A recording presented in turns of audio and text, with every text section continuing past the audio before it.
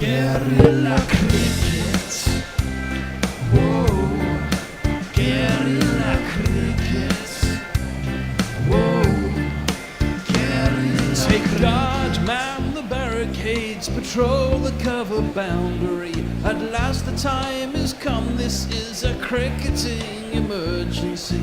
Hear this call to arms for every cricket revolutionary. Take up your bats and stumps for the test match insurgency. At first they tried to silence us, but we would not be silenced. They threatened us with lies, so we threatened them with violence. Che Guevara, Sangakkara, Joseph Stalin, Douglas Jardine, Robespierre, Darrell Hare, Vladimir Lenin, O'Brien Kevin, guerrilla cricket. It's not about the winning, it's about how many rules you break. Even in cricket commentary, this is the best advice to take.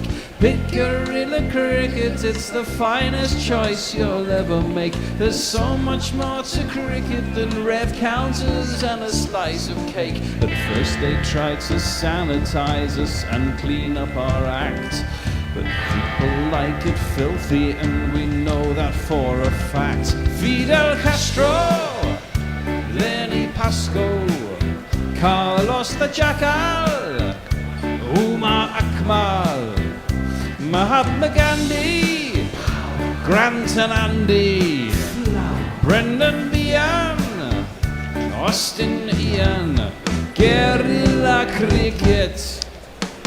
Stick with us, cause you know we're not the kind of thing that you see on the TV and the radio. So vive la revolution. First they tried to buy us, but we would not be bought. Okay, we were, but then we ran away, and we will not be caught. Would not give up the ghost when they left us all for dead. They decapitated us, but we just grew another head. Chairman Mao, Jamie Howe, Ho Chi Minh, Asif Din, Václav Havel, Graham Saville, No Surrender, Percy Fender, Che Guevara, Sangakkara, Joseph Stalin, Douglas Jardine, Robespierre, Darrell Hare, Vladimir Lenin, O'Brien Kevin, guerrilla cricket. You'll win nothing with kids, a wise man once said. But England and their selectors and the ECB are not wise men and women, it has to be said. And they packed their team with youth on Thursday. God, that was only Thursday night. In fact, it ended on Friday morning, would you believe it? So we're back the next day, effectively, for another game. Good morning, good afternoon, good dawn, good dusk, wherever you are in the world. Welcome to Guerrilla Cricket. I'm Guerrilla Hendo, Nigel Henderson. I'm joined initially by the Bear on my right. Good morning, Pete. Good afternoon. Good afternoon. It is in our terms in Sydenham, and back. We missed him the other night, and he missed the GPL again because it was a low-scoring game. Ultimately, it's Messi Jez. Hello. I'm not here for long. I'm just filling in for Jason until his bus arrives. I'll be back on over 10. Yeah, we're not going to have a lot of you during this series, are we, by the sounds of things? That's very disappointing. Well, you do choose to play in the middle of the bloody night. But then we will have you for the entirety of the Kiwi series, I presume. You will, except for the first session each day, which you'll be able to fill. Because that's at 6 a.m. my time, and I don't. Oh, right. Okay, yeah. That's when you're normally going to bed, 6 a.m. in the morning, isn't it? That's right, yeah. Pretty much. Anyway, the news from Antigua, for it is there that we continue this tour. Second game at that particular venue, Vivian Richards Stadium, is that England have won the toss this time, and they put West Indies into bat. And Messi Jez was saying, oh my God, it's going to be the equivalent of 41 degrees if you include the humidity. And England, like they did, was it in the World Cup? Yep. You know, putting teams in, they're going to be run ragged.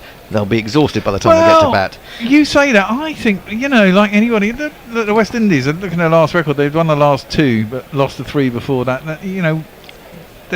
They are capable of screwing it up in their batting and being, 100 for 5 or something like that as well. So,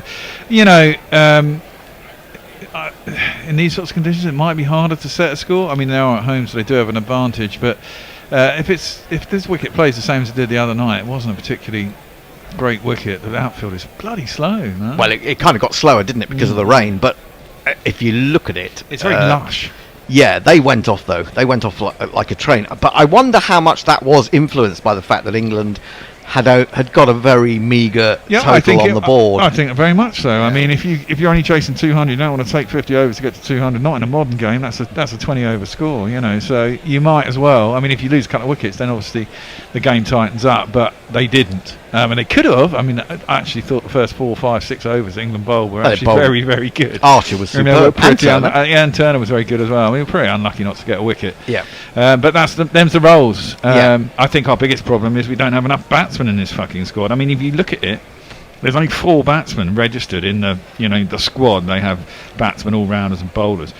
And there's only 4 actual batsmen they consider batsmen. And then everyone else is apart from the bowlers, obviously, everyone else is an all-rounder, but there's about 8 of them. It's the bits, it's the bits and pieces team again, isn't it? It's 1990s. Yeah, it's Matthew Fleming in every position conceivable, it would seem to me. Now, the teams are as such. Just one changed to both teams. Saki Mahmood comes in for Jamie Overton. So on paper, that weakens the batting even further. Although, based on what Jamie Overton did the other night, which was almost nothing, getting out for a golden duck and then, I think, throwing the ball in 3 times. Well, that's what we saw, yeah. Yeah.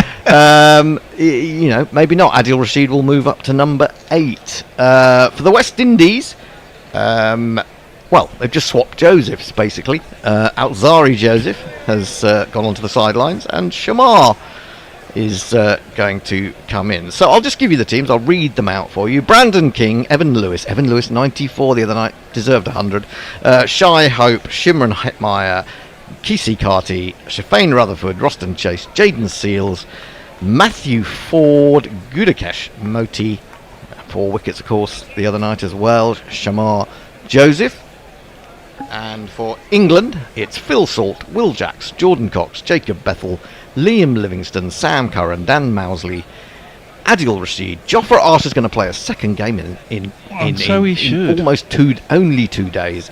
Saki Mahmood and John Turner. And it is Jofra Archer who has the white new ball in his hand, and he has a wonderful jingle that sounds a little bit like that one. That's the one. Break your helmet. Break your heart, hotter than lava, cooler than Bogart. In your face, at your stumps, on your toes, on your mum.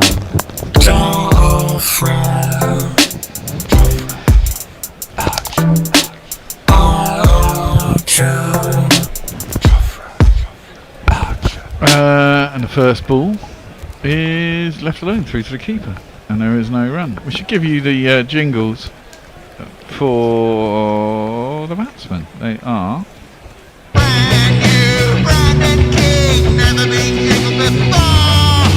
He scores runs just for fun in the Caribbean sun where nobody else has scored. Yeah, the sun is filtering through quite nicely as Archer is in and bowls, and a little bit of nip back off the pitch, but no great pace, is left alone by Brandon King. It was a bit of a struggle for Brandon King the other night, wasn't it? He played and missed, I think, at 5 balls in a row from John Turner. Yeah. The luckless John Turner.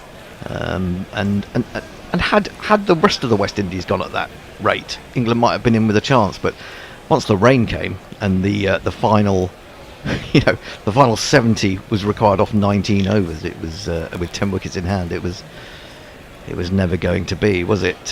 He got the ball to swing, of course, under the lights. Willie, this morning, or this afternoon, this is played as it rises towards the breastbone of King, down square on the offside, and there is no run. We welcome alongside us Messi.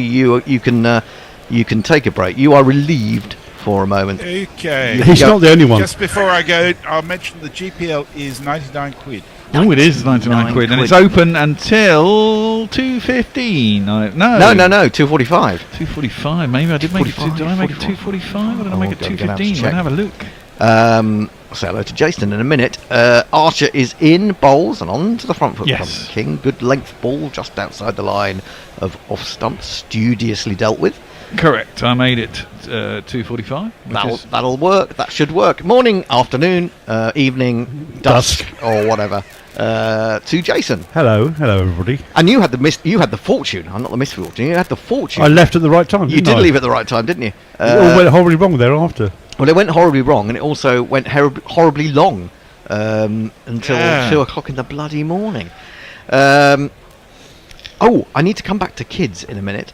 Talking about you'll win nothing with kids. Onto the back foot goes Brandon King. Defends a rising delivery. Again, square on the offside. There is no run. 5 dot balls so far. Talking of kids, Tony Bishop has anointed. Oh, is he a grandfather? He's a grandfather for the first time. He has anointed. Congratulations. Cheers, Tone. Lachlan, was it Lachlan Owen Bishop? Lachlan Owen something Bishop. So, yeah, I can't remember. Three middle names, obviously. Oh, hang on. Oh, yes, absolutely. 3 initials. That's good for cricket, isn't it? So congratulations to him. Well, more congratulations, though, to son Louis and partner Lily. What was it? It was a boy. No, the full name, sorry. Lachlan. Lachlan Owen, third middle name. We can't remember. Someone. Is it on the WhatsApp? Yeah, of course it is. Have you not looked at the WhatsApp today? No, I've been doing viewings, mate. Oh, right, okay. A single off the last ball, down to long leg. King is off the mark and will keep the strike. 1 for none, off 1. We need someone who's doing... are you doing socials, Bear? I can do them, Jason, as you're over there. It's easier, isn't it? Yeah. It is easier. Well, we made one change, I see. Sakib's in. Sakib's in. I think that's a good thing. Lots and lots of hellos. Yes. Good to see you all, peeps. Let's look at Brian's here. Afternoon. Jonathan Shawland's here. Hello, Jonathan. Actually, I want to talk to you, Jonathan. Teresa is Lawrenson is joining us. Jonathan Shawland again. Steve Hanford's with us. Hello, Leah's with us. Angrish. Hello, Angrish. Are you angry-ish, or just Angrish? Like that. Mog's here. Pirate Batchard's here. Hello. Dave Wood's with us. Steve Hanford. Hello all. I'll get round to reading some actual messages. I just noticed. Well, the bear needs time to rest because he's been staging the flat all morning. Okay, onto the back foot goes King as Turner starts. There doesn't seem to be much pace in this pitch, does there, already? No. That was defended into the offside. Well, because I walked in and it was suspiciously tidy. And had been. well, had if you staged. notice, the table has gone from next door. That room is now empty. You know what? I'm quite optimistic. I'm going to get an offer in the next week or 2. I've got 2 people who sound like they're very interested. I had a second viewing this morning, so we could be on the verge of having to exit Gorilla Towers. Lovely shot from King. This one, he lets it come on to him, and he chops it away past backward point for the first one of these. 1, 2, 3, 4. We should have the other batsmen's. We should have the other bowlers jingle and the other batsmen we haven't seen yet, have we? Not yet, no. It's this guy. If the pitch was as much of a Turner as he wouldn't be playing today. It's quite funny. This one is a little bit wide again and chopped, not with such great timing. Bethel will pull that up from backward point, running towards the boundary. They'll get back for 2. Yeah, definitely. Whether it was the lights or a bit of dew or a bit of rain that was around on Thursday night, it definitely was whipping through quicker than it is for Turner and Archer this afternoon. I reckon it must be the lights because it was not great, not particularly pacey in the first innings in that match either. Indeed. Driven and caught! Brilliant catch! Brilliant catch by Jordan Cox. It's Jordan Cox at backward point. It was a flamboyant drive from King. just a little bit wide perhaps, and didn't quite control it. It didn't get very high off the ground, and Cox, that will do his confidence no harm whatsoever. Brilliant catch. Do my bank balance some good too. The crowd says, the crowd says, the crowd says you. Oh, Yeah, he'll good be catch. Very happy with that, and as is John Turner. Brandon King, not so much. First international wicket for England, perhaps. I think it might be, yeah. You'd guess on the celebration that it was, wouldn't you? It was a more than average celebration. I guess. Maybe he was just happy he didn't go for 4, but you know, it's fair enough. Yeah, he's done the Black Power, arms up aloft. So we did see Teresa was getting in touch. I think I saw that she was listening in from St Lucia, which is fantastic. We sometimes do get people from the Caribbean listening into our West Indies. Hello, coverage. West Indies. Hello, West Indies. Smash that like button and subscribe. Absolutely right. And don't forget, of course, we're celebrating Tony Bishop's arrival as in the world as a new grandpa. And if you would like to similarly celebrate with a super chat, I'm nothing if not cynical and happy to raise money under any pretenses. If you would like to super chat us, and in celebration and with a message perhaps to Tony and to his son and his partner, that would be great, wouldn't it? Really good. Carty has come to the crease. He'll face up to Turner. Oh, he gets an inside edge onto pad. John Turner's getting a bit excited, a bit carried away. I mean, that was quite an obvious edge, big wasn't inside it? edge there. Yeah, big appeal, but yeah, no one else was interested, And I have to say. similarly strangled after about, probably half a second. He allowed himself half a second to think he might have got through. Right. Lachlan Henry Owen Bishop. Henry Owen. LHO Bishop. LHOB. I can see him opening for England.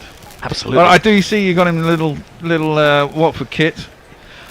Is that a new Watford kit as onto the front foot comes that looks old school. Or is that, this is defended to extra cover, or is that... He did one say that- it was the smallest one he could get. Well- So the intimation is it's Well, new. to be fair, how quick they grow, you don't want to get anything below 1. I mean, even at 1 year old, they might only last 2 months in the damn thing. But I mean, when they're born, they just and literally everyone buys clothes, going, "Oh, this would be really cute," and you don't have a chance to put them in it, and then they're outgrown it anyway. So you know. I suspect more, probably, that he'll be a bowler, won't he? Because Louis is a very decent. He's decent medium cricketer all fast- round. Well, he is decent cricketer all round, absolutely. He'll forever hate me for dropping a sitter, but there you go. Angrish has given us, actually, thank you very much, Mr. Angrish, and more of you should be doing this because we're celebrating the birth. It's the first grandchild, I think, that's been born into the Grinner cricket family. Not directly, I suppose. Super chat. Angrish just says, keep up the good work, lads. You keep my cricket obsession alive when working overseas. Well, our pleasure, Angrish. Where are you, Wow. Angrish? Where are you now? Interesting there. Archer round the wicket, bowling to Evan Lewis. He's got his first ball finally, and he clips it up to mid-on. And he can have a jingle then, can't he? He can.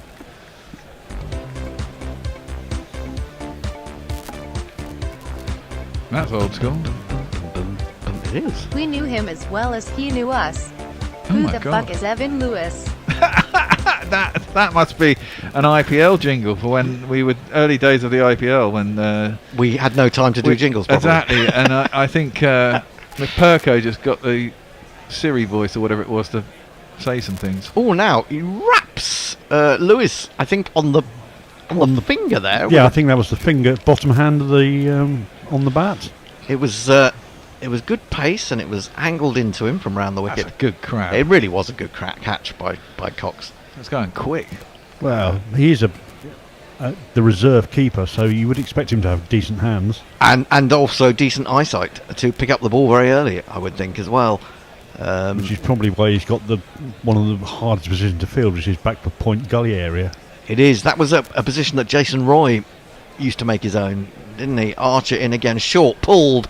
That's the Lewis we remember from Thursday night. It's not going to quite reach the boundary. There's no one out there. Although Saqib Mahmood has come round from long leg. What's going on? What's this noise? What's going on, Bear? Oh, I'm just watching a video. Oh, will you just, just come on, It sounds like heavy breathing, Bear. They've got through for 3. It was really towed, wasn't it? He didn't get any kind of full connection on the ball. It's just enough to whip it around the corner. Yeah, and it didn't even have enough on it to, even if Saqib Mahmood hadn't come round and fielded it, it would have stopped short Well, of it the stopped boundary. dead before he got there. And Yeah. It took him another 15 paces to get there. Get there and pick it up, yeah. Brings Carty down to face Archer for the first time. Archer will be switching back to over the wicket, I imagine, to the He's right-hander. not really putting in much of an effort, Archer, at the moment. They're all like 135, 140. They're not up to, no. He's not found his rhythm quite yet on this pitch, or this pitch is not allowing him to get the right rhythm. Here he comes again in, and that's whipped off his hip by Carty down to long leg for a single. Yeah, I mean, what he was getting, I mean, apart from the pace that he was getting on Thursday night under the lights, he was getting it to swing beautifully as well. And there isn't really any swing out there now, which makes you think England won't be batting under lights tonight, will they? Yes. Yes. Will they? No, they won't. Because if what time is it there? It's 9:30 in the morning. No, it'll be 7 o'clock when they finish. Yeah, it'll be about that. I think it'll be a bit earlier than that. Archer in, bowl short, and Lewis sways out of the way of that one. Actually, you're right. Yeah, it's supposed to be a daytime game. It's a isn't completely it? a daytime game. 9:30 start. If you allow 35. 7 hours, it should be what 4:30, 5:30, something like Yeah, that. it'll be about 8 hours. Though they always are. When I look at the files for an ODI, they're usually about 8 hours 15. If it's close, and if there's no rain affection. Yeah. Oh. If it's not close, it that can be should done have in been 6 an to 6 overall. hours. That ballooned over. He Was it standing given? up? I don't think it was. No. Okay. Which So is- Archer just about to complete his second over. It's gone for 5 runs so far. Lewis is facing the left-hander, and he's in 2 slips, and that's a good ball, but well met by Lewis, who presented the full face of the bat to it, and it was nothing more than keeping the ball out, but he met it well so that it ran past Archer and allowed him to come through for a single. He'll keep the strike, and that is the end of the over. Bear. Right, okay. So Angrish says no, he's at home now, but he was in Vienna Oh, the last right. 3 weeks, so you could have met up with Richard. Oh, he's around Vienna. in those. Well, he's not in Vienna, is he? But he's in Austria. Is Vienna in Austria? It is. In Austria. Yeah, it is, yeah. Capital. Hattie says, sorry, can't do a super chat today. Darn car insurance wiped me out. Many grand. Yeah, I had the same bloody thing on Thursday. It was horrific. Paying car insurance. What's the car? What was your car insurance? It's about £1,000. Jesus, it's going crazy. It Insurance. is. I mean, Is that before you allow your kids to get on your policy? Well, yeah, I mean, I don't think I can afford to do that right now. But I mean, problem is I've got a 3-litre fucking sports car. You know, that doesn't help. But I mean, even so, I got quite a cheap quote, and then there's loads of add-ons. And then when I got through to the end, for some reason, it wouldn't let me pay, and so we can't give you this insurance. turn the balls, and he's got a wicket again. Would you believe it? He's angled down the leg side. Lewis has tried to pull it. He's gloved it, and Phil Salt has gratifyingly taken the easiest of chances. And West Indies are in disarray. Woohoo! Told you. Did I not? You did. Another one bites the dust. And actually, I I haven't think taken that you is to going to be Curtis out jingle, for it. but Another one bites the dust. whilst we're having a thing, YouTube comments were not getting a mention. Too many lonely folks needing some attention. You post your super chat and then you pay the price. Oh, I like this one. These things we read for cash. These things we read for cash. exactly, these things we read for cash. Pirate Bachelor, €2 says extra rations to honour the new Bishop Tot. Yay. Sunny R56, imagine, says $20 Australian and just a love heart. Thank you very much, Sally. Oh, very nice, yes. Anyway, he's not a bishop. Well, he's a bishop, but he's a very lowly bishop, so he's the Ah, junior, most junior of clergy possible. yes, David. Bad time to mention I work in car insurance. Well, can you get me a fucking decent deal? Because the bastards won't give me one. I've got No. 20 years no claims bonus. It's extraordinary, isn't it? And, you know... What was the insurance last year on that? Well, actually, it was more expensive last year. Well, no, because see, this is the thing. This is what I hate about car insurance is that you mentioned the fact that you had a write-off, and I did. But I had a write-off when I was fucking shopping in Oxford Street, and some wanker came round a corner and absolutely mashed my fucking car while he was drunk. And you have to mention it, like, and then you feel like you get penalised because you mentioned you had fucking car insurance claim that actually didn't cost my insurance company anything. Sorry. Swearing jar is overflowing now from the bear, I'm afraid to say. Irritates me. Anyone who's is very sort of sensitive to the bear's That's just Invective. just invective. Just car insurance winds me up. Yeah, well, I'm going to come back on that as well. Turner has 2 for 6 from 7 balls, would you believe? He's coming in to bowl to Shea Hope, the West Indies captain, and he plays a really fine drive off the back foot. And one of the ring of 4 that England have got in in really the circle close. is in really close, and that That nearly carried. well, I don't know that it nearly carried, but I would say he did pretty well to stop it, considering the pace it was travelling from that distance. I'm not sure what the thinking is. Maybe they've studied Shea It's almost Hope. the Ollie Pope suicide point position, isn't it? Yeah. Yeah. In comes Turner again. Bowls. Oh, that's a horrible full toss, and it's Got away with driven it. up to mid-off. He has got away with it. Absolutely right. There is no run. That was Carty who missed out there. Why not? All we are saying is give Casey a chance.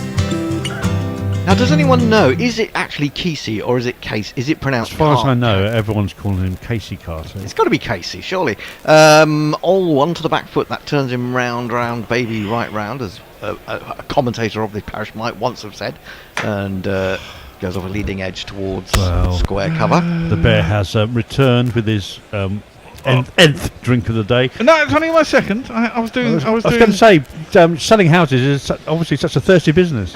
Well, you know, I'm getting quite into this doing. I've actually got a job. Have you got the job?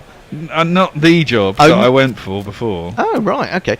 Turner in again. Oh, goes past the outside edge. That was a good delivery. Maybe just finding his line and length. I mean, you have to say the 2 wickets that he's taken have had a little bit of fortune about them, but he deserves it because he bowled so well the other night for no reward. Oh, that's a fabulous leg cutter. He did bowl a couple of really good leg cutters on Thursday night. No, that's missed the bat by whatever part of an appendage of a gnat you want to call it. And that's appendage, indeed. Turner in again. Oh, that's not so well directed. It's down the leg side, and it's helped very nicely on its way by Carty. Got plenty of bat on that, and it's gone fine for 4. It's Nissan She. It's Nissan She. And it's good to see, actually, Turner, he stands there, and he knows that had been a really good over up until that point, and it's so annoying for a bowler when you bowled really 5 good well. balls, Yeah, and then you ruin it with the last one. Exactly, and you see it so often, and he's very cross with himself, which is good to see. 17 for 2 from 4 is the score. And it's Carty and Hope at the wicket. Liam Livingstone is having a little chat to Jofra Archer, perhaps about I can field just placing. imagine this conversation. Well, Why don't you do this, Joff? Oh, 1 cup, mate. I know what I'm doing. Right, over on YouTube, Ben McCormick says car insurance, license to print money. Afternoon all, looking more promising than the other night.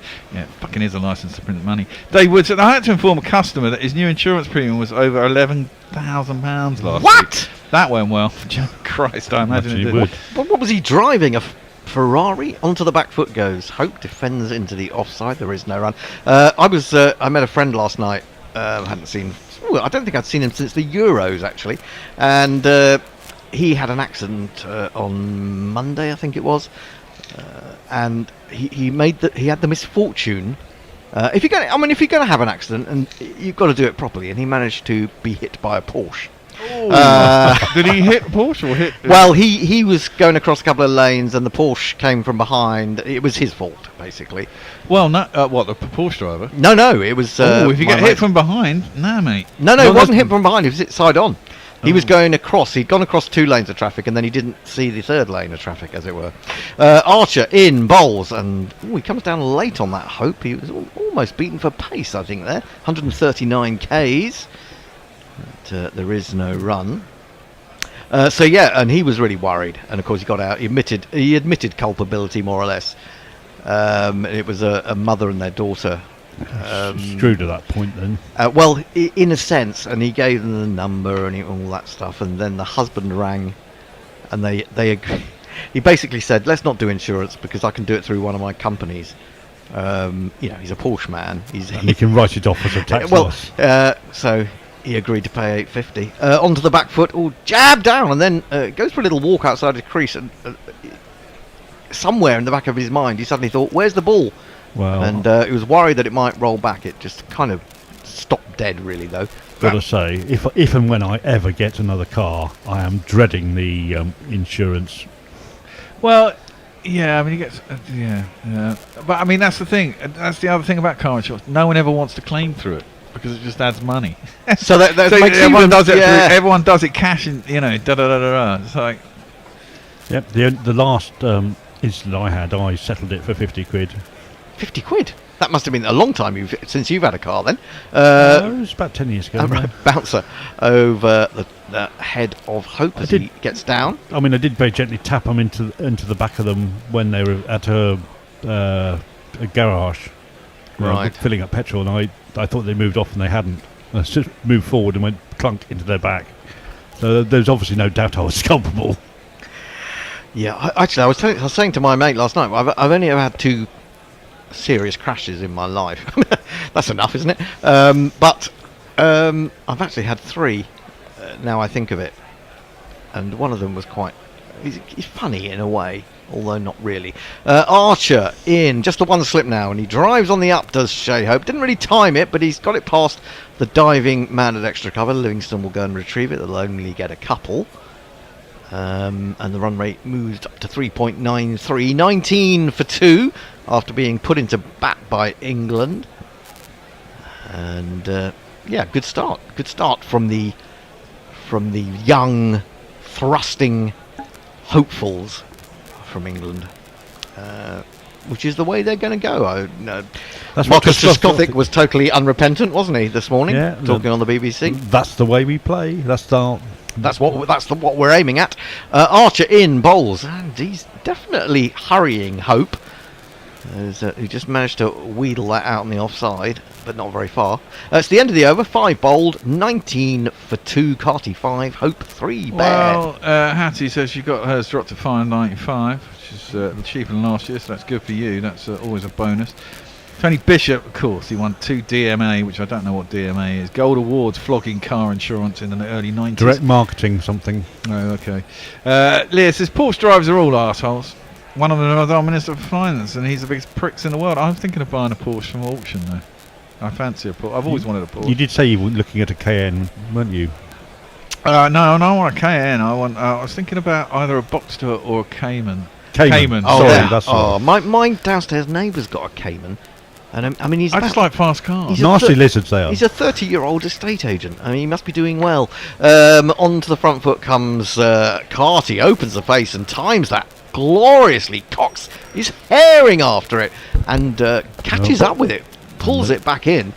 That looked like it was going to be and down, 4 all the way, but Cox has got a bit of adrenaline after that brilliant catch earlier. And yeah, I think he's quite quick across the ground in any case, but yeah. Well, yes, but he's you can imagine being extra fired up after taking such a wonderful catch as he did. I mean, one step more and that would have been boundary. Indeed so. Turner in again, bowls. Oh, now a bit of swing there, and strangely enough, Hope, who aims a big drive at that, I think hit outside it in the end, which is odd. Well, it's swung away. He shouldn't be hitting outside it. He shouldn't. No, absolutely. That's my point. But he did. Well, I mean, he was definitely fishing. He was well away from his body. He had a real stretch on him to get to it, and he didn't. Even if it didn't move away. Yeah, indeed so. So maybe just suddenly a bit of swing. Let's see what happens with this one. Turner in again. He's got one slip in there. Well, this is straight on off stump, and maybe keeps a little low as Hope goes back and defends. Very much the Gus Atkinson gun barrel straight line that he was eschewing in Test series in Pakistan, which did well for him there.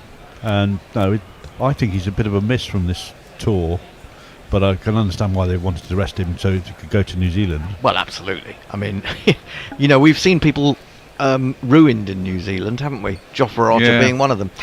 Turner in again, bowls. Good probing around off stump. And Hope doesn't look entirely comfortable, does he? No. You can now see all the reasons why they've wanted to get Turner into the squads for so long, and why they're prepared to deal with all his injuries and fragility. Yeah, well, hopefully that chills out as he gets And older as hopefully well. he gets. No, he's a bit like Jimmy Anderson, and they work out what it is he needs to do to keep fit and bowl well. He's certainly not the bloke I was thinking of. No, I imagined him as much more thick-set than he is actually. When I saw him before, maybe he was, maybe he's lost weight. I don't know. There's a leg by here. This is going around behind square leg. I was thinking he was a guy that we used actually 2 or 3 years ago who was just about to leave cricket, but he must have been a lot older. Are you thinking of Richard Gleeson? David Payne, Richard Gleeson. No, Richard Gleeson sounds right. Richard I've Gleeson. seen Richard Gleeson. He was sharp. Yeah, he's a good bowler, Richard Gleeson. Very good bowler. Luke, has he not moved? Does he move, or is he? Well, on he the moved move? from Northants to Lancashire, and I'm not sure if he's moved yet again at the end of the season. On to the back foot goes Carty, plays to extra cover. Yeah, that was what I was thinking. I mean, I've really only been aware of him as a Lancashire player, and I thought he'd gone the opposite direction to Northants, to be honest. Maybe he has. Things happen in the off-season and don't always get reported, do they? And you're playing catch-up, really, to a certain extent. 23 for 2 at the end of the 6th over. Of course, 10 overs in the power play. And it's been a pedestrian start. It's been from the West Indies, completely different from their knock on Thursday night. Fireworks, yes. Are we at the end of the over? We are, aren't we? Yes, we are. Well, Angry says he's got a 6.5 kilogram brisket on the smoker. Oh, fucking hell, that sounds God, that fantastic. sounds good. That's a large bit of meat, man. Archer bowls to Hope. Hope defends up to mid-off. And it's all yours, is it? Yeah, I was going to say that's a lot of beef. Are you feeding the 5,000 instead? Yeah, he's got a beer fridge full. Carlsberg though, don't make Saturdays. Oh no, Carlsberg's all right. Carling. I'm not a big fan of Carlsberg. Something weird about the flavour of it, but Carling's hideous stuff. And he also tells me you can't buy a Boxster. You're telling the world you couldn't afford a 911. Well, I can't afford a 911, but I really fancy driving a Porsche. I love rear-wheel drives, and you can get a 3.5 litre S. I tell you what, if we get the Australian trip, I'm not going across the Nullarbor in a Porsche with you. Well, we're not going across the Nullarbor in a Porsche. We'll have a Archer. He's beaten him all ends up. Not quite sure where Hope was trying to put that because it was outside off stump. But I've got a suspicion that he was trying to turn it into the onside. He was. He's closed the blade on that and just missed the outside edge as a result. He doesn't look like he's in any sort of form at all, does he, Hope? I have to say. No, that's a cracking delivery. I mean, it didn't even go that much, but it just went enough. That said, do you remember one of the ODIs at the end of the summer where Steve Smith could barely lay bat on ball and couldn't get it through the infield, and then suddenly he ended up getting 60 odd? We still won that game, didn't we? We still won that game, I think, yeah. Archer again, running in, bowls back of a length, and constantly Hope seems to be being beaten for pace here. Not beaten for pace, but he's getting quicker, isn't he? That was 141. That was 141. Nippy. Almost flinching there, wasn't Well, he? he doesn't like the rising ball, does he? He's playing it off the pitch with a little bit of apprehension because I'm not sure he thinks he knows how much he's going to lift. Well, we know. See, I think this pitch is a bad pitch to bat on first. You don't want to get stuck in, and you don't want to choose the bat because I think chasing a small score is probably quite easy because you've got license to. And you know what you've got to chase. You don't know what a good score is. Well, exactly, and I don't think anyone knows really what a good score is on this. It doesn't look a big scoring ground. Still a slip in. This time he times it much better and tries to whip it away through mid-wicket, but can't beat the fielder there, so there is no run. 142, you're definitely right. You see he's gone up from 139 to 141 to 142 the last 3 balls. Yeah, he's coming to the end of his first spell, I think, so he's putting some effort in. Well, he bowled 5 overs at the start of the first ODI, and that may be because he was bowling so well in terms of getting the ball to move around. I mean, he's only gone for 8 runs. He may bowl 1 more after this based on that, but we shall see. Yeah. In he comes again. He's still got that slip, and again, Hope is hurried and plays it to mid-wicket. Hope is hoping he beats the fielder. Yeah, and it's kind of weird because we know Hope is a very accomplished batsman. Yeah, but he needs to set his own tempo to start the match, and he's been thrust in suddenly at 12 for 2. And he probably hasn't played against Archer too much, to be fair.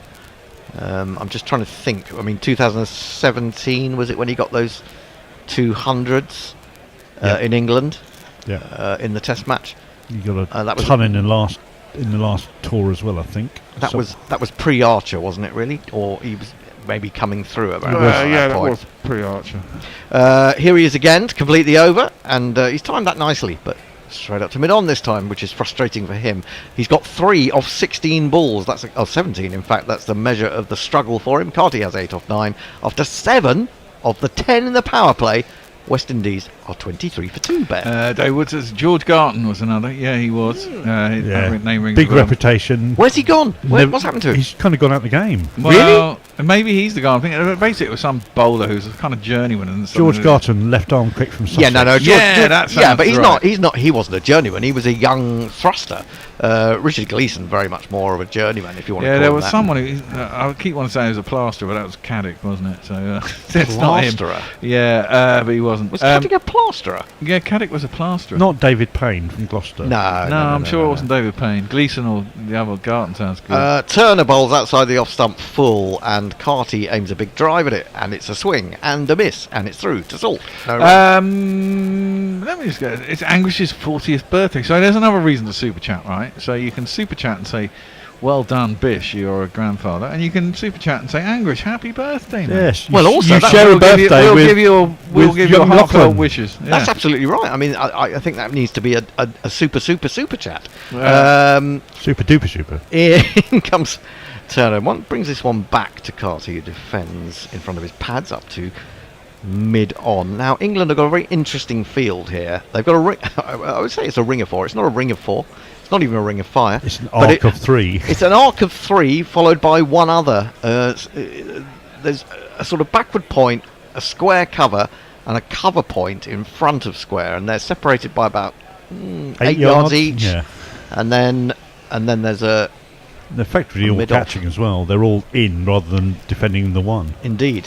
Here he is again, and it almost worked, but you could argue that had he been in an orthodox position, he wouldn't have dropped it, and he has dropped it, but it was travelling the drive there from Carty, and it was it Bethel? It was Bethel. I mean, he put it over the bar. Let's put it that way. It's a great effort, and it came quickly, but I'm not sure if he's standing back, he would have got to that. Oh, maybe. Yeah, I think he would have done.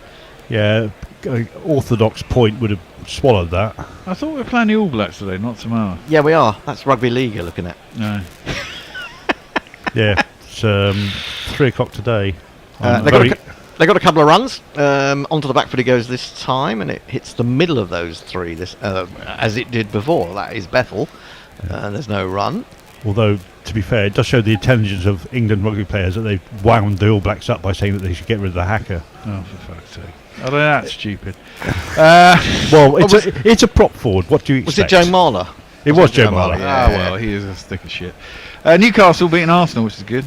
Still just 1-0. He's still just 1-0. Perfect. I didn't get Saka in my fantasy team because I thought he was going to be injured. So I got rid of him. Turner in again.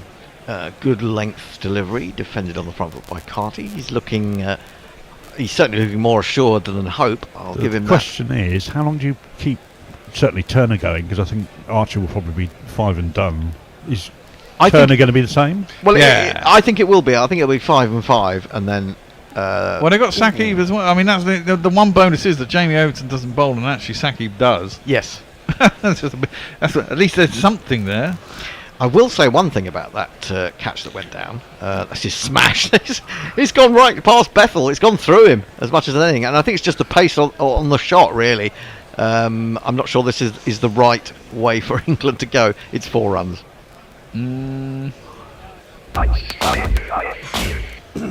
Well, you can argue that they've got half the game plan right in that they've clearly identified his scoring position, and they're defending it. But well, they're obviously hoping that he's going, or they think that he plays there. Although he plays well there, he plays in the air, and they've got them in, a little bit shorter than they would normally be. That was smashed into the ground, maybe 6 yards away from him, so it never going to carry. No. You've got to hit the man then to stop it. So Turner 4 overs, no maidens, 2 for 20. Oh no, well there you go. I'm totally wrong. And with 2 overs the power play to go, Archer is coming out of the attack, and Saqib Mahmood, who I love. Yeah, he's going to have a go, and he has a jingle that goes like this. We also haven't had Chow Ho. I know what. We haven't had Chow Ho jingle.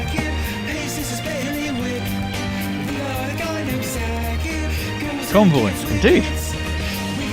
He's died. In comes what, Saqib? No, Well, Chris Gustafsson. he's died in his heart because he's bowled an awful full toss, and it's worked away through mid-wicket. They'll get 2 runs. No, just the 1. Just the one? Just the really? one? No, come No, on. no, 2 to Hope it Yeah, was, I was going to say. oh,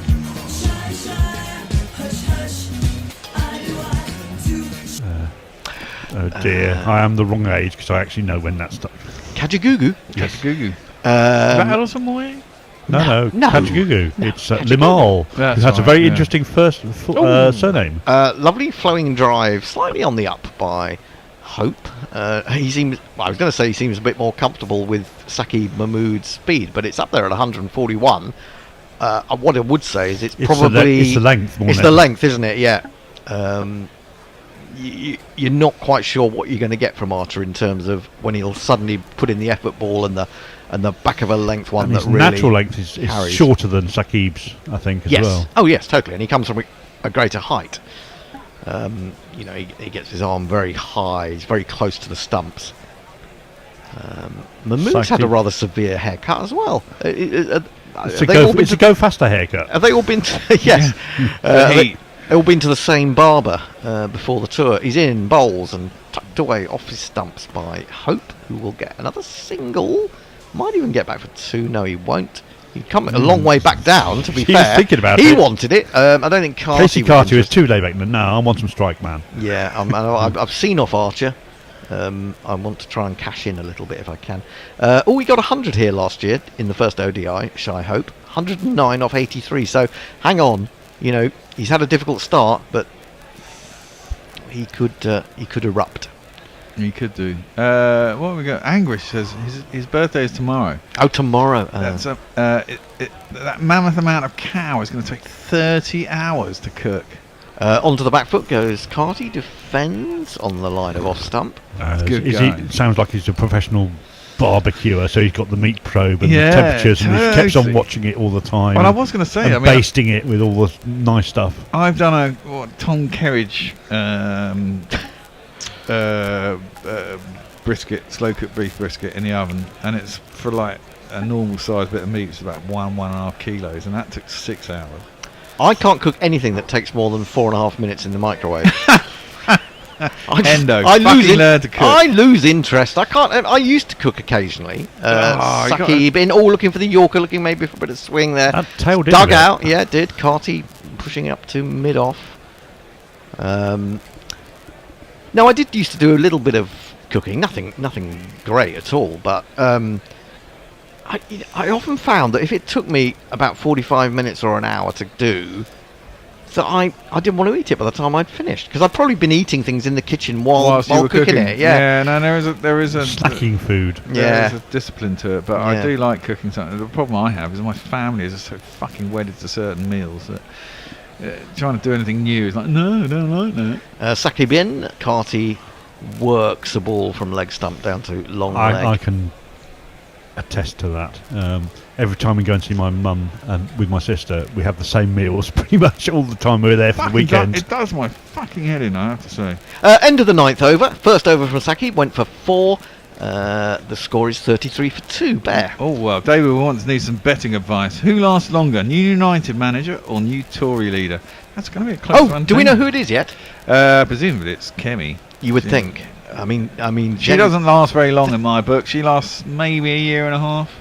You know what's going to happen? It's either going to be Johnson again, ultimately, or it's going to be Farage, who's going to move over from Reform. Both of those would be a failure for the Tory party. They don't even know it. So I'm happy I for don't either know of those. I'm not sure they would, to be Oh, they fucking well, they would. would be by any stretch of the Well, imagination, but I Farage wouldn't put it against the country voting for these idiots. Well, no, you know. yeah, Farage would reunite the Reform people back with the Conservatives. Yes, which is the possibly. worry. Turner in bowls. He's going to bowl a fifth over, and this is just nicely steered down to third man. No, that doesn't work because, like all these parties, the problem with massive right-wing parties is they may get 30-35%, but it'll never actually be enough to get them properly elected. Because they don't have the middle. They don't have the middle, and that's the problem. You get all the left-wing Tories will just fucking desert the party, and that's, you know, it happened. We had who we had Ian fucking Duncan Smith. We nearly had fucking Spock in the 90s. Oh yeah, Redwood. John Redwood. Oh Jesus! Turner. Wow, that's an incredible shot from home. He's gone on to the back foot and he's heaved it over.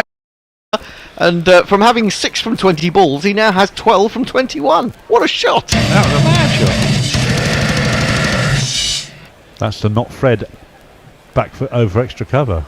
Not Fred. I've never seen him play that shot. No, he's talking about it in the green room on Thursday. Oh, okay. He said he did a match and the guy down the other end said, "I didn't know you could play that shot," and he said, "I didn't know it either." Yeah, I've done that occasionally. He played such a good shot, and he thought, "How did that happen?" You know, obviously I played lots of good shots, but every now and again you played a stunning shot, and you had no idea why. Well. Turner in bowls, and this is into the hip of Hope, who can just turn it to mid-wicket. So suddenly West Indies got a bit of a move on, up to 40 for 2, 3 balls left in the power play. Three balls left in this spell between the three of us. Indeed so. I think the Bear's still on. The Bear's going to be doing a bit still of ball by ball. He's going to be welcoming Messers back. And Will Reynolds should be along. He is. He's in the waiting room. He's in the waiting room. Great to know. Just as long as it's not A&E. Oh, God, no. Turner into Hope. He's given him width outside the off stump, and he's gone after it. And he hasn't got it. He's missed it completely. He could have easily got a little edge through Could there. have feathered that through quite easily. Yeah. Well, these 40 for pair have put on a decent recovery job from 12 for 2. Absolutely. You'd say that's probably on as even for the power play now, whereas it's definitely England to start with. Yes, indeed. You couldn't see it being 40 for 2 after 10 overs, even 3 overs ago. Turner in again, bowls. That's a good ball, and he has to be down on that. And then he's using his bat to say to Carty, no, there won't be a single there as the ball runs up to mid-on. It's just Steve Smith, Marnus Labuschagne, point the bat immediately after the shot. No run! Indeed. Carty has moved on to 16 from 19. Hope has 12 from 24. Turner looks a bit expensive in the last over or two. Looks a bit tired as well. I think this is time to pull him out and get someone else in. Well, I'm pretty sure they will. 5 fucking overs. Yeah, but he hasn't done much bowling, has he? This one seems to, I don't know, jump on him a little bit, and he has to take the bottom hand off the bat as he manages to manoeuvre it to square leg. They'll take the single. Hope it will keep the strike. 13 to him, 16 to Carty. 10 overs bowled. And the Bear will take over with the score 41 for 2. All 87 minutes done. Newcastle still winning. Good job I got rid of Saka. Right. I did notice this quick thing, and I did want to share it with you. Pirate Bad Charles says, no, it wasn't that one I was looking for. Angrish said that every man needs 2 things in life, a smoker and boat, both of which involve alcohol consumption. I like the idea of that, but not only that, weirdly, the other day, as I do with my life, because I'm so fucking skint sometimes, I just think, Christ, I just need to get out of my house. That's full and driven really well. Oh no, it's man in the deep. Of course, we're out of the power play now. It goes out to the deep and they'll get 2 runs. I didn't see who that was fielding on. It was a blonde person. It might have been Bethel. I should say hello to both of you. I've been joined by Will and Messi. Hello. So I found myself looking at a website that sold yachts. Look, don't go anywhere near a boat. It's a money sink. Well, yeah, someone told me that afterwards. But I just read this story in The Guardian about some dude who basically exactly the same, felt the same about life and just thought, fuck it, I'm going to learn to sail. I've got his Yacht Master. That's a beautiful drive, actually, by Shy Hope, inside mid-on. And suddenly, he's picked it up and he's scored 4 more runs. 1, 2, 3, 4. So he packed in life, sold his house, bought himself a 30, 60-foot yacht or whatever, and gone sailing around the Mediterranean, around the world. And I thought, you know what, that sounds really quite fucking good. How much does a yacht cost? So I found myself looking on some site, looking at second-hand yachts. Yeah, that's the right way to do it. But if you buy a boat and use it once every 7 weekends, it's... Oh, yeah, no. Oh, no, he's chipped that in the air, and I think he's going to be... No, it can't have carried. I think that dropped short. It must have dropped short. It seemed to stop on Hope, and he's played it in the leg side. I thought he put his head up in the air as if to say, shit, I've fucking given it away. But I don't think he had. Cross-seamer. Yeah, he just blocked it. It went aerial. Must have dropped just short of the man at mid-wicket. Just took enough pace off it. Oh, yeah, it did. It was on the half volley taken by the man at mid-wicket. Saki's hands in the air. Oh. No run, though. Run rate 4.48. Hope suddenly picked it up. He's on now on 19 off 28. He was on 6 off 20, so that's good. Defends that one, though, out into the covers, and there is no run. Yeah, so it's only appealed to me. I don't think my wife would be into that, unfortunately. The kids, they can grow up and move out, but, Well, the sort of boat that appeals to me, it's like in Vandervoort, where Vandervoort lives on a longboat on the river. I think that's the perfect way, Yeah. to live in. No, I couldn't do that. I'd be stuck in London or on the canals. No, I was thinking about boat, just, spending my time going around the Mediterranean, Yeah. Well, somehow he's managed to get an inside edge onto pad. Otherwise, he might have been a big shout for LBW. Hope was on the back foot. Having hit a couple of nice shots, suddenly he's looking really sketchy again. And this time there is no run. Inside edge onto pad, out to covers. For a bit. Yeah? Yeah, it was nice. It was it was a bit weird and a bit tricky kind of getting back on it. Particularly at 1 in the morning when you're a bit pissed. Yeah, I can imagine there's a bit of fraughtness about that bit, but it's supposedly really cheap. A really cheap way to live. It is the cheapest it's ever been for me to live, essentially. Clipped into mid-wicket, and there is no run. Ends the 11th over. Messi. So was Angrish's tweet the last one, or were I missed about 4 before that, but I missed Tony Bishop telling us about Lachlan's family, by the way. Yeah, well, Tony's... Oh, fucking YouTube is playing shit with me. Sorry. It's... Yeah, okay. I'm back. Tony Bishop says, Lachlan's family on Lily's side are all flippin' Arsenal fans. I fear I will have to fight the cause for the mighty Hornets. What are the chances of Watford and England winning today, I wonder? What? Yeah. Interesting. Better than Arsenal winning? Leah says microwaves for unwashed single men wearing formerly white t-shirts who don't know how to cook. That's grossly unfair, Leah. They're extraordinarily useful as part of the process of cooking quite often. Wow, here we go. Yeah. England. Hold on. And microwaves... Oh, nothing. Yeah, you can tell us after this, but we're going to need a jingle for the new bowler. And he's first ball into, I don't know who that was. I can't remember if it was Kesey or Hope. It was Kesey, Carty. He worked around a corner, got himself a single. And he'll can turn it, and he'll can turn it both ways, and he'll can turn it, and he'll can turn it both ways, and he'll can turn it on the 45.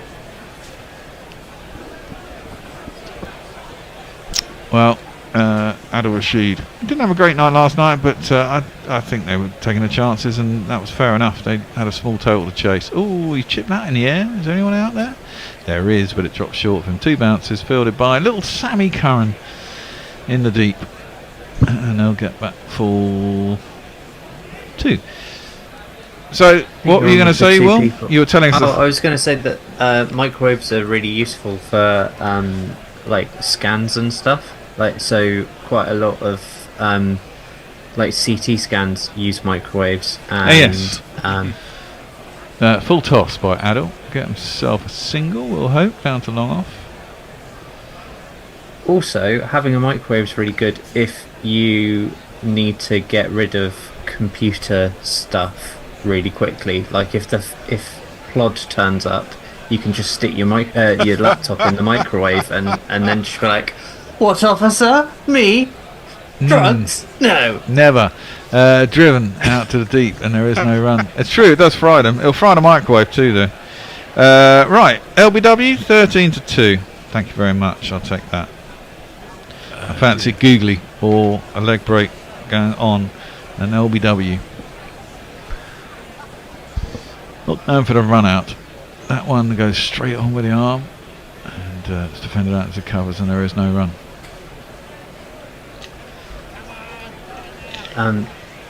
And quite a lot of the like sort of medication is is made using microwaves as well. Well, useful wavelength. That's Yes. driven out into the covers by Shy Hope, straight at the skipper for the day, skipper for the one-day series. It's Liam Livingstone, and it's no run. Over to you, Messi. I believe. Okay, I've been closing down tabs endlessly on Chrome because I think maybe I'm a bit overloaded. Aha. So yeah, maybe 70 tabs open isn't necessarily a good idea in terms of resource management. No, we have one of these though. Super chat. But you're going to have to read it because all of a sudden YouTube's gone blank on me. Ah, right. Okay. I will do. I've had to just refresh it as well myself. It's a Richard Milgate. He's just sent us €3. He's just a love heart. Well, we're supposed to do Good that. on. It didn't really do anything, but thank you very much, Richard. And more of you should do super chats. More of you should become patrons because I've had some enthusiastic viewings now that I'm not mentioning I'm selling a garden flat and I'm actually just selling a flat. And it started to get more positive, and I think a couple of people are quite interested. So there might be an actual offer coming on Gorilla Towers. Great. Excellent. I'm hoping. So a few comments in relation to boats as well. Cinco Seagull says boat equals break out another 1,000. Angrish said I paid 21k for a 33-foot boat. Motivated seller that I definitely didn't take advantage of. Yeah. And Matthew Cullen says the boat is a hole in the water into which you pour your money. Afternoon Gorillas, Halloween party in a few hours. Going as a cowboy. Do we think that England are light of batting? England are definitely light of batting, Matthew. Now there is an appeal for LBW. That was nipped back, but I think it's too high, and it's kind of strangled appeal. Yeah, no, it's definitely too high. He's not a tall man, Hope, but that definitely hit up near the thigh pad, didn't it? Nipped back a little bit, possibly. I don't know. I think it was in line, but I think it was very high. Might have caught a bit of glove too, you never know. He'd taken a stride or two down a wicket. Oh, yeah, he came down quite far, didn't he? He did indeed. Boats are expensive, but that's it. If you want to go around the world, take the money out of the house. I can probably afford a few, repairs a year. That's full and driven nicely by Shy Hope, but straight to the man at mid-off, and there is no run. I would 53 say for that two. The best thing to do boat-wise is get the narrow boat And in park the it up. Midlands, 'cause it's cheaper. Yeah. Park it up because you can do the 2 weeks. on Yeah, canals if you do it thing, 2 weeks and free. there's and then it's free. And there's so many canals. Like, you can be in Birmingham and literally not have to pay at all, Well, and just move But every where 2 do you weeks. get Amazon to deliver to? You do have an address that's clipped into the leg Yeah. side, and there is a single out to deep mid wicket. I mean, if I could get Deliveroo to the boat in the middle of Bristol, like 10 years ago, then Yeah, well, you have a mooring number, don't you? And I imagine they're quite used to that. It was at Hendo the other night was saying that he had a mate who took his narrow boat from Birmingham to Leeds to watch an ODI. Took him 3 days That's or a something. good idea. Yeah. I was going to say that's that a perfect must way have to taken travel. him a week. Yeah. That's so cool. Sakib is coming in, 5th ball of the over, none for 12 off for 2. It's just dropped into the offside. Think about a single, it's not there. Good bit of fielding. Carty's still there, 19 off 22. He's been quietly under the radar, really. Hope seems to be facing a lot of the deliveries that we've watched. 23 off 38 is Shy Hope. He briefly caught up and now he's slowed down again. A brief explosion and then quietness. 1 ball left in the 13th over. It's only gone for 2 runs.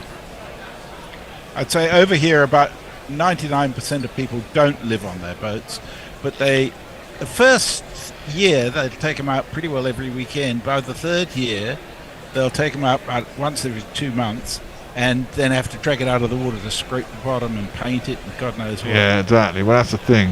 Works until they decide there's no one. The other thing I quite like to do, I've always liked deep sea fishing whenever I've gone on holiday and had the opportunity to do it. It's usually quite expensive. Never caught anything, but the idea of it just really appeals. Speaking of that, they're showing us a picture of a beautiful harbour entrance at St John's in Antigua. Yeah, well, funny enough, gorgeous. in St Lucia we went out fishing. We had to get up fucking early. We all fell asleep on the boat. And one time we thought we had something really big, and we had bait on the end of the hook was a fish, obviously, and we were supposed to be trying to catch marlin. And I think actually we might have hooked one, but and then it went off. The reel went mental, and then it went dead, and we pulled it in, and basically the only thing left of the fish was the head still on the hook. That's a really nice shot by Carty. He's going to get away with that. It's got all the way. The boundaries are pretty short, but if that had been all the way to the end, that would have been a catch 5 yards inside the boundary, but it's not, and it's gone all the way to one of these. Inside out, over, long, off. Nice shot. They changed the sort of standards of boundaries, like They you like have big to- scores, don't they? I mean, they bought them for T20s, and they seem to just do that now for ODIs as well. I mean, these boundaries look really quite short. That's driven out to Sammy Cohen. It's really interesting, though, that for World Cups, both men's and women's, they have decent length boundaries, which I think makes for a much better game, to be honest. Yeah. Yeah. It'll be interesting to see what they do for the Champions Trophy as well. Yeah. Adil Rashid is in standard leg spinner. It's just driven square out to the man deep at cover. Enro's Noran. God, that's quite slow. 75.8 miles an hour. He's really given that some air as Rashid. It really irritates me because it ruins people's figures. Well, And yeah, that's the way so it goes. in- isn't it? In the It sort of levels out, though, doesn't it? I mean, the But end of the I day, still think they should. everybody has. I think they should put like a little thing in Wisden or whatever saying this season the average length of the boundaries were this or whatever. Yeah, it is, but it means as a bowler, basically, if you can bowl it under 7 over, you've got a really good economy rate, which is frustrating as a bowler, but as long as you're compared to everyone equally, I suppose it doesn't matter. It's driven out to the covers, to the man in the deep, actually, who's probably pretty much square point. It'll be 1 run. I mean, that boundary is, what, 15, 20 yards in from the fence? Yeah. Easily, yeah. 73 metres, and it hadn't actually got to the edge of the field. Oh, there's the one. It's googly. Prod by Carty, beats his inside edge. Unfortunately, doesn't turn enough to take the wickets. That was a classic. That was a classic googly from Adil Rashid. Just turned enough. Well, it didn't turn quite enough because it didn't take the off stump. But cracking delivery. Batsman didn't pick it whatsoever. God, he's good, isn't he? Yeah, he's It's well good. taken by Phil We're Silver. going to miss him when he's gone. I want to see who's the leggy we've got out there. Another googly, just inside half the bat. Get a single out to square leg, and that will end the over. Not a bad comeback. 6 off the first ball of the over, but 4 singles after that. 15 off his first 2 overs for Adil Rashid. 64 for 2. The West Indies. Couple of messages. Pirate Petrol says, I have a long-standing view that anything over an hour's cooking is rarely worth the effort. Well, hopefully it's the preparation time counts. You can let it cook for ages. Yeah. And just go off and do something else. Yeah.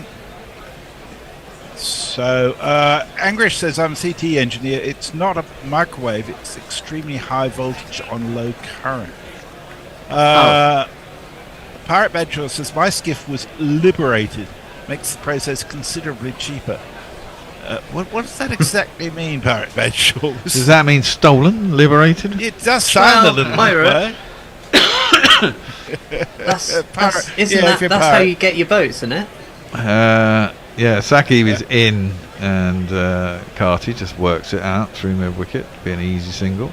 We could do with another wicket now. I think these two solidified in their partnership. Run rate up to 4.59. Dave Wood says boats are a great way of living. Ask Robert Maxwell. And Angrish says we live in a world of Amazon drop boxes. Leah says, doesn't Kumasangakara own one of those houseboats in England? Sort of on the Thames, just sort of Richmondish way, I think. Yeah. Yes. Nice drive by Shy Hope. It was a very full delivery from Saqib. Got right on top of it, drove it inside mid-on, who is up and reasonably wide, and makes itself all the way to the boundary for one of these. 4 on the floor, and one more 4 than the 4 before. That's what 4's are for. Key on the dance floor. Nice shot. A very nice shot. Saqib is going to continue. He's in his 4th over. Bowls it straight. It's driven up to mid-off. Can't beat him. I think it's Livingstone at mid-off. I wonder what he's like as a captain. Is he captain anything else? He captain, I presume he captains a 100 side and maybe a T20 Blast side if he's playing. Does he? I don't know.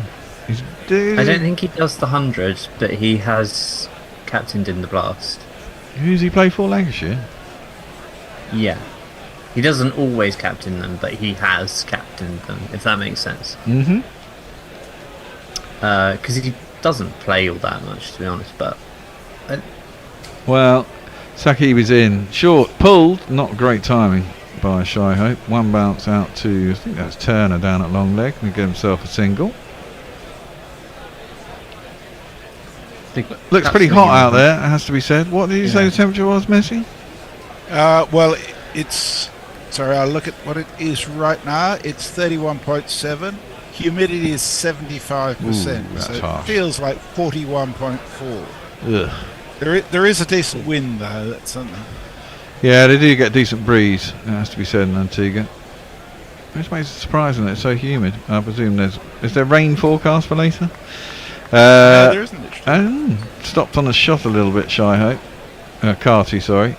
And just drove it just past cover, wide enough of mid-off that they could get through for a single. Livingstone seems to be winding his arms over. He's thinking about having a little bowl himself.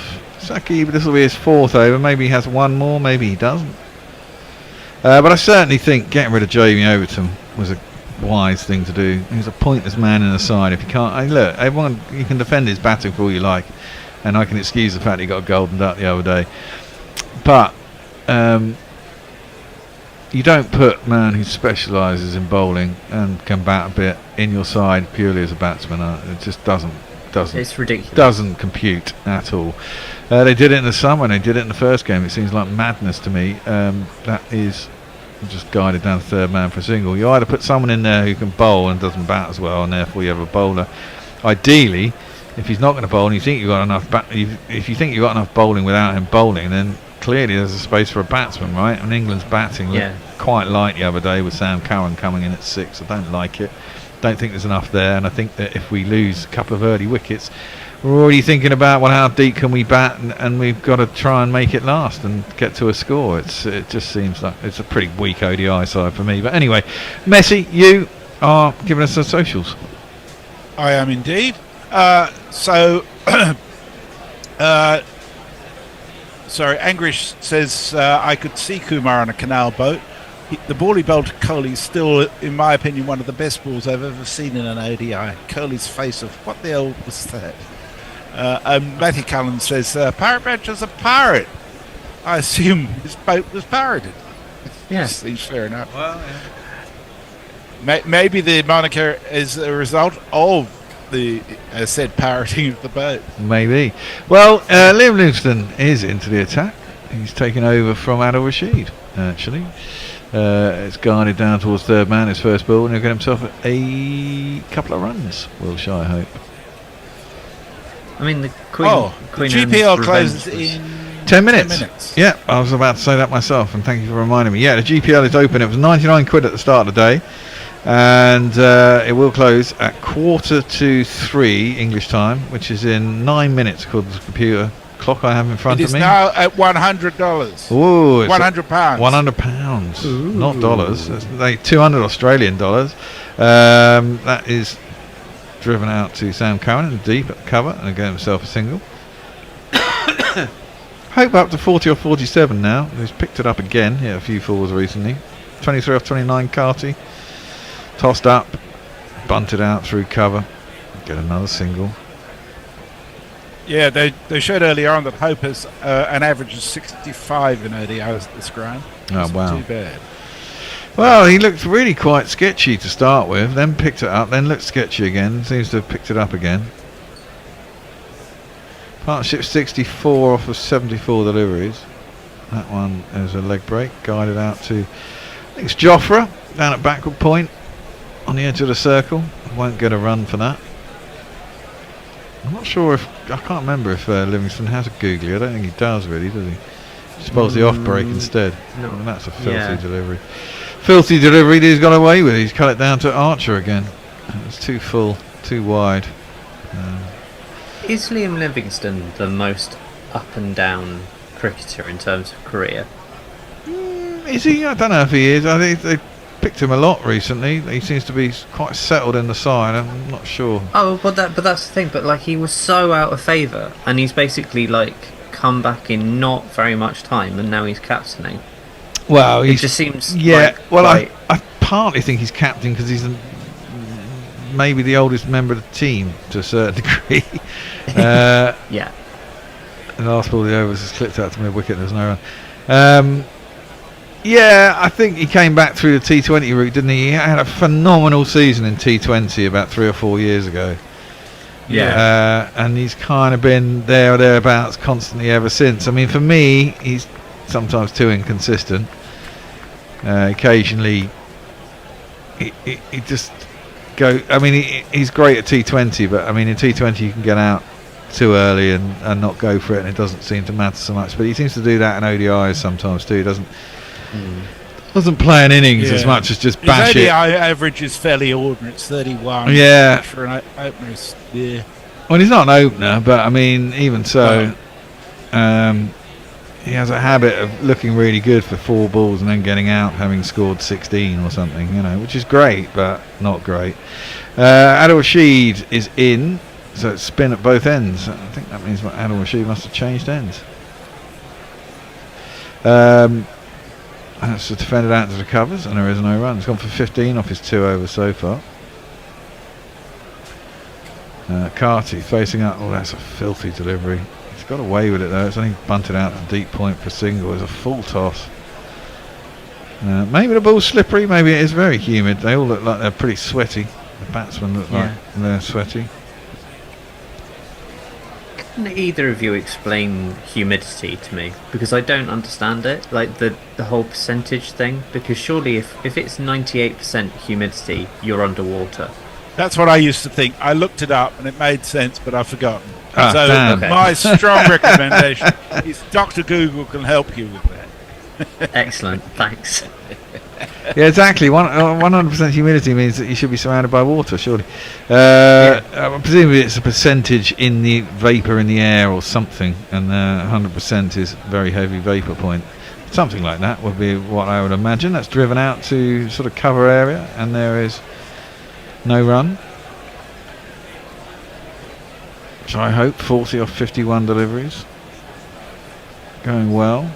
That's top spinner. Didn't really come back. It's just worked into the leg side by Hope. Get himself a single.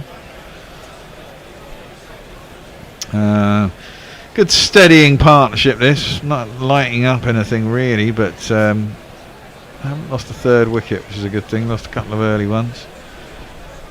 Still 8 wickets left in the hutch. We've got Hetmeyer to come. Shafane Rutherford. Shimron Hetmeyer.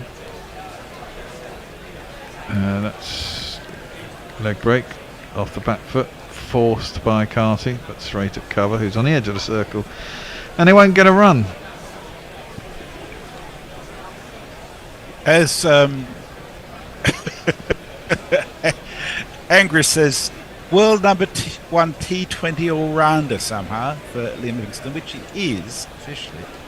That's crazy. Yeah, it is crazy. Yeah. The works at rankings square. on all-rounders are really weird. Yeah, that was work square out to square leg. I don't think they took a single. And that's a drinks break. So we should have some messages. I just give you an idea of the T20 all-rounder rankings, right? Livingstone is first. Second is Dipendra Singh Eri from Nepal. What? Third is Hardik Pandya. Fourth is Marcus Stoinis. Then Mohamed Nabi, Hazaranga, Zakinder Raza, Imad Wasim, Aidan Markram, and Erasmus makes up the 10th. They're not what you'd sort of class as the all-rounders that have jumped to mind. No, but I guess because they're done on international rankings and are only played in international matches. Yeah, yeah. Or maybe only tournaments even, in which case. The only one that there are a couple in there that I can kind of go, oh yeah, no, that's fair. Like Nabi, I think should be in there. Hatsaranga, when he's on form, probably should be in there. Yeah, but I don't know. Generally, that's just kind of a list of random cricketers, isn't it? Yeah. Well. Yeah. I presume criteria are a bit weird. I mean, for example, the number 16 ranked Test all-rounder is Gus Atkinson. Now, you would have got a lot of money at a quiz night if you'd known that. It struck me. Joe Root is number 6, which, yeah. Oh, that really disturbs there aren't that many me, genuine all-rounders around these days, though, are there? Yeah. Well, Jadeda and Ashwin are 1 and 2, and that seems fair enough. Mahedi Hassan, then Shakib Hassan, then Jason Holder, then Joe Root. Pat Cummins is number 8. You know, is that a genuine all-rounder? Pat Cummins is a really good bowler who occasionally does well batting. Well, that's what I mean. That's what I mean. So you know, there aren't that many genuine all-rounders about. No, that's why Root's there, and that's why Cummins is there. Yeah, exactly. I presume Mitchell Stark might be there or thereabouts, isn't he? Well, he's not in the top 20. Oh, okay. Nathan Lyon is number 17. Really? Oh, fuck me. Oh, sorry. Yeah, Mitchell Stark's number 30. Yeah. Nathan Lyon's a fucking number 10. I know. That's insane. Right. Yeah. Well, that's what I mean. I'd like to inform everyone the batting and bowling rankings work pretty well. I think the all-rounder rankings are really impossible. Well, exactly. There aren't that many around, so they just average it out in some way. Newcastle did beat Arsenal 1-0. What a shame. It's really annoying. Yankee 7000 says the matches are here on ESPN, but their ad rotation is the same 3 ads and are after every game stoppage and gets tiresome very quickly. I know that one. It's actually on YouTube in Australia because nobody's got the rights, which is really good. What's that for? You still get YouTube ads. This game. Oh, really? Yeah. Wow. Well, basically, this series is all in the middle of the night in Australia, so they're not. So Foxtel aren't going to bother paying for something that nobody's going to bother watching. Yeah. Sandra Richardson says hi from St Lucia, but there aren't going to be that much. Sorry, they aren't going for that much of a run rate. Well, you know, it's the old ODI thing, I think. Much more important to just stay there and keep it ticking over for the first 20 overs or so before you worry about a serious run rate, because otherwise you end up not using all your overs, which seems to have happened to another team I can think of very recently. Wow. Oh, it must be England. No, it must be England. Right, England haven't started playing All Blacks yet, so that's no good. 3 o'clock kickoffs coming up, but get them up. So know what's going on in the old footy as well. It's like almost like grandstand today. Got to keep you in touch with all the everything's going on around the sport, so they were concentrating on the cricket, of course. Kemi Badnoch has been fucking elected as the new Tory leader. Oh, fuck's sake! Well, that's all right. She's a complete nut job. I mean, when you got a nutter. all your candidates, she's insane. All your candidates are dead shits. You're going to end up with a dead shit. Farong says all-rounder rankings, they're rigged because Angry Bun doesn't give Duckett a chance. all we're saying is give Duckett a chance. Give Duckett a chance.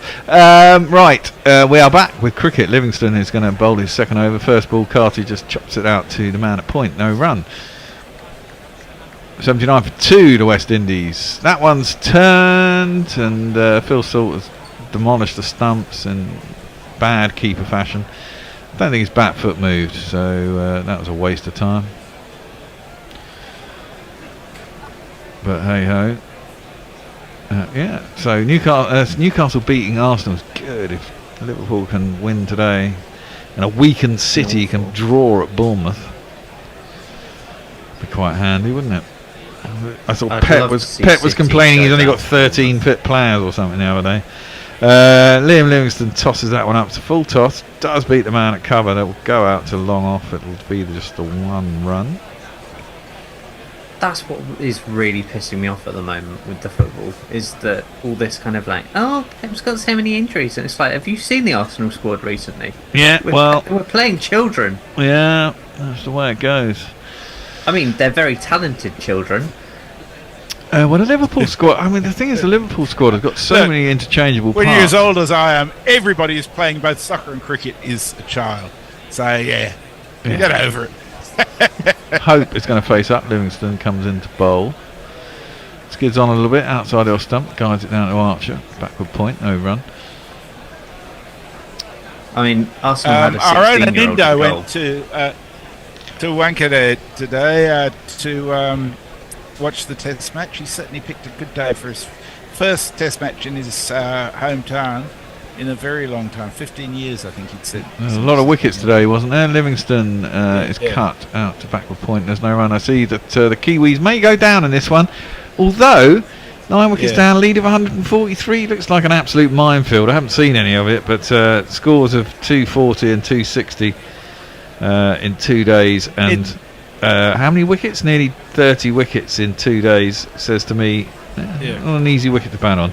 Played out to mid-wicket, no run, ends the over. But it's a good wicket. It's a good spinning wicket. You know, a bit like the one in Pakistan last week. Yeah. It's great cricket to watch, I can tell you. So, based on that list of the greatest all-rounder of all time, were Craig White, Carl Hooper, Pat Sincox and Paul Rifle. My God. Oh, my God. Dave Wood says both of Heskey's kids were on the bench for City in the week. Yankee 7000 says, I see this place is a City haters club. Jealous much? Losers? Well, most of the world is City haters if they're not City fans. It's just like that. You know, like everybody hates Surrey in kind of cricket now because... Yep. Well, yeah, because they keep winning shit. That's defended out to the covers, and there is no run. I thought you said we were stealing your players. Well, we were on a drinks break, but we're back from the drinks break, Messi. Can you not see? This is live. Oh, yeah. Adil Rashid is bowling, and that's defended back to him, and there's no run. Projected scores: 4 and over 218, 6 270, 8 and over 333. 333 looks a bit high to me on this pitch. I reckon they'd be pretty happy with 250. No, I think with 8 wickets down, with 8 wickets available after 20 overs and on 80, I think they will want 250. I think they'll be still eyeing up 300 currently. It all depends how many wickets fall. Yeah, I reckon they'll end up about 290, 300. I mean, who have they got? They've got Shafane Brother, they've got Shemin Hitman, who's a big of a hitter. Shot Ross and Chase can certainly bat. That one is too wide, and this time he manages to guide it past. It's not Joffa there anymore. Is that, let's see who that was. Someone beginning with a P. Is that? But it's quite a slow pitch, isn't it? Is that Turner? Don't think so. Don't know who that It's is. a very bobbly outfield. And maybe that was Pepper. There was a P on the back. Maybe he's come in for doing a bit of substitute fielding. That was very loopy full ball, and Carty couldn't get it away. Just played it to mid wicket, and there is no run. All the telly lot will be pleased. Yeah. Considering the sort of pretty constant salt and pepper that's been going on for since they've announced the squad. Easily pleased, the masses, hey. Last ball is just guided out to the man short on the 45 third man area, and it'll be no run. 82 for 2 after 19. Run rate currently 4.32. Carty 29 of 43. Hope 41 of 55. Messi. See, I want one of those, that big boat there.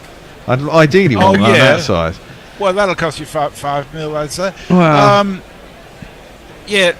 To be fair, the salt and pepper thing, we did it to death some time ago in terms of all condiments, and then we moved on to foods as well because we had onions and Christ knows what. But it's just we got in first. Angrish says, I don't think I've watched a football game in about 10 years. Rugby and cricket is all I need. Yeah, that's I must admit, I'm not a football watcher. Yeah, I am. Cut out to cover, but with little pace on the ball, and there is no run.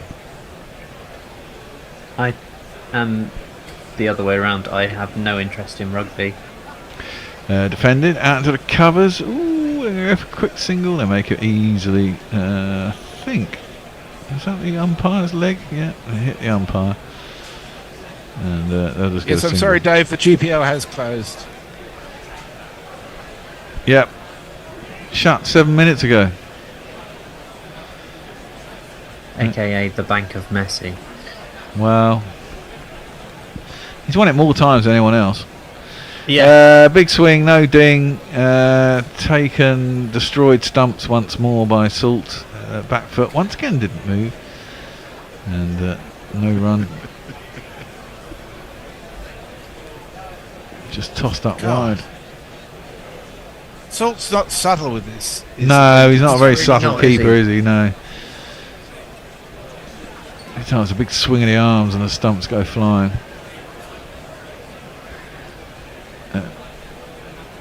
Punched out through into the covers by Carty. He'll get himself a single, moves on 30 or 45. 42 or 57 for Hope, 84 for 2. We're going to have a change at the end of this over.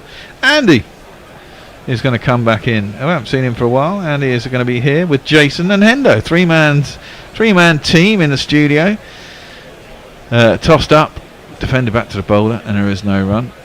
Got some fan mail from Philip Shaw. He says, my daughter Poppy Shaw likes the commentary. It's funny, she says, for the Taylor Swift wannabe. Oh, thank you very much. Thank you very much, Poppy. That's cut out to the man in the deep. And there is no run. And that is the end of the 20th over. You might as well take the middle seat, Andy, because you're going to be doing some commentary. Who's doing... Jason, you're going to be doing social and shit, so you might as well come and sit in here. I shall see you shortly. Hendo will be joining as well, and I'll see you all in a bit. See ya. Bye. Bye.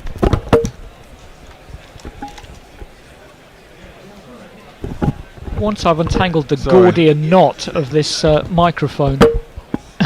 Hang on. 85 for 2 off 20, the West Indies, after losing 2 early wickets to John Turner. But they've recovered well. This pair opened up a bit and seemed to be in a reasonable position. First person to pick the microphone up as Hope defends into the leg side. Absolutely. We were just saying, weren't we, in the green room, that Hope had 3 off 17 and then suddenly had 37 off the next 20 balls or something. But it seems to have fallen back a bit. Yes, now. it does again. Maybe I found in the green room, it's a bit of a bigger screen in here. A lot of the numbers seemed very small on the scorecard, or maybe I need glasses. Anyway, that one was played out into the offside to point, and there was no run. Rashid none for 20. Bowled a couple of good balls, but a few bad ones, like that one, which was a bit short, and Hope might feel he rather undersold that one with a single out to square leg. I'm guessing the GPL is closed now. Yes, it was 1:45, I think. Sorry, 2:45. We're well beyond that now. Just wondering how many entries we had, whether we got it up over 100 quid today. I did hear we were at 100 quid. Oh, okay. Well, that would mean we'd have had 2 entries. I shall look in a moment. Rashid is going to come in again. Tosses it up. Might have been the googly, goes to a very straight sort of short cover. It's the captain Livingstone in a good captain's position where he's close to everything. That's an interesting little position, isn't it? Yeah, I used to quite favour that one. Captain close to the bowler, close to the action. Talk a little bit about exactly how Livingstone became captain of this team, maybe in a moment, as that one is just dabbed down to third man, because he was barely in it, sort of 3 months ago. Yeah, it is odd. I mean, when I saw that he was skipper, who else would you have as captain, though? I mean, looking at this, I suppose... Out of the squad, there's not a lot of other options, are there? Sam Curran, maybe? Ugh. Well, He we were wasn't talking, great for Surrey. We were talking about how Adil Rashid had played more ODIs than Oh yeah. almost the rest of the team put together, or in fact totally the rest of the team put together, but he doesn't strike you as a captain, does he? Anyway, that's a single out to deep square leg at the end of the over. What's on social, Jason? Philip Shaw says, my daughter Poppy Shaw likes the commentary. It's funny, she says, with the Taylor Swift wannabe. I'm trying to work out who from the last set would be Taylor Swift wannabe. That's probably Will Reynolds. If I had to choose one, yeah. So not going to be It's Messi not Jess. Messi Jess. David Wood says, has the GPL closed yet? Yes, I think we've just agreed that it's closed around about 10 minutes ago. Anguish says, I don't think I've watched a football game in about 10 years. Rugby and cricket is all I need. Well, I'm with you. Those are definitely my sports. We were comparing in the green room how much it costs to watch rugby and football these days, and it's very much in a different league. Watching football. Well, football is priced for... It's premium pricing, really. That's not to say rugby isn't, but it's set at a different Livingstone, level. that's scooped through the gap, but it's going to go out towards the sweeper. I got the impression he wasn't entirely in control of that one, but it was between the two ring fielders. Curran throws in. Is he playing today or just subbing? No, he is playing. Yeah. I thought that he was aiming that over extra cover. Yeah, I did. Yeah. So he may have sliced it a little bit. Brings Carty back on strike. He has a rather strange little, what would usually be a rat tail, but it's semi-erect, and it might be fully erect after that shot.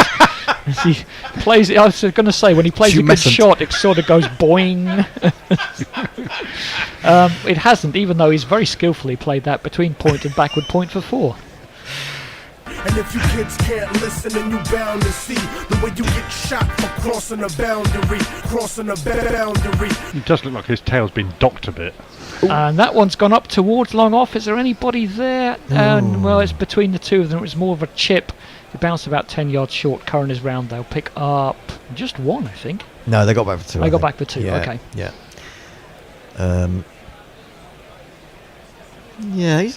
Livingstone's a funny bowler. I mean, he's obviously very skillful. The fact he can bowl leg breaks and then switch to off breaks. That's really his main selling point, though, isn't it? If he's bowling at 2 right-handers, it's maybe not so much. That one's played down to third man, and Archer has a chase because he's got it fine of him, but he does reel it in, and they'll get back for 2. They are blindingly obvious changes to his body action when he does it. Of course you can pick it, yeah. But also, but that's because he's bowling to left-handers when he bowls the off breaks, isn't it? Yeah. But to come back on your point, Andy, I think he's a bowler that can bowl brilliant balls, and then bowl half trackers. Well, especially when he's bowling the leg spin. We all know that's more. And that is hard. More difficult. Mid on, long on comes up to mid on, and that was the one you're talking about. It beats Carty outside off stumps. Seemed to grip and turn a little bit. It gripped and turned, but it was quite short, wasn't it? It was on the back foot. Yeah, gives it a bit of a spin there. He does. He does give it a tweak. There's a bit of overspin more on that one. It did turn sideways a little bit, but you can see it rotating more vertically than horizontally. But he has gone for 9 off this over with 1 ball to go. Tosses that one up. Seen quite a few full tosses today, and that also doesn't get put away. That man at short extra cover goes down and fields it, so he gets out of that over with 2 dots, and the West Indies are 97 for 2 off 22. Poppy has responded saying, "Hi, can you help me? My dad is making me listen to this. Help, help, help." Be kept captive. I hope that actually is the Poppy rather than just someone with a comedy account for the purposes of this. Could be. Maybe they're in a car, and so that's the way. There's no escape. You could dive out of the window to avoid our commentary. Yeah, I'm not. Without knowing how old Poppy is, imagine you're taking two of your young kids on holiday in the back seat for a 4-hour journey down to Cornwall or something. You're an amateur again, Hendo. We used to drive 13 hours from Stranraer to Swanage. Wow. What? Pretty much the length of the country. Yes, with 3 of us in the back seat. You couldn't find a better beach in between. No. Anyway, we have a change of bowling. This is an awful long jingle, so I'm not sure when we're going to play it. As they drops into the offside, there's a lot of hesitation all round, really. Even Salt hesitated before he went for that one, but they got through for a single, and Salt threw it in the end. Give him a quick spin. I don't think it's as long as it says it is.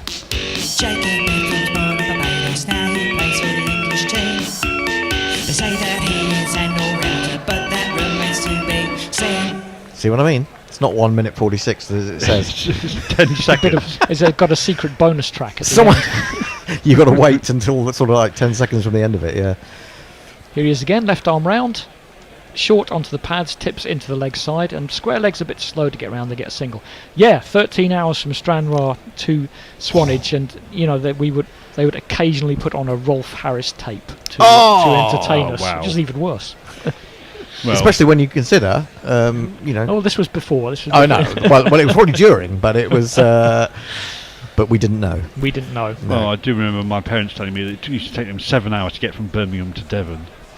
Before the M5, when they had to come down the A38. Short again, that one does get the treatment it deserves. Hope is back, picks it up over mid-wicket. It nearly hits someone who's standing behind a fence. The fence saves him. It's gone for 6 and Hope's got 50.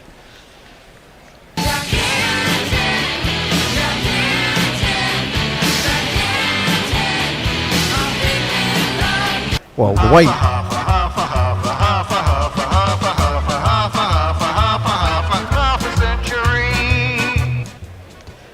I don't think that was the worst ball in the world, but it just seemed to sit up, didn't it, in the pitch, and gave him the chance. England had bowled 2 or 3 just as bad in the last 10 minutes, and I think he just had enough and put that one away. That's better. In fact, it's onto the pads. Salt gives the just got a miss leg worst stump, I think. appeal ever, just and then some, and Bethel wasn't interested. I think that was missing by miles, yeah. Yeah, Bethel wasn't interested at all, was he? Thing about Hope is it springs eternal, but... It does spring eternal, yeah. He got 100 in one of the Antigua games last year, we were seeing earlier, from 80-odd balls. Short again, but that one seems to stick in the wicket a little bit, and Hope just jabs it down. Also, he's brought up the 100 for the West Indies. That did everything, that shot. They're 105 for 2. Yeah, that stuck even more. I think it is sticking. So there is the potential for mistiming. Yeah.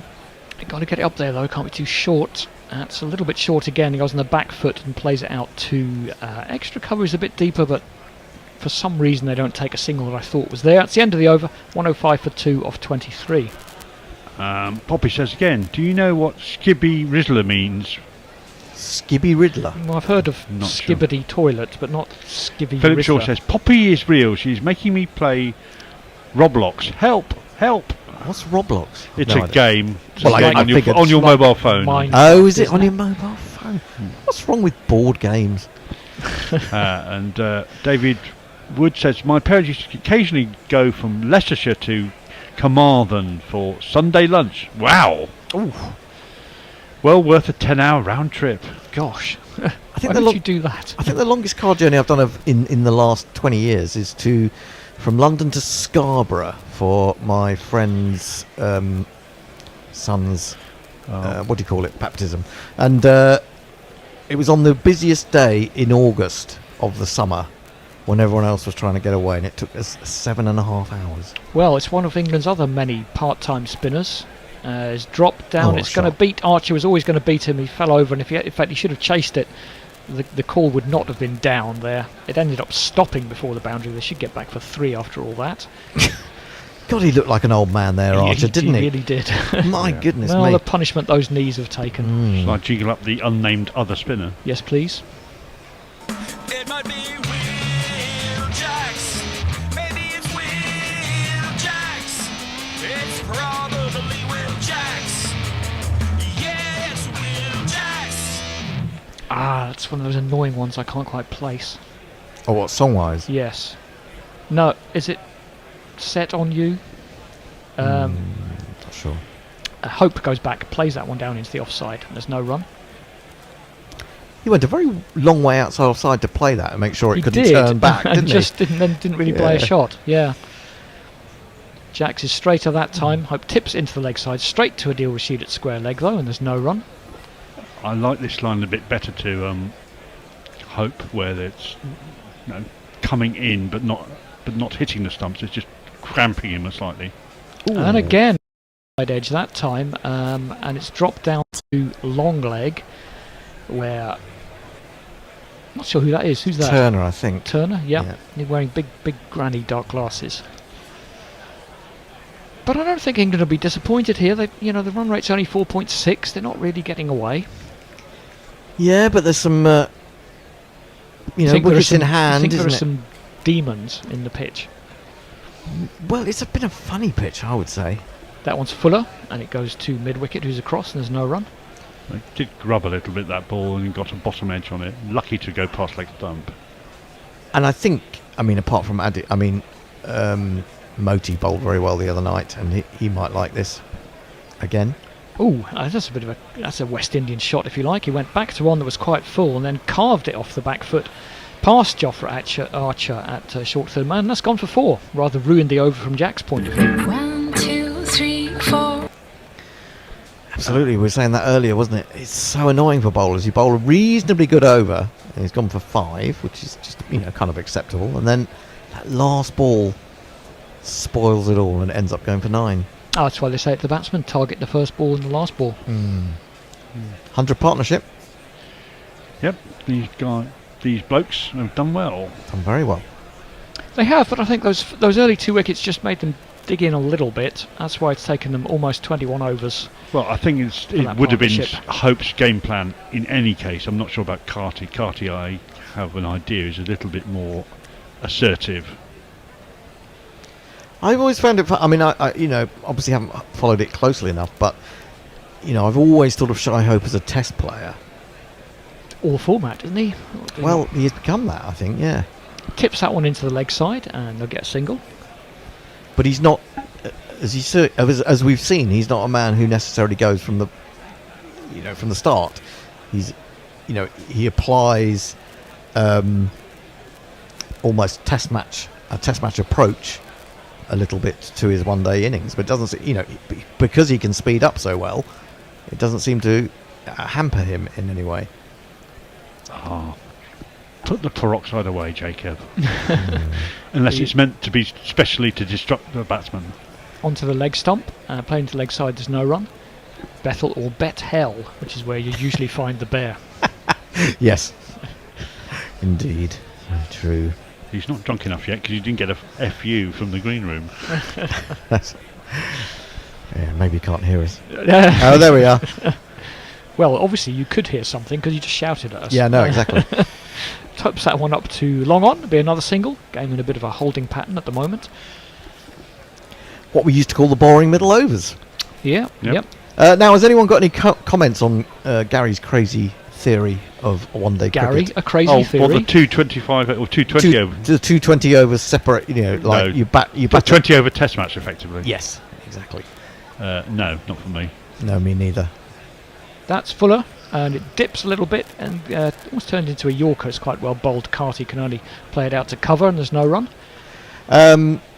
I don't think it'll make any closer matches. I mean, I saw it done in Australia. Oh, he wants to do 2 innings. Yes, of 20, but 40 overs over 20 overs. They did try that in Australia. They did. I saw it. Yeah. I actually saw it there. I was watching it.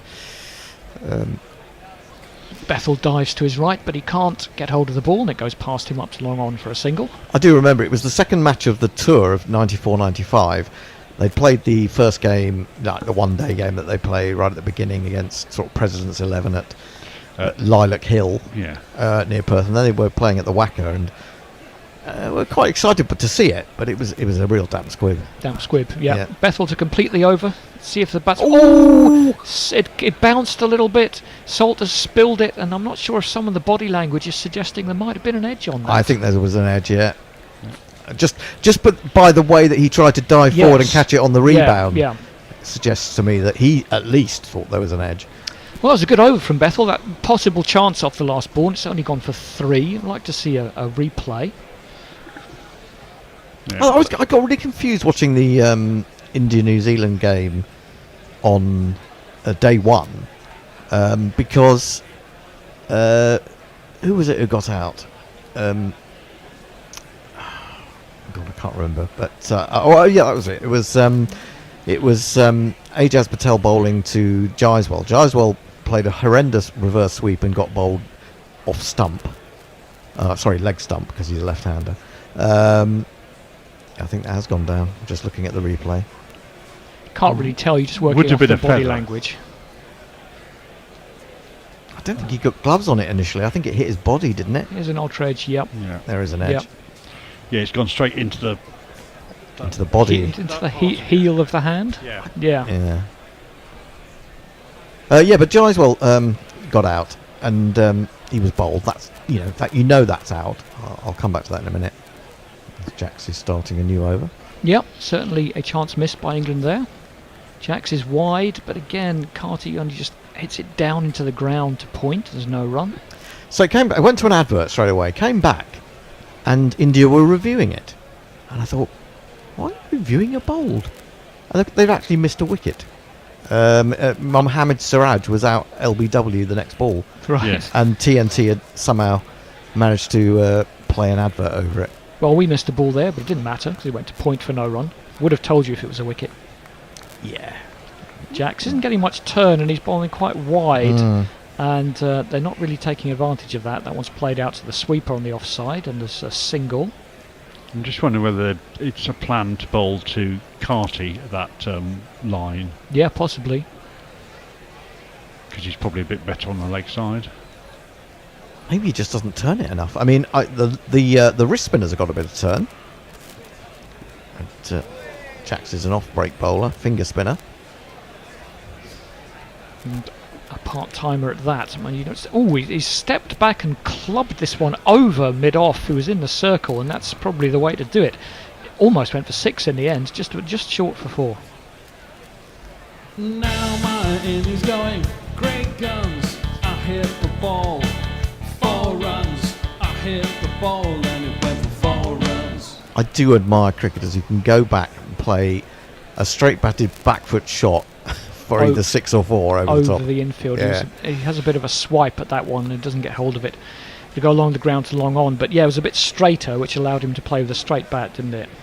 And he played one like that off John Turner in the early overs in the power play. He went from sort of 6 to 12 with one shot off the back foot over extra cover for 6. Stunning shot. Jacks is in again, is wide again. I think that's where he wants to bowl. He's played that down between Archer and Rashid, and there's always a single there. That's the end of the over. 124 for 2 off 26. Para Badshaw says, I don't think ODIs can be revitalised, but if one were to try to start it, I'd start with introducing red balls again. And well, then possibly 1 ball per inning. Yeah, but the thing about red ball is it cuts out the ability of teams to play day-night fixtures, doesn't it? And that, okay, it's not such a problem in England, but in certain parts of the world, they rely on the fact that more people are going to come in, on a weekday in the evenings, don't they? I think. I'll certainly be looking at 1 ball per innings rather than 1 ball from each end. Yeah, I don't really understand that. I mean, that was something to do with the white ball and how quickly the lacquer comes off. Yeah. They would always replace it after about 35 overs. Becomes more difficult to see the more messed up it gets, I think, wasn't it? That was the problem. Carty on 47. He's going to face up to Bethel. Tosses it up, he gets the sweep, and that should be 4 and 50, and indeed it is. Sweeps it past short fine leg for 4. It's Nissan she. It's Nissan she.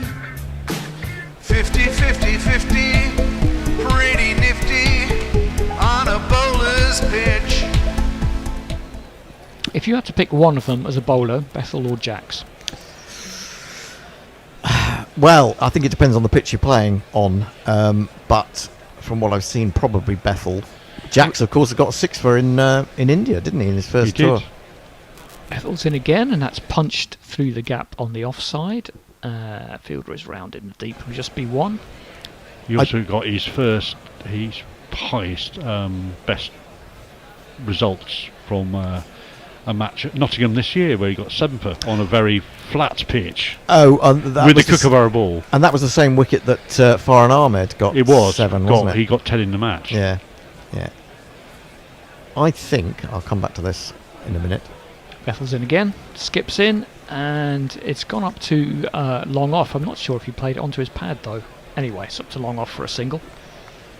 To be honest, I think some of those Indian pitches, anyone who can turn their arm over slowly and give it a bit of a tweak will get a few wickets. It's almost like the real spinners get too much turn Yes, sometimes, yes. and it's the part-timers who just get enough. When you got What did Joe Root get? 5 for 8, was it? Yeah, Michael Clark 6 for 9. Yeah, Alan Border. It's a bit of a swipe at that one. Oh, it's gone straight through the fielder. Pretty ugly bit of fielding from Rashid. That means fielder in the deep has got to come round. They'll pick up 2. I mean, Root is an underrated bowler. He's pretty good as a sort of to give you a few overs, but to get 5 for 8 or 5 for 9 or whatever it was. I mean, what is it? Only one of 3 players have 10,000 test runs and 50 test wickets. Yeah, exactly. Bethel's. Oh, that's a horrible ball, and it's been clubbed through mid-wicket. In fact, he's really missed out there. That should have been in the stand as well. Curran with the fielding, and the batsman should be disappointed. He only got 1 off that. So it's a real half tracker. Curran hasn't even been near the ball yet in this innings. I actually have to say that Bethel. I've seen him bowl in a few T20s and ODIs now. I think he's bowling as badly as I've seen him bowl, to be honest. I was going to say, from what I've seen, I'd probably pick Jacks. But that's only the eye test. That's full, but it has again dipped a little bit to not be a full toss. It's played out to Rashid for no run. Is Curran taken Overton's role as the non-bowling bowler? I'll have to bat at number 8, if so. But he's carded to bat at 5 or 6. 6. Yeah. Livingstone at 5. That is the end of the over. 133 for 2 off 27. Joseph Isaac says, "Good morning. Listening to the commentary from America, Great West Indies. They will beat England." They're certainly on the way to it. Tell us what you really think. Nail your colours to the mast. Well, we were quite hopeful as England. But we've had the hope removed by hope. The hope has been removed by hope.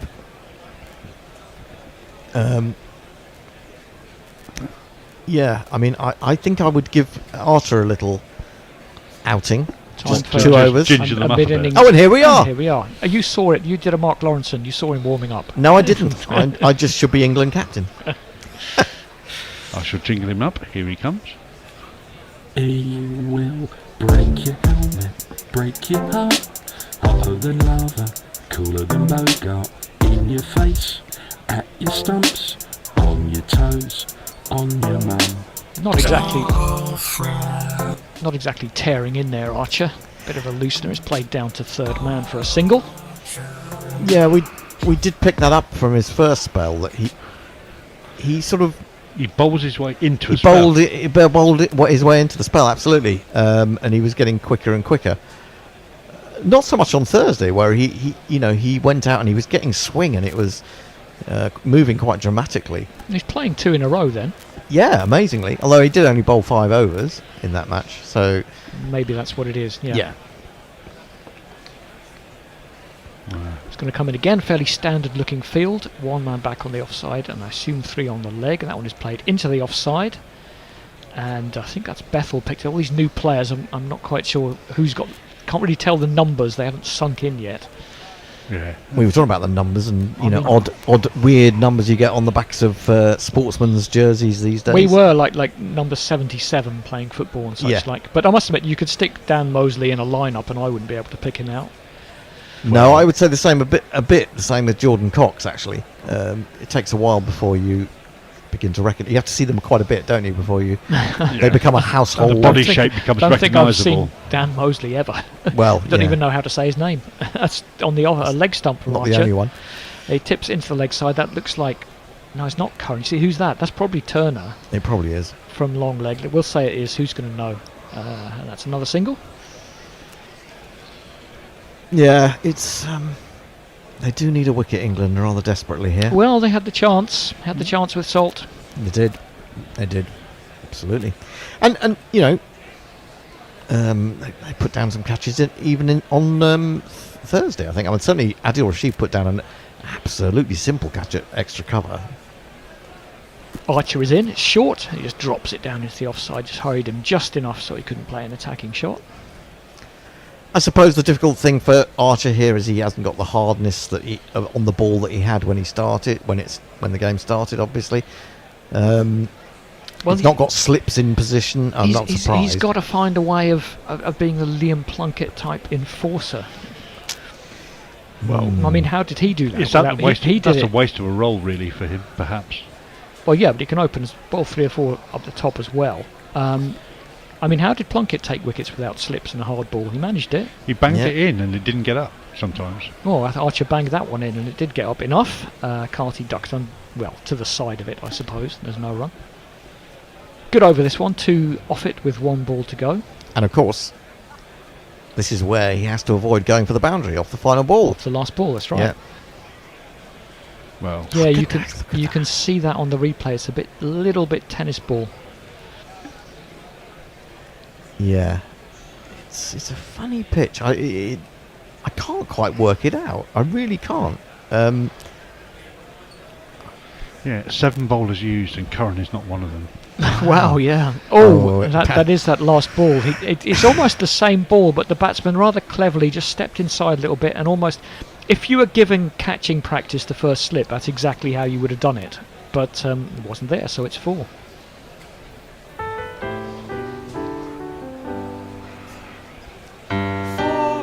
I'm not sure he was in control of that, to be honest. No, I think he's playing the shot regardless and just got away lucky with an edge. I think he did. I don't think that was deliberate. But if you don't have a slip, you know. I don't know. I think he angled his bat on. I think that might have been just the very last moment. He thought, "This is getting a bit too much on me. I'm going to try and play it a bit finer." It's not really on him though. It's wide of him. I suppose he knows that there's no slip. That's for sure. Anyway, change of bowling. Yep. The double change in effect, isn't it? Top line bowler is going to return, and we'll jingle him up because he's worth a jingle. On the 45. Throws that one up and Hope can only play it back down the wicket to the bowler. 45. And on the 45. And he'll turn it both ways. And he'll turn it. He's in again. Ooh, a little Hope almost went forward and then back on that one. Tipped into the leg side for a single. Yeah, I think he misread the length a little bit there, didn't he? I think he did, but it was slow enough in the air that he was able to almost play or take 2 foot movements at it. Yeah, and you can do that on slow pitches, really. It's not going to zip through. Yeah. 2 men short on the offside, and he has a little dab at that one, sort of 1.5 foot outside off stump, and misses it. Carty done that a few times to the spinners. He's gone back and played inside them outside off stump. And as you say, Jason, that might be where they're looking to bowl to him. Here comes Rashid again. Tossed up this time. He has a hoik. He gets it past mid-wicket, but it's 1 bounce up to Archer at long on. Seeing as Adil Rashid has more ODI runs than anyone else in this team, he must definitely have more ODI wickets. Oh, yeah. I think that's almost guaranteed. Just by having more appearances than anyone else as well. Everybody else put together. Yeah. Pushed up on a bit of a flop at extra cover. And goes past him into the corner of the net and up for a single to long off. The effort he put into that, you just felt like, it was all death or glory, really, wasn't it? Because immediately it got past him, I assumed there was no one back at long off, but there was. Short, tipped into the leg side, it's going to go out to deep square. Goes across the advert and looks like Curran throwing in left arm. The almost anonymous Curran. Well, he's getting a TFC so far, or as I say, he's in that Overton non-bowling role. Yeah, he was dropped for the amount of work he did. None. It's very strange. They're obviously thinking that pace off is the way to go, but I mean, Curran can bowl cutters and stuff. Yeah, he starts as pace off. You could argue. Maybe he's a specialist death bowler. He's going to get one spell in the last 10 overs. 29 overs bowled, and he hasn't been called upon unless he's carrying an injury. But if he is carrying an injury, why is he in the side? Why is he in the side? Although, they don't take a massive squad. It's only 15, isn't it? Yeah, I mean, if you look at the alternatives, Reece Topley can't bat. Saqib has come into the team anyway for Overton.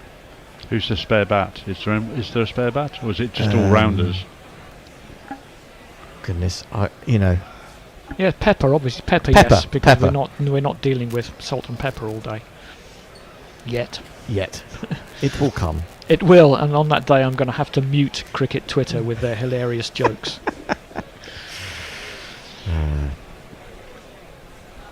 I have to mute a lot of cricket accounts because they're just so prissy and annoying. I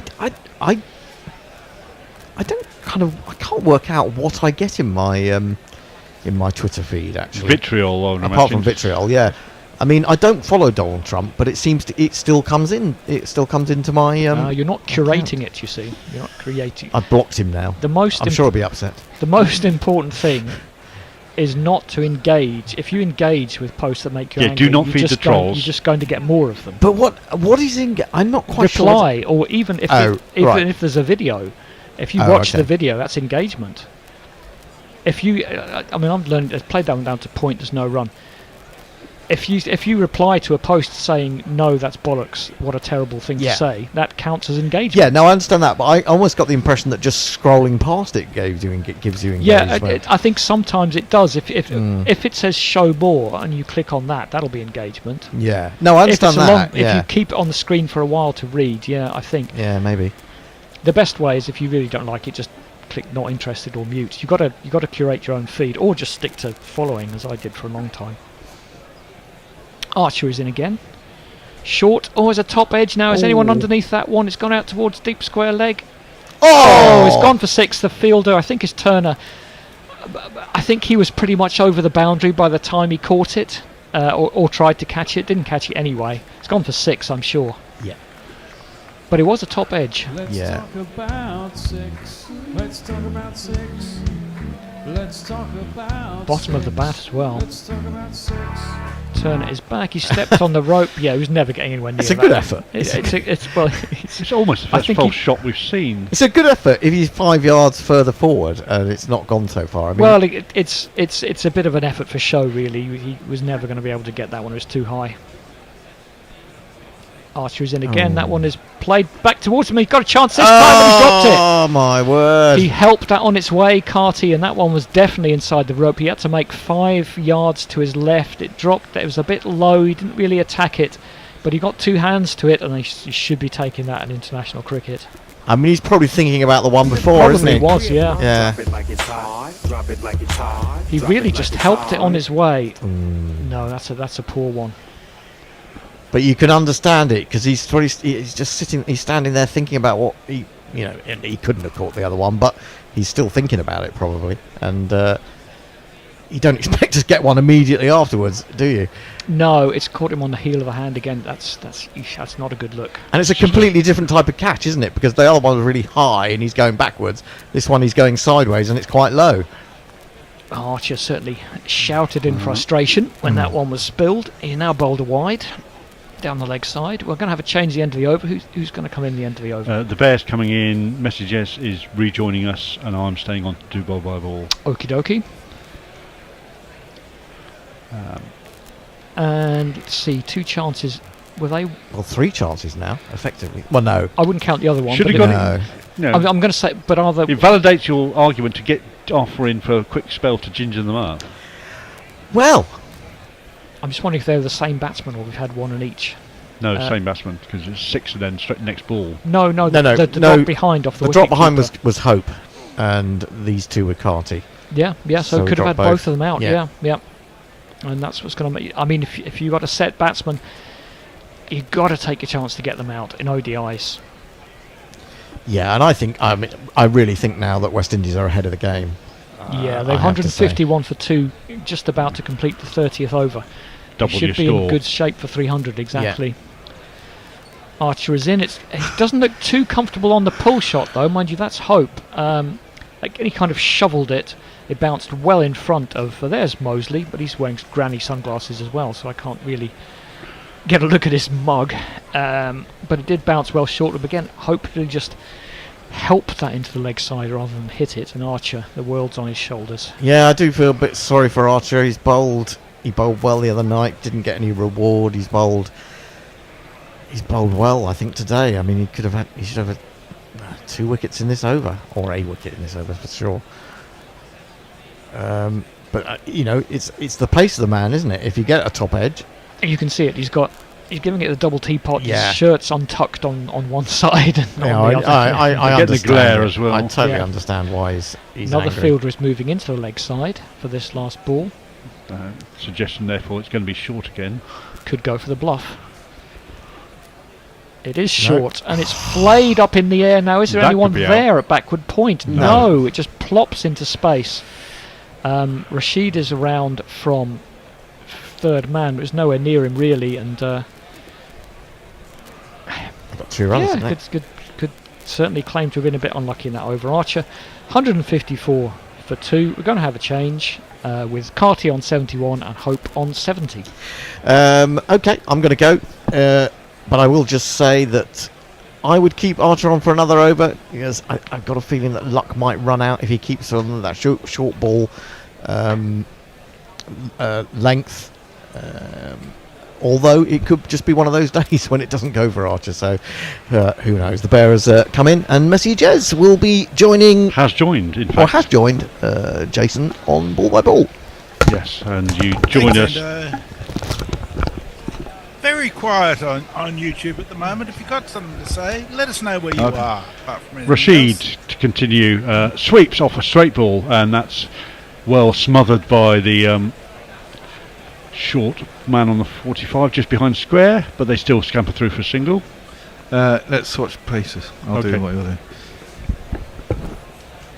Speak, Messi. Oh, yeah.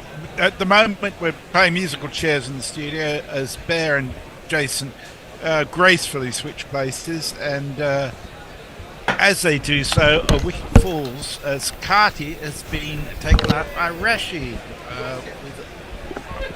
Yeah, no, Messi's telling it as it is. Yeah, it's a googly. Lovely ball. Oh. Yeah. Beat the inside edge of the bat, between bat and pad, hit the pad, went onto the wicket. So the change of commentary team has yielded immediate results. I think that wicket is the Bears. Well, possibly.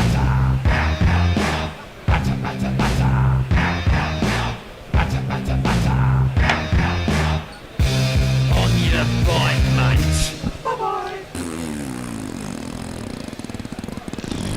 Yep, trademark googly by Adil Rashid. I had LBW for the next wicket, and it was either LBW or bowled. And I went the wrong way. just clipped the off stump off the pad.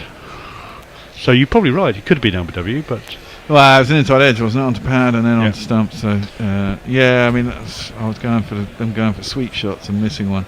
But it brings in this guy who is a pacey all-rounder.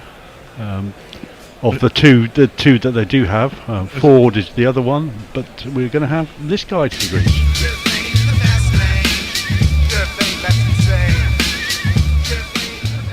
That might get us dinged on YouTube, so I better cut that one out. That's a great tune, though. That was a great wicket too. Just what we needed.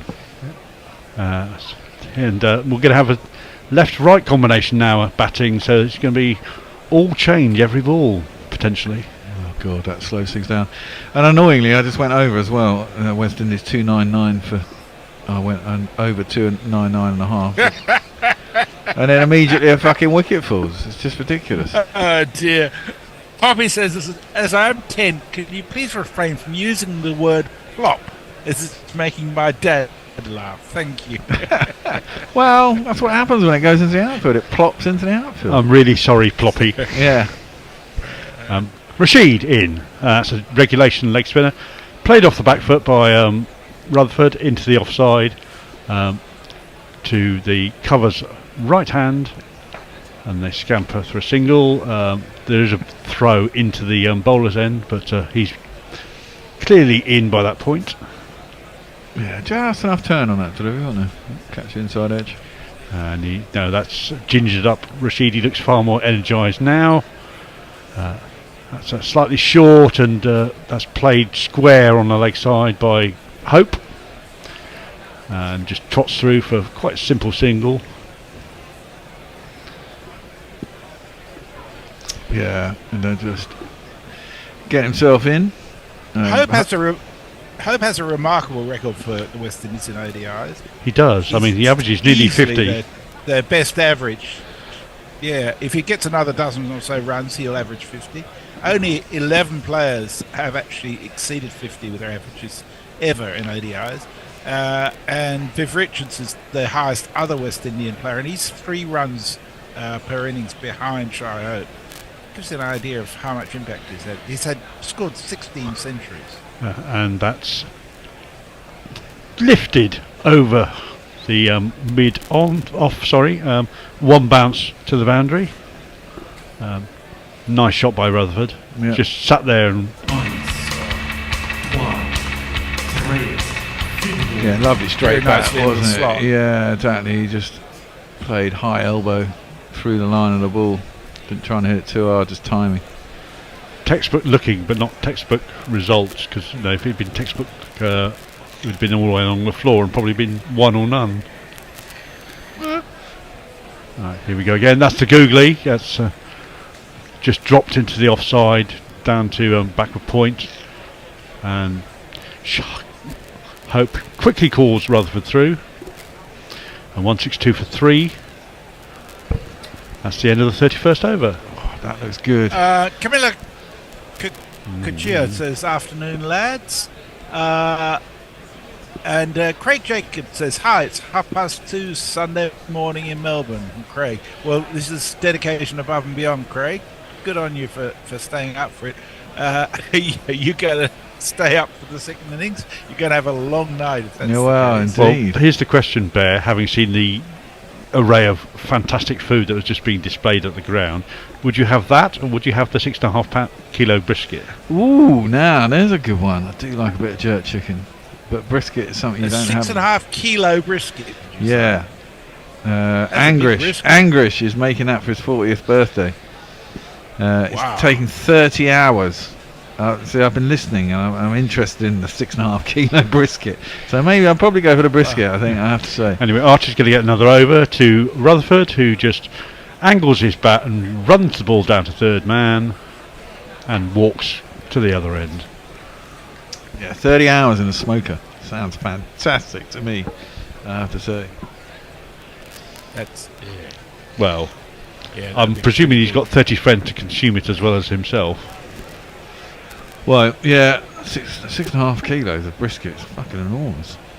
It's an awful lot of meat. reminds me of the hungies that the New Zealanders have buried underground. What, the pigs? Cooking for a long time. Archer in to Hope, tucked up again by Archer. Hope could only just dot the ball down into the leg side, and there's no run. Archer's bowled So well. it's hungies, not hungies. Yeah, I've seen that. They cover it in banana leaves as well, don't they? Or even, what is it they do in Brazil? Barbacoa or something like that. That's a similar thing, isn't it? They bury it with hot coals. And Yeah. Tastes fantastic. Yeah, I imagine it does. And you cook it so slowly that it just falls apart as well. Lovely. Archer. Shorter and played nicely off his hip by Hope. Just worked it round a corner. No real pace and power into it. But it's a single to him. And the score moves to 164 for 3. Yeah. Archer's been a bit unlucky here today. Didn't get a wicket in the other one either. Or did he? No, he didn't. Bowled really well in that first game. So I thought he could bowl really well the other night. Just well, as soon as the pace bowls went off after the first spell, that was it, I think. They just lost any control. Well, they just didn't have enough runs on the board, did they? I mean, it was, as soon as they got into a little bit of a stride, it went away quick. That's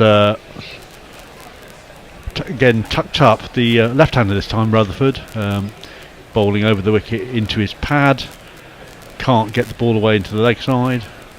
Dot ball. Another one.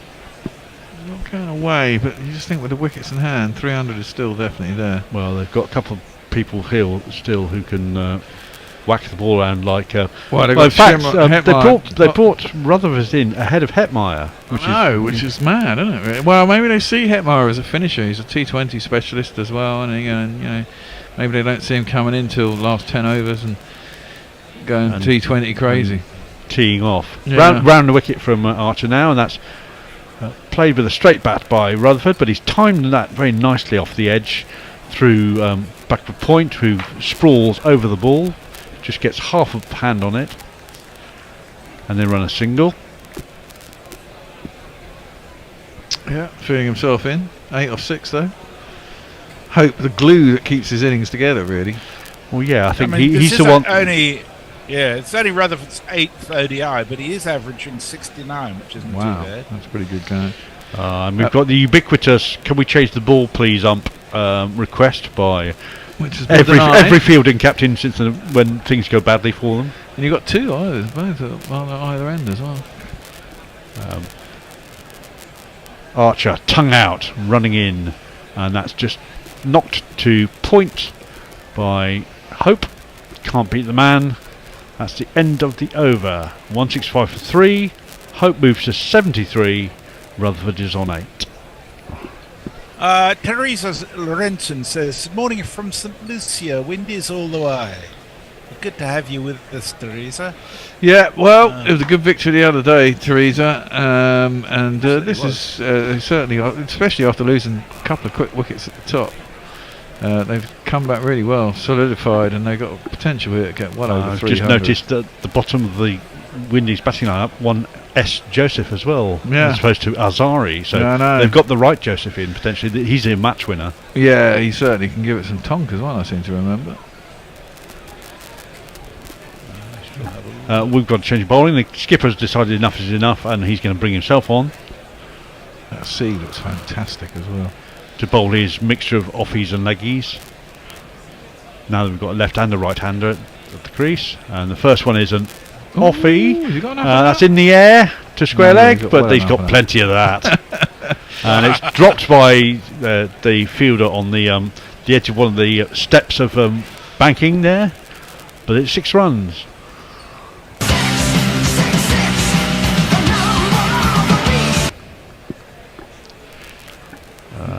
It was very much a warm-up ball by Livingstone, and he got the treatment. Well, it was on the leg stump, wasn't it? And just sat up and said it. Free hit almost. He's a big lad. Those West Indian teams are big lads. Quite tall, rangy, fast bowler, Rutherford. Or fast-ish bowler, sorry. I'm surprised he's in at 5. Well, I think we found out why, I think, because he hits a long ball and he doesn't hang around. So they think this is a good enough start to accelerate from now. But pulled away at that before Livingstone could deliver that ball, and there's some words being spoken by the umpire and Livingstone. Anyway, Livingstone's ready now. Is the batsman ready? No, there's still chuntering going on. But here we come, here he is, and that's full and fired in at the leg stump, and Rutherford can't get it past the man on the 45 round the corner. I think there's a little bit of anger in that one, I thought. Yeah. Didn't like getting hit something he didn't like. Ball, but it was a shit ball. Can't really That's slower and turns, and it's played nicely through the offside, but to the man at point on the boundary, which is Curran, who fires in a throw back to the stumps, and a single is taken. I think it's outfield. It's very slow, isn't it? I mean, it's very very green, yeah. Yeah, it just seems to slow up as it goes out towards the wicket. And it does seem to cut up a bit as well. Anyway, Livingstone over the wicket now to the right-hander, and that's just dealt with by Hope through the covers, down to wide, long off for an easy single. How big was that hit? 83 metres. And that was quite a way back, and there's not big boundaries here, are they? Again, round the wicket to the left-hander, who tries to play a shot through the covers with no footwork, really. Misses that, and Salt takes the bails off, but he's never moved out of his crease. Yeah, I think he just battered it onto the stumps. When you say Salt takes the bails off, off, exactly. He just bounced off his gloves, yeah. He didn't really have any control over that. He did appeal though, which is cheeky. Faster and more angled in by Livingstone. Rutherford just drops the ball into the covers and gets an immediate response from Hope and runs through for a single. That's the end of the over. 174 for 3. Oh, West Indies. Poppy says, I really like the one in 1st and 2nd of November because my dad takes me to Lidl and gets me really cheap sweets, and now I am Halloween high. Nice. Yeah. I've just realised, because we're looking at the bowling that's been used in this innings, we've used 7 bowlers so far. We haven't used Curran yet. We haven't used Mosley yet. No. We've seen. Well, I've got to say that we've got far too many. Yeah. Seems we've got far too many Bethel bowlers. and Jacks have bowled 10 overs between them now, and frankly, I'm not convinced by any one of them. Here we go. The person who's taken 2 wickets of the 3 to fall is now getting another spell. It's the young stripling, the young tearaway fast bowler. It is. If the pitch was as much of Tries to get one of those ones down the leg side then. And the first ball is a filthy wide down the leg side that doesn't get hit by Rutherford.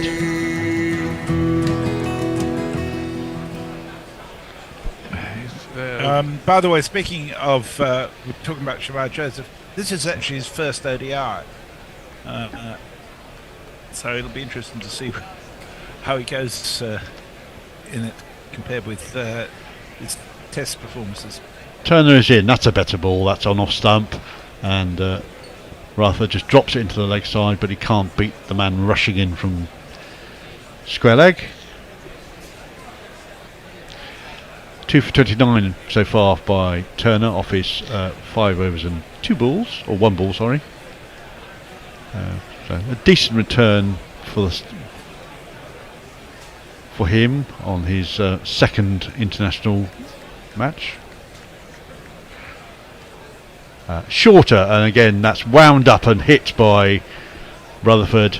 I don't think he should be bowling there. That's sailed over the man at long leg for a very big, very nice, very friendly one of these.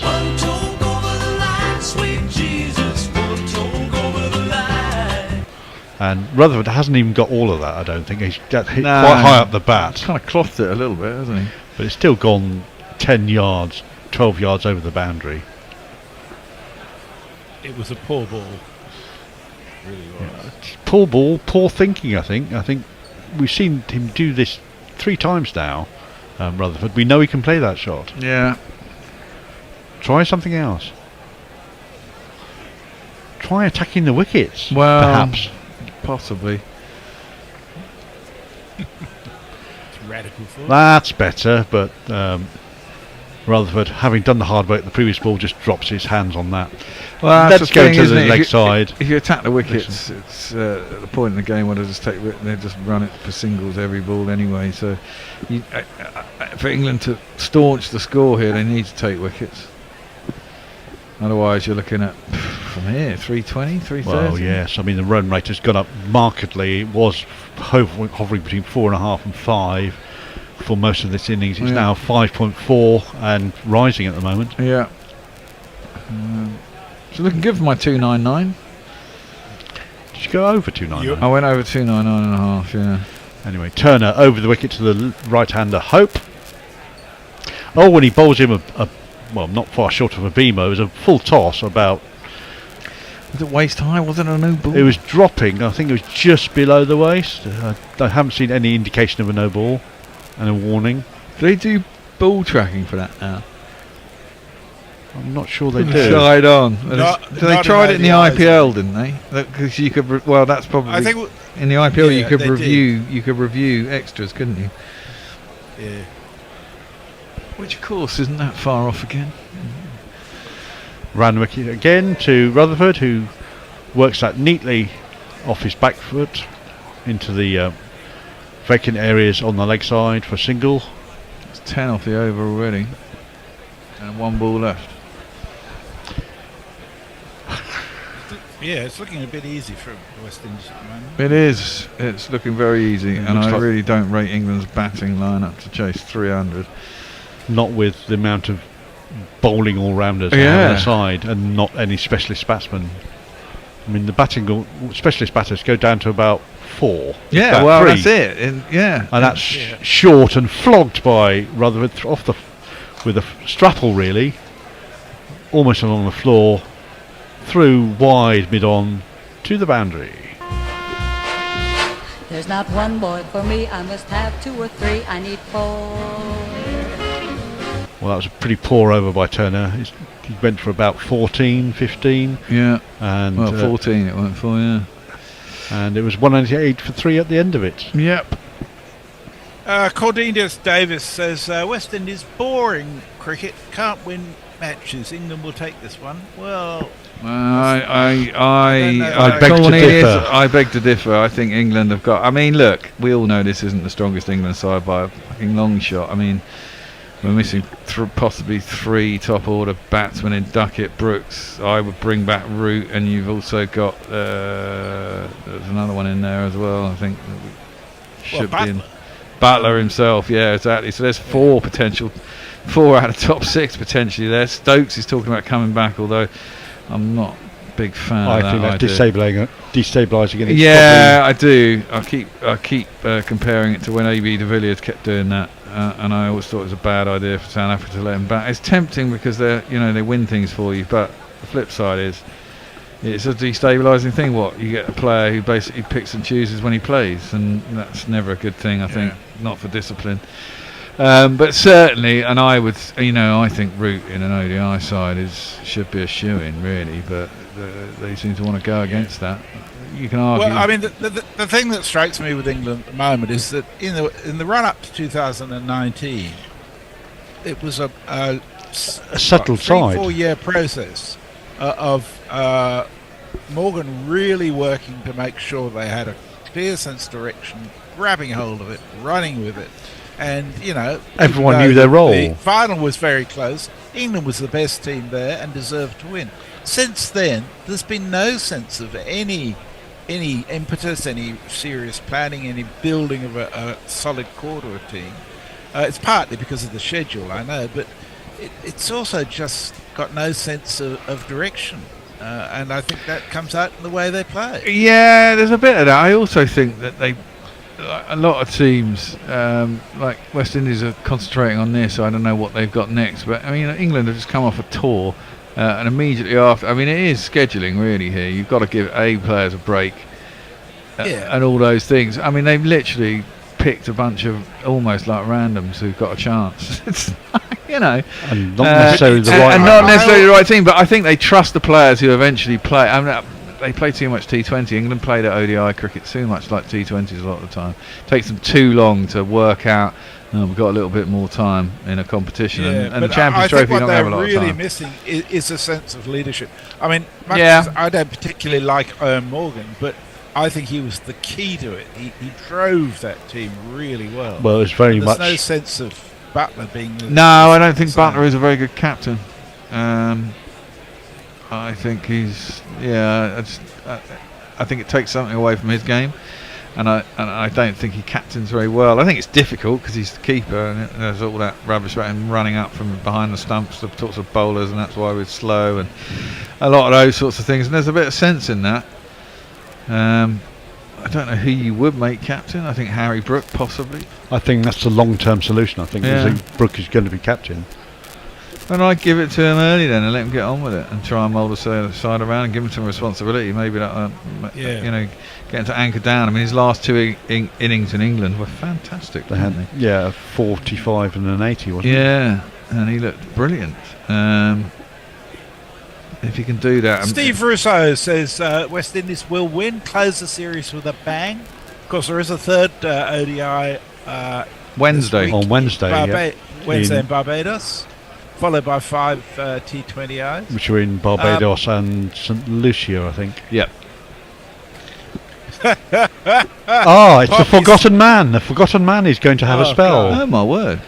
It's like Poppy I said. says, pig gives us bacon, sheep gives us wool, the chicken gives us eggs, and the cow gives us homework. Are you related in any way to Sharp to tongue the at porn 10? Is Poppy 10? I think Poppy's 10 going on 45. Yeah, I think so too. Anyway, the as yet unnamed and unbowled bowler is getting ready to bowl to the left-hander. Starts off nicely with a well-directed, full, almost Yorker length ball that Rutherford can only bunt back. on the run. So yes, it's Chucky the Demon Boy Child. Aye. Well, he's not done well recently whenever I've watched him, but he actually batted all right the other night. He was pretty poor the first half of the season, and he got a lot better. But that is bowled onto the drive, and the ball whistles out to the man on the covers, fielding it. So much so, I think they only had time for one. Yeah, time for one. England's struggling to get wicket-taking chances here. They've certainly not given it away. I suppose we put down 2 catches at least, haven't we? Yep. In fairly short order. Probably 3, in fact, if you count a blast through the covers early on from. The one Carty. that Bethel palmed over the bar. Yeah. That's a hard chance. I mean, that was travelling. It was. Very much so. Anyway, Curran scuttling in to Hope, who just leans on a drive through the covers to square point on the boundary and gets a single.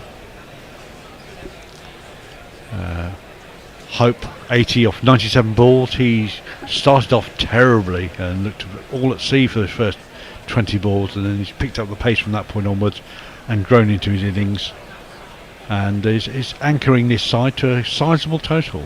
Well, the rugby will produce 14-12 to the All Blacks currently. Curran again on the pads of Rutherford, who can only punch the ball to Cox at mid-wicket. What's going on in the Premier League?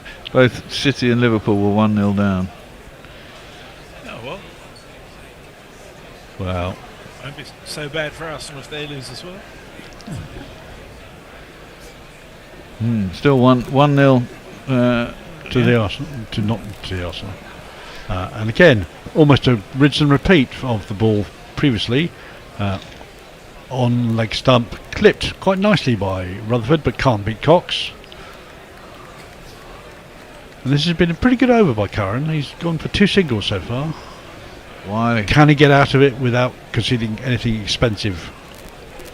Well, that would be the interesting thing. 25 of 19, Rutherford. Which is somewhat of a slowdown after his start. And that is on leg stump, whipped past the man. And it's gone to the boundary. And they run through for 2. So Curran goes for 4 off that over. That's a pretty good over, really, in the circumstances. And West Indies move to 192 for 3. Steve Russo says, I don't eat any of those, the pig, the bacon, the sheep or the cow or the chicken. I get my protein from vegetables. Good on ya. Yeah. It's, I thought the only thing you got from vegetables was roughage. Beans in particular are strong in terms I suppose of they protein. are, yeah. Soybeans provide an awful lot of the protein that vegetarians and vegans eat. Farong says 2/3 of the innings completed. West Indies should be looking for 280 minimum. Yeah, I think 300 from here. And England are introducing their 9th bowler. Oh yeah, here we go. So is he going to bowl his 75-mile-an-hour Yorker off spinners? Here we go. This man. He could go with bouts and ball and he loves the T20. TANIEL This is interesting that England have actually left their T20 specialist bowlers until the last 20 overs of the match. Yeah. With the exception perhaps of Adil Rashid, who's Well, good in any white ball situation. In a certain way, that's one of 2 innings things kind of makes sense. I mean, ODIs are kind of played like a 30 over warm-up for a T20. Well, and the first ball is a Yorker, but it's a wide Yorker, and Hope can only hit down on it, and it dribbles out into the offside. So maybe it makes sense to make them 220 overs and make it a 40 over the game, or 2 lots of 25 overs if you want to keep the 50 over format. It's bowling another one, and that's well fielded at points by Shakib, isn't it? That is Shakib. That's a very good bit of fielding. That was squeezed out quite well by Hope from another very full ball by Mousley. Now it'd be interesting to see what Rutherford is going to do with this. Mousley's going to bowl round the wicket to him, presumably trying to spear in a Yorker. Yeah, or yeah. I've never really seen Mousley before. It's actually on the legs and just worked to mid-wicket for no run. Basically, fast darts. Yep, that don't really. But they work. Yeah, they do work. Oh, that's fuller and flayed by Mousley through the covers, and the man on the boundary, which is Cox, ambles round, picks it up, hurls it back in, and they run 2. What's going on with Luke Wood these days? He was in favour a couple of years ago, wasn't he? He's gone the franchise route, I think. Has he?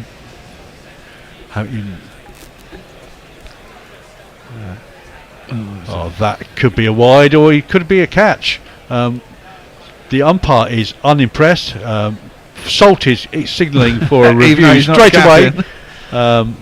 So he thinks he's caught a little feather there. The review signal has been taken by the umpire.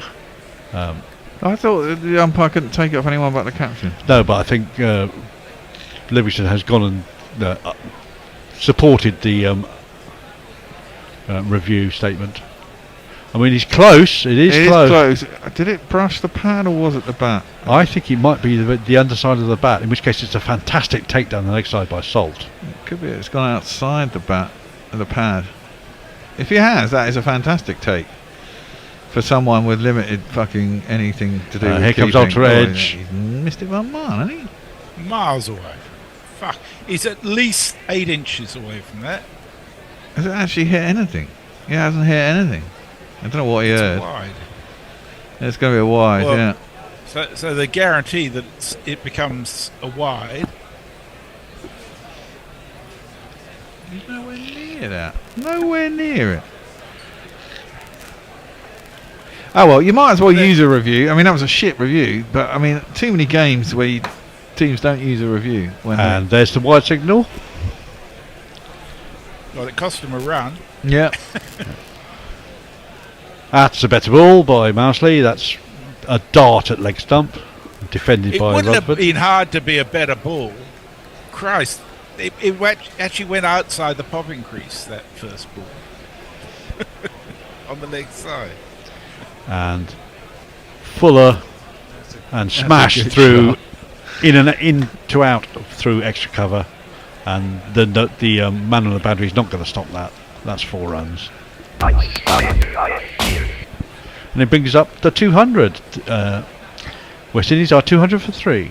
And how many overs they got left? They got still got 14. 14. Yeah, they should get well over 300 at this rate. Steve Russo just says, thanks for your commentary. Thank you, Steve. Parrot Mitchell says, nearly everything contains some protein. It's the quantities where the problem is. And Steve says, it's the kind of protein that you are eating. I have a problem with, and this isn't just for England, but with teams thinking that they don't need a proper spinner. I mean, where's the next Moeen Ali, the next Adil Rashid coming from England? Because it's not from the... Well, I know, but this comes back to what you were saying earlier. I think it's available players. I mean, the fact that we've only taken 4 recognised batsmen on an ODI thing is madness. Curran in again. Oh! Nah, it's home. And that is angled down to the short third man, who picks it up and hurls it back to the stumps. It's a direct hit. I think the runner, Rutherford, is comfortably in. No one's looking particularly worried about reviewing that. No. And the fact that we've named 4 batsmen who could quite easily come into this top 6, it gives you options. And your Bethels, for example, bats at 7, and he's batting at 4 in this. He's batting at 4 in this, and then he's good at 7, and then Livingstone can be 6 instead of 4, and I don't disagree with that, but I still think on the spinning side of things, Well, then they wouldn't have. Then one of them, they wouldn't have so many part-time spinners, would you? Curran Yeah, but bowls still a have cutter to have on the full-time. stumps, and that is defended into the cover areas, and they scamper through for a single. Well, it just gives you the balance. It allows you to have something like Archer and Wood and another seamer at 9-10 Jack maybe. Then you got Adil Rashid or Sam Curran maybe at 8, Adil Rashid at 9, and Sam Curran's one of your all-rounders. The one player that hasn't been on this tour that could possibly have made it as a bowler is Bryden Cass. Yeah, and then he's another option. Who's a decent bowler, and I mean, this is it. You can virtually think of an entire side that is probably better than this. Little swing or cut there from Curran, and that's nicely played past the point, and they catch up with it just inside the boundary. Good piece of relay fielding there, and they take 3, I think. I mean, you think of a starting lineup in the ICC Champions Trophy. Did he touch it? That's awfully close. I don't think but I think he did. I think he managed. I think to that's a good piece of work. I think it is as well. I mean, there's maybe 3 players in this starting 11 that are going to start in the World Cup in the ICC Champions Trophy first 11. Maybe Salt, maybe Bethel, Archer definitely. I still go back to and my Adil original Rashid. point, though. Who's going to replace Adil Rashid? He's going to be 37 shortly. That's why we're not replacing him, because there isn't anybody. I think it's interesting that the left leg spinner in the squad, the other leg spinner, Rian Ahmed, is not included in this 11. Yeah, and then I want to see Chowan, whatever his name is. And that's on the stump, played off the back foot, and for fuck's sake, there's a wild throw at the bowler's end. Well, he threw it really, like it wasn't really trying, but no one was clearly backing up, and so long off, it didn't go down too quick enough, and it was an easy single. And Curran looks particularly unimpressed because that's gone against him for no real work on his part, but he should have got back to the stumps. Well, yeah, he wasn't even looking, was he? It's off the pad of Rutherford into the leg side, dribbles out, and there's an easy single there with all the men out on the boundary. Yeah, I just think this is that was sloppy. I hate to say it, but I think this is, obligations here. We've got to go to the West Indies. It's a contractual obligation series. It's a contractual obligation series, and they've gone, we've got to obligate it. We can't take the players out we want to, and is it taking the piss? I'm not. It probably is a little bit. It's a good ball by Curran. That swings in a little bit, tucks Hope up. He's on 85. That's the end of the over. 206 for 3. Good chance. Sorry. It's a good chance to try some players out, but I think it's also a good chance to give Jaffer a chance to go home for a bit. Yeah, no, that's all fine, and get him to play, that's cool, but it's all the rest of it, and I don't know how. I mean, I wonder how the West Indies public see it. I mean, there doesn't seem to be that many people in the ground on a Saturday afternoon when there's a day off, you presume.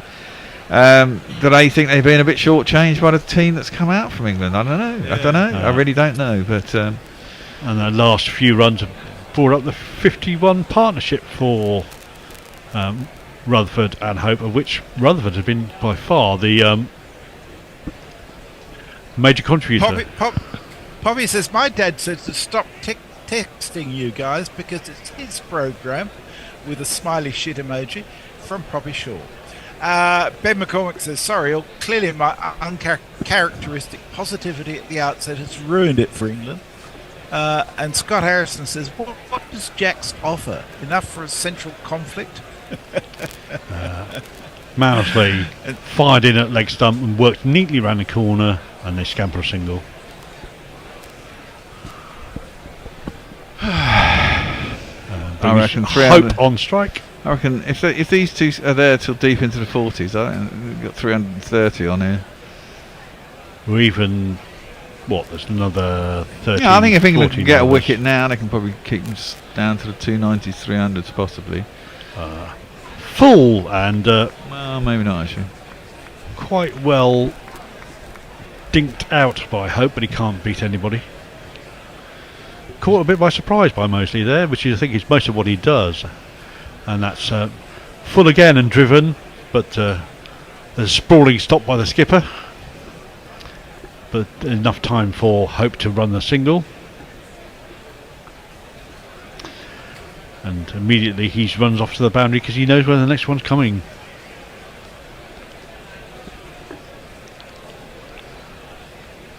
Rutherford. Oh, that's lifted a little bit on Rutherford, who plays quite neatly past the keeper. Do they get two? Yes, they do. That's good running. Turner chases it and puts in the slide, dive and throw all in one motion, but he can't stop the two there. Yeah, this is too easy for the West Indies. I'm not sure this Mousley experiment is working. Well, it's not so bad. I mean, 4 when they should be looking. That's a good ball. I mean, it's won a ball, I think, pretty much. Well, I think you kind of take that at this point in the game, to be honest. And another sloppy take by Salt. He's not a great keeper, is he, Salt? Well, he doesn't get to do much, does he? No. Because he got a central contract, so he plays very little otherwise than in franchise tournaments. Then surely Jordan Cox or whoever else is a keeper in the side. There's probably another one as well, isn't there? Another Yorker ball from Mousley, and that's nicely driven out. Beautifully timed all the way to the boundary. Short boundary, but hey.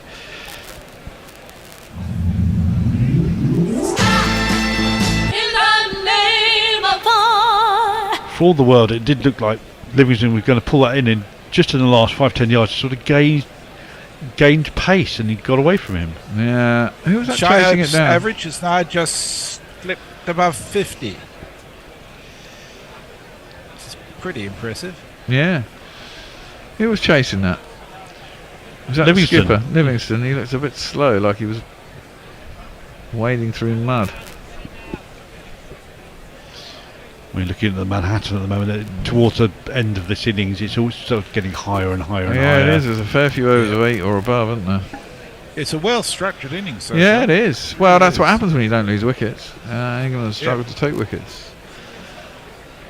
And the problem with England's top order, you always think Salt has got maybe 1 in 5 innings is a good one. And if it's a good one, then England's Jack's is 1 in 10. Yeah, Jack's a little bit more than that. He's batted better recently, but you know, he's still very, very flat-footed and hits from a flat base. Exactly. So if you put the ball wide of him, he's always going to hit it up in the air. Yeah. The question is whether it's going to stay within the field of play or not. Well, exactly that. This is it. I mean, they're all players that you think, oh, they're going all right, and they get to 30 and then slap it up in the air and get themselves out. So they're set and then get out, and it's very frustrating. Anyway, Rutherford's come in. He played a little gem here for his side, just what they needed. Curran's in, and that's again on the legs, whipped off his hip with a straight bat to square leg. Mousley fields and throws the ball in, and he gets 1. Brings Hope, who's on 90, eyeing up a ton, and then he can really have some fun.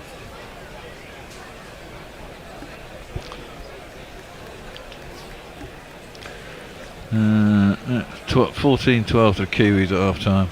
Yeah. Curran, just outside off stump, played off the back foot by Hope, trying to punch the ball through the covers. We can't beat the ring of fielders.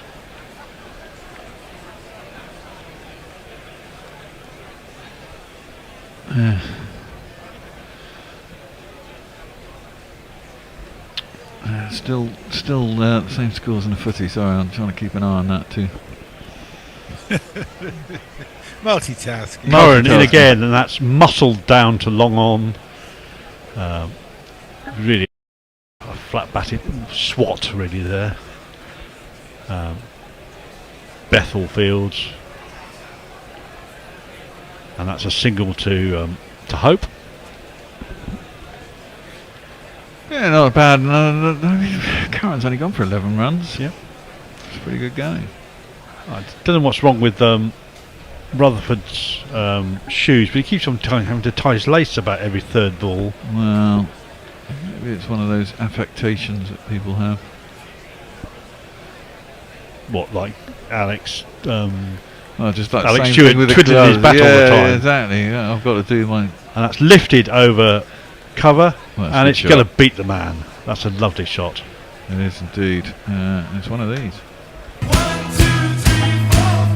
Beautiful. Over the extra, in out, over the extra cover. No one out there. 4 runs. It's still Again, toe endy, wasn't it, really? Yeah, and there's not a lot of footwear. There's a very small movement forward and played very nicely by his eye-hand coordination, but Yeah, managed to keep his shape so that he didn't skew it. Curran, that's the slower sort of knuckleball bouncer. Just worked pretty backward point and hustled through for a single. Yeah. Into the 90s And we're now, on- shall I hope? 91? Yes, and West Indies 2-2-2 for 3. Yeah. So it's a double Nelson, and it's the Richie Benno. Well, I mean, they've upped their scoring rate from about 4.4 or something to 5.7 in the space of, what, 9 overs? Yeah, which is why I said this is a little gem of innings from Rutherford, who's scoring at 150 runs, 100 Yeah. balls. And that's driven by Hope, sort of off outside half of the bat through point to the man on the boundary, and there's 1 run there, and that's the end of the 39th over. Sorry, we're just getting some spam on our channel. Yes, I see it. That's always really annoying. Stephen Jack, chill out, man. Yeah, I've timed him out. Now bloody YouTube's going all stupid on me. Oh, fuck! This is annoying. Sorry. No, that's all right. Scott Harrison says Cox is going to keep in tests in New Zealand, but isn't keeping here. Salt is better. Nothing seems to connect or have any long-term planning. No, well... well, I Steve Russo says, I love England playing in the West Indies. The rivalry is exciting. Philip Shaw says, I'm afraid Poppy thought you were influencers. I suppose you are to the cricket fans. Great work as always. Well, the Mousley experiment has finished and Livingstone has returned. First ball is played off the back foot into the offside by Hope for a single.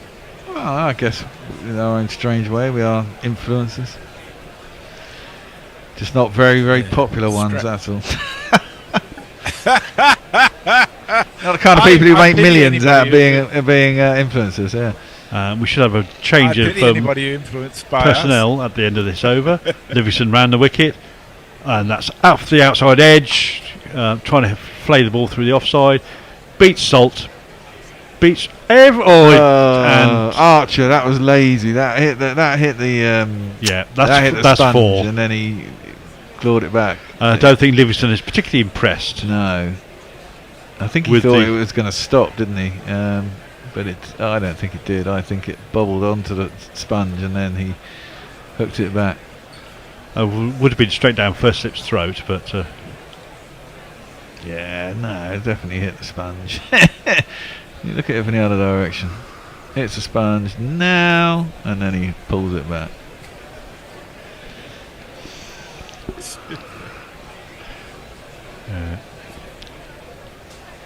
Livingstone's not happy, is he, with Rutherford? He's not happy with... Well, I'm not sure it's Rutherford in that time. I think that might have been Salt, because Salt wasn't ready to receive. Yeah. This has been a very good innings. 48 up 31. 33 is pretty good going. And that's off the back foot. And there's a throw to the bowler's end to keep Hope honest. But he's never really in much danger of being run out there. No. And there is no run. And that is hit up and over by Rutherford. He's got all of that. That's a lovely shot. Long levers, full swing of the bat, 6 runs.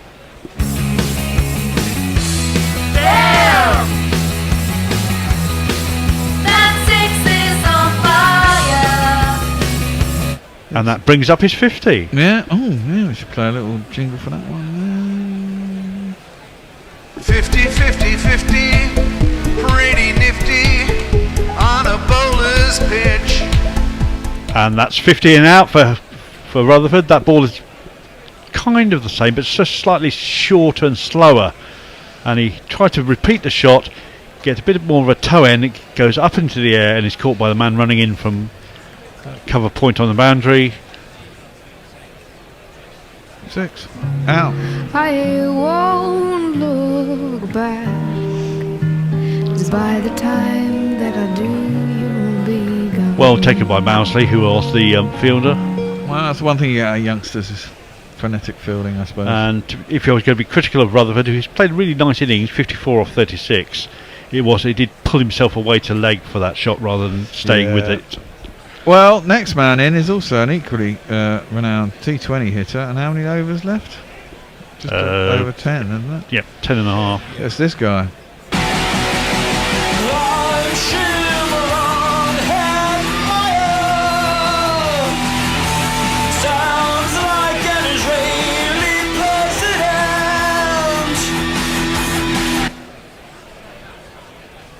As we look at loads and loads of cruise adverts, and it is the is it Guyana? I think it is. Where? What? Hetmeyer. Guyanese. Oh, I don't know. You could be right there.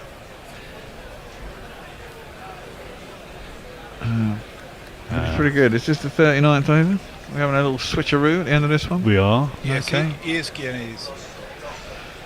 You three are on. I'm off again. Hendo is doing ball by ball, and Jason is doing stuff. Yep. And Andy is going to be your summariser. I'm doing stuff apparently. Yeah, stuff. I meant obviously socials.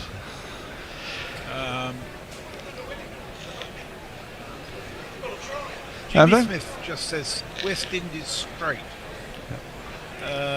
Shall I carry on? He says. Livingstone, another short ball, and that's muscled by Hetmeyer up to long off to get off the mark straight away. That is the end of the over. West Indies are 2-3-5 for 4. We're all going to have a switcheroo. The next person you will hear will be Hendo, I do believe, to take you through to the end. Might be me saying goodbye. I won't be back until the New Zealand series. I think that's the 26th of November. I'll be back with you for Test cricket again. So enjoy the remaining ODIs and T20s. Well, thank you. and Hendo's I'll catch you then. pulled everything out and thrown tea over everything. But we're still with you, hopefully. The West Indies are 235 for 4. Good platform for Hope on 93, and Hetmeyer just come in to push this on. And 80 off the last 10 would get 315, and it looks like a decent score. It looks like a very good score against such an inexperienced team coming into bat. The conditions might alter a little bit. Rashid will he'll continue. I'm going to say continue. There've been that many bowling changes. It's hard to know. Onto the back foot goes Hetmeyer, and he crunches this away through the covers. It'll only bring him a single. I think that's Curran out there. Did Curran bowl anything more than 1 over? No, he bowled, I think, 3. Oh, did he bowl 3? Okay. Mousley only got 2 because he was being shelled everywhere with his attempted Yorkers at 70 miles an hour. Well, we were thinking that if England aren't going to win this game, which they probably aren't. I mean, I know they. Oh, he's really thrown that one up. Thought it was going to be a full toss, but it dipped eventually, and it's again driven through the covers for a single by Hope, who's gone to 94 from 111, backing up his 100 in Antigua this time last year, with what's looking like it's going to be another one. The left-handed Hetmeyer facing up. In comes Rashid, and he's advancing down the wicket and tickles it away off his legs for a single. 238 for 4. Rashid is into his 8th over. 1 for 38. Lovely ball that he got the wicket with. The only other wickets, John Turner in his opening spell. I think any over England can get in here without a boundary is a bonus. Driven straight to extra cover. I say the only other wicket, of course, there was Livingstone's wicket just a moment ago, getting rid of Rutherford. That was a really good knock from him. But yes, going back, if you consider that England might struggle to get this total, whatever it ends up being, Hope is going to take another single. Not sure who that was diving away. I think it was Will Jacks at backward point. Didn't manage to stop it fully. And well, based on performance from the last game, they've probably got enough already. Well, yeah. What I was going to say is, on that basis, we might as well, having bowled 9 bowlers, we might as well just go the whole hog. Salt needs to get his pads off. Jordan Cox behind the wicket. Cox has got to bowl first because he's the other one. Or yeah, well, you could do it that way. Yeah. Rashid in. Oh, he's bowled him a beautiful googly, and the left-handed Hetmeyer is beaten all ends up by that. But no reward for Rashid, I'm afraid. It's a moral victory. It's a good over at this stage. It's only gone for 4. I mean, he's bowled a few at the new batsman, which helped. But yeah, England will definitely take an over for 4 at the moment. Absolutely. I do think that Salt might have taken off the bails then. He did. I saw the umpire coming in and signalling a review, and here it is. It's up there. Decision pending. No one's very excited, so one would presume it's not out. Does he drag? No, he doesn't drag. I don't think. Does he leave the ground ever? I don't think he does. What on earth is that all about? Now, earlier, something similar with Salt, and he just took the whole off stump out for no good reason. I think he just gets a little bit bored. He wants a bowl. That's what it is. It's not out. 2:39 for 4. Livingstone about to start on his 7th over, 1 for 38. I think the question is, how deep will England take the spinners? When will they think, okay, it's the 47th over, we have to go back to death bowlers? I think they might take the spinners as deep as they can. I think they'll certainly give Archer another go. Try and pick up some late wickets, maybe. It's in Mahmood, probably. Livingstone, that drags that down. And so often, there's so little pace on the ball by the time it gets to the batsman. Although he's got into position to play an enormous pull shot, he can't time it. He'll only get a single through square leg. That's a bit like I used to bat sometimes, and you'd get like I used to bat all the time. A ball that you really feel like you should absolutely muller, and you just can't do anything much with it. Hetmeyer down to face the off breaks now of Livingstone, and he smashes it down to long off, and it's been put down again. Who is that man? Name the guilty party. It's Will Jacks. Is it Mahmood or Will Jacks? No, it's Will Jacks. Oh my goodness, England have been terrible in the field today, really. Apart from that brilliant catch from Jordan Cox. In the crib, ma. Drop it like it's hot. Drop it like it's hot. Drop it like it's hot. It's low. It's not the easiest. It's very flat. Hit very flat and very hard. I think he needed to take another step forward. I think he did, yeah. Bowling a leg break again to the right-handed batsman. It's got past a diving extra cover. They'll get through for 1. 2:42 for 4. Now, when Archer came back on, when I suggested he should, and Liam Livingstone obviously took my advice, and he was a bit unlucky. It's Livingstone in again. Oh, smashed! I think that's going. That's going all the way to the previous stadium in St John's. Massive 6 from Hetmeyer.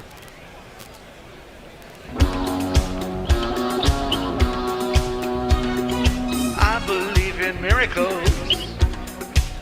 Since you came to bat, you're 60 thing. I think Archer's still got 4 left, hasn't he? He's certainly got 3. He may well have 4. I am wondering whether this might be the first ODI in an awful long time where Adil Rashid doesn't bowl his full complement. Oh, that is the widest wide in Widefordshire. It started wide, it turned. It almost bounced off the strip and then turned even further. He's done it again. Not quite as much. It almost felt like it was a replay, didn't it? Yeah. No, it didn't turn as much, that one.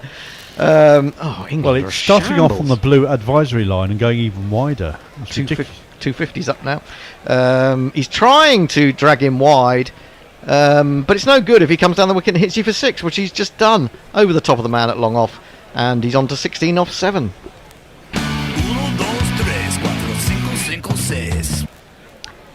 Well, Well, you dropped him. Now he's hit 2 sixes. Yeah, that's right. Yeah. Painful lessons. The thing is, the sixes, Livingstone short and pulled. He goes down on one knee to pull that down to Saki Mahmood. It's just a 1. He was fielding at deep backward square. That's the end of the over. Plenty of runs off that one. 1, 2, 3, 9, 10, 11, 17, 18. And it was an 8 ball over. Well, bring back Mosley, is what I can say. If you're going to go for 18 yourself. Yeah. So these sixes, though, they're not just sixes. They're massive sixes, most of them. They're clearing the boundary edge and easily. a lot of them have come off like really bad balls, like half trackers. You almost think West Indies have missed out on a few. Their placement has been good as well. I mean, when they've hit the ball in the air and it hasn't gone the distance, they've just picked the gap. Which The worry is that England have bowled some bad low full tosses that haven't gone for anything. It could have been so much worse. Could be worse. 257 for 4 or 42. Rashid will continue. He's into Hetmar, and Hetmar drives. A very fluent shot. Makes Jacks run round to his right at long off. It's only going to be a single. Hetmar to 18. Hope on 97. And we didn't see that coming in the first few overs today when he was struggling to find his timing. But once he did, he's not really looked back, has he? Gave one chance. Gave one chance. That was the caught behind. Yep. Off. That was off. Oh God. Jacks, I think. It was off a spinner, but we bowled so many of them. I'm not sure who it was. This is just jabbed Jacks. into the offside, and I'll take a single. Squarish. He goes to 98. Current run rate now up above 6. No, it was Bethel, because I seem to recall it was a ball that hit the seam and bounced as well as turning very slightly. Ah, okay. I honestly can't remember. They all look the same. Throws this one up, but he's got hold of it. He's got hold of it, and that's a prime example. That's gone 20 yards over the boundary edge. Are these boundaries too short? I think it would have mattered for that one. No, true. The number of the day really hops and kicks. The number of the day is 666. Well, it's a licence for Hetmar to just have fun at the moment. Well, they might put the and anybody else kibosh that follows with him. Put the kibosh on these spinners quite quickly, actually. In again, down the wicket, he's got a big outside edge, okay. and it loops into the hands of Archer, backward point. We've done it, the commentary curse has struck, and Hetmar goes for a very entertaining, enterprising 24 off 11.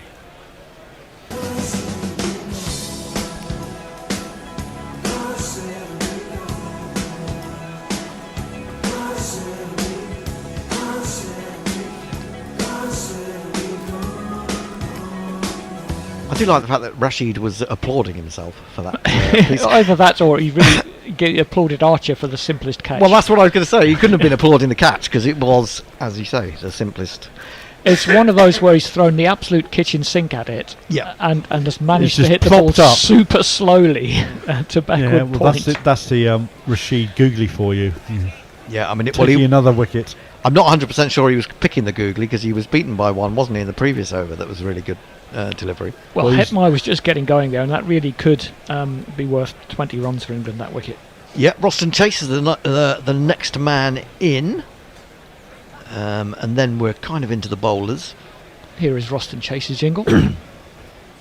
Roston Chase.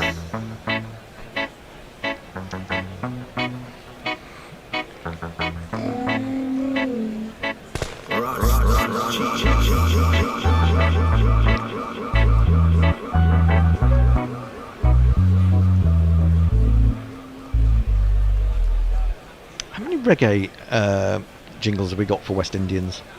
More than any other country for some reason. I think we've got one for Jason Holder as well, haven't we? But he's in the studio, not playing.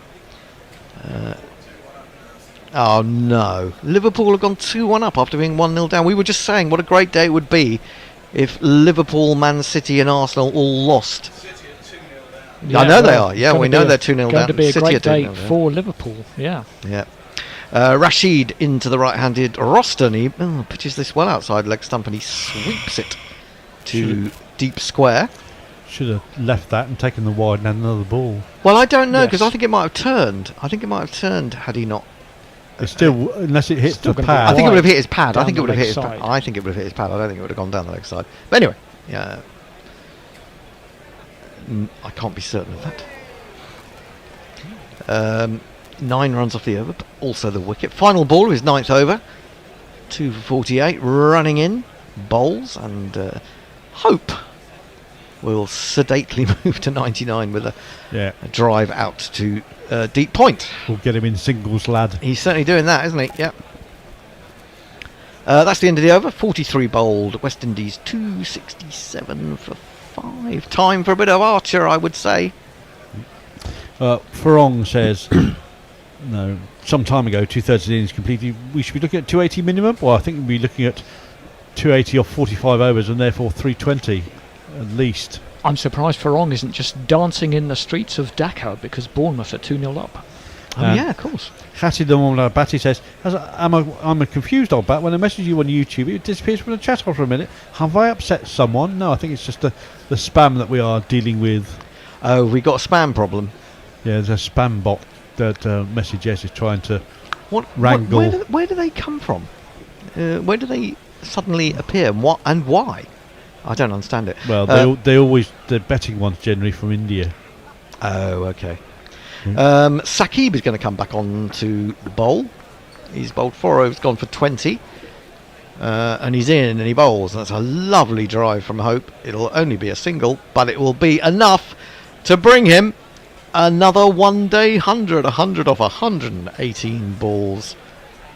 Lovely innings in the end from him.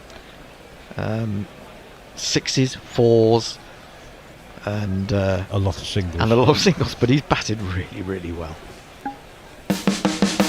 10, 20, 30, 40, 50, 60, 70, 80, 90, 100. Congratulations, sir. You are a centurion. 6 4s, 3 6s, 17th one-day international 100, 25 50s, averaging 50.14. And yet, when you think of the best one-day cricketers in the world, you don't really think of Shai Hope, do you? Well, I'm just doing the maths in my head for that. That's a lot. 67 are either balls of his 118 or either dots or boundaries. Yep. Driven by Chase off a thick outside edge. Curran races round and does well to stop the second run. So that means the remaining 61 have been singles or twos. I don't think that's unusual. I would say that there's, it's not like he's the only player in ODIs averaging 50 at the moment. I'd say there must be a good 6 or 8. Really? Yeah, I think so. Root, Kohli. I suppose Root's not playing technically. Is he averaging 50 in ODIs? I'm sure he is, yeah. Although you could argue he's not playing anymore, I suppose. This seems to be an attempted slower short one, which Hope has to wait for, and then he pulls away through mid-wicket. It'll only be a single. Babar must be averaging 50 in ODIs. Well, he's averaging nothing in test matches at the moment. Well, that's at the moment isn't how averages work. No. And he'll come back. I believe he will come back. A lot of people saying, he's been overrated. I don't think he has. I think he's just going through that period where... He's having that troublesome 5th album. Yeah, exactly. Saqib in again. Full and... Yep. Well, a beautiful looking drive from Chase. Has he got a little bit of reverse there, do you think? I just thought it was a really good leg cutter. I was going to say beautiful drive. It looked beautiful, but he missed it. And it went through to Salt, just to finish that one off. Let's have a look at Shai Hope's test record as well and compare it. As I said, I always think of him more as a test player, but maybe that's because, I've seen him play well in test cricket. Yeah, I've clicked something. Don't just bounce up and down. Open it. He's looking for a reverse swing, that's for sure. That's up in the block hole. It's wide. And Chase, again, can't lay bat on it. He's just trying to squeeze that one out. But of course, it's just far too easy for a Mac for you to just click on an internet browser and it give you the internet. It can't do that. It just can't bring itself to do something so simple. Anything other than Safari, you mean? It's very, very strange. Is that what I should do? It's all a mystery to me. It's a mystery when anyone buys the fucking things. Sakib, can he get away with a good over? He's gone for 3 runs. He's going to bowl his last ball, and it's pretty decent. It's driven back to him. He sticks out a hand, deflects it away towards extra cover, but they will get through for the single. So he's just conceded 4 in that over, which is good stuff. And West Indies are 271 for 5 of 44. Yeah, it's. I suppose the only chance that England have of stemming these run flows is wickets. Well, it's wickets and Chase being put on strike and not being able to get off it. Yeah, I mean, I do think that Archer's going to come back in, surely. I think he's got 2 overs left. I don't think he's got 3 overs left, hasn't he? So if he would come on now, and that would allow him to bowl through to the 50 overs, wouldn't it? Yeah, he could bowl 45, 47 and 49, potentially. Yeah. I think they're going to stick with Sakib, especially with bowls like that, because John Turner went for a few in his second spell, didn't he? Yeah. No, staying with Rashid for now. He's got one ball. 46, 48 and 50 then. He's got 1 over to bowl. As you said, he is going to bowl out his 10. He usually does. Tucked away to mid-wicket, and they take a single. I'm wondering about this now, because unless he brings Archer back on at the end that Sakib is bowling, he's not going to bowl Archer out, is he? Rashid in again, and this is swept well in front of square. That's a wonderful shot from Hope. It's not that far wide of the man at long on, but it's wide enough for it to go to 4.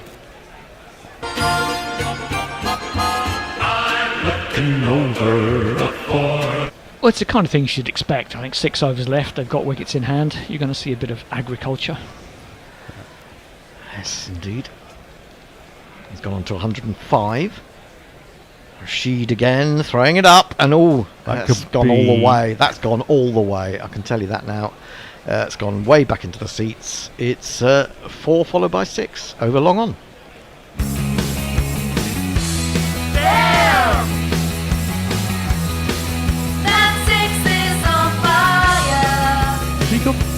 Has he got cramp? Because every time he jumps up, he's grimacing. I think the effort of going down and hitting those 2 balls, getting back up again, gave the hamstring a little bit of trouble. Rashid in again, and he smacked another one, but didn't really get a hold of this at all, and has dragged it into the onside. He's just a little limp as he runs through for a single. Did he keep him wicket in this match? I believe so. Yeah, might not be now. Have they got another keeper in the team? All teams have 4 keepers now, don't they? Well, if Nicholas Poran was playing, but he isn't. He keeps, doesn't he? Now, Roston Chase waits for the next delivery and just plays it like it is a test match to the man. 5. Well, he's hit 4 and a 6 in this over, so he's allowed a dot ball. But I think with a fit Hope, he would have been running there. That could well be it, couldn't it? Yeah. Final ball then of Adil's spell, and it's stroked up to long off, and they can take a very relaxed single. Chase will keep the strike. Rashid finishes with figures of 10 overs, 2 for 62, and West Indies with 5 overs remaining are 284 for 5. Anything on socials? There was nothing on Twitter when I looked. I'm looking at Blue Sky and there's nothing there.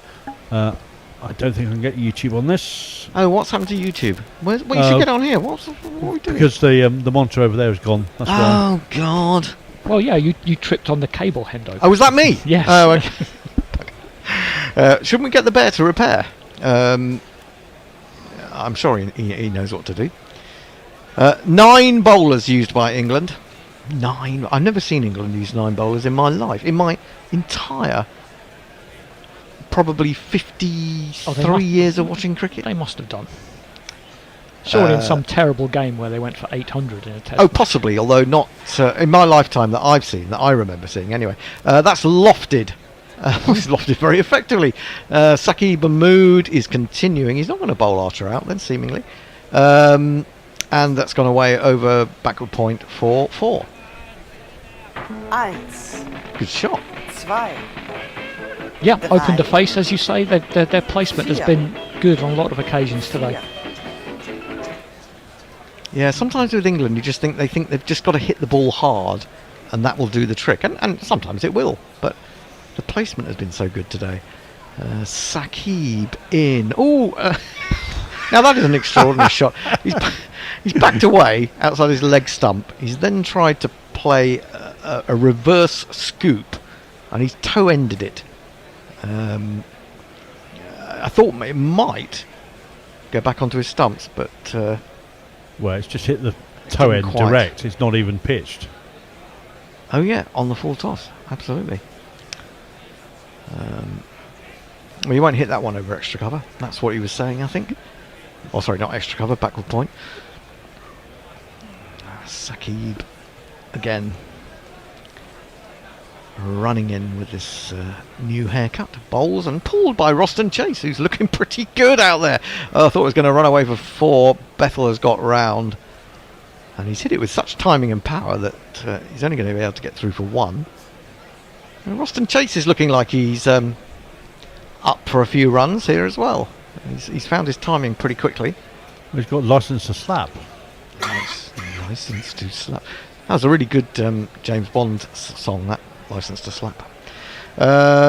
Shy Hope, just the 7 4s and 4 6s, so that works out at 52 runs. 52 runs in boundaries. He's got 112 in total.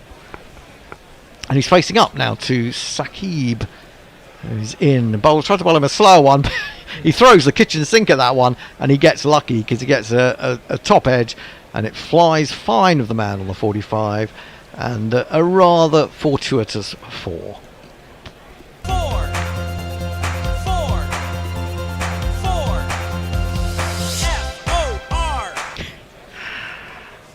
That was funny the first time I heard it, that jingle. It's moderately amusing if you haven't heard it before. Hope to 116. 293 for 4. And Saqib has now gone for 9 in this over. He's in again. Oh, beautiful drive. Beautiful drive. He's collected his own batsman though. But did Saqib get a hand to that first, or did it just hit Chase at the other end? One or the other. I couldn't see. Stopped it between them. Yeah. I'd like to see a replay of that, because I thought that was going to go for 4, but stopped either really well by Saqib or inadvertently by Roston Chase.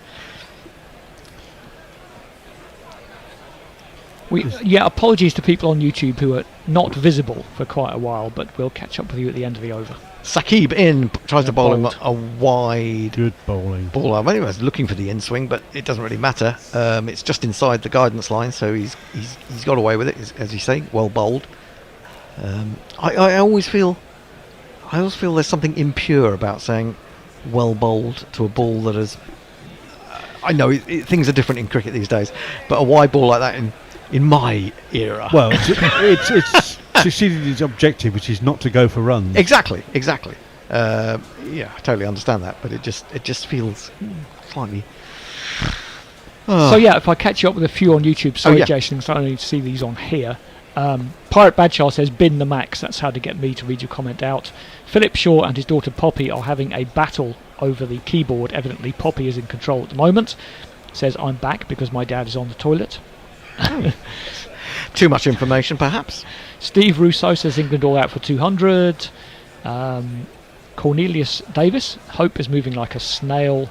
Steve says England have a big task. They do. And just so it's sort of more or less caught up. Well, I have to say he's one of the best snails I've ever seen. 116 of 125, and Arter is back into the attack finally. That'll be a wide. Belatedly. It should be, yeah. It is a wide. No, it isn't. Not been given. Got away with that one. Looked like one. He has got 3 overs to bowl, but he's only going to be able to bowl 2 of them. Is he? No. This is the 47th and the 49th. Yeah. It was saying Tony Bishop, not personally, but had a grandchild today. But his day's got a lot better. It's Sheffield Wednesday 2, Watford 6. What? This is cross-batted towards extra cover. Who's on the edge of the circle. They'll come through for a single. Well, when we came in here, which is only, what? It was 2-3 or something. 10 minutes ago, Yeah. it was 1-3, yeah. 1-3. So they've doubled, both teams have doubled their score. But that isn't much. The Bio has for scored a Sheffield hat-trick, so well done to him. And he's got 4. Oh my goodness me! And what's curious about that is that Watford had a really good start to the season. Their last 3 or 4 away games, they've got absolutely mullered, and now they've gone away and scored 6. It's a crazy division. Archer bowls wide of the off stump, and Hope reaches it and cuts it to deep cover. Saved Come it through for wide one. there, right on the toe end of the bat, outside the blue advisory line. He moves to 117, just 5 runs short of 300 now. Yeah, they're looking at about 320, 325. I'd say they Yeah. have been for a while. They might get a few more with some boundaries. I don't like Archer Hat bowling in this way. I really don't. He's in, he bowls, and it's again another wide delivery just inside the guidance line, and Chase tries to cross bat it but doesn't time it. So you can argue it's good bowling because he didn't get a run, and that's the name of the game at this point. But it's not edifying watching from a purist's point of view. Catches have gone down though for England, been costly. He's in again, bowls him a slower one. He has a thrash at that, gets a thick inside edge. The ball just runs into the onside, and Archer goes and does his own fielding. Well, maybe the West Indian bowlers are watching this and getting a bit of a clue for how to bowl on this pitch. And all these cutters and slower balls. I Yeah. mean, Archer's just bowling everything slow at this point. Yeah, I think he sees there's no point in bowling quick on this. It just goes off the bat faster. Yep. Hope's on 117 now. Final ball of the over. Now, it'll be a good over if you can get away with this delivery. Let's see what happens. He's in, he bowls to Hope, and he bowls No, he won't. absolutely awful wide. I mean, that's about 2 yards wide of the off stump. Was that an attempted back of the hand slower I ball? think it was a knuckle ball. I think it might have been, yeah. Or was it a knuckle ball? It could have been one of the two. But it's a or wide. as of formerly of this project, a knuckle ball.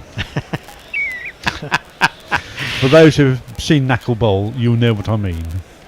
Yeah, and I think the knuckle ball was a slightly lower pace, wasn't it?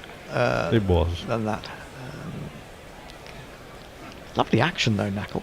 And he bowls again. That's gone high. Has it gone long enough? I don't think it will do. It's been caught. Well, if you need something doing, Absolutely. do it yourself, says Captain Liam Livingstone. He gets underneath that, slides and takes it. And Archer has the wicket, so the wide works out well.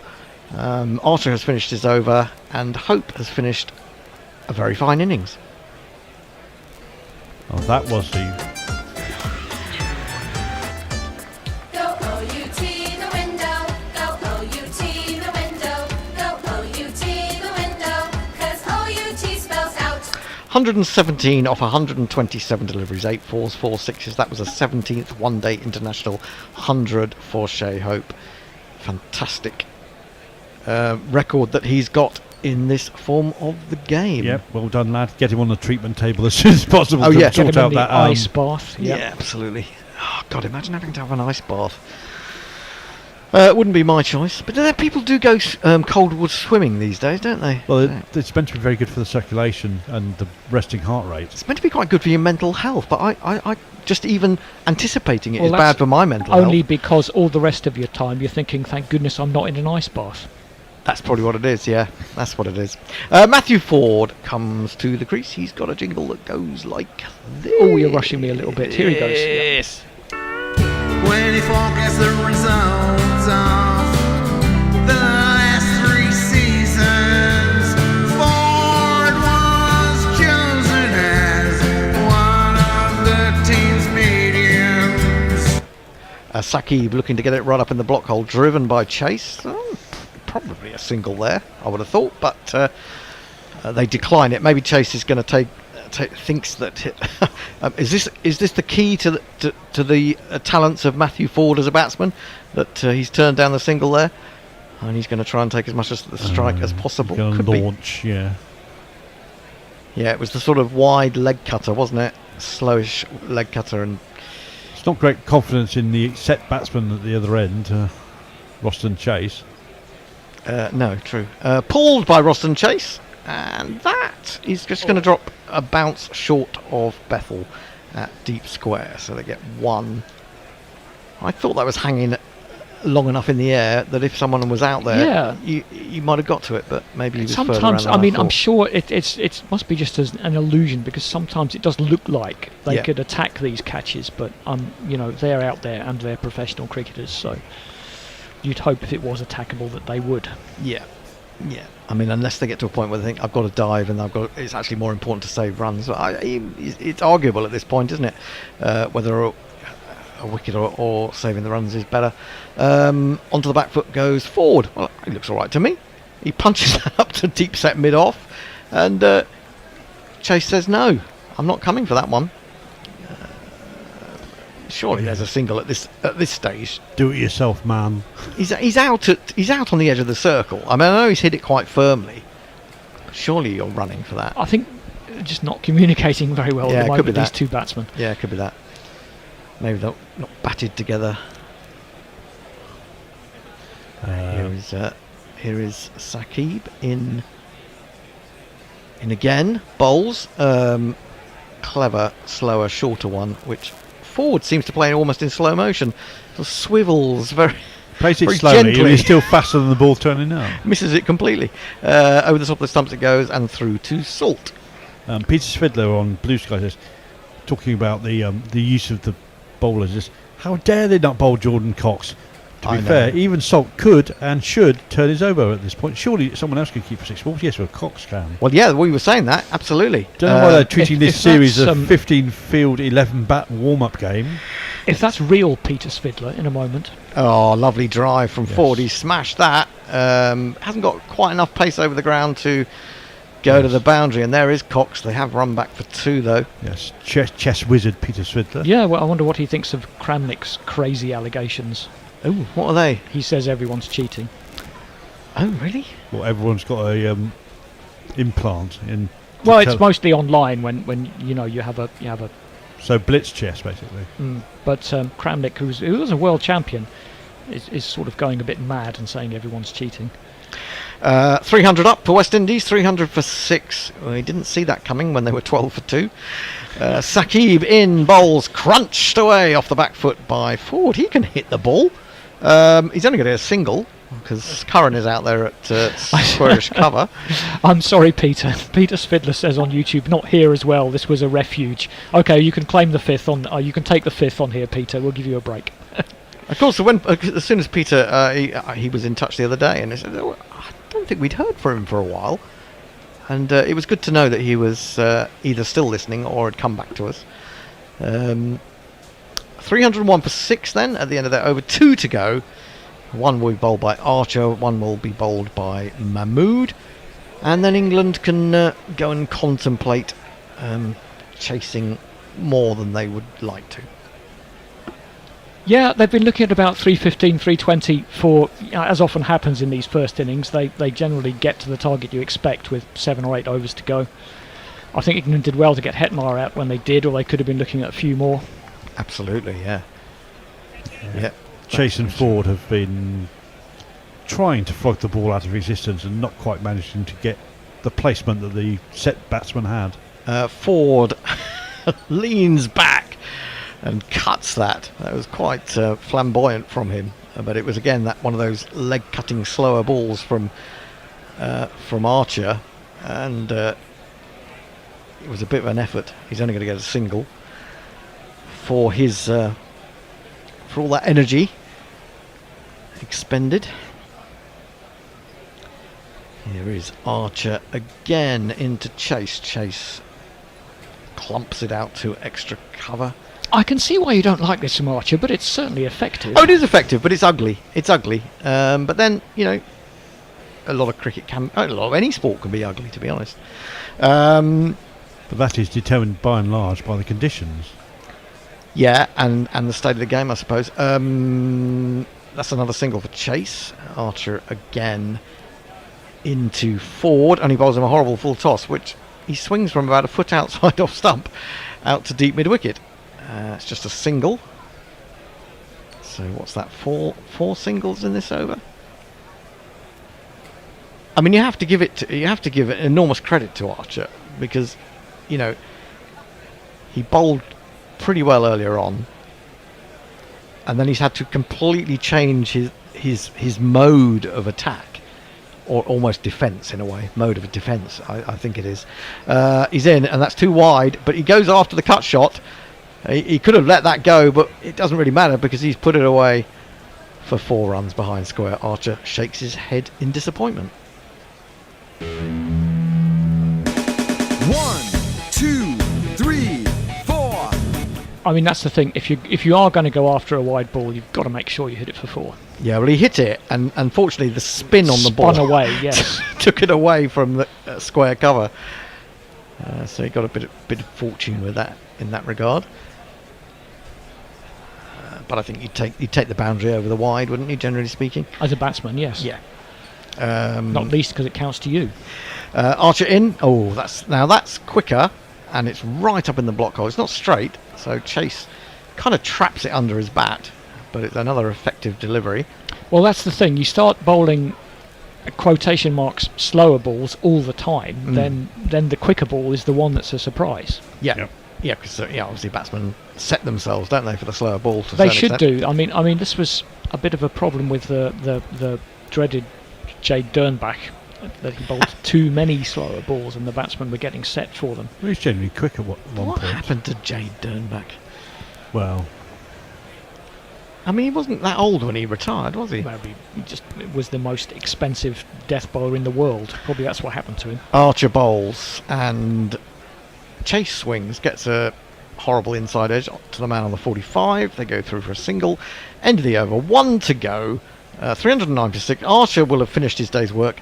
You kind of think when you bowled 9 bowlers and your main strike bowler has still got an over in him that he's not going to be able to use, you've missed. Something's gone wrong. Yes, I agree. Well, Farong's very happy because he says on X that 300 plus the Chase swing. Nice to bear got his 299 plus. He's over, and he's very happy. Time for more rum and green tea. Up the cherries. I was going to say I was expecting that at some point.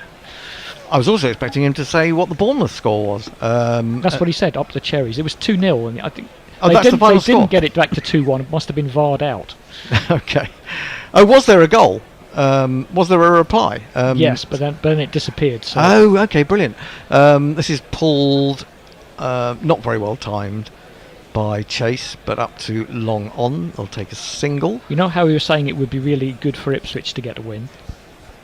They didn't get it, did they got an equaliser in the 94th minute. Oh, no! Oh, they've been through the mill in the last 2 Saturdays, haven't they? It's a tough league. Oh, I really felt for Grubby last week when I was watching the end of that game against Brentford. I mean, having gone back down to 4-3, and then a magnificent effort that came back off the inside of the post in about the 8th minute of injury time. They really deserved a point, to be honest. In he comes again, crunched by Ford up to mid-off. Did they run this time?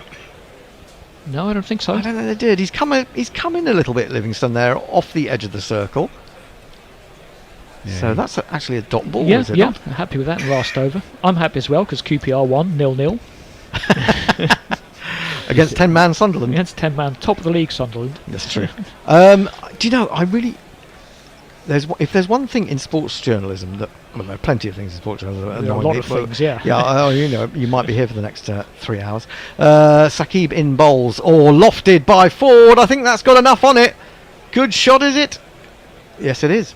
It didn't clear it by as much as I thought. You get 6, yeah. But he has got 6. Lost the flight of that one. 11th 6.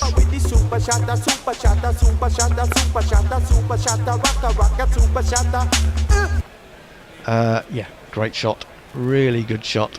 Well, they're not going to get the 320 we thought they might, potentially. But they weren't going to be far away. No, they're on 316, aren't they? Yeah, with 2 balls to go. No, 3 to go. Oh, and he's pulled another one. Has that got enough on it? I don't think so. I don't know. Yes, it has. It has. This is the amazing thing. Ford has now hit consecutive 6s, and suddenly 13 6s. In fact, now that was the 12th, the one before it. 322 for 6. Ford is on to 17 off 9. He can bat. Well, he can slog. 5, 2 6s in a row. 2 6s in a row. 2 6s in a row. Just when you think England are getting it back a little bit, Yeah, just so you think England can't get any worse. it runs away from them. Yeah, I'm going to come back to that thing about what I hate in football journalism.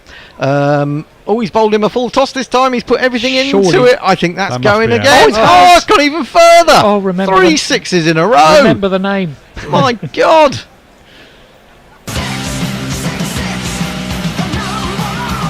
And this could be the difference between, Could be, yeah. could be the difference between winning and losing. He was Well. trying for the Yorker, wasn't he?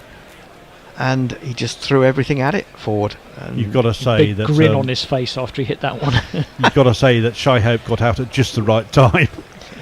Yeah, maybe so, maybe so. Rutherford's very happy about that. He's leaping out of the dugout at Antigua. Bowling teammate.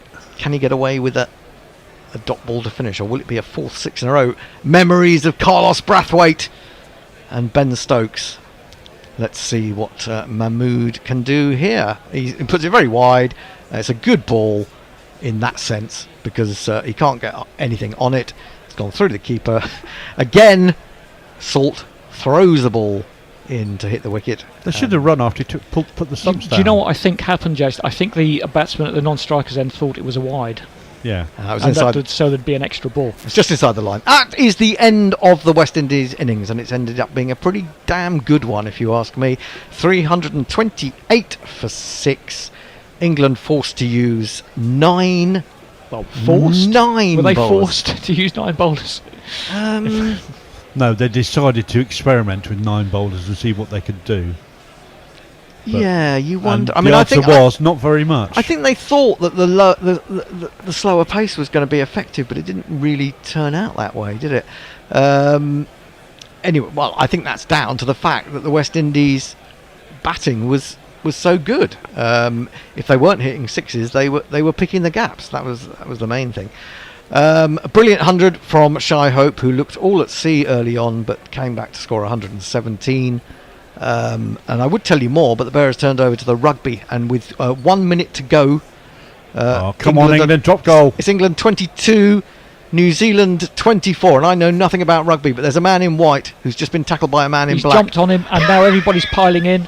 That never happens in rugby. It's going to be. They're trying to set up a drop goal, I think. Are they? Are they? What does the 802, 801 up there mean? I don't understand what that means. That's a yellow.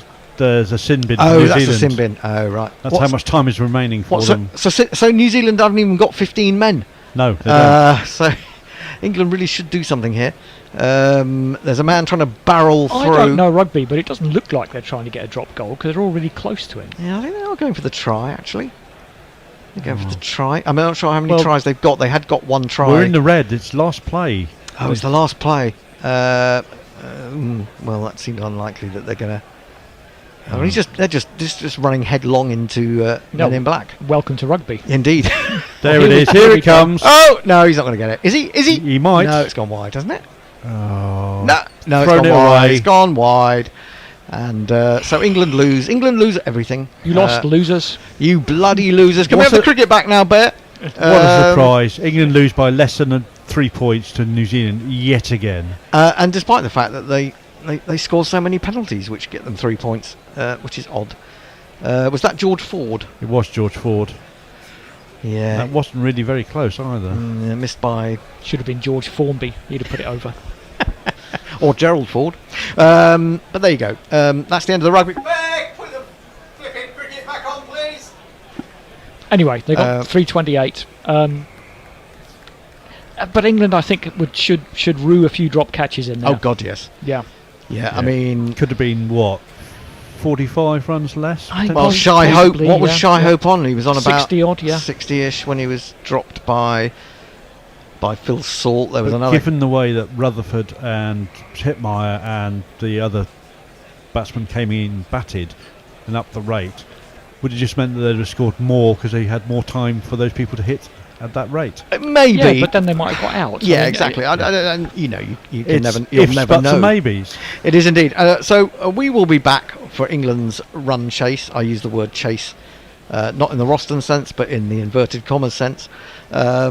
trying to get 329 to win in 50 overs with a team of all-rounders. And before I go, and before we put that, I'd say the one. I don't know. I get your viewpoint on this.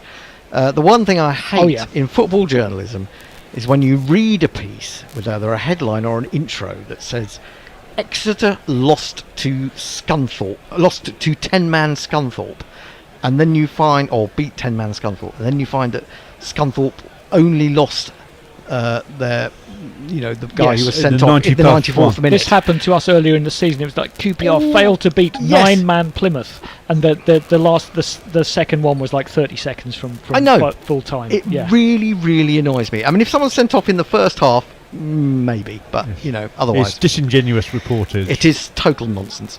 328 for 6. Then it is. Have we got any final social media that we nothing want to... nothing on Ben X says, or who was Blue it Sky? said they wouldn't get 320? One of us probably. It usually is.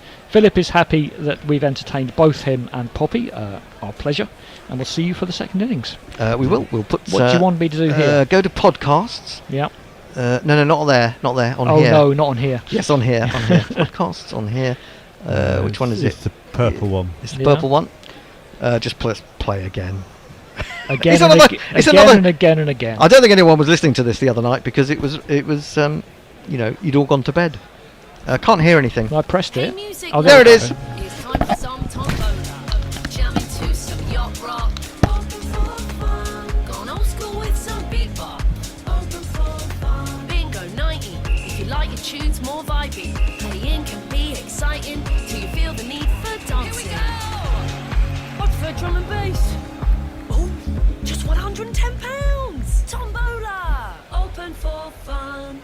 Terms apply. 18 plus. Please play safely. This episode is brought to you by Shopify. Looking to start a side hustle or become your own boss? Do it with Shopify. Whether you're selling succulents or stilettos, Shopify has the industry-leading tools to help you create, control, and grow your own business. So get serious about selling and get Shopify today. Sign up for a £1 per month trial period at shopify.co.uk/special offer. All lowercase. That's shopify.co.uk/special offer. This episode is brought to you by Simply Safe. From your family and pets to your favourite collectibles, protect what matters to you with Simply Safe Home Security. Systems start at less than £200 with a DIY setup approach that takes less than an hour to complete.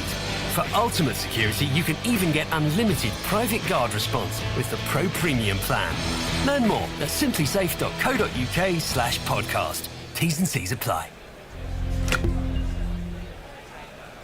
Greg Matthews, Alan Knott. Who's that weirdo? Nigel Sido, Neil Mackenzie. Who's that weirdo? Dwayne Leverock, Shane Freed. Who's that weirdo? Chris Harris, Kevin O'Brien. Who's that weirdo? Good morning, good afternoon, good dawn, good dusk, wherever you are in the world. Welcome to Gorilla Cricket and the 4th episode of our big fat pod quiz. Who's that weirdo? It's a test of skill, knowledge and overactive imaginations, separating the live cricketers from the dead cricketers and those who aren't cricketers at all but sound like they might be.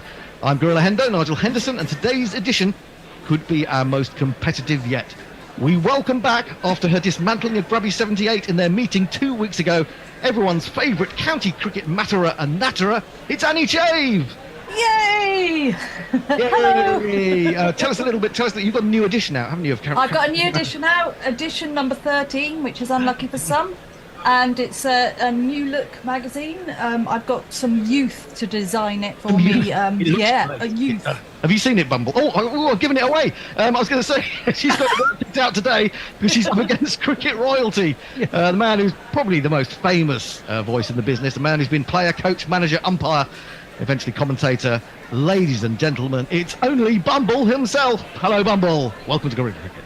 Yeah, I should never have done this in the first place. As soon as I knew it was Annie Chafe that I'm up against, I know that I'm going to get the silver medal here. It's Now listen, Bumble. Surely, when you were manager and coach of the England team, you didn't go into the dressing room and say, "Look, we're going to come second here." I need more positivity from you.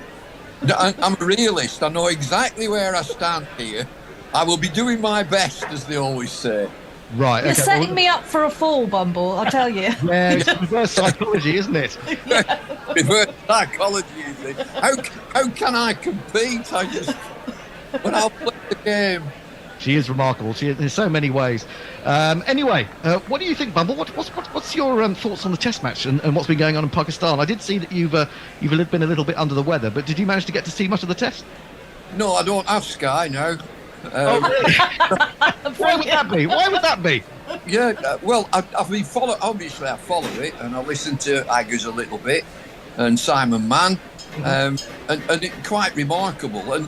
And the latest stuff that's come out from our captain, he said he might even declare before they've had a bat.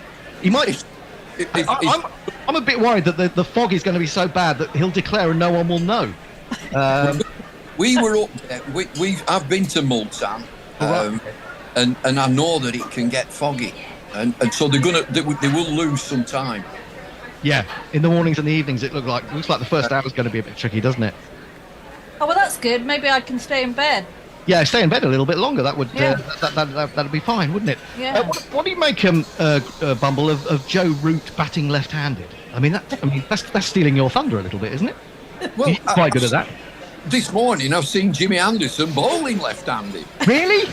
Yeah, Jimmy Anderson has bowled very acceptable left-arm spin this morning. Wow.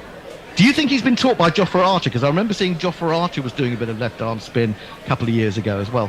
He might be less injury-prone if he bowled that as well. The way I think that Jimmy has sort of get on to Jofra. Right. Oh, really? Okay. So Jimmy was he was the man who came up with the left-arm spin, and he's coaching Jofra in the subtle arts. You were a left-arm spinner, weren't you? So I mean, you might have some input there. Yeah, and I perfected that. You know how they call them the shooter and the zooter and the this and the that. I had the gazoner. Gazoner?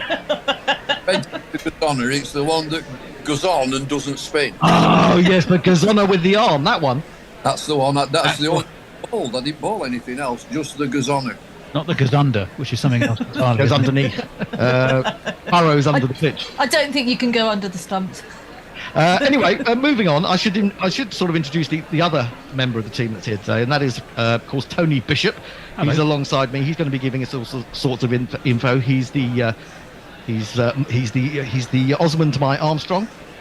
He's the yin to my yang, and he's my driver to the studio. Not as and here he is. Or as interesting. Anyway, and he's not as interesting as any of them. Anyway, I will give everyone out there a quick read through of the rules, because I forget them halfway through anyway, so don't worry about it. If you get things wrong, we'll just laugh about it, and no one will be any the better. We'll claim that it was meant. Basically, contestants toss to start with and can elect a battlefield. Then the host, that's me, gives contestant A a name and a nationality, and contestant A has to decide whether they are a live cricketer, a dead cricketer, or not a cricketer at all, in which case they have to say, who's that weirdo? They get it right, and it is a live or dead cricketer. Contestant A then has to guess their current age or age at death for a bonus point, which they get if they are within 3 years. If they get it on the nose, they get 4 bonus points. If contestant A is wrong, the question is passed over to their opponent, who goes through the same process. If it is a weirdo, i.e. not a cricketer, age is not required, but you can take a wild guess at the source of their notoriety. It could be a musician, a poet, a businessman, businesswoman, weird record breaker, comedian, politician, etc., etc. So I'm going to toss, and I'm going to let our special guest of the day, Bumble, shout. I'm going to throw it up into the studio air. I'm going to drop it completely, and you can say heads or tails. Heads. It's tails, would you believe? Honestly. Love. So Annie. Always go tails, Bumble. Come on. Yeah, I should have done, shouldn't he? I always said heads. I always called heads when I was captain. Yeah. Well, there you go. It's tails. So Annie, you can just choose whether to bat or bowl. I'm going to go bowl. You're going to bowl. So the first named person is going to go to you, Bumble. Are you ready? Are you steeled for it? I'm ready. Yeah. It's like Jeff Thompson just coming up and going wang. Terry Burrows, England. Live cricketer, dead cricketer, or who's that weirdo? Terry Burrows. Terry Burrows, who's that weirdo? You know him, don't you? You're absolutely right. You've got points already. Oh, damn it. Oh, no. Clever for us, is Bumble. And you can have another guess for a bonus point. What does he do, Terry Burrows? Was he No, I'm going to say a crown green bowler. Oh, it's a good guess. But I'm not going to give you an extra point because it's not. He's actually the fastest window cleaner at the National Championships in Blackpool in 2009. Tell us a little bit more, Tony, about Terry Burrows. Well, yes, I've been at great pains to make a few notes about him. He is, as you rightly say, the fastest window cleaner. As he won in Blackpool 2009. Held in Blackpool, of course, to commemorate the 80th anniversary of George Formby's When I'm Cleaning Windows. It takes Terry, known as Terry Turbo Burrows, less than 10 seconds to clean more than 6,000 square inches of glass. Wow. He's a martial arts specialist.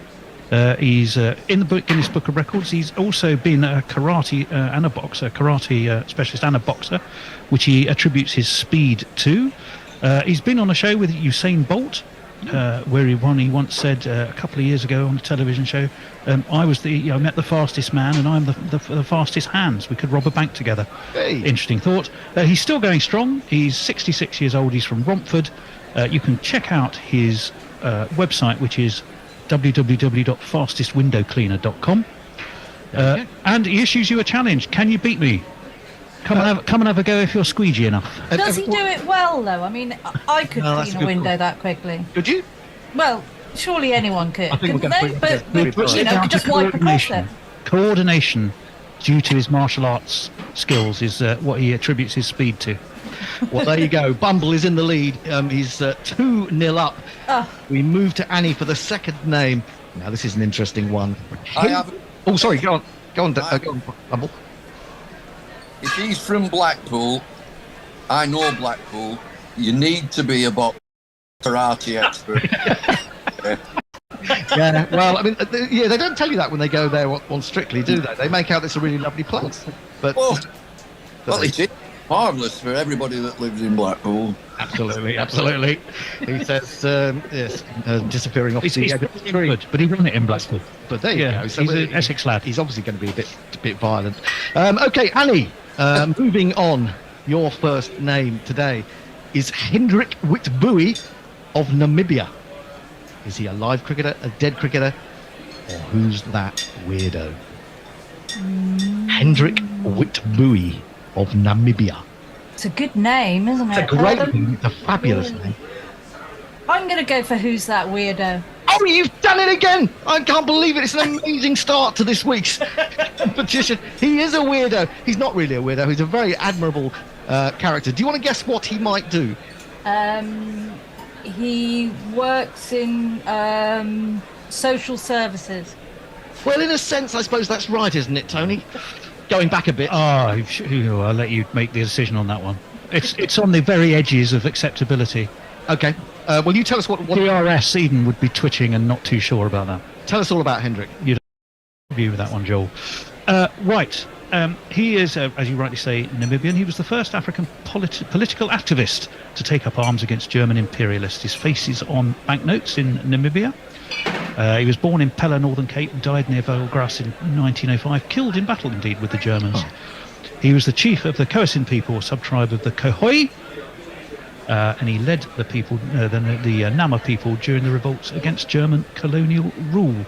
His diary and complete correspondence has survived and become known as the Hendrik Witbooi Papers, and it's stored in the National Archives of Namibia. Yeah, I knew that. You knew. I knew. I mean, I'm sorry. Just the way it fell, wasn't it, Bumble? You would have got that without any problems. Oh, nailed it. Nailed it completely. Well, we're going to come back to you for number 3. It's all going incredibly smoothly this week, which is unusual. Anyway, how about this one? Gogumal Kissenchand, India. Live cricketer, dead cricketer, or who's that weirdo? Say it again. Gogumal Kissenchand. I mean, I hope I've got the pronunciation right, but I could be mistaken. Gogumal Kissenchand, India. Dead cricketer, live cricketer. Who's that weirdo? He's a dead cricketer. You're absolutely right. You're storming away with this, Bumble. What on earth is going on? I can only imagine that you've actually played against him. Do you want to tell how old he was when he died? Have another guess for a bonus point. He was 58. No, I'm afraid you're well off the mark there. He was 72 when he died in 1997. Tell us all about Gogumal Kissenchand, Tony. Well, he was a diminutive right-hand bat from Karachi in Sindh, and he died in Baroda in Gujarat. His chief claim to fame, however, he had a very modest record in just 5 Test matches for India, 4 of them against Australia, and he only averaged 9. However, despite that modest record, his chief claim to fame in international cricket is that he is the bowler off whom Don Bradman got the all to reach his 100th first-class 100 in 1947. Wow. 48. That's a great claim to fame. Are you sure, Bumble, that you perhaps didn't play against him in a warm-up game in India? I think you probably did. I just had the name somewhere, and I thought, well, he's not recent, so I think he's dead, sadly. Sadly, he's dead, yeah. He's 25 years dead this year, I'm afraid to say. Any more about Gogolmal, or is that more or less? That's pretty much it. He averaged 9 in his 5 Tests, 4 against Australia. He got 44 in Sydney. That did help India on their way to the draw. It's the only draw they got in that series. They lost all the rest.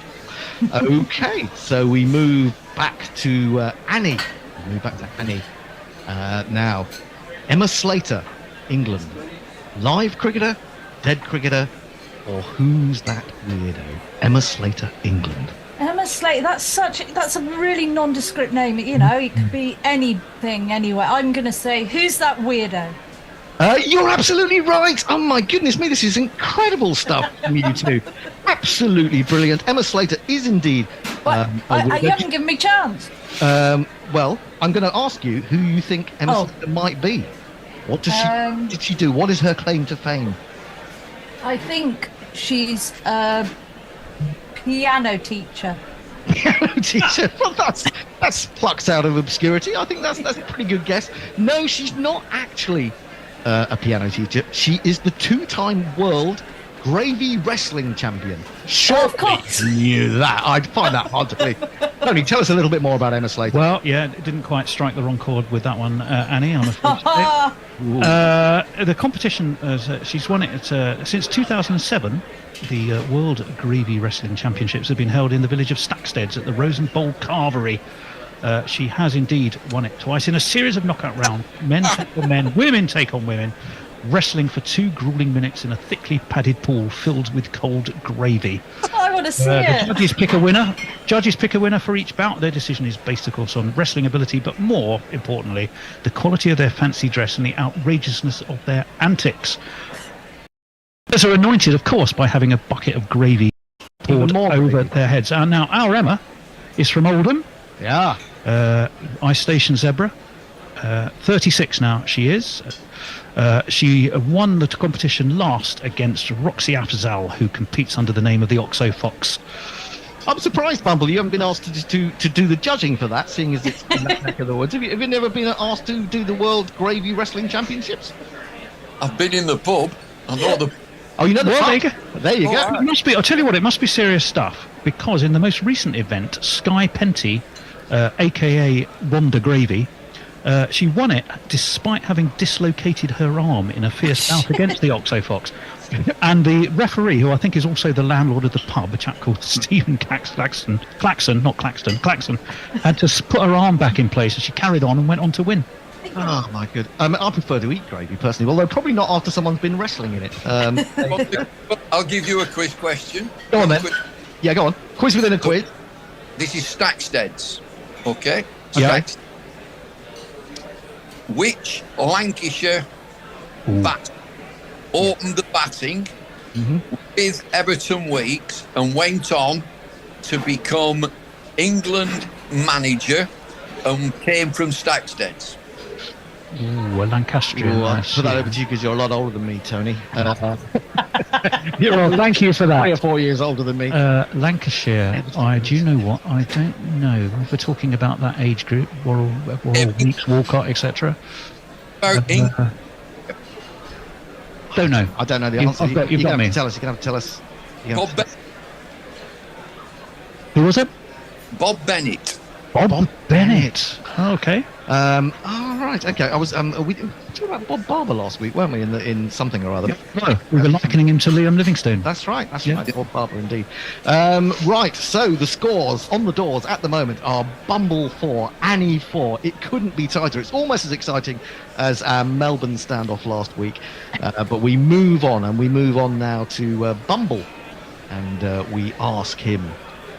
Brett Geeves, Australia, live cricketer, Dead cricketer, who's that weirdo? Brett. Brett Geeves. G-E-V-E-S. Double E-V-E-S. Jeeves. Or Jeeves even, yeah, it could be Jeeves, couldn't it? Yeah, Jeevo. Yeah, Jeevo. Oh, you remember Jeevo? Oh, Jeevo. Good Yeah. mate. He is a present cricketer. You're absolutely unbelievable, Bumble. What is it? Are you sure you haven't got someone prodding you from behind a couple of times? I know, man, but you might like that. I think that's a different show entirely. There's no stopping him at the moment. Brett Geeves is indeed a live cricketer. Do you want to guess about how old he might be at this particular stage? For both points. Oh, I didn't see that. I saw your mouth move, but I didn't hear. 22. No, you're nowhere near, I'm afraid to say. He's about twice that age. Well, nearly. He's actually 40. What do we know about Brett Geeves, Tony? What do we know about Brett Geeves? Well, he's from Claremont in Tasmania. His nickname is Banger, a bit like Marcus Trescothick, isn't it, Annie? Wasn't he called Yeah, he's Banger. Banger, indeed. He's played for Australia, Tasmania, and a couple of games, indeed, for Delhi Daredevils latterly. Right-arm fast medium bowler, right-handed batsman, briefly part of Australia's short-form setup. A back injury, sadly, at 29, forced him into retirement. In his 2 ODIs against Bangkok and South Africa, Bangkok, what am I saying? Bangladesh and South Africa. Bangladesh. Bangladesh, South Africa, 2008-2009, took 3 wickets at 26, had a best bowling of 2 for 11 versus Bangladesh in Darwin. In his only T20 international, took 2 for 35 against South Africa at the Wanderers. He got Herschel Gibbs and A.B. de Villiers, though, quite cheaply, but Australia still lost. Good names to get, eh? Yeah, good. There you Good go. batsman to get. Okay, so Bumble moves into a 6-4 lead with just one more name before we take a break. And we're at the break. What we have, Bumble, you may not know about this, is we have social justice warrior stroke right-arm seam bowler Chris Woke, who writes a regular column for us. He's going to be talking about things that have been upsetting him this week. So we'll have a little break. It doesn't mean you actually get a break. It's just like we do it and then we fill it in, if you get my meaning. Anyway, moving on to Annie, and she's going to look to draw level. How about this one, Annie? Arthur Fielder, England. Live cricketer, dead cricketer. Who's that weirdo? Arthur Fielder. Well, he's been made to sound like a cricketer because of Fielder. It's Does made to sound old because of Arthur. Exactly. So he's either an old cricketer, or I think he's who's that weirdo? No, you're wrong. You fall behind. Into the interval we go with Bumble in the lead. He is not a weirdo. You can throw it to Bumble now. Yes, I've got to pass it across. No, don't give it to him. Dead cricketer or live cricketer? That's all that's left for a bonus point. Arthur Fielder. Dear Arthur is a dead cricketer. Yeah, you're right. You're absolutely right. So another point to Bumble. He goes to 7-4 in the league. He's a dead cricketer. He died. Age? What age did he die at? He died at 74. Oh, I'm going to give you 3 more points. My goodness me, you are running away. Sorry, 2 more points. Running away with this because you're very close. He was 72 when he died in 1949. Tony, before we go to Chris Woke, tell us more about Arthur Fielder. Well, yeah, it is a wonderful piece of nominative determinism. You're absolutely right. He was a fast bowler for Kent and England before the First World War. Was born in Tunbridge in 1877, the year, of course, of the first ever test. He was the first player to get 10 first-class wickets in an innings, which he got in the Gentlemen and Players match at Lord's, took all 10. The feat it was accomplished in 1906, although the Gentlemen won the game despite that. In his first-class matches that season, he took 186 wickets at 20 apiece and did much towards enabling Kent for the first time to carry off the championship. He had 2 tours of Australia for England under Bellum Warner in 1907 and then Arthur Jones. And he did pretty well on that second tour. 6 for 82 and 3 for 88 at the SCG, 2 for 77 and 1 for 74 at the MCG, 4 for 80 at Adelaide, 4 for 54 and 4 for 91 at the MCG again. In all, he got Victor Trumper and Monty Noble 3 times each in that series, although Australia still won it. Monty Noble, 3-1. Trumper, legendary names. And Bumble knew him, obviously. Bumble, he's You can't put Arthur Fielder past Bumble. I was glad that you got that one, Eddie, because I think he would have sopped that up. As it is, we go into the break as Chris Woke comes out of the pub in Solihull to say a few words, and with the score at 8-4, Bumble is leading. We shall now hear from Chris Woke. Just a little theme tune before we go there. Greg Matthews, Alan Knott. Who's that weirdo? Nigel Neil Mackenzie. Who's that weirdo? Dwayne Leverock. Shane Freed. Who's that weirdo? Chris Harris. Kevin O'Brien. Who's that weirdo? Sorry I'm late. Yeah, a bloody train strike. Those red union layabout benefit fraud bastards. Right, when does this stuff get switched on? What? We're rolling? Don't you dare broadcast any of that shit. I've a reputation to uphold. Bowling seam up, knocking prejudice down. The phone went the other day. It was the editor of the Smaximum. You filed your copy yet, Wokey? Typical oppressive capitalist. Not even a polite hello to soften the blow of the latest unreasonable request. Unfortunately, we're back. Head is just the tip of the iceberg. It's a well-known fact. I hate to cut Paul off in his brummy flow, but we are back for the second innings. Bear and Jason will join us in just a second.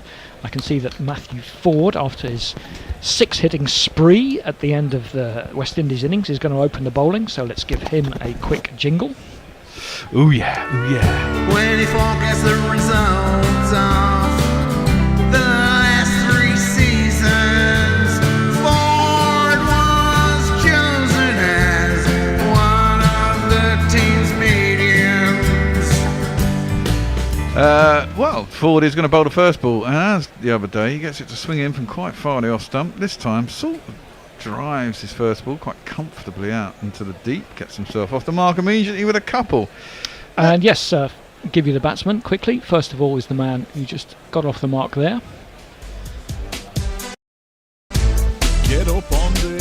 So salt, yeah, Phil is here. Want you to push it good into the offside. Skulls runs around the park. There's nowhere you can hide. Push it.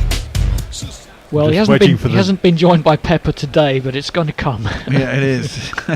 Ford, second ball comes into Phil Salt. No, today he's joined once again by this man. It might be Will Jacks. Maybe it's Will Jacks. It's probably Will Jacks. Yeah, it's Will Jacks. Well, England are 11-5. I think it's bad odds. Sounds about right to me. We'll get this one time. 2-1 against. One time in 3. Yeah. Am I tempted by that? Probably am a little. That's driven out to cover and there's no run. Although I'm feeling optimistic on over. I don't know what's come over me. 24.5 for the first wicket. Well, that would be a break in routine, wouldn't it? It is a break in routine. It's also fairly skinny because 24 is not a huge number. It isn't, but in ODI, I mean, I went under for the first 2 wickets for the West Indies and got them both. Then went under for the third one, and then the wicket didn't happen for about 160 runs. So that's slapped by Salt out towards the point boundary. Doesn't get all of it though. He will get back for a couple. I think I am going to go over. Ooh, atmospherics. Stop this. Well, yeah. It's a long way for the signal to come. Yeah, but there's no knowledge of whether it's their end or stuff in Antigua or stuff above Sydenham. Someone needs to push a cable in properly somewhere. Yeah, that's noise. Right, should I bet on England at 11-5? Maybe it's just a sign of the impending rain to come. Maybe. So it was windy, moving through today. Well, we've got a juddery screen. It's driven somewhere. Fuck me, it's all going mental. It's gone out. 4. I think it's going to be 4. Yeah, I think I just saw it hit a sponge. Well, My name is Lakhan. My name is Lakhan. the skybox. Turn it off and on again. Well, I don't think it's. Well, if you switch the channel, Hendo, What does switch it it look back. like on the next channel? Because if it's not doing that on any other channel, then it's what's coming from Antigua. It's not very stormy in England, so I can't see that being a reason. That's their there we end go. because It they've will come be to a wind, nice. yes. They've come to a Someone's- nice feed. Someone's finally told them, shit, the pitch has gone. So we don't really know what's going on, but a ball was about to be rolled. Yeah, they've lost their uplink signal. I Gives think. you a bit more time to think about whether you're going to place that bet or not. Yeah. Yeah, they've definitely lost their uplink. They have, yeah, and they've they're getting the same uplink at Bet365, so I can't commentate for you off of the betting site either. I'm going to come into 2-1. Right. Maybe we get a wicket fall and go down to 3-1. I'll bet then. I just don't trust this England lineup, to be fair, to get 328. They've got high upside and high variance. Someone have. actually goes big and gets a bit of support. Doesn't it remind you of a team from the 90s that ended as fucking all-rounders that were never actually quite good enough because they were neither here nor there? Well, they didn't have to chase 320 very Well, much. they won one international tournament, but that's a Mickey Mouse thing was in the probably Sharjah. UAE, wasn't it? Yeah. Was that an early T20 tournament or something about full sides? Adam Hollyoak was captain, I think. Yeah, Hollyoak, Doogie Brown, a bunch of other Matthew Fleming. Well, we've got a Champions Trophy coming up. It's in the West Indies, isn't it? No, it's in Pakistan. Oh, it's in Pakistan, if it happens in Pakistan. Well, exactly. Fucking annoying, isn't it? Well, because And if India India don't force don't it, want to go. No. Well, we still haven't got a picture back, so I guess let's see if we can even get some information off of Crick Info. They might have some info for us.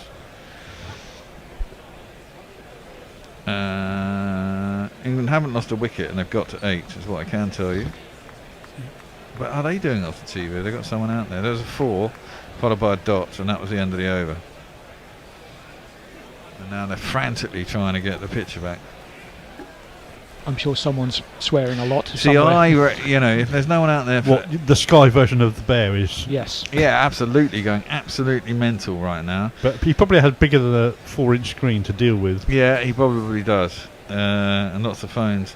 Then the interesting thing, not only are Bet365 taking their feed from this, I wonder if Crick Info are doing their ball over by over, ball by ball, off of a TV as well somewhere. Oh yeah, BBC. And they're as BBC fucked as we Two, are. because I've got BBC OBO up, and that stopped at 2 balls. Oh really? Okay. Well, at least got to the end of the over on Crick Info, but none of us know what's going on. Someone will get fired for copying it off the other site again. Without back checking before it goes on. Just make something up. Well, this is entertaining whilst we watch filler content. Yeah, I mean, well, I don't know what your thoughts are, Ryan. I mean, we were talking about this earlier. England, clearly, this isn't their best side, and they're playing a big tournament. Well, okay. Do they care? I Do mean, they actually care? Do they think they know what their side is? And they, I'm sure individual players are trying to make an impression. I think you said towards the second inning, towards the end of the innings, you thought only 3 or 4 of this side would be in the Champions Trophy. Can you expand on that? Well, I just think at the top, I would have Duckett opening in the ODI side. I think Duckett will be 3 rather than... Well, yeah, and then wherever, as long as he's in. Yeah. Then I think it'll be Salt Jack's Duckett. I mean, I personally, I would get Root back into the ODI side. I'm not sure they will do that. But obviously Joss Butler comes back, Harry Brook comes back. So there's another 3 batters in your top order. Joffre plays. I don't know if Woody will be fit. Adil plays. But then all your bowlers are up as well. The bowlers and the lower order all-rounders are all up. Yeah. And I guess... Cars probably plays. Possibly. He's certainly in the mix, isn't he? Cars would. John Turner might get into the mix.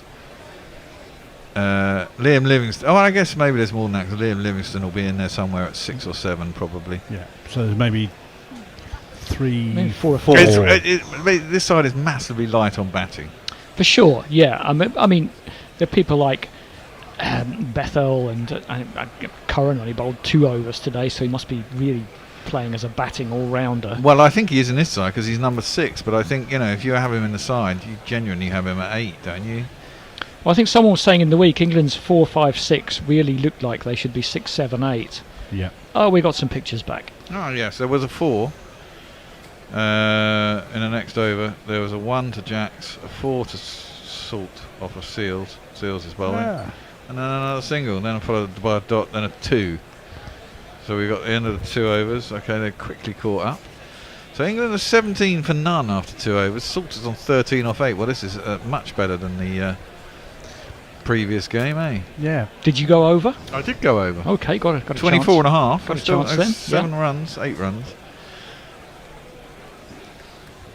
Someone's found the cable. They pulled it out, put a new one in, and everything is fine. Or they've got someone holding this satellite dish to actually point and doesn't blow around in the wind. My guess is it's a cable. It's usually a cable. Yeah, someone was doing the hoovering in the room and just tripped over the cable, much like Hendo did earlier here. Yes.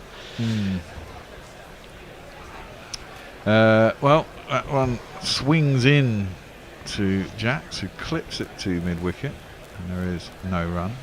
Yeah, Ford's a bit odd because he's a genuine in-swing bowler. That's his modus operandi for most of the time. Yeah. And therefore, the one that stands up and goes straight on is the one that's going to take the outside edge. Who am I thinking is very similar to, who was bowling for the West Indies a couple of years ago, bowling in-swing as that kind of pace? Wasn't Kyle Mayers, was it? You're thinking of the guy who did the salute, aren't you? No, it wasn't. He was slower than that. Okay. Well, that one swings in again, and it's clipped nicely by Will Jacks. It'll only be a single down to long leg. Well, the original one who used to swing it in quite a lot was Kemar Roach. No, but I'm talking about sort of Dobby sort of pace, like this. Oh, you were thinking of Carl Mayers. Yeah, it is I Carl might have Mayers. been, yeah. Yeah, we swung it both ways, to be fair to him. Yeah, I am surprised that he's not in this side, although he has taken the franchise shilling to some extent. Yeah, I mean, he destroyed us in a test match, didn't he, as well?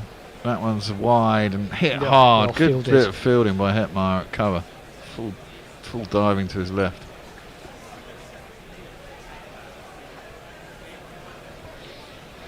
Yeah, nice shot. Nice bit of fielding. Good cricket all round. He might feel he should have found a gap there. Yeah, possibly. Yeah, needs to be another foot to his left, and Hetmeyer wouldn't have got a hand on it, I don't think. Well, he faces up. That's into his pads again. No, still hasn't got it quick enough down to beat the man at long leg. It'll be a single. Score moves on to 19. Much better over from Ford this one. It's only gone for 2 so far. When England want to get off, England traditionally want to get off to a fast start, don't they? Well, I'd argue they want to preserve their top order wickets because there's not a lot there after potentially. Yeah. Well, the sort of from 5 through 9, it's sort of all the same. It's sort of 5 number 7s. Or 8s even.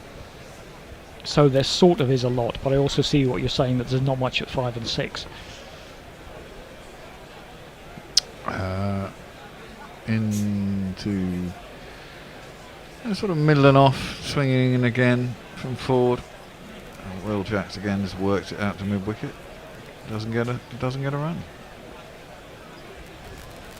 And 2 off this third over so far. Do you want this for the social, Jason?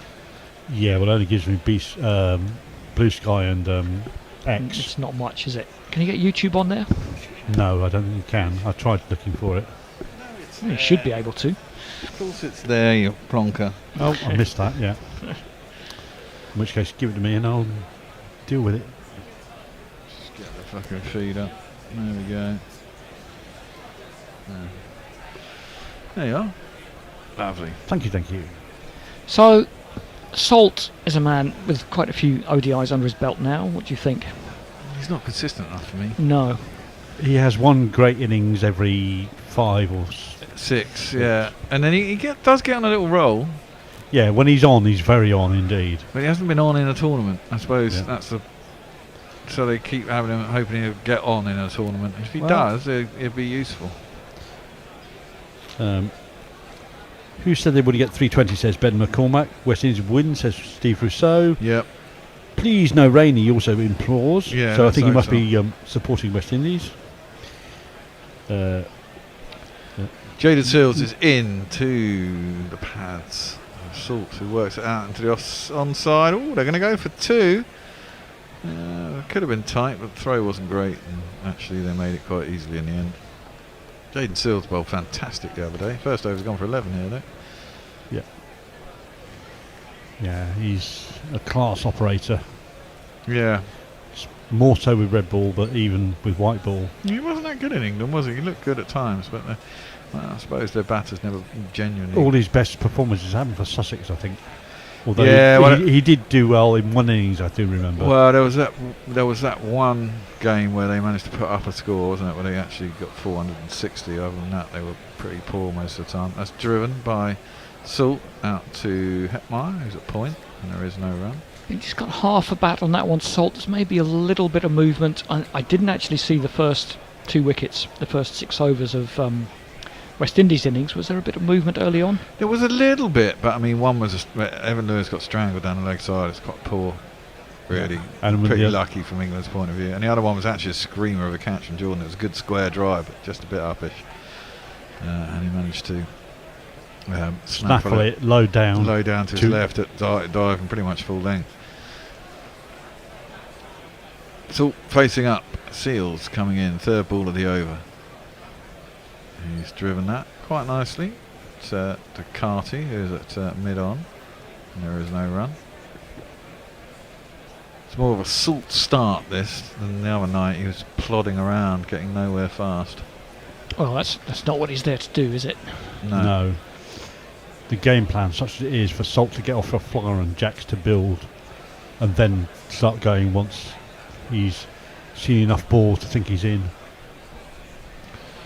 Maybe the crowd is starting to fill up. It's quite disappointing, really. Seals in, hit hard, beats that cover fielder this time. Should go all the way, does indeed. It's 4 runs. There's not one boy for me, I must have 2 or 3, I need 4. He's got a Jack Leach t-shirt, that man. It looked like a Jack Leach 1 not out t-shirt. Oh, right, okay. Yeah. I was just thinking I didn't get 25.5, did I? Because 28.5 I got because they'd already scored 2 or 3 runs. Yeah. I'll keep you guessing for this one then. So yeah. Salt faces up again, drives that. The cross batter goes up towards mid-on, who's a little bit wide. Carty's fielding, and there ain't no run. It's a good start from England. Yeah, that's what you're looking for. Kick off at a run of ball, don't lose any wickets. Yep. I mean, it really does set up the innings if you can get to 60, 65 for 0 off 10. Yeah, exactly that. Even 5, even high 50s, as long as you don't lose. It just puts confidence in all the people to come in. That they can well, it's play. just does seem to be with these white balls at the moment a lot easier to bat after about 12 overs. Yeah, exactly that. Phil Salt just drops that into the offside out to point. No run. End of the 4th over, 25 for none. Jason. Senior Peel says, is Steve Rousseau being sponsored for each message? It must be given on volume. He says, if not, I think he should pay GC $1 for each one he posts from here on, presumably. Poppy says, my dad says there's something called the poppy crease. Popping. Nearly. But we'll call it the poppy crease if you like, Poppy. Yeah. You can sponsor it for that. Darazizi says, hi all. What a fantastic day for Liverpool. Yeah. This quite like, we'll do something nice for a child if you pay us. Yeah. Rob that piggy bank. Yeah, no, Liverpool won today 2-1, came back from 1-0 down. Arsenal lost and so did City, so that's good news for Liverpool. And who do you support there by any chance? Liverpool. And England managed to fuck up the rugby. The rugby. Looking good for a while there. That's outside the off stump, and that is a good shot. Hit on the up from Will Jackson. He's just going to reel that in, yeah. It's a slow outfield. Oh, well, for a minute there it was a direct hit could be interesting. Yeah, but it was a long way out there and not a great throw again. So they got back for 3. He was labouring a little bit. I think he was just kind of thought easy 3. Oh, hang on a minute, as can happen. Yeah. In the rugby, yeah, that setup for the drop ball wasn't the best because they moved to the right and made the kick a little bit harder. They should have moved back again towards the centre before they attempted the drop goal. They've done a lot of phases. It just looked a little bit slow to me, having been the first bit of rugby I've seen in about 8 years. Yeah, it looked a little bit high. He didn't get a kick away. He was getting shut down quite quick, wasn't he? Yeah, but had he been more central, there'd been more room for error. Probably should have kicked the frigging penalty, shouldn't he? Slashed at. It was wide and full and not under control, Salt, but he slashed and got a big, thick top edge that's flown down to third man, and it's going to be 4 runs. 1, 2, 3, 4.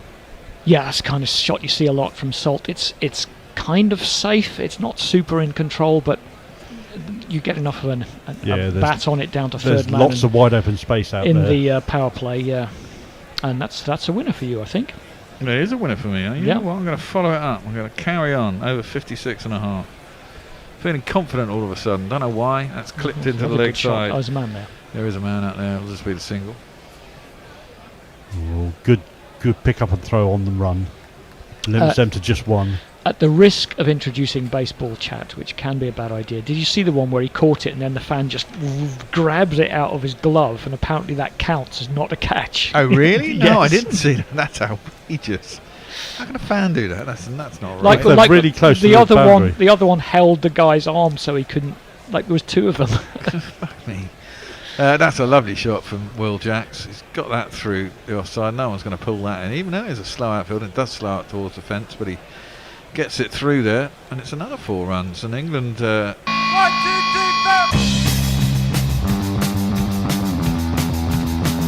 4. Well, I think England's surprising us all.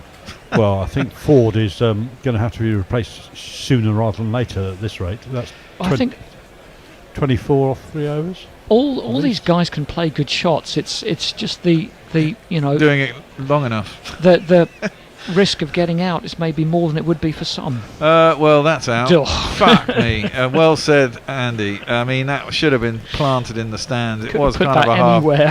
half tracker. And what's he done? He's just planted it straight down one of the 2 men in the outfield. Did he have to move? No. He didn't have to move. He didn't really get all of it, did he? Not Jax? even a yard. I think his eyes lit up. It should have gone out to Cow, really, and instead it's gone out square to mid wicket. That's what I'm talking about. It's just a lack of it's a bit careless. Just a lack of really commitment to saying, I know where the man is, I'm going to put it in space. He just sort of flicked it and thought, yeah, that'll be fine. Yeah, and it wasn't, and he's upset with himself. Silly little boy, what on earth were you playing at? My initial thought was that was going for 6, but then he rather didn't get all of it, did he? And that's why West Indies are 2-1 on the betting. Indeed. Well, England had just come into 11-8, and now they've probably just gone out again. So you got your over. I got my first over, failed on my follow-up though, didn't I? They've gone back out to 11-5 now, England. But that's the thing here, really. I mean, you don't see, I think, even a decent international ODI opener getting out like that. You shouldn't, really. Well, we saw quite a lot of it though, didn't we, recently? We kept commenting on it, England, didn't we? Yeah. No, it wasn't just England, was it? I think was it the World Cup? Well, it's World T20 or something. I think T20 is a little bit different. But still, there's only 2 players out, and it's amazing how many times players manage to pick the one of 2 players out. I suppose it's the angles. It is the angles and the pace of the ball. A good opportunity, and now he's got his chain up around his ear, the bowler. That's quite funny. We have only 2 specialist batsmen in the team today. Everybody is going to face this ball first. He plays it up to mid-on, and that's no run. End of the over. Give us a jingle, and then we'll have some messages. Well, he's a cutty man with a cutty plan. If he were in a band, it would not be bland. It's Jordan Cox, it's Jordan Cox, it's Jordan Cox, Jordan Cox. 80s new romantic vibes there. Aye.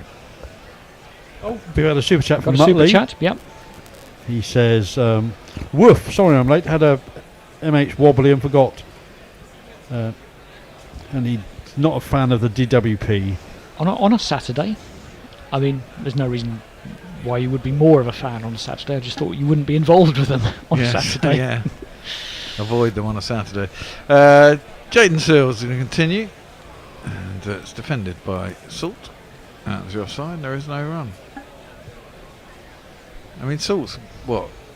Second most senior player in the side? Third most senior player in the side? Well, this is why we Rashid, ended up with then Salt and Livingstone pretty much the same, I think. Yeah, this is why we ended up with Livingstone as captain, I guess. I mean, Adil Rashid's one of the, you just couldn't see him as captain, could you?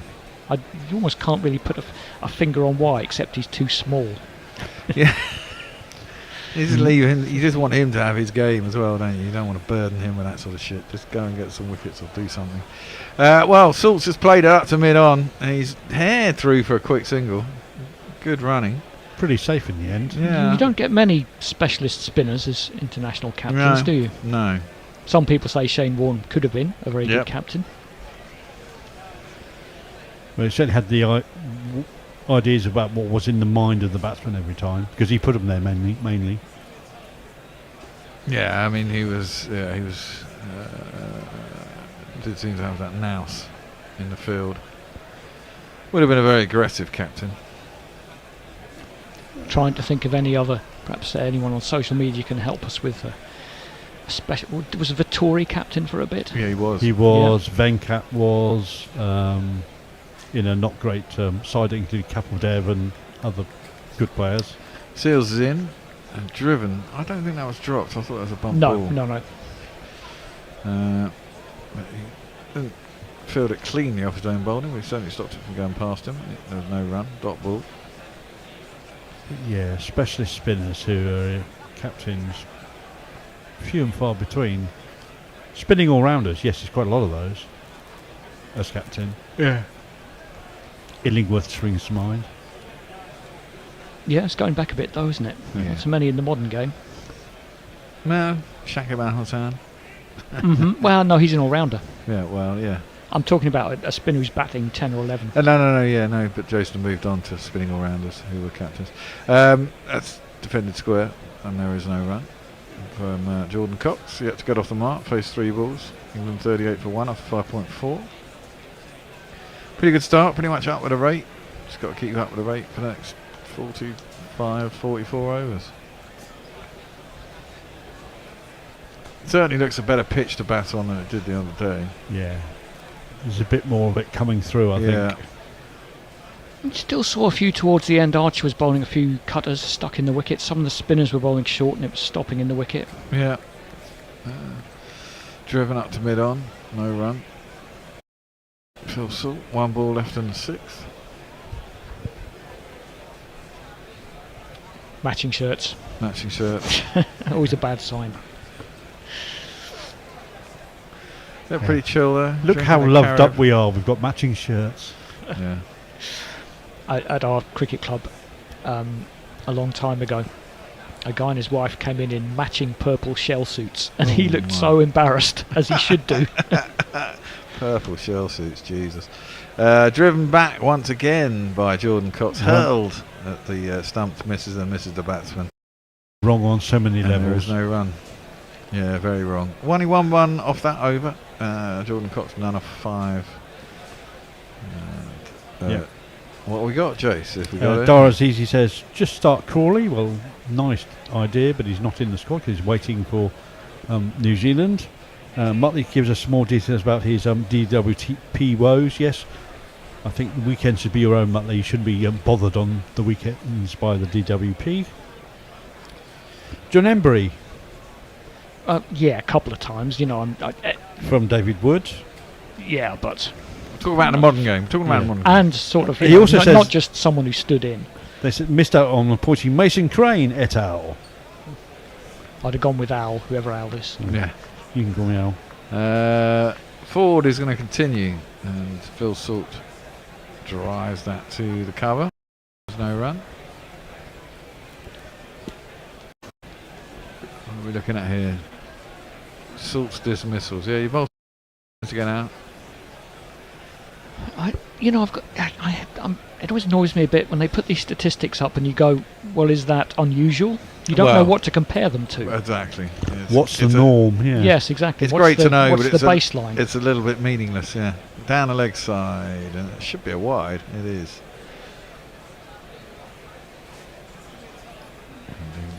Move on to 39. Going to need a big innings from somebody. That's what they miss. You're not going to get these if no one gets past 60, or I'd be very surprised. No. Yeah, Farong sums up that dismissal quite aptly. He says, "Q Messers, shite gets wickets." Yeah, it was a pretty poor ball, pretty poor shot. That's driven hard and driven square, and that's a good shot from Salt. It's out through point, and he gets himself a single. Maybe today is Salt's day. Maybe he gets a ton. Wasn't that 4? That was 4. Sorry, what did I say? 6. Well, whatever you said is 4.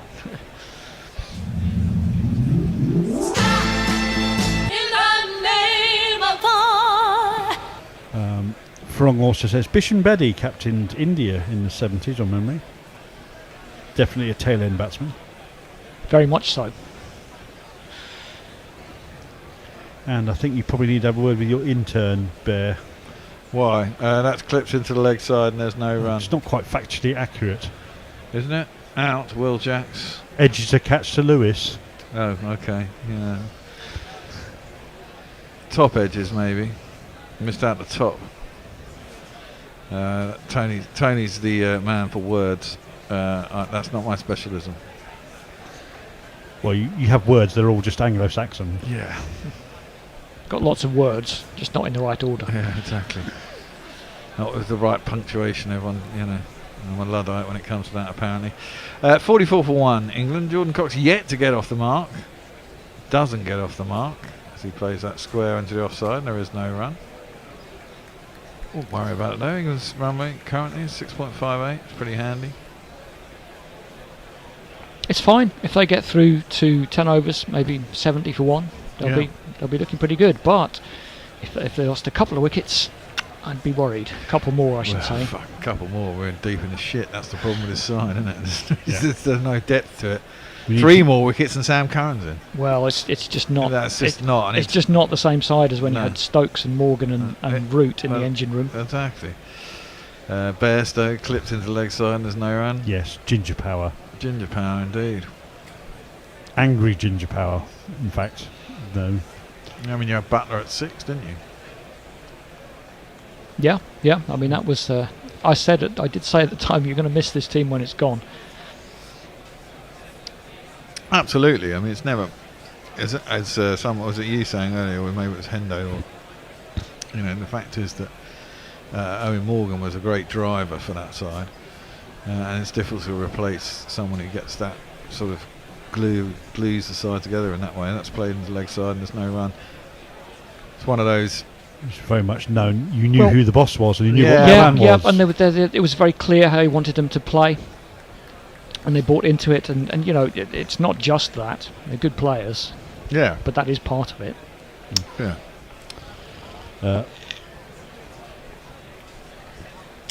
I think Mark Arnold has missed the plot with these things. He says, tail-enders who skipped in test. Bob Willis is a good example. Well, I don't think he bowls much spin. Yeah, we were talking about spinners.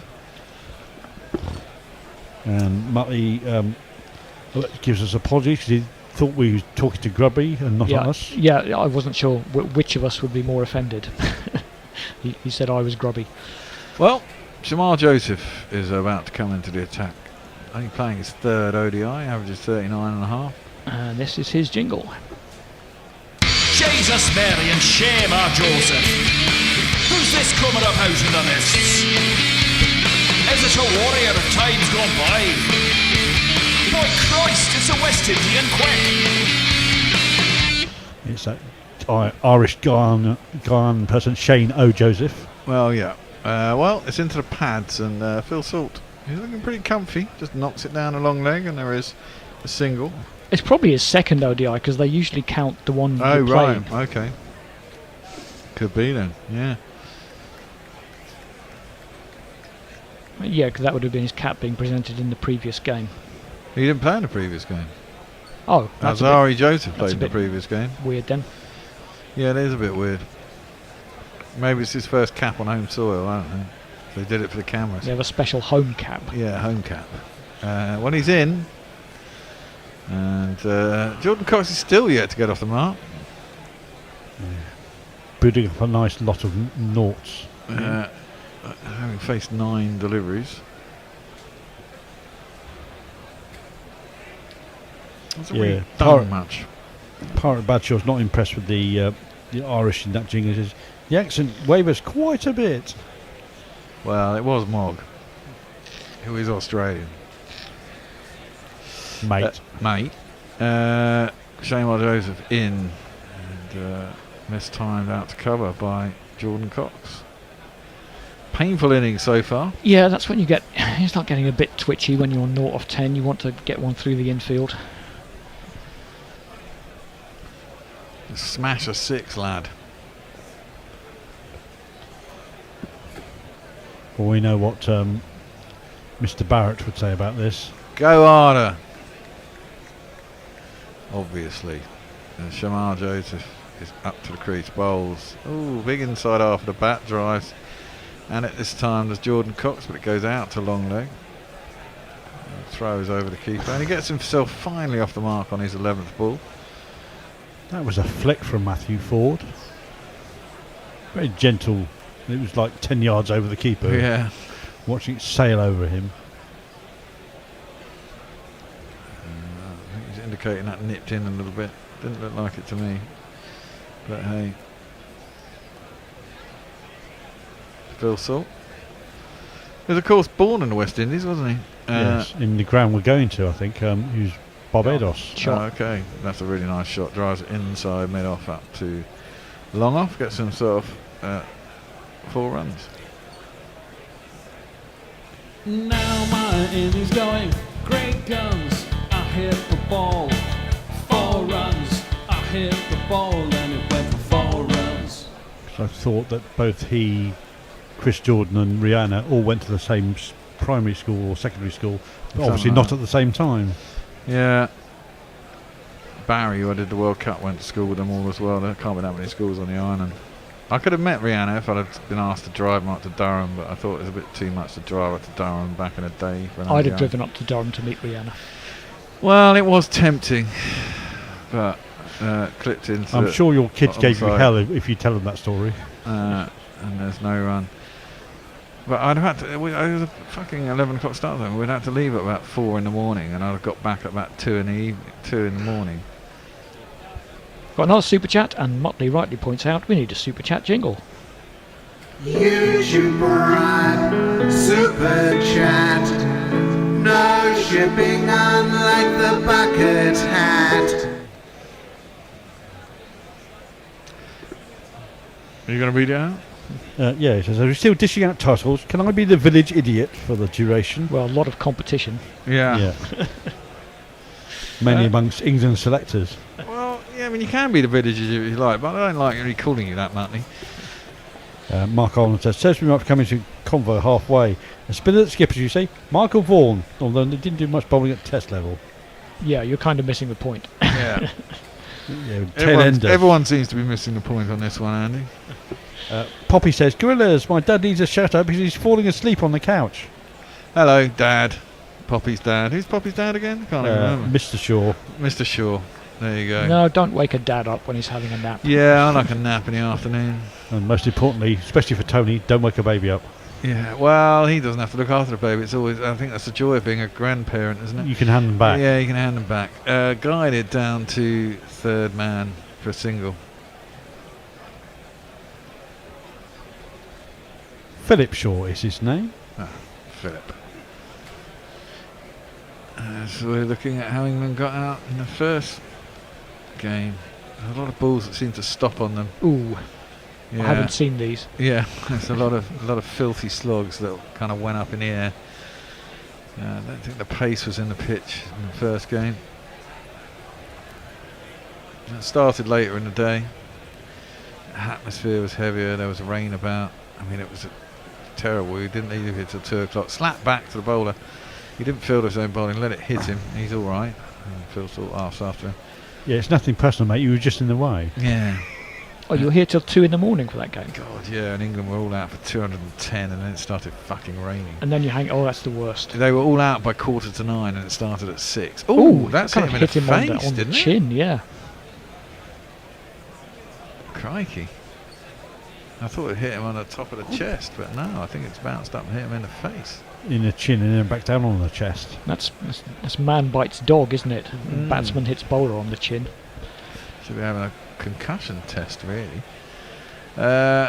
Next ball is driven back over his head. Good timing, I think. Good enough. Yeah, good enough. No, He's as gonna he race walks away past, for he's going 4 to say, runs. that's what I meant to do last time. Yeah. 55 for 1 England after 8.3. This is good batting. You are in danger of winning another. No, I didn't go over for this one, I don't think. We lost the wicket and I didn't go again. Instead I backed England at 11-5 after the wicket fell. Okay, that's probably a bit better now. Yeah, it's a good shot. Yep.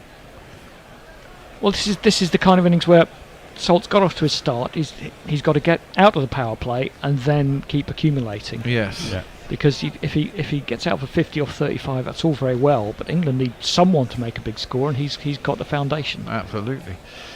Seals in, defended by Salt. Back to the bowler, and there is no Yeah, run. it's interesting when you look at the algorithm that allocates MVP points, and the MVP points now. Generally, the MVP is someone who scores more than 30% of the winning score runs. So you need to get 110 to do that. Yeah, I mean, what did Shea Hope get in the end? 117. 117, yeah. And a good knock from Radford and a good knock from... Well, brutal short knock from Hetmeyer. Canty, yeah. And a slightly Carty longer one as from well. Ford. Carty had a good knock. Yeah, Carty had a good knock, 70 or something, wasn't it? That's guided down towards third man. There's a single. And England have really got to do that. You know, the top 6 have got to score virtually all the runs, you'd have thought. Got another super chat. Let me bring that back up again. Super chat cash, super chat cash, super chat cash. Yeah, it's a new name for me. It's Richard Milgate who says, Saints win their first game of the season. Are you talking football or rugby? Yeah. No, it won't be rugby because they're not playing today. Yeah, football, definitely.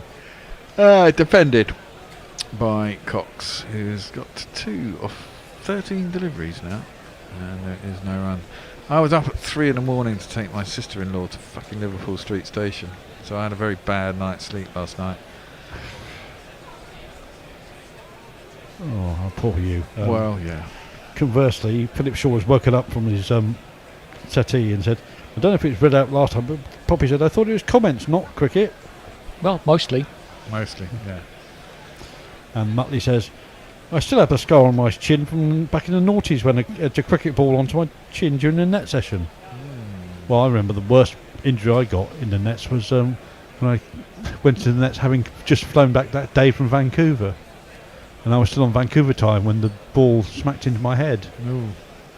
No, the worst one I had was a coaching session, and because it was just a kind of test where you're supposed to defend the ball as late as possible and defend it down. And because I'm not playing any shots and I know where the ball's coming, I'm not wearing a helmet, and I defended it vertically down, and it came vertically back up and hit me in the eye. Ooh, nasty. Ow. Always wear a helmet, kids. Always wear a helmet, yeah. Phil Salt facing up, and gets it into his thigh pad, but he smothers the ball so it doesn't run off towards long leg. Instead, it just dribbles behind him to the keeper. And there's one run. Who's keeping? Is it Shea Hope keeping, or is it someone else? I was going to say, It is no, it is Shea Hope. I was yeah. wondering if they would change him after he was hobbling along towards the end of that innings, but I guess they'd give him a bit of a massage on the break. And I can't imagine he's enjoying the short sprints to the wicket each time that the ball goes into the outfield. Well, that's all part of wicket keeping now. They're all fit these days, aren't they? No need to sound so bitter. Slashed into the offside by Phil Salt, but not very well timed. It goes out to cover. Oh. Hetmeyer fielding there, and it'll be no Gives run. it the fake throw, which, no. Well, he wasn't attempting a run, otherwise it could have been 5 penalty runs for simulation. Oh yeah, they brought that in, didn't they? Has anyone ever Has, been? yeah, has that ever actually been called? It has been called, but not in a Test match and not in a ODI, I don't think. Yeah. Shamar Joseph is rocking up to the crease. Oh, and tries to run that down to third man. Just the odd one, yeah. Seemed to nip away a little bit, beat the outside edge. It's quite whippy, Shamar Joseph, Yeah, and that he one is. just moved away, just a touch. Oh, it did, yeah. We're just going to have the one change at the end of the over. Hendo is going to come in for Jason. Yep. I shall get ready to vacate. You're taking over ball by I've got ball? ball by ball. Oh, you got social. And Hendo is going to summarise. Okie dokie. Enjoy, give me that then. Yep. You can probably see which ones we've already done. We've jumped around a little bit, but... He played that one into the offside and there's no run. 56 for 1. I think you can be reasonably happy with that. Yeah. They were threatening to score a few more than that, but Cox has been a slow starter. The good thing is it's 1. I think that's the major plus point. And then it's all about starting an accumulation in the after the power play. It's got required run rate. I thought that was our run rate. Maybe 6.77. We're not even up at 6 and over here. That's just dropped into the offside out to cover, and there'll be a single as they quickly run through. Looks like Jordan Cox gets something from here. 2 of 13 is pretty poor. Now it'll be a waste of an innings. Yeah, I think he's waiting for some spinners so he can give it some Humpty. And there's more open spaces around. Yeah, well, of course, this is the end of the power play. There should be some more open spaces at the end of this over. I don't know how many List A games. Didn't we go through this the last time? We only played about 4 List A games or something. Yeah, I think that is starting to have an effect. I was sceptical that it made a lot of difference for the first year or two, but now you've got people like Bethel and Cox coming in. You just haven't played this format at all. No. There's an appeal by the bowler. Did seem to be going pad. down. Well, was it going down? Yes, yeah, by probably miles. By miles.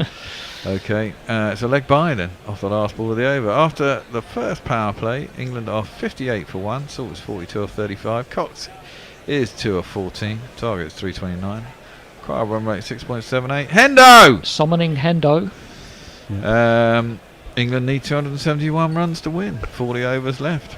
And he is now going to take over. He's got his pillow. He's hugging it. His emotional support pillow. It looks absolutely filthy, by the way. Is it meant to be that? Is it meant to be that colour? It could just be the lights, but yeah, it looked a bit orange when you came in. What's going on? Yeah, you're on your summarising. Yeah. So how do you summarise those first 10 overs in a minute? It's, you get your thing. Maybe I'll have a look. 58 for 1. Well, yeah. I mean, shame about Will Jacks, but a really nice knock so far from Salt, to say. Right, Cox is going to look to try to get going now. As you say, the field is out, but not off that one. He can only play it back down the pitch for no run. It's been a better approach, I think, than on Thursday, where they were very timid, weren't they, in that power play? I mean, one of the commentators on the from the West Indies was talking about how he's improved his offside play, and I think that's absolutely true with regards to Phil Salt, although as we saw, when he comes up against really top-class bowlers, he struggles outside off-stump. But he's batted really well so far. Just keep it going. Cox on strike again. He drops this one into the offside, takes a couple of steps, but the fielder is in quickly, and you get the impression the West Indies are now starting to squeeze Cox a little bit and just build up more and more dot balls. You don't want your Cox squeezed? Well, no, you don't. So, no, don't start. I didn't mean that. Don't get the porn bot involved.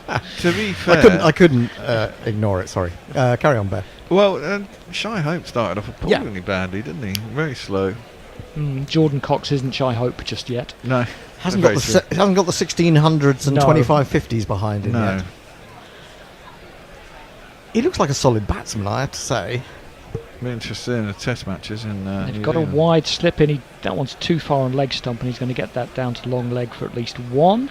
Shamar Joseph with the fielding does, even though the throw is a bit wide. Yeah, throw was poor, but he got around to it very quickly and picked it up really nicely. That's the main thing. Get it in the air quickly. Cox has played a couple of nice drives which he didn't get runs for, and he was struggling to get off the mark, wasn't he? And I think this is an absolutely crucial innings for him because he's had a few goes in T20s, and he's got ODI chance now. Hasn't really got any runs yet, so the pressure builds. And if you come out and you just can't get the ball off the square for a little while, it becomes really difficult. Well, Salt's back on strike now, and that's not the worst shout I've ever seen. It looked like he got an edge or something on it. It nipped into his pad a little bit. It's dropped down to third man. They get through for 1. If we see what it is, that'll give us a bit of a clue. Well, it seems to be 1. No, it's a leg by. Yeah. Okay. That wasn't. I've seen worse shouts in this match. No one seemed too interested in that though. It seemed a bit high to me. It looked to me as if the bowler appealed quite belatedly. It's come back in, hasn't it? Yeah, it's swinging past leg stump. But a bit of movement, and making the international sign for high as well. But a bit of encouragement for Seals.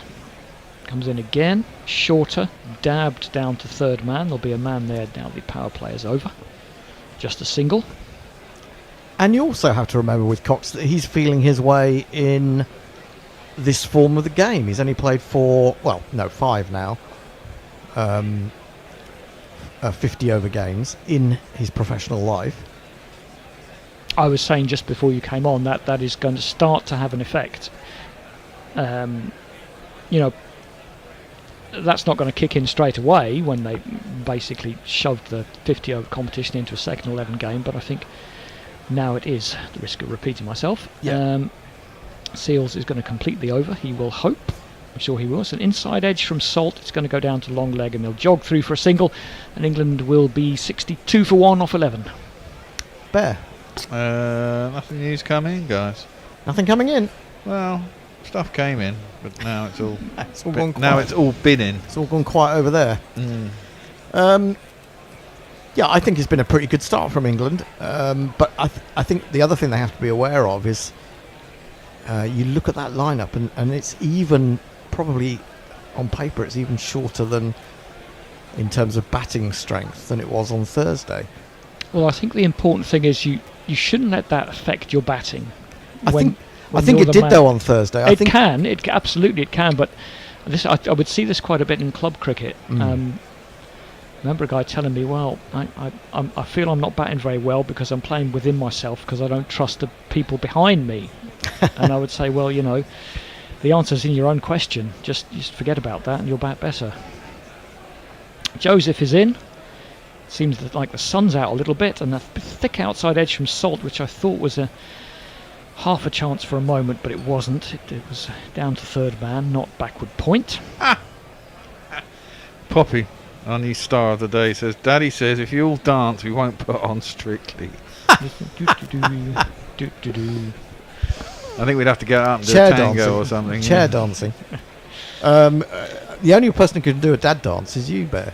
That's I don't true. think the rest of none of us are we can do dad jokes. Do dad. Well, we can't because we're not really dads. Oh, I've got the hang of it, I think. Oh, okay. Yeah, I think that's the only thing I would be good as a dad.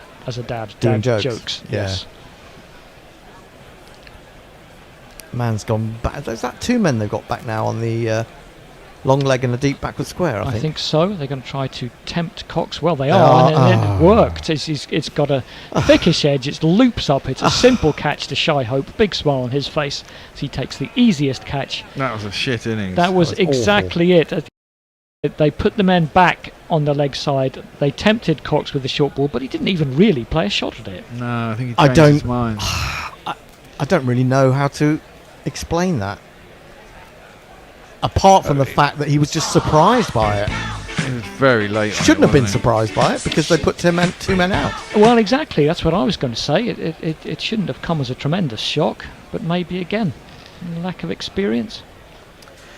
Well, he's been getting runs, hasn't he, in county cricket. I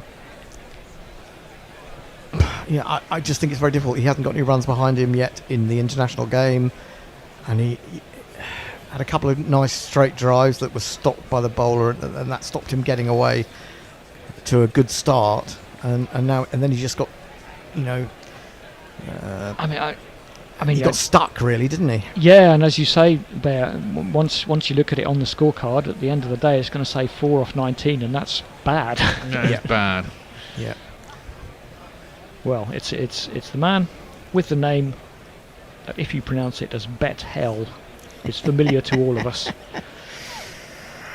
And maybe not to you, Hendo. You're not a better very, very occasionally. Grand National kind of thing. No, not really. Very, very occasionally on football, but Okay. never in the last 30 years. Okay, well, call that a no then. Anyway, it's this man. Jacob Bethel's born in Barbados, now he plays for the English team. They say that he is an all-rounder, but that remains to be seen. I like Jacob Bethel. I do. I think he's got something definite. At 4 though. Ability. Well, yeah, possibly not. But who else are you going to put there in this particular lineup? He's got the ability to bat a long time, I think, because he's got a good technique. But you could put you could pick 4 out of a hat at this point. Could in a way, yeah. Bethel, Livingstone, Curran, Mosley. I don't know. Oh, I'm on ball by ball. Sorry. That one's into the pads of Bethel, left-handed, so it was well outside leg stump, and it hit pad maybe a little bit of bat and went back to the bowler. Yeah, Livingstone, Currell, Rashid at 8. Blimey, that does look a bit thin. Well, yeah, but I think Rashid gets a rough end of the stick. Always been put in at number 11. I think he's generally a good better batter than a lot of people above him in recent sides. And I think if it hadn't been for the strength of the one-day side at in the last, under Morgan. Yeah. Andy? Yes, sorry, I don't know why, it's been a long day. I haven't been in for a while. Yeah, I'm finding a bit sleepy now. Kind of on the top of the pad on a leg stump line again, and Bethel just it hits him and all the bat and just drops down for no run. Have you got let David B into the... Okay, I thought you were going to say press electric shock for commentator. David B. Long time no see. Yeah. Hang on. Yeah, we will be seeing David B once we get to the end of this 10 overs. Aye. But it's not for a little while. No, he's clocking on to see the cricket, no doubt. That's full. Outside, and Bethel just plays it to mid-wicket, who scoops it towards the stumps just to see if he can catch the non-striker unawares. Is this a plan from Joseph? I get the feeling that he's aiming at his leg stump. Bowling outside leg stump to the right arm over to the left-hander. Maybe trying not to give him width. Maybe trying to get a little clip in the air. Maybe they clip in the air. Weakness in him from watching all those videos. Maybe he needs to give himself a bit more room or open his stance a bit more to see what he does with this one. That one's again top of the thigh pad on sort of middle and leg. Yeah. Drops down into the offside and there's no run. And Bethel and Cox, even Jacks, have found it. Salt's the only one who he's really got going right out of the gate. Well, I think the Jacks played just before he got out. He played a lovely back foot drive for 4, and I thought, he looks in good nick.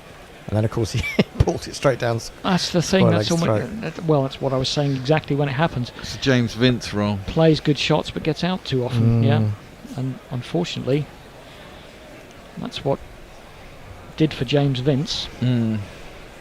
I mean, I did see people mentioning why isn't James Vince out there in this team? And yeah, but it's not really one for the future, is it? He's not, and I think that's basically what Trescothick was saying in response. But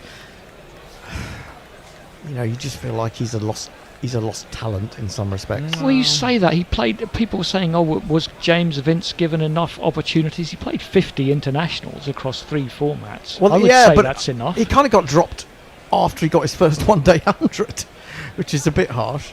Anyway, change of bowling from the West Indies. We're going to see some spin. He didn't do us any From favours. Georgetown, Guyana, where he had his first nets. Sorry, that one's clubbed out towards cover. They'll get at least 1. Haven't heard this jingle before, so I'm going to spin it back up. Boy named Goody Gay, who took his chance when spinning the ball in his second test, got a 13-hole. Go, go. Go, Moti, go, go, go. Go, Moti, go, go, go. Go, Moti, go, go, go. Go, Moti, go, go, go. Moti, good at cash. He got 4 wickets in the first of international of this series. That one is played up towards mid-on, and everybody waits to see if mid-wicket will field the ball, and he eventually does. Hetmeyer. It looks rather pained at having to do it, and then just bounces his knees a bit to show, yes, I'm dead keen really.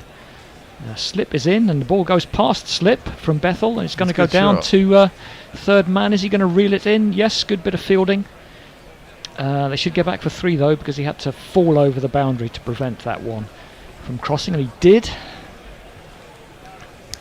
It seems to me as if the West Indies have had more plans for English batsmen than the England bowlers have had for West Indies batsmen. And well, that was a good shot. He played it very late, he did, but he got full face of the bat on it. He was good against the spinners in the T20s, wasn't he? I like him. I like him. Moti left arm round to the right-handed Salt, plays that one back to the bowler, skips across and picks it up at the feet of the non-striker. I mean, I don't think England can lose another wicket for 30 overs. Yes, a while. That one is punched off the back foot up to long off. They'll get a single. England go on to 68 for 2. Coming up to the end of the 13th over. The target's 329, and they need a smidge over 7 and over from here. I mean, the thing about James Vince is when he came in the World Cup in 2019, he cost us, a chance to get through to the last stages. 2019? No, that's the one we won. That's the one we won. I know, but he came in. He came in when Jason Roy was injured, and almost cost us. And almost cost us the last stage. Yeah, that's what I did say. You can't necessarily judge a man on that one innings. Anything can happen in one innings. We had 3 games when Jason Roy was injured. We were desperately trying to get him back for the semi-finals. I do remember that. Yeah, he fucked it up. I thought he did okay. No, he didn't. No. I mean, I wouldn't trust my memory these days. No, me neither. I watched them all. I was there, and it was quite irritating. No, all worked out in the end. But they did have to win. They did have to win the last 3 group games, didn't they? The other thing, though, I would say about Vince is that he plays all formats, and in a domestic sense, and he captains the 100. He's got a lot of captaincy experience. Maybe that just old head from him. Captain the side, I suppose. Yeah. That's belted away by Salt, past mid-wicket. Going to be 4, and he is going to get to 50. Yay! There's not one boy for me. I must have 2 or 3. I need 4. Really it's 50, and you know that can't be bad. Yeah, it's 50, and you know you should be glad. That just sat up to it did, didn't it? Hit me. You couldn't ask for a nicer ball, really, could you? 4 runs from your 50. You think he's going to have to go on here and look for 100? He plays that one down to third man, sort of backward point, and he seemed to amble up the wicket. Didn't look like there was a run there, and indeed there wasn't. His partner rightly sent him back, and he had to scurry back a little bit, although throw missed the stumps anyway. That was a little bit casual. It's quite difficult for England here now because they've got to consolidate while at the same time scoring or keeping the score moving a little bit. I do think you shouldn't let what's behind you affect your batting. You've got to trust the people behind you. Oh, not so much that. I was just in the run rate, really. I mean, they do need 7 and over. Oh, this is a bit of a tight run. He played it down. The bowler was onto it quite quickly, and they scurried through. And again, he missed the stumps. I think he would have been in. I'm probably going to call that a good run because they both set off quite quickly, but the bowler was honing in on the ball and had half a chance maybe. I don't know, I just got the impression that they both lost their minds there. Well, they both lost their minds decisively. I suppose that's true. I always said to people, it's better to be decisive and wrong than indecisive and right too late. Yes. Yeah, well, you need to be on the same page, don't you? Yeah. Even if it's the wrong page. Yes, quite. That's probably a better way of putting it. Joseph to the left-hander, and it's a good ball top of off stump. And again, Salt is almost halfway down looking for a run that was never there. I'm not sure how often these two have batted together. It doesn't look like very often. I don't think there's anything wrong with the fact that they signal to the West Indies fielders that they're looking for these singles now, because it, creates the opportunity for them to make mistakes as well. But and also maybe he's trying to signal to Bethel, we need to turn the strike over. Okay, that may not have been the right run to take. But well, you should do that with your words, not with your crazy running. Well, yeah, it's not the best form of communication. Oh, had a hoik at that one, Bethel, and it caught him amidships, and yeah, that's gonna. I don't think it caught him bang on, but it was in the area. Painful. Looked painful.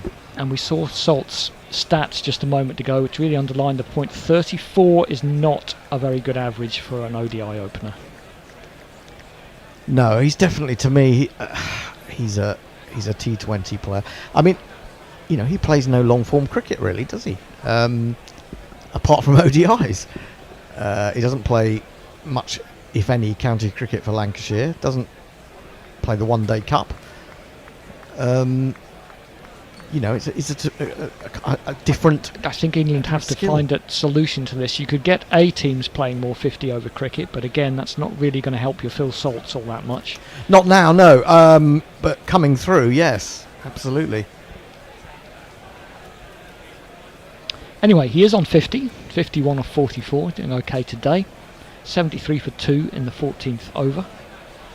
Does this stint seem to be taking a long time? I suppose I was on the previous one as well. It does. That's a nice drive from Bethel, but it does go to the fielder, who dives to his left, picks it up. It's the end of the over, just the 5 off it. 73 for 2 off 14. Everyone's struggling apart from Salt, aren't they? Yeah. Anyway, let's say Matley says you're a cat dad, Hendo.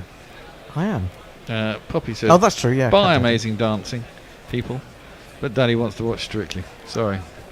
Jan Ariel Ratnam says, shouldn't Bethel be playing for the West Indies? He was born there as well, wasn't he? Yeah, that's right. Yeah. As was Phil What, Salt. and Salt? Yeah. Yep. Oh, okay. S. Sam says, Liverpool win combined with Arsenal, Man City and England Rugby Union losses surely cannot get any better than that. Who said that? S. Sam. I don't know where you are from S. Sam. He's clearly a Liverpool supporter. If he's opposed to England, he's probably cheering on the West Indies. Yeah. Unless he has a particular aversion to rugby, which I could understand. I did think actually that's as a signifier, that last delivery where it was nicely stroked by Bethel straight to extra cover, was perhaps why Joseph has been concentrating on that leg stump line. As soon as he gave him width, he unfurled a really quite nice looking shot. He didn't get it through, but it was he seemed much more comfortable, didn't he? As for Poppy's dad, Strictly doesn't last 4 hours, does it? He can always come back. Feels like it does. Maybe it probably does, yeah. I think you were saying in the green room it's all the faffing around. Oh, it's all the faffing. Yeah, it's groping each other. I don't mind the dancing. I quite like the choreography, but I just find the rest of it shite. Oh God, I can't. I mean, stand Tess it. Daly. Oh. Moti's got a slip in for Phil Salt. He's a bit short though, but he punches it out to deep point for a single. Hasn't bowled any of the half trackers that we saw rather too many of from England's part-time spinners, and even Adil Rashid bowled a couple. Yeah, Rashid wasn't at his best, was he, today? He did bowl a couple of wicket-taking balls, which took wickets. Funny enough. Also got a slip in for Bethel, who comes down the track, but it wasn't there to drive, so he wisely just dropped the bat on it into the offside for a single. And that's that's good, because you see so many England batsmen do that, come down, then throw just their have heads a up in big the air. swish, yeah. Lost the art of actually adjusting. Salt drives up to a long off, be another single. I mean, if you compare the that, for example, to Jamie Smith, despite how good Jamie Smith has been in general, his second innings in Pakistan was truly, truly awful. That one's back to the bowler. He has to skip across a little bit Moti, but he's plenty of time to do that. I seem to remember Bethel being quite good against spinners, wasn't he? He's gone back to that one, and he punches it into the gap up to long on for another single. He could launch them into the crowd, I seem to remember. Well, there's quite in the first innings we thought weren't going for 6. They did. I don't think it's Very the biggest. short It's the boundaries. biggest ground. No. What did 4 they hit? singles so far off this over. 1 ball to go. Salt bashes that one through point. He probably just gets the one. Does indeed. 5 off the over. Yeah, just need to get the placement a bit better, I think, as well. I mean, 5 singles off the over, and that's not quite enough. The run rate will just creep up each over that they're not getting anywhere near If they don't it. lose wickets, they'll be able to charge back in at the end. The question is, where do they go? Well, I don't know that they've got the hitters, have they, in No, this team? well, they haven't. I mean, apart from Livingstone, Livingstone, yeah. I mean, Curran on his day is a good hitter. He actually batted quite well. He the was other day. batting well the other day, but he threw it away, didn't he? Yeah. Absolutely threw it away. Well, I should tell you something. I could tell you. Dave Wood says that he could extend 100 by 200 balls per innings. And Bing Robertson says, could someone say which team won the second match? No, I don't know what he's referring to there. The second match out of the list that I gave you earlier, the Arsenal Man City, blah, blah, blah. This is the second match of this series. And this is the second match of this series, so I can't tell you who's won it yet, unless I could see in the future, in which case I'll make loads and loads of money on the betting sites. Well, this is one I haven't seen before. No, me neither. He does apparently have 2 ODI wickets. It's this man.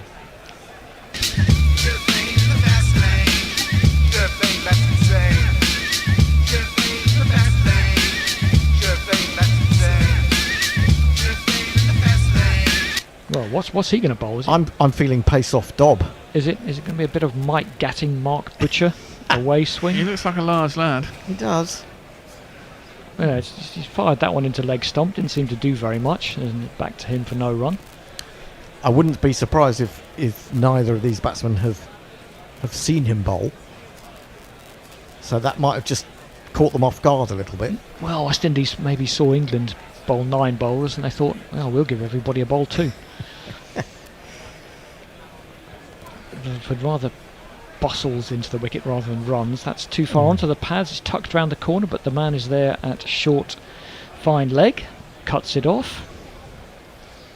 Yep, yard either side, that's away for 4. Yeah, different Small challenge for margins. Salt. They should be prepared for anything the West Indies can throw at them. Who's that dude? It's not Colin Munro. No. Someone in the West Indies dressing room, I think. Dropped down to third man that time. Pick up a single. Kind of gets confusing because so many backroom staffs now are from different countries, different nations, so Yeah. you can't Picking automatically his think- nose there.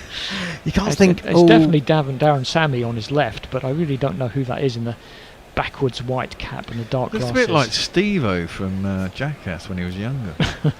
Probably isn't him. No. It's too young to be Stephen Fleming, isn't it?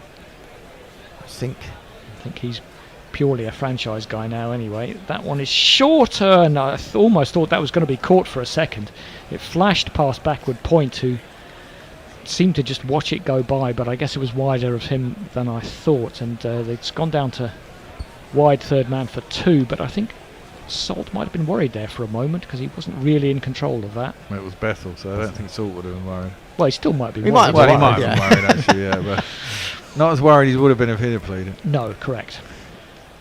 it's a team game, boys. It's a team Yeah. game. Bethel is on to 7 and just pulls away as something holds proceedings up. That's decent over so far. We talked about that with England a lot, though, didn't they? The last ball going for 4 quite regularly. He's bowling right arm around, and that goes in the same area, but more controlled this time, and down to Ford again, who's doing a bit of comedy, where's the ball, but they still should get through for just the 2. Nice couple of shots there. Yeah, this is good. This is good. Certainly surprised Rutherford is bowling. I mean, are they? There must be some real bowlers who haven't bowled yet. Well, he's in the side as an all-rounder. Yeah, but he hasn't bowled very often, has he? Yeah. So that he's played 8 matches. Hasn't bowled very often, I don't think. Coming up to complete the over. Off stump, defended, but they will drop down. Again, it's a quickish run, and but again, I think they were okay. Field was maybe a little bit slow to that one from point. They get through for the single, and that's the end of the over. I got the impression there was just a little bit of hesitation from Bethel. That's what worried me, I think. Yeah, I'm not sure the communication is 100% between these two guys, but they've got a drinks break to sort it out. And we've got a super chat. Yay! Just a minute, I'll give you a funky jingle. Use your bright super chat. Oh, poor Hombre Nueva says, I'm losing a battle of wills with a 3-year-old. Oh. Please play an appropriate See what jingle. I can find. Yeah, that's easily done. I was going to say no personal experience, but I understand that can be a difficult age. Yes. It was for me anyway. What have you got? You could try this. Fuck off! Just fuck off! Yeah, you could do. Yeah, that's It's a little harsh for a 3-year-old. subtle. Yeah. Well, they got to learn. They do have to learn. They got to learn. I can imagine the bear might have said that to a 3-year-old a few times. Probably did. Yeah. Not as long as your wife didn't hear you. Yeah. Well, you know. Maybe she did too. Well, they've got to put I'm trying to think back to one of the ODIs against Australia, and we lost 2 early wicket, or relatively early wickets in that, and then Will Jacks and who was it? I think I was doing this one. Who put together a really good stand? It was Phil Jackson. It wasn't Livingstone, was it? I think it was. Was that one of the ones we won, or did we? No, it's one we won. Jacks got out on 90. Something like that. No, was it Jackson Brook? Yes. I've got a feeling it was Jackson Brook. Yeah, and I think that was the one we won, the first one we won, but we won it on DLS in the end because it started to rain. We were chasing 300 and something, and we were on 240 odd for 4, I think. So we need something like that, but we haven't got Harry Brook. No. What's with him then? I suppose he played the test matches. He's played the test matches on a break, and he's probably got to go out to. He's going to New Zealand, He's isn't going he? to New Zealand as well. Yeah. I mean, it's crazy when you think about it, Andy. I mean, we played only 6 test matches over the course of the summer, from June all the way through to the end of September. Managed a bunch of pointless ODIs against Australia in September, but then from the 7th of October to the 22nd of December, we're playing 6 tests and 8 fucking white ball games again. Well, I was reading about this. Every now and then everybody gets together and fully agrees that there's too much cricket, but then no one says, we'll do less of ours then. Yes, exactly. Well, it does lead to these weakened, sides. That's what it's going to be, yeah. That England are sending out, Yeah, but also you wonder whether, we're still going back to that, and I'm not decrying it, of saying thanks to West Indies and trying to keep West Indies cricket going to a certain extent by sending teams out there. Yeah, well, haven't we done that now? Well, I thought that, and when I said it the other night, I wasn't entirely serious, but I did get slated by the likes of Jay Grover and 1 or 2 others. Well, it's not that long ago England were literally putting out a 3rd team and beating Pakistan in their salad days. Oh God, yeah, of course. Basically when the whole team went down with COVID. Yeah, it was a 2nd team anyway, and the whole team went down with COVID, and they people like Bryden Cast came in that series, didn't they? Yeah. Yeah, Mahmood came in, I think, for that series. That was that when Stokes actually that was the first time he captained them, wasn't it? He was the only experienced member of the side. Then didn't he get injured in the 2nd one or something? I've got a feeling Crawley captained during that. Crawley might have captained. He might have been, yeah. Anyway, here comes Moti again. Bowling to Bethel, tosses it up, is driven into the offside. Now he might have put that in the gap to get a couple. I should think so, as Lewis comes round. Yes, they do. He reminds me, I've got to say actually, Bethel reminds me a little bit of Graham Thorpe. Not as chunky, is he? He's got a way to go. Yeah, he's not as chunky. He's not. No, but he's in build. nuggety. He's a bit different. Yeah. I hate it when people say Thorpe was nuggety. He was better than that as well. He was miles better than that. He was, but he certainly. You could be nuggety and good. Yeah, but place that one down. There's no run. But I know too what you mean. Often they were saying he's nuggety, and he was a very fluent batsman. Yeah, he was. In again, steps back, tucks that into the leg side. Fielder is down at short mid wicket. That's where they should always be, isn't it? Of course. But he did the nuggety stuff when it needed to be done. Yes. That doesn't mean you should be called nuggety. Yeah, logically people might think that doesn't make sense, but I can see what you're saying. Back to the bowler that time for no run. He had a very good cricket brain though, Thorpe. Yeah, brilliant. Knew how to play situation. Now, I kind of get that sense about Bethel. Down the track he comes that time, but again it's not there to smash, so he just tries to get it past the bowler, doesn't succeed. It's a good over from Moti, just the 2 runs, and Bethel is still a little bit difficult to get going. He gets that one into the offside and there's no run again, so good over from Moti. He's bowled 3 overs for 12 and it's 86 for 2 off 17. Well, he's not bowling any tripe, is he, Moti? That's one of the he's just bowling differently good from England. Yeah. Funnily enough, he's just bowling good, solid, just enough variation. Yep. Not trying to do too much. I know England will feel a bit better when they get past the 100 mark. You always do when you get into 3 figures and in a chase. I think just without losing another wicket, of course, that goes without saying. But I I'll say think it we anyway. can be far off where the West Indies were. They were quite slow. No, I think we're quite similar to where they were, but they really kicked on in that 20 to 30 over period. Well, when Even so, Rutherford came in. They were 150 off 30. Yeah, exactly. Well, I don't think we're too far off being able to get there. Right, Rutherford's going to continue. He may not be a real bowler, but he's got a chain round his neck like a real West Indies bowler. Plays that one up to long on, I should say, Salt, and that's going to be a single. There's quite a few English players I noticed. Was there another, not Jofra, but another English guy who had a chain the other day. It was a big chain. I can't remember who it was now. It must be really kind of disconcerting. I know, well, we joke about it, but you're not exactly Mr. T. No. If you've only got the one, you should be able to manage. I suppose. I mean, you remember Wes Hall, of course, injured himself. Did he? Yep. That one's cut nicely by Bethel. As you say, he's timed it well, but it's gone straight out to the sweeper at deep point for a single. See, this is why I think he might make a good test player. He's actually quite orthodox. And that isn't necessarily what you want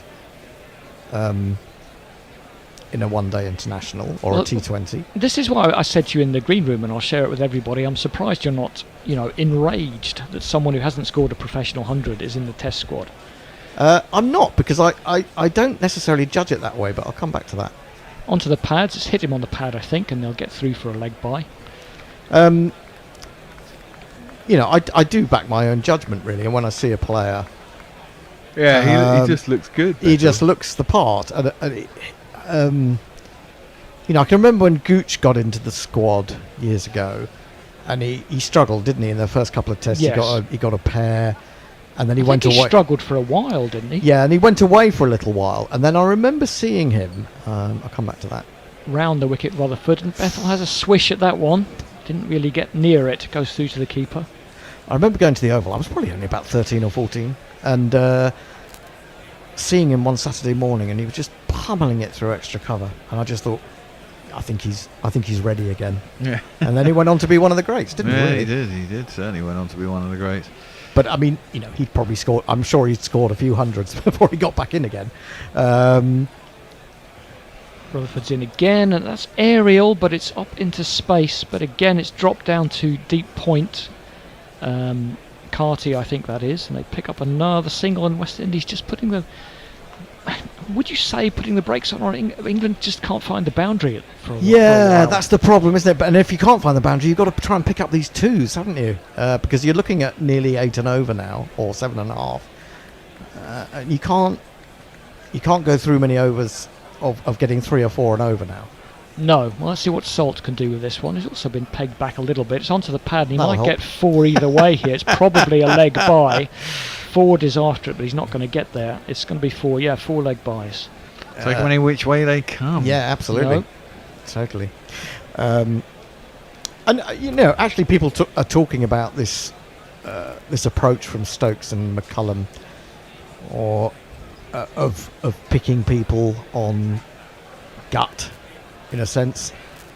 But that's exactly what Duncan Fletcher did with Trescothick, isn't it? Yeah. He didn't have a great record. No. I mean, okay, they're doing it en masse now, but...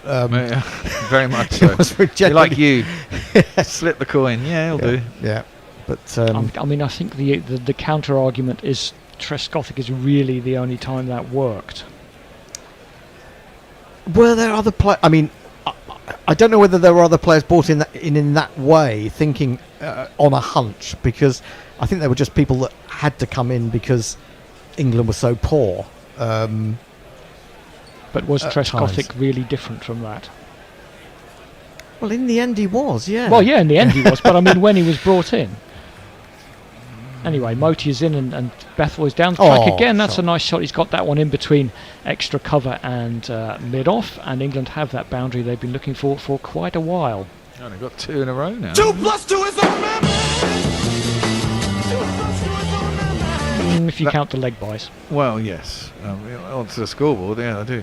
Umbrain Nuevo said that jingle that we played that he wanted for the battle with a 3-year-old was everything he hoped for. Moti's in again. That one's played up to long on, just a single that time.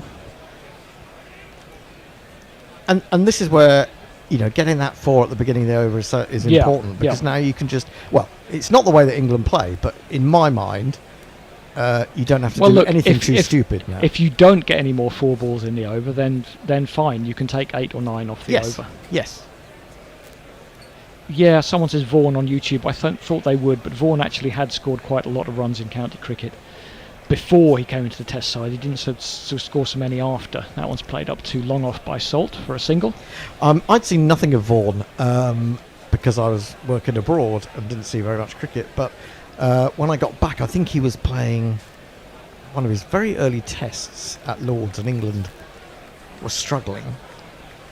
Onto the pads and played up to long on again for a single.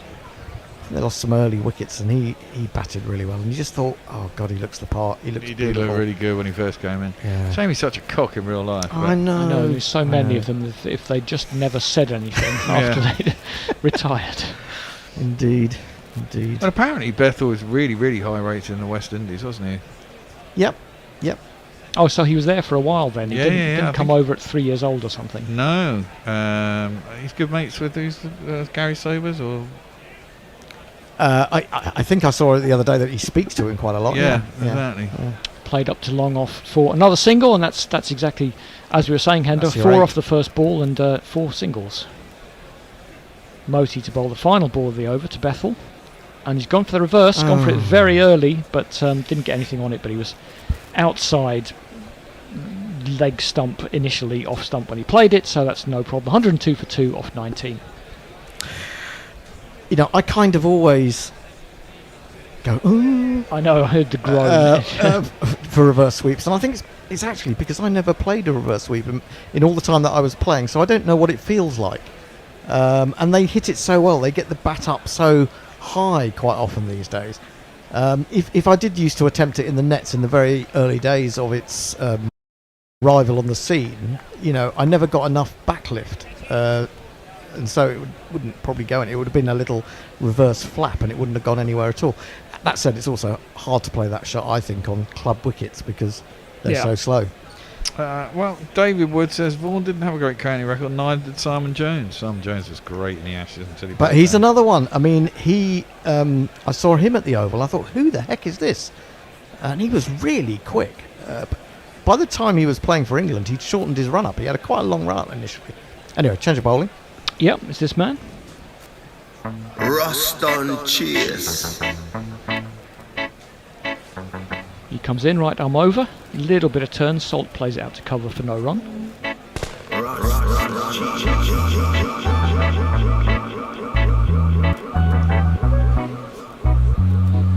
That's more dub than reggae, isn't it? Yeah, I love a bit of dub. That one is played out to cover again. No run. Got some new speakers at home. I've got much more bass on them now. Not that I play much dubstep, but there you go. It's all about the bass, not treble. Yep. Dara Aziz said we should have picked Darren Stevens. for the lols. He's just become coach somewhere again, hasn't he? He must have done, yeah. If he's not still playing. Onto the legs and plays that up to long on for a single. Has he just become coach at Leicestershire where he played before? I've got a feeling, or some sort of coach there, I think. Someone with greater eyes on county cricket will tell me. Oh, would you change it in this over? We will be. It's going to be David B, Jason, and Will. Will's not there yet. Okay. Best of women. What? Sorry. What? Oh, it's Leicester women. Leicester women. Okay. Okay, Yep. yeah, Yep. all right, fair point. So Jason's going to come in and be doing everything because he'll have Will and David, but Will often does turn up late, doesn't he? Or at the last second. Yes. Often has problems with his Wi-Fi, so we better check the WhatsApp group. Actually. That one was to mid-wicket for no run. So England looking okay here, I think. 103 for 2. I'd say that's probably about par, chasing this score. The slip is back in for Chase. Bethel comes down the wicket early and was able to get close enough to the pitch to get that one past short extra cover and through for 4. 4 on the floor, and one more 4 than the 4 before. That's what 4's are for. Monkey on the dance floor. Ah, that was very smooth indeed. He's got a lovely cover drive. He did come early, and Chase wasn't quite aware enough to pull it back. Yeah, that's a good shot. His feet's pretty well so far. I don't want to say any more in case I... That time he's gone back and played it right off middle stump. Goes down to point. There's no run. It's the end of the over. Jason's going to come in. I'll sit here. Earth's calling Will. Yeah, if you could stay there just to see if Will hopefully shows up. Well, say hello to David. Hello, Andy, and thank you. That was very entertaining. Andy, Bear, and Endo. Got I've got an interesting talking point there about picking players on gut rather than county performance. And Bethel's been in the spotlight for that. You know, an first-class average of 25. Not been given many opportunities at Warwickshire really in terms of the regular slot, but this is his opportunity, isn't it? Bear's staying on there till Will joins us, and welcome to Jason. Yeah, welcome. I'll hang about. Yeah, I didn't know what his first class average is. I just like the look of him. I think he's pretty good. Yeah, he's looked the part in this. Matthew Ford's come back into the attack. He's bowling to Phil Salt, who's gone aerial. This one's gone a long way up in the air, but only into the hands of Moti. Moti's catch there, and Phil Salt, who England were relying on to bat through, has gone for 59. Ford's first ball back into the attack, and he's holed out to Moti. You silly little boy, what on earth were you playing at? Oh! Batter, batter, batter. Batter, batter, batter. Batter, batter, batter. Now this puts England in a Yeah, it puts England in a terrible spot. Well, it puts them in a tricky situation because they're now really relying on Livingstone because we haven't seen much of Curran and Bethel scoring anything over 20-30, and someone's got to go big now, haven't they? Yep. And Livingstone, like Salt, is often or has been latterly, a one big innings in 5 or 6 man. Oh, he's due one then. Well, he got 50 in the last one, which is sort of above average for him, or just under 50. Just under 50, yeah. So yes, we are hopeful, but not necessarily confident. Yeah, exactly that. Now we've got 100. Do one today. Yep. Anyway, let's jingle him up before he gets to face the ball. I am Livingstone. I play for the Lightning. My one-day kit is blue, but for the tests it's white.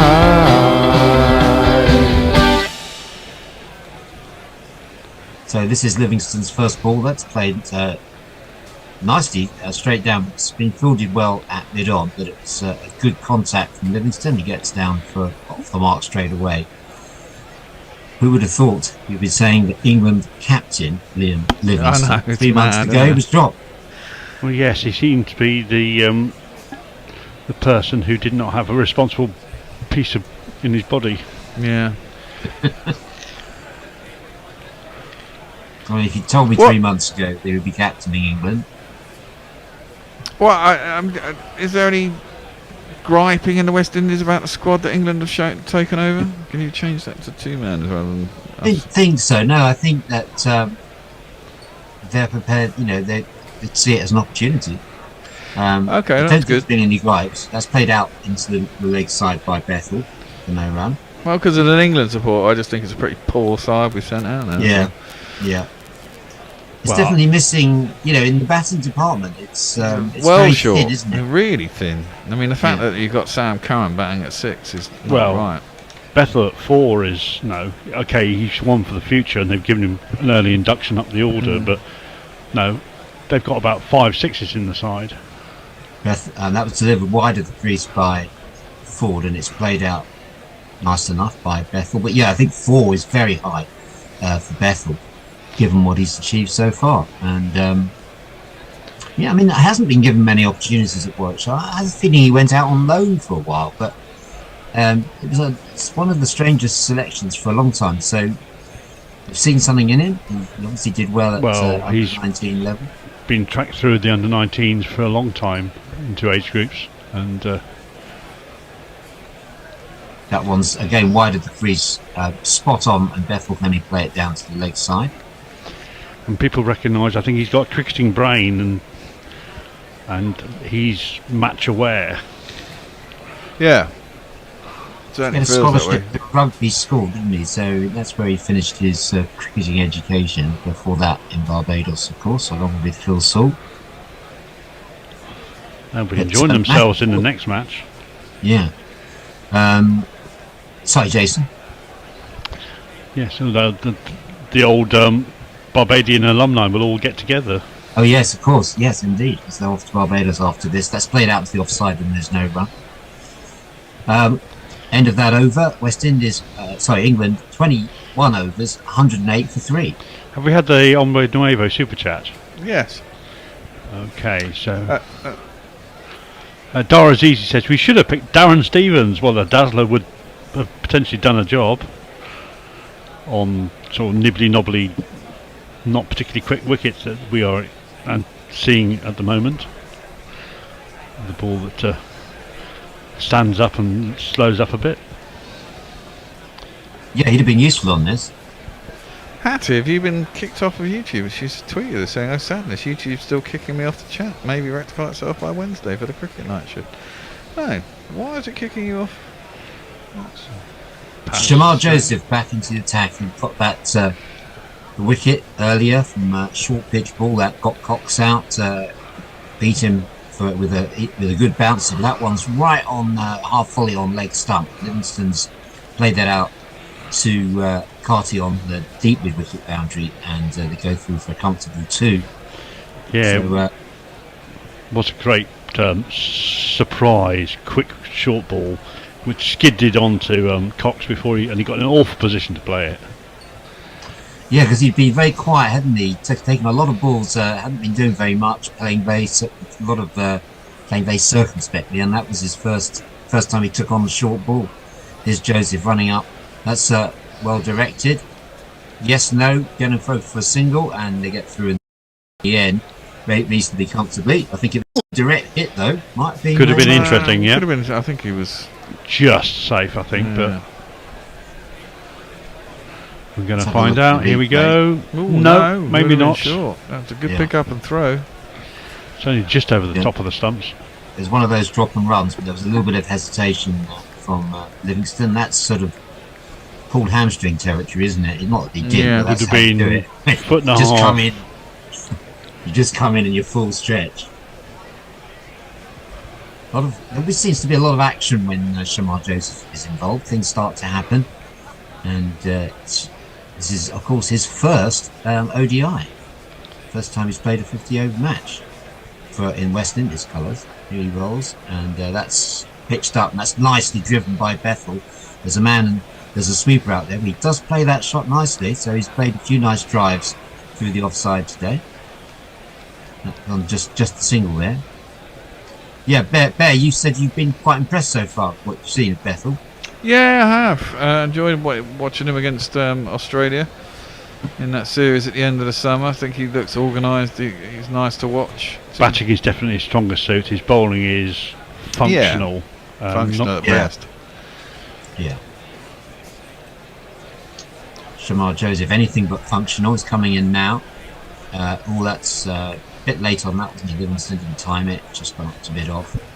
The question is, can Bethel go on now and get more than a pretty 20 and 30? Because one of these two with a target of 329, so still another 217 needed. You'd think By that my both. You think, rough math, one of these has got to score a century. or both of them have got to get 50. That'll be 100 short. Yeah, but could the rest of the team get 100 runs? Yeah. Okay, yeah. So 2 half centuries required is Joseph. Wild swing there by Livingstone. He's lucky to get away with that. Because would have been straight down if they had a first slip. But it was wide of Shea Hope, the keeper, and he gets 4 runs for it.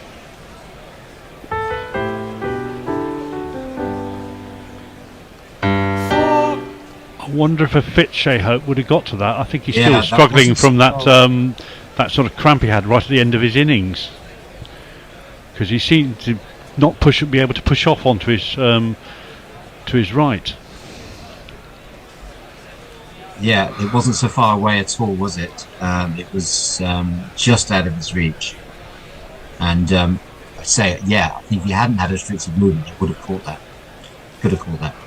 Here's Joseph bowls, and that's just played away off his legs by Livingstone. But Livingstone, lucky to get away with that one. I don't know. He just played off his hip. No, the one before, I mean. Oh right, yeah, totally. Yeah, that was right in the channel between where a keeper would catch it in the first slip. And it's probably the keeper's catch 9 times out of 10. Yeah, would have nestled nicely at first slip as well, though. You kind of feel, but it's ODI cricket. You don't have slips. What did Shea Hope do to himself then? No, he just got cramp. He scored 117, didn't he? Then he had tried to hit a couple of slog sweeps, and he's as soon as he got down, he hit it, and then he grimaced, and then he was trying to get up awkwardly and hobble the single. Yeah, definitely looked like he got cramp. There's usually, most teams now play at least 3 wicket keepers, don't they? I'm just looking down the list to see whether anyone could have taken over in the West Indies lineup. Well, that may yet happen, or have to happen. Joseph, and that's defensive by Livingstone, covers up, plays that, holds the pose. Dara Azizi asks us what happened to Dominic Cork in terms of people who would have done well in this situation. Well, I think it'd have been a bit too much in people's face. He'd have riled them up the wrong way. So he did like to ruffle feathers, Dominic Cork. 117 for 3, that's back to Matthew Ford. That was his first ball. Second ball. Oh, yeah. One-handed shot from Livingstone. That's gone all the way, and he needs one hand. And it's an extraordinary shot. Came down the wicket, took his top hand off the bat, and flew over square leg, I think, without bouncing, if I'm correct. Well, it was about 25 yards beyond square leg, I think. Extraordinary.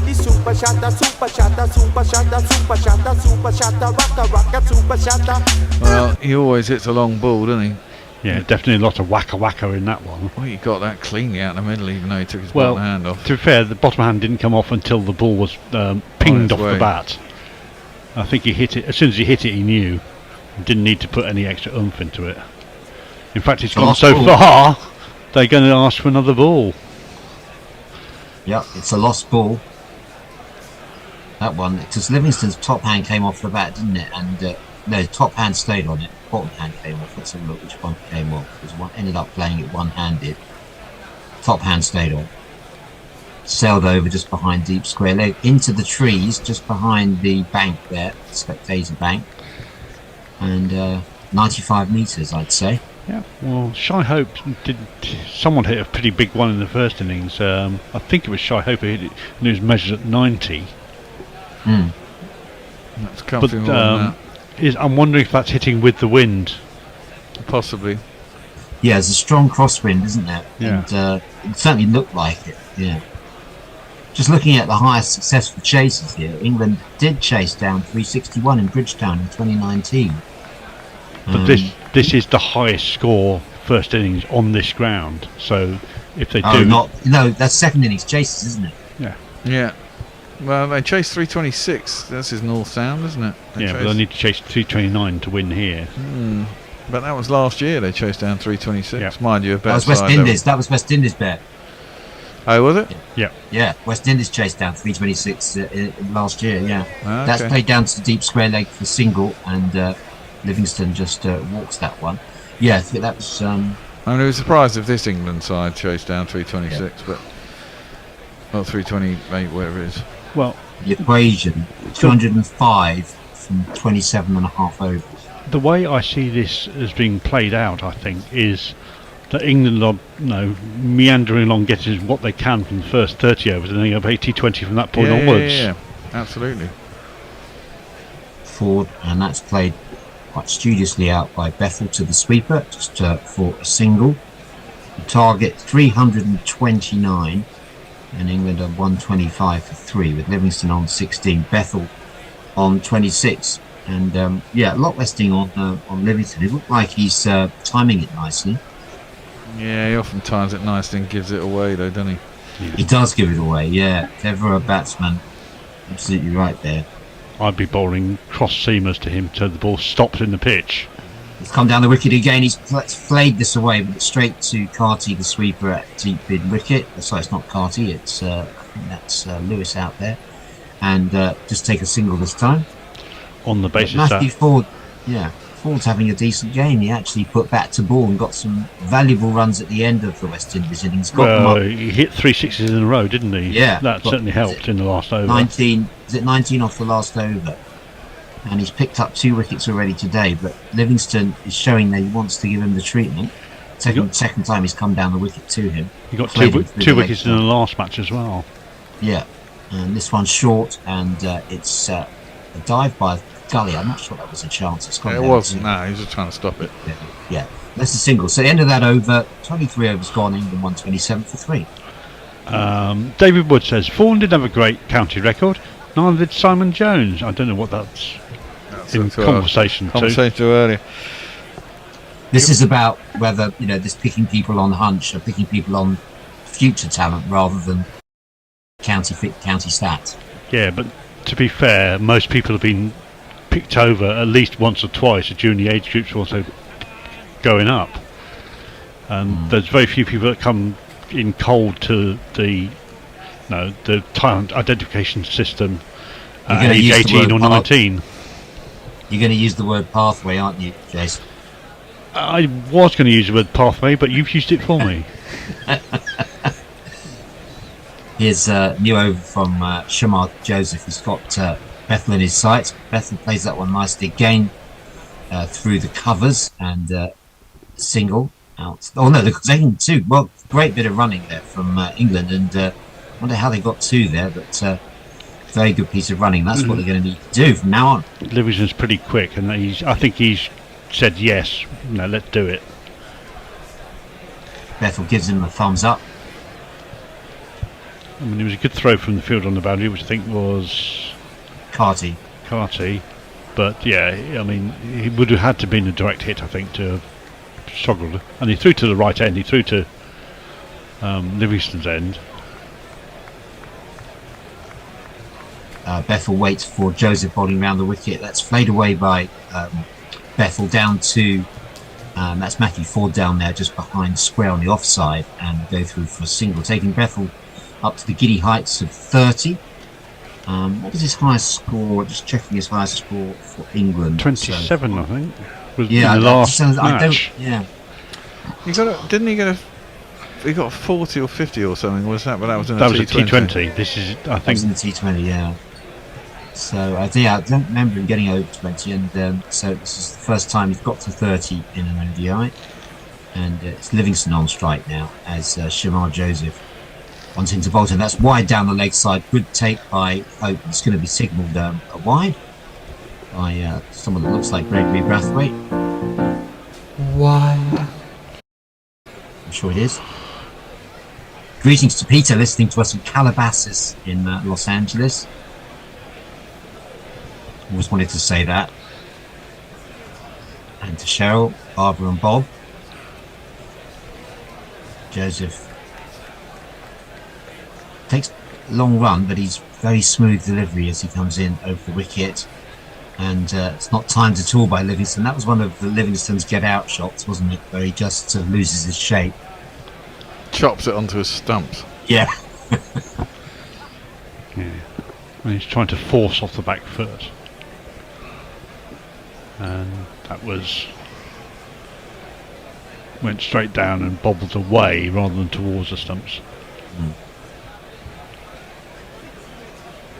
Required run rate just under 7.5 and over.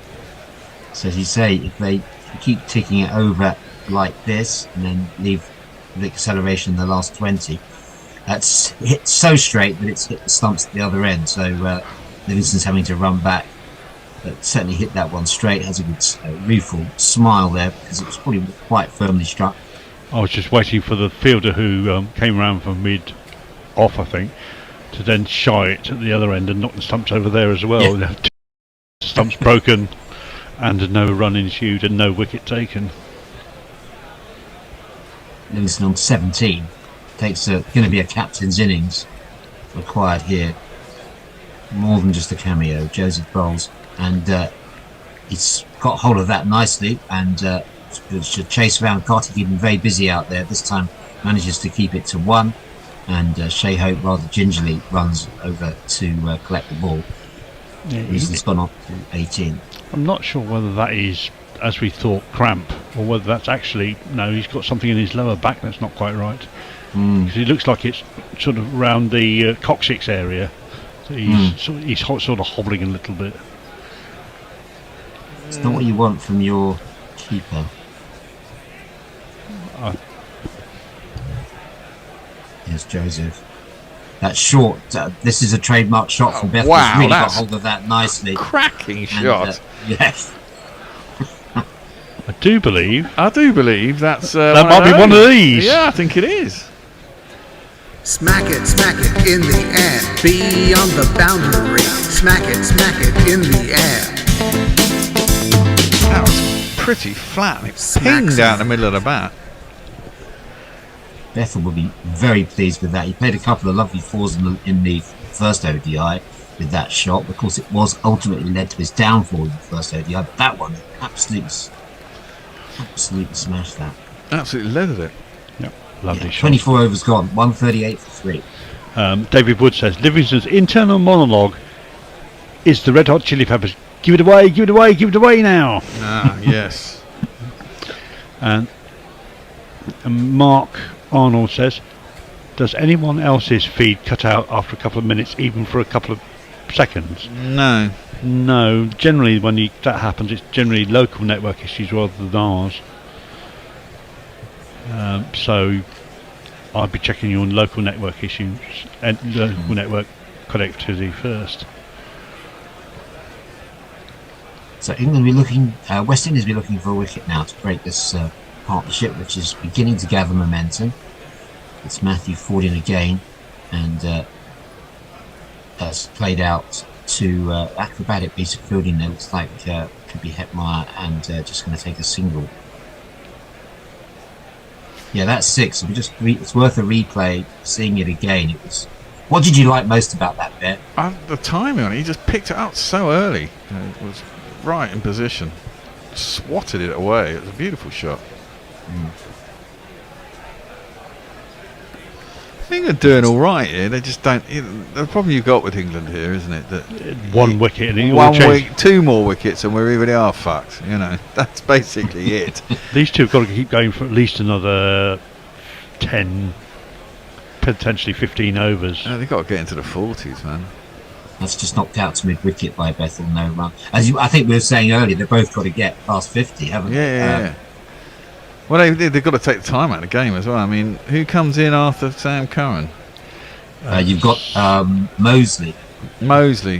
Is he any good as a bat? Two ball dot, I think it was, in the very few runs. He didn't get any runs in the first. But presumably, he's more of a batting all rounder than a bowling all rounder. He is batting all rounder. Yeah, he did well in the under-19 World Cup. I saw him when Ford bowls, and that slashed away. Nice bit of fielding there by Carty. He seems to be getting everywhere. And, I thought Mosley was a decent striker of the ball, at least when I saw him for Warwickshire. Now, I think it was a county game, actually. Yeah. But it was again a sort of left field selection. again, I think it comes down to availability, doesn't it? And they're just trying people out, Dave. I mean, that's why I was wondering about how they feel in the West Indies. You know, you've not really got the stars out there. No. That's played out to deep cover, and there's a single deep cover point, single to Bethel, who moves up to 37, and real opportunity for him to make a case. They're playing, I guess, for Champions Trophy places once the likes of Duckett, Brooke and Butler come back into the team. Butler's just signed up for another 2 years, hasn't he? He hasn't played for about 2 years, has he? Butler? Yeah, he's got a 2-year It's a long contract. time. Feels like a long time since we've seen him, and that's played out to mid-wicket, and there's no run. Well, his calf injury, didn't he? He got picked up at the Yeah. end of during the 100 or something. So he's missed the ODI series against the Aussies, and he's not. They're talking about him being back and ready for the T20s in this tournament, aren't they? Don't think so, unless he's... Well, that's what I read, but then maybe that's just nonsense. Maybe he's just had a setback.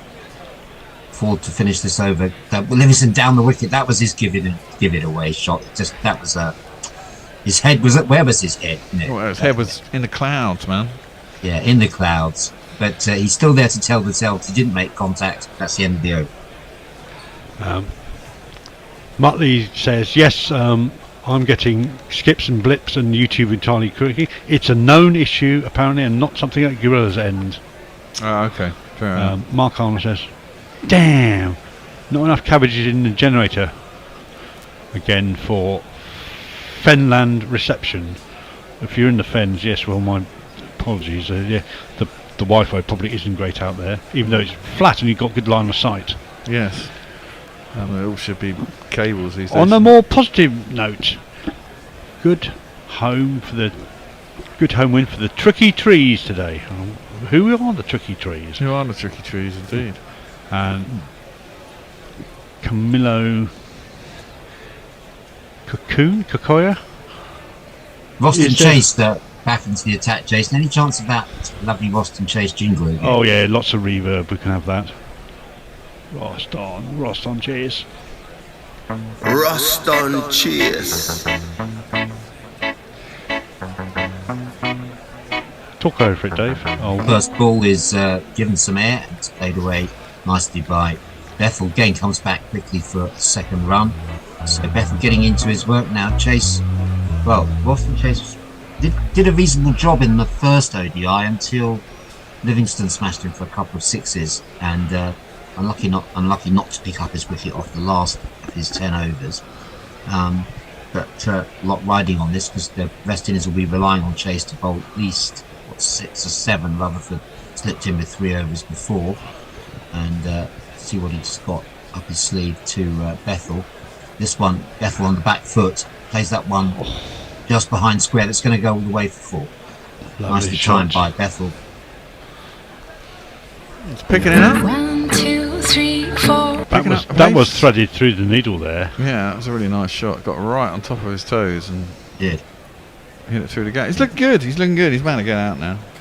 Well, you've given him the kiss of death there, haven't you? Commentator's curse. Absolutely. Just called you Shelley. And he managed to impart a decent amount of pace on the ball as well. Down the leg side, and he's helped himself nicely to that because it was a difficult ball to get a lot of bat on, but it's down the leg side and he got into position nicely, helped it on its way down to long leg for another 4. Is that his 50? Not quite. I think that's 47 to Well, I was wondering if they're quite slow at putting up on the scoreboard. I couldn't remember if he was on 47 or whether. No, he was on 40. Yeah, so he was on 43 before. A chance for him to get to his first 50 in an ODI for England. Oh, just drops on there. Nearly squeezed that one through. This is the key thing when he goes into acceleration mode. Is he going to be able to keep his wicket intact? That was almost saved by his boot there. Yeah, He chopped it onto his boot and the boot kicked it away from off stump. Into the boot. Down the wicket he comes, plays that into extra cover. Etmeyer fields nicely. Etmeyer's been very busy as well, fielding quite nicely there in extra cover. Stopped quite a few. Chase is nearly through his second over, 0 for 15. And that one's short, and Bathurst's going for a big one. He's picked that up nicely. That's going to be his 50 in fine style up to the second part of the terraces there, the lawn terraces on the over mid wicket. 50 runs, 53 to Bethel with maiden ODI.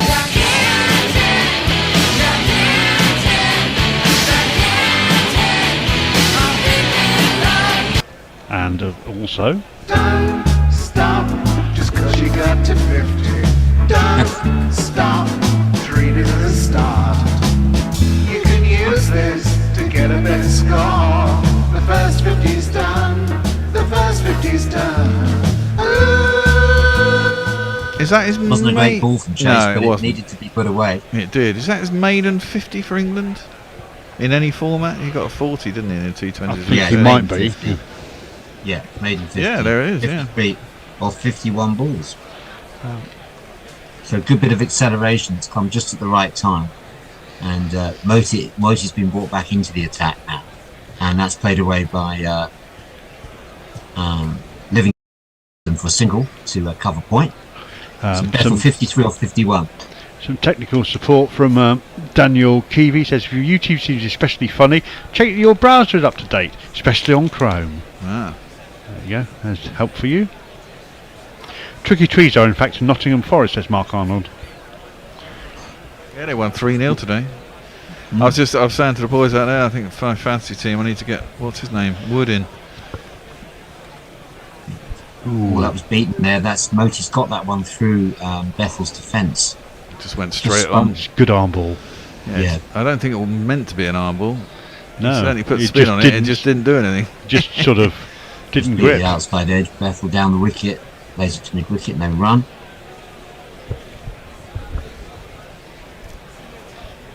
Yeah, Bethel's. I mean, his stats have been much talked about, but certainly in first class cricket, yet to get the ton. And in list day, his highest score is 66. That's a single there to him. He is on to 54 here, so not far away from his highest score in 50 over cricket.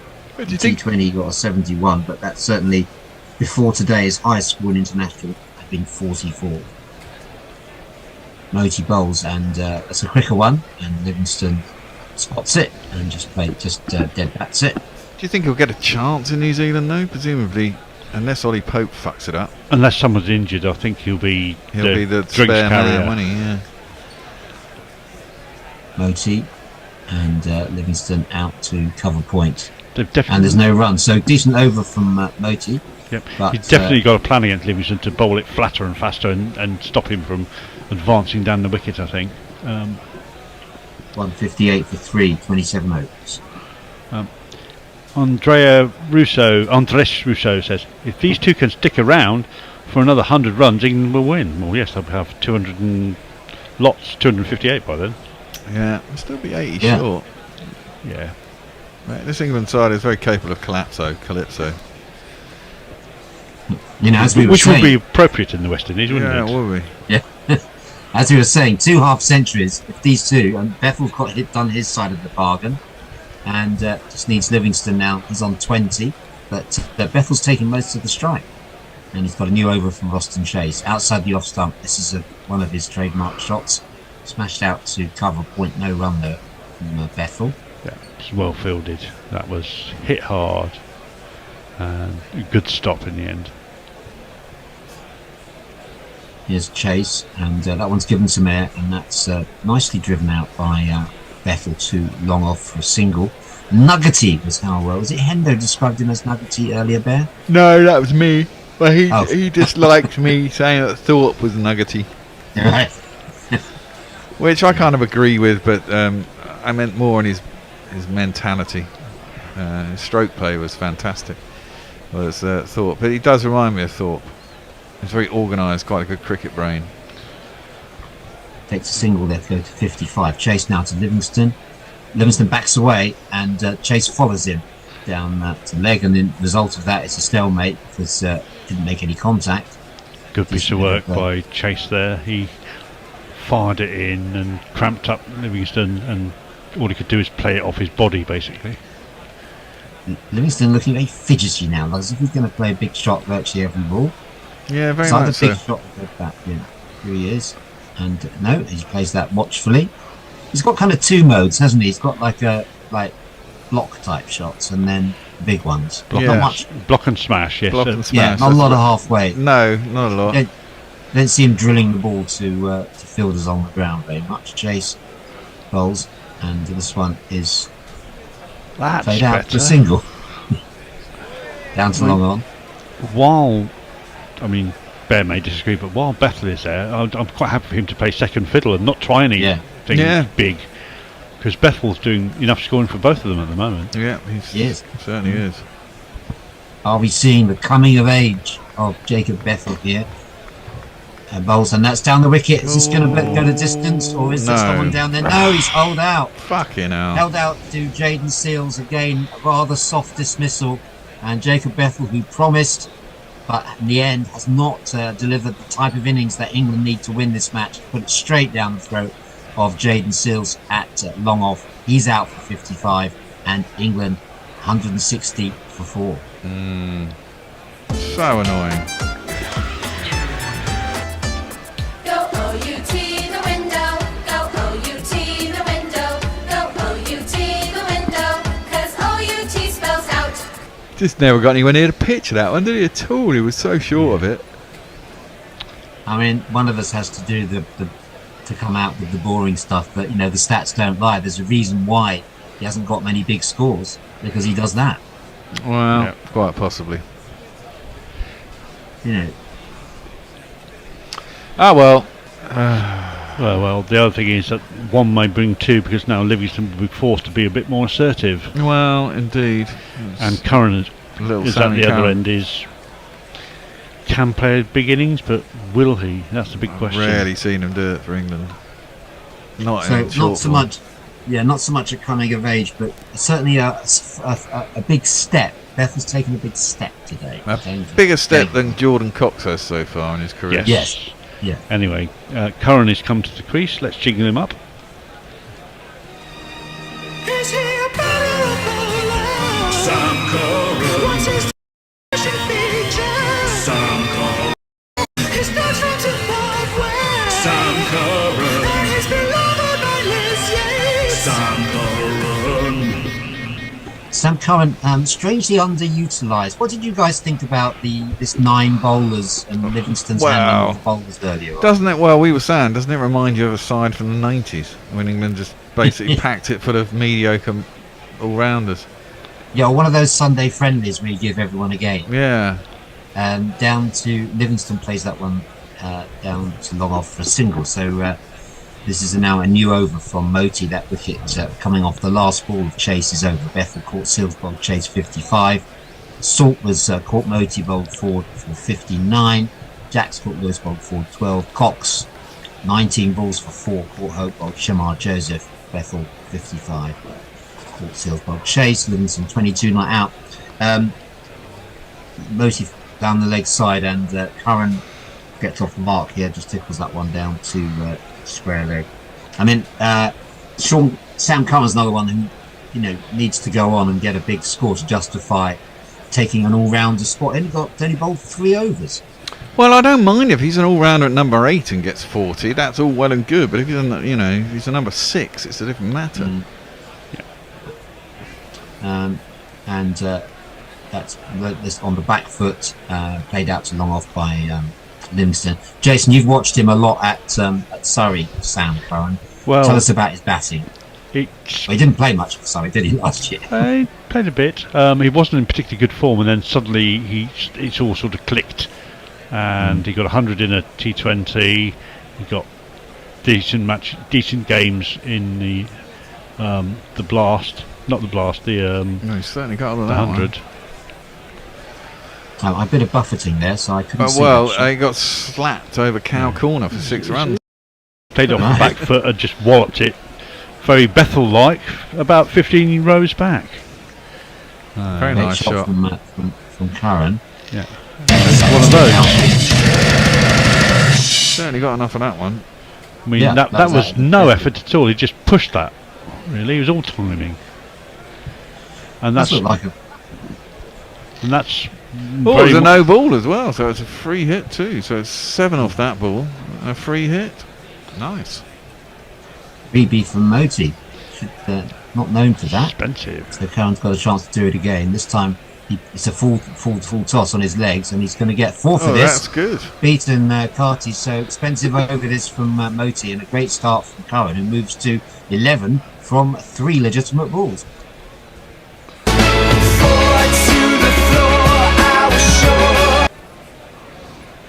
Well, maybe Curran is going to do what Rutherford did for the West Indies and sort of inject a little bit of pace into the innings. Well, yeah. Rutherford's been in great form for West Indies of recent times. He had a very good tour to Sri Lanka. That's out to mid-off and there's no run. I mean, the other thing that in with his bowling. Sorry, Jason. The other thing that Curran getting off the flyer is it allowed Livingstone to sit back in still for a little bit. And that's played the straight bat by Curran, just jogs a single here. So decent start by Curran, 29 overs, and England with Livingstone on 23, Curran on 12, 175 for chasing, 329 to win. Muttley sums up that decision by saying boo, and Ben McCormack says, Bethel answering the commentators' questions immediately here. Well done all. Well, I'm sorry. Well, yes, you can blame us, say it's our fault that we beat him up and then he got out straight away. Well, exactly. I mean, we're above where the West Indies are. We're just only 1 wicket worse off than they were. It's a question of, do we bat as deep as they did? I don't think we do. I mean, they had Hetmeyer at 6. I mean, they have a little upturn at the fall of the next wicket, basically, when Hetmeyer came in and started bashing it around. Yeah. There's certainly some bonus runs from Matthew Ford, who came in at number 8, 20 off 23 off 11 balls at the. And you had Roston Chase batting at 7, so yeah, it was a much deeper batting lineup. Chase bowls, and that's played off the back foot, even though it was quite well pitched up by. I think he's missed the length there. He went back to something he should have played forward to. Yeah.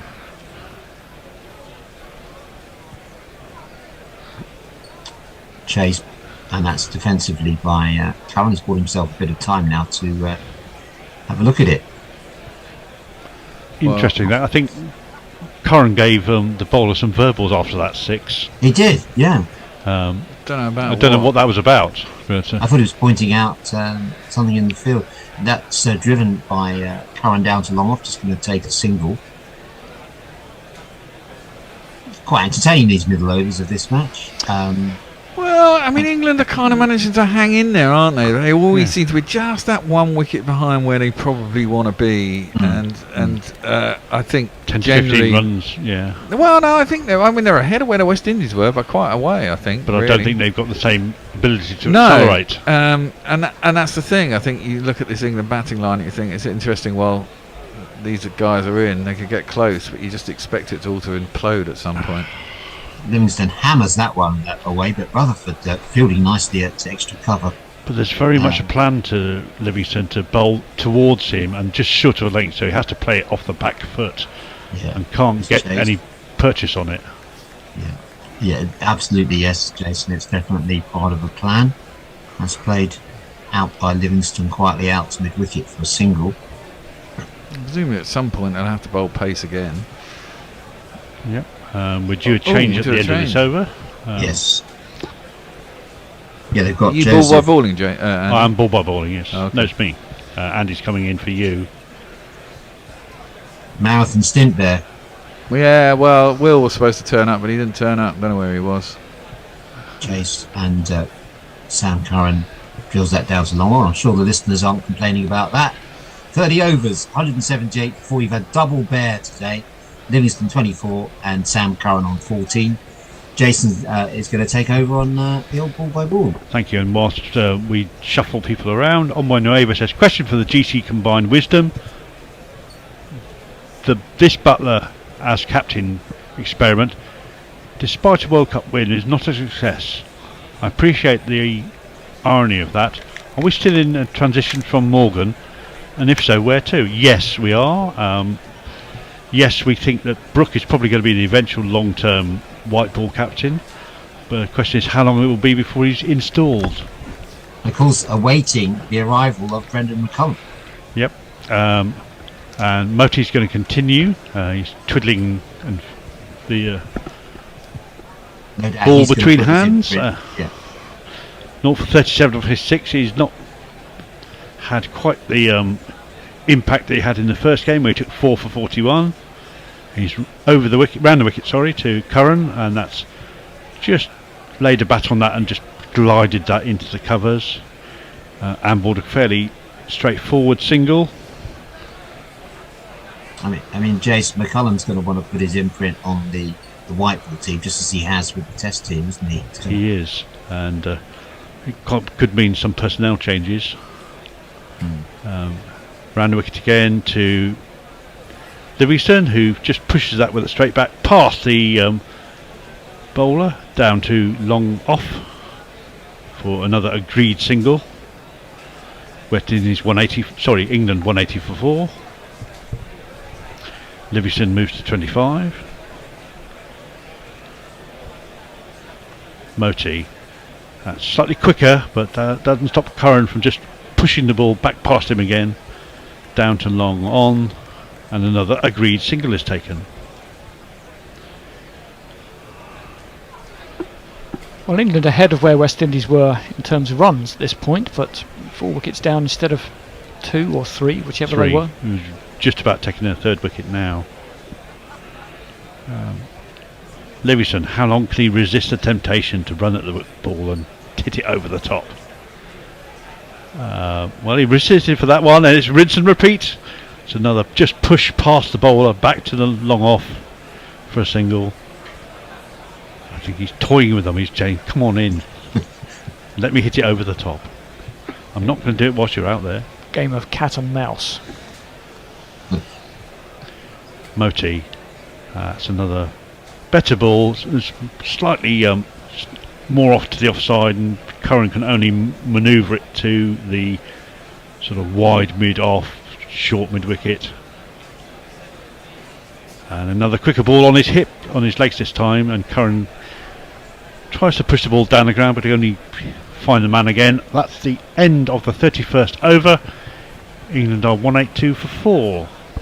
Right, I don't think we have anything else on socials unless I can see if there's something on Twitter, so carry on. Yep. Well, how do you see it, Andy? Well, I think England will struggle from here, and if they don't get there, the difference will be Hope went on to 100 and Salt and Bethel both got out in the 50s. Yeah.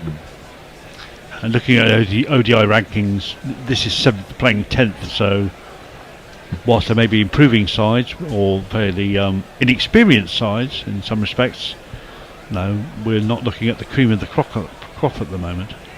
Chase, and again wide of the crease, angling into Livingstone, who just pushes that back to mid on. There is no run.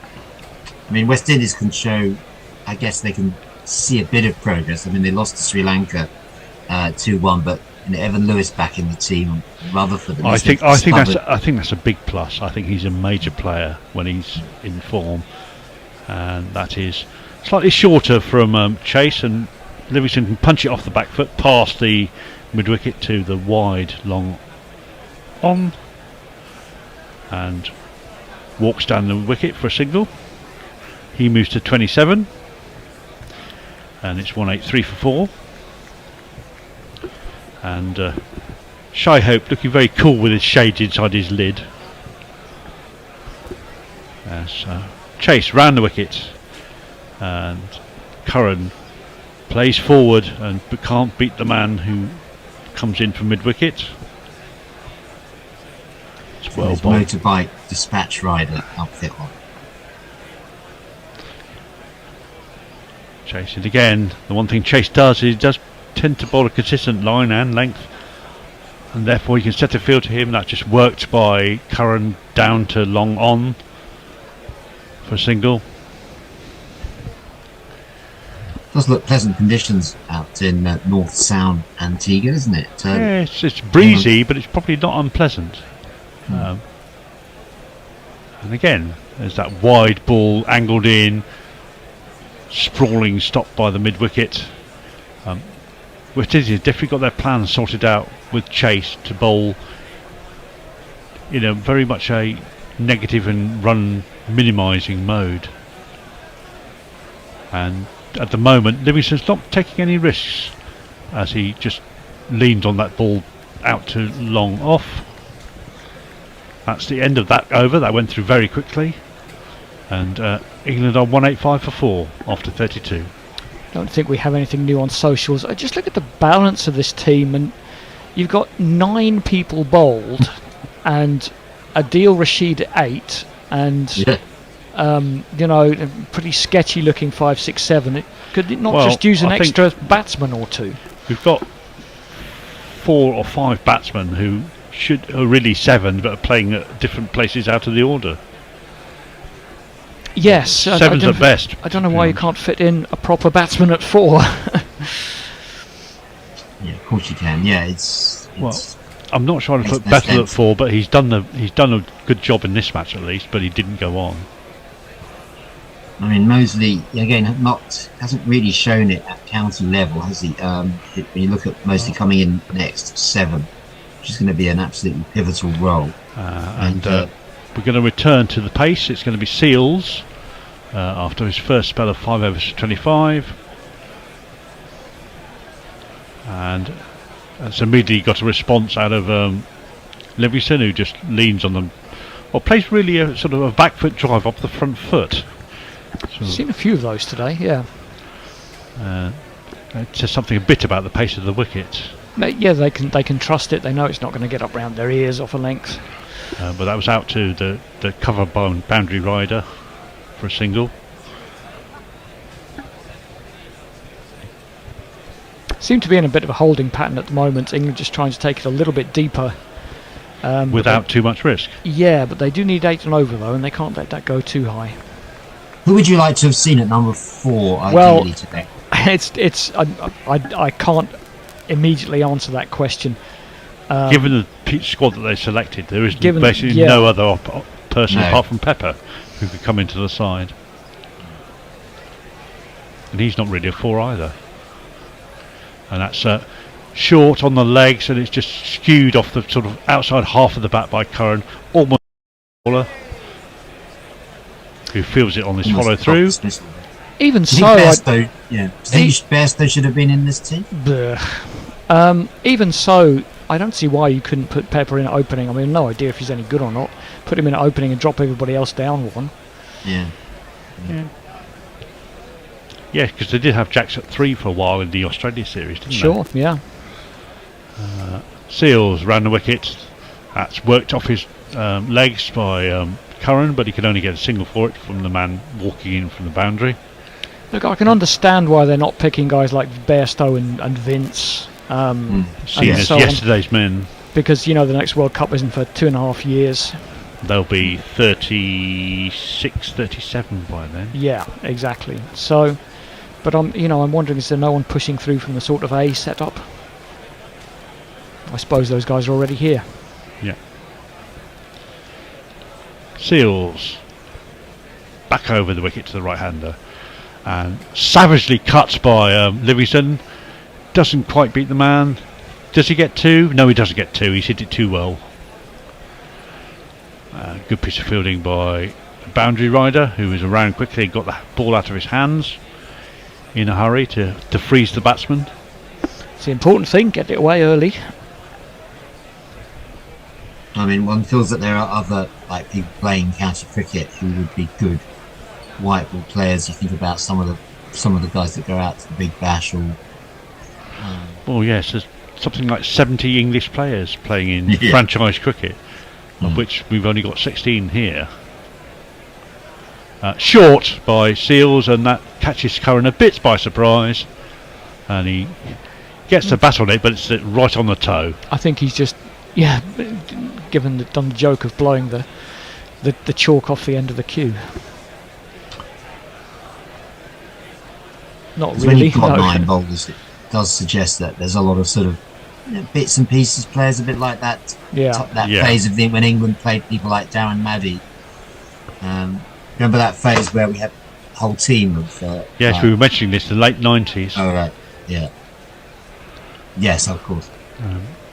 Where you had and that's defended, but pushed by Curran up towards mid-on, but can't beat the man.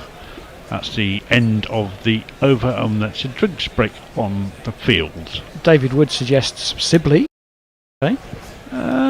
Right, serious suggestion. Actually, he's played a lot more assertively this year, but Has even he? so, Okay, I think yes, he year. wouldn't. I'm not sure they go back to him. Well, look, there are a few people who would play in the first 11, but they were just in the Test series. Yeah. Anyway, that's all we got on social media. Bung us a few quid on Patreon. We will be needing it pretty soon because our time is running out in Bear Towers, and we're going to have Bear to is getting more and more hopeful of getting a serious offer. Yeah, nice 2-bed flat in South London if you're interested, with all the history of being the headquarters of guerrilla cricket.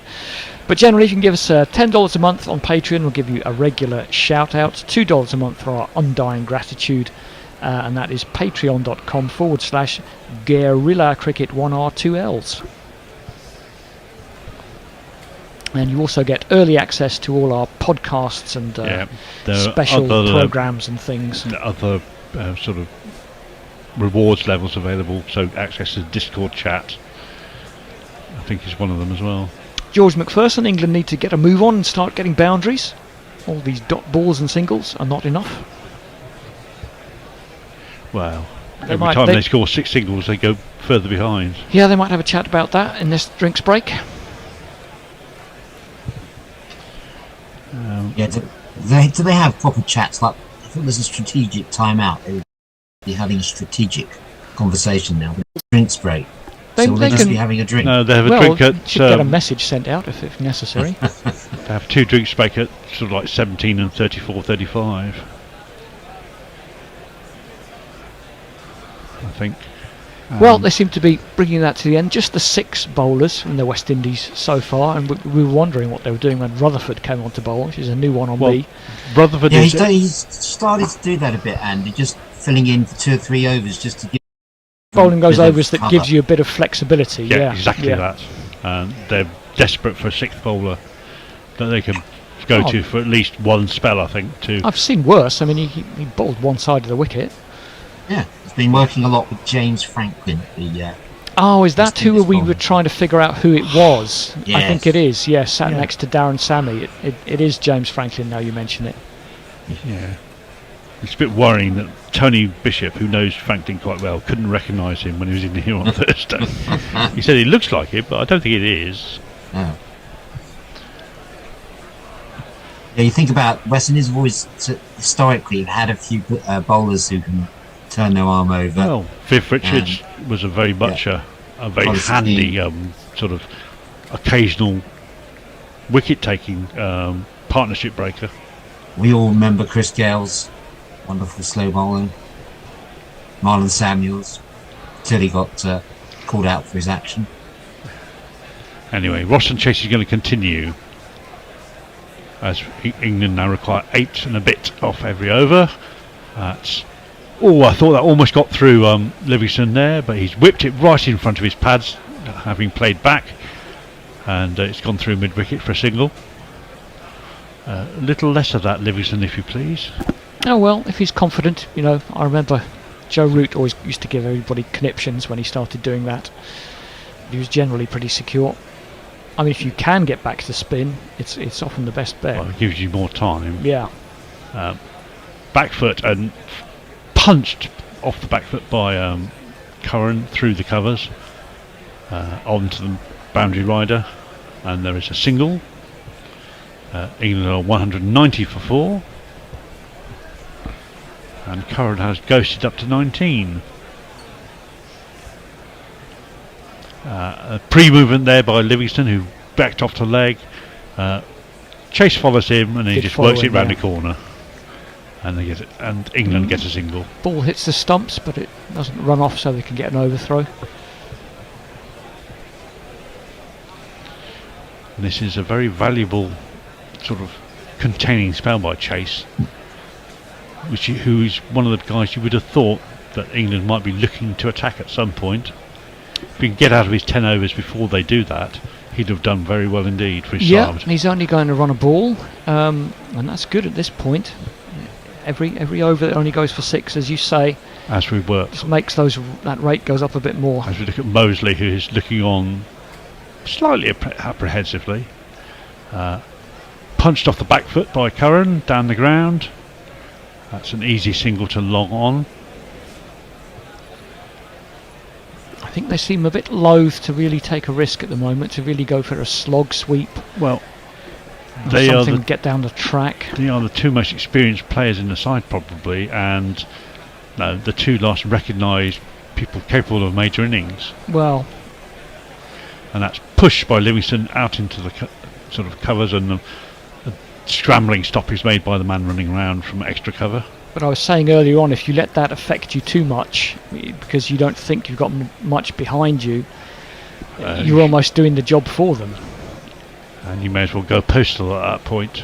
Well, I think you should just bat normally, as if you're trying to get 8.5 and over now. That's dropped into the leg side, and a quick single is run to the right-hander mid-wicket, who falls over attempting to field the ball and get a quick throw in.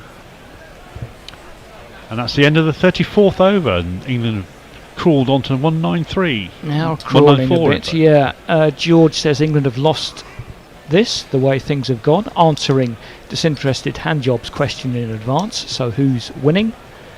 Leah is back from eating a pretty gourmet currywurst. So how are England doing? We generally think they're behind at this point, but they're in the puncher's chance if Livingstone can go big. But it's going to have to happen fairly soon. Yeah. I mean, you feel like he's holding back, ready to give it the charge. Well, you've got to do it at some point, and it's always a shame if you hold back too long and then immediately get out when you go for it. Seals short, wide, but just pushed out by Livingstone to the cover boundary rider. Seals as well is only going at 5 and over. He bowled well in the last match. I think they see cutter. I think Seals is the sort of open up and also bowl the sort of enforcer role in the middle. You don't see him as bowling at the death necessarily. No, he has been expensive. That was his most successful match in ODI, his last game. Before that, he's been quite expensive. Round the wicket and short, and Curran has a flap at the ball trying to pull it, doesn't get anything on it. The keeper throws the ball in the air, suggesting that was close to the flashing blade. Keeper's going to keeper. Yeah. As Ian Bishop does some showing them the knuckleball, I think, the grip for it, to his co-commentator and the rest of the world. Don't give away all the secrets, Ian. Well, he's out of the game now, he doesn't mind. And that's trying to repeat that, and Curran has nailed that. That's gone flat and fast through mid-wicket to the boundary for one of these. 1, 2, 3, 4. Yeah, just trying to dig it into the pitch, and a much needed boundary. I think. Yeah, it was a nothing ball, wasn't it? It was help yourself time. He was trying to repeat the ball before, and Curran was on his back foot waiting for it, I think. So can Seals improve from that last ball? It's a better length, but that's driven nicely through the covers, past the diving extra cover fielder, and rolls to the boundary all the way along the floor. Sam Curran showing his batting all-rounder status there with 2 4s in successive shots. That was nicely timed. Yeah, when he's batting well, Curran looks like there's no effort in it at all. Particularly with the drive, he just flows through it in a very sort of languid, elegant style. Stills did not enjoy that at all early on in the start of last season, and did well, of course, in the Test series. It's a better length, shorter, so Curran just chops down on it, and ball goes to point, and they take a single. Now being preferred in the one-day setup to Jason Holder or to others who've been fulfilling that role. Alzari Joseph left out of this team today. Yes, he took 2 wickets in the last match, but he did look expensive whilst he was doing it. And that is always a worry about Alzari. He is quick, but generally he goes off the bat even quicker. He also appears to be kind of unlucky bowler. He gets all the fielding extras allotted to him as well. Short and smashed off the back foot by Livingstone. That's a nice shot. It's wide of the cover, and the boundary rider comes round, fields it, and lobs in a throw, and they take 2. Yeah, better over. David Wood says, just looked at that bits and pieces 90 squad.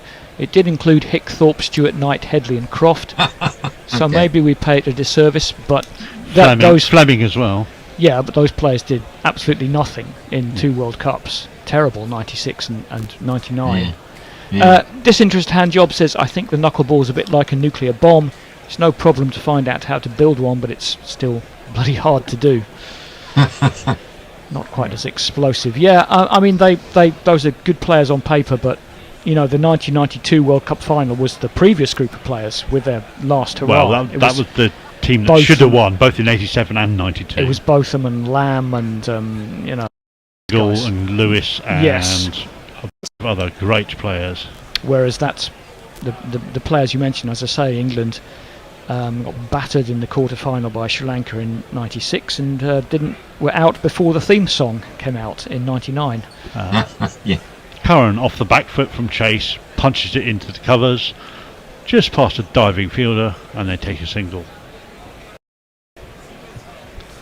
Yeah, what a waste of an Annie Lennox song. And that was everybody telling Hussain, we should probably be trying to score quickly when we're beating Kenya, and him going, no, we're fine, and then we went out on run rate. Yeah. So that wasn't Alex Stewart's finest out. Not particularly. Don't remember it specifically. Short, something like that. And whipped round the corner by Livingstone, but it's only a single because there's a man on the boundary and he runs around and picks it up and throws it back. And there's always seems to be some repair work to be done on Livingstone's bat. That's not rubber back grip. It's probably a bit too stretchy. Probably one of these players who has 5 grips or something. Shorter than powered through the cover by Curran again to the boundary rider, who I can't quite recognise. And these two are sort of taking single for like, which is still probably quite enough. And there's that tuck up ball again by Chase, who managed to discomfort Livingstone, who can't force it away off the back foot into the offside. Yeah, Livingstone keeps doing that, doesn't he? He gives himself a lot of room, but he signposts it, and the bowler's able to follow in it. Yeah. Oh, and it's a no ball. I saw we had one before because they had too many fielders in the circle, didn't they? Roston Chase looks frustrated. I think. Is that what's happened there? Curran there? was pointing out, wasn't it? When Curran hit that 6 and there was a no ball, wasn't he pointing out? Yeah, there's not enough players inside. Some guys outside the 30 yards. Oh, and it's a free hit. You really shouldn't get runs for that when it hits the stumps off a free hit, but I guess you do. Livingstone has advanced down the wicket, trying to disappear it into St John's. He's missed it. The ball's hit the stumps, but deflected away to fine leg, and I think they've run 2 byes. Byes, those will be, yeah. Stump byes.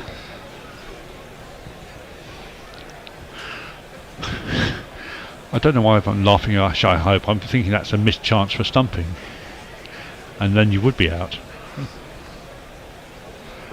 No, you wouldn't. Not a free hit. Is it only run outs? No, you can't be stumped off a free hit. No. Anyway, chase to continue.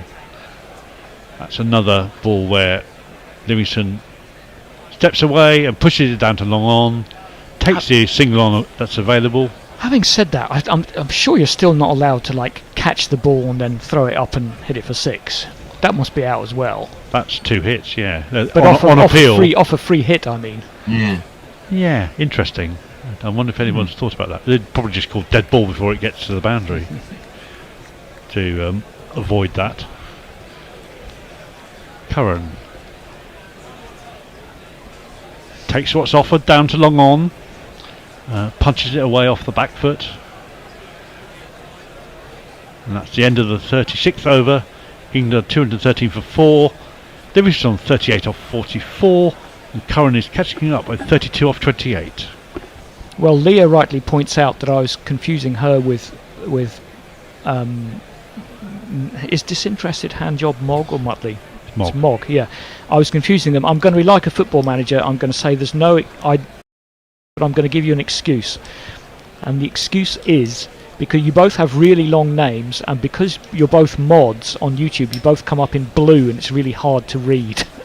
So that's my excuse. Yeah. Hombre Nuevo, who is definitely not either of those two people, trying to work out the wording for Stokes staying on after what happened at home and his first captaincy back for England, how it affected his determination. Oh, it shouldn't be that much of a wuss just because I suppose someone broke into his house when his family was there, but you know, you don't take a month off from that.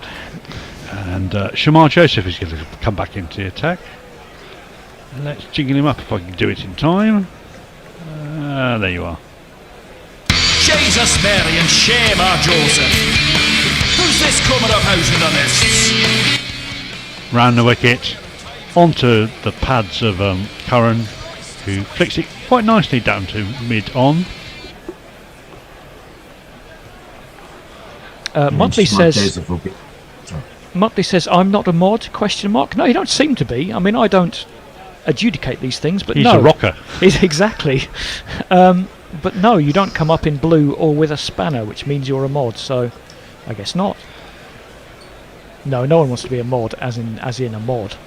And that's dropped down by his feet by Curran. Asked a question of Livingstone, who responds, and they run a single before anyone's really got within 5 yards of the ball. Someone was asking on Twitter, are Rush the best 3-piece rock band ever? And I obviously said yes, because they are. And then someone said, not a patch on the Jam. I've never been so mad. Jam. Are they a rock band? Are a rock band? Yeah, but they're not a rock band. They suck, though. Imagine comparing the Jam to Rush. I've never been so mad. They all got both of them got really peed off by being classed as the backing band for Paul Weller. And that's a lovely shot by Livingstone. He's unfurled something. Nice. That's straight as a die down the ground. It is fielded just inside the boundary, but they've run 2 in the meantime. That's a much better shot from Livingstone. I think he enjoys the pace. Decent captain's innings this. It's 40 from 45 balls, and Curran's been accumulating too. It's a really good partnership, just past 50 partnership. Well, they need 113 from 81 balls, so it's going along. And again, it's that sort of no-foot slap through the offside. Beats the first man, doesn't quite beat the second man. And they take a single. Much improved ground fielding from West Indies. England 217 for 4. Yes, they've been very alert on the ground field. That's a very nice. He made ground to it and then dived. Just deflected it enough to stop it from getting for extra value runs. That was Brandon King doing fielding there. Shamar Joseph, he always does something. You think he's going to. Yeah, he's got the X factor, hasn't he? It's a lovely shot on the drive. There's another great piece of fielding at cover by Matthew Ford. He can only deflect it to point, and during that time, Curran has run a single. But a great piece of fielding there. Yeah, you've got Ford, Hetmeyer, and Carty, 3 decent fielders for West Indies in this game. Well, England are going to put themselves in a position where they need maybe 90 off the last 10. Yeah, something like that. Short, and that's clunked into Livingstone. Not sure if that was direct or off the bat, but it's hit his back shoulder. He's gone all the way through it, and it's hit his right shoulder as he spun round like a record baby. and Shamar Joseph is just saying, "Give me the ball. I want to do it again." Well, he It's a can't decent, because it's the end of the debut over. Decent debut from Shemar Joseph, his first one-day international, and he's Ooh, just got that's that. right on the funny bone at the end. That won't be funny for Livingstone. Shamar Joseph is enjoying it at least. No, I wouldn't like that. I've been in the gym a lot, and just the one part of my body that's niggling me is both elbows and about here. From all the dumbbells and stuff. Anyway, a lot of confusion on YouTube that I can overlook, and mostly caused by me. Yeah, people asking what's a mod, basically. Yeah. So bloke who likes Lambrettas and yeah, some dodgy music like the Who. Muttley's talking about mod colours, which are of course a green parka with a target on the back. Yes, and Quadrophenia. Chase round the wicket to Curran, short, trying to push it off the back foot away through the covers, can't beat. Forward, there is no run.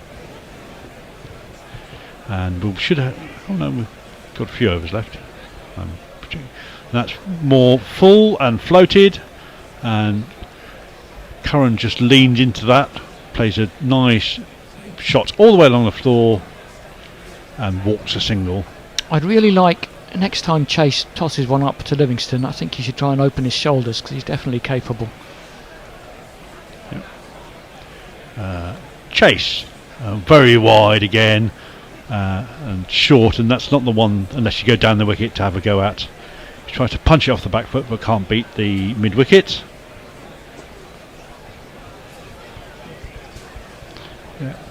Chase is doing what is needed for his team. He's keeping Livingstone at bay, and that's another allowed single effectively. He bowls it onto the driving bat of Livingstone, who pushes it up to long off.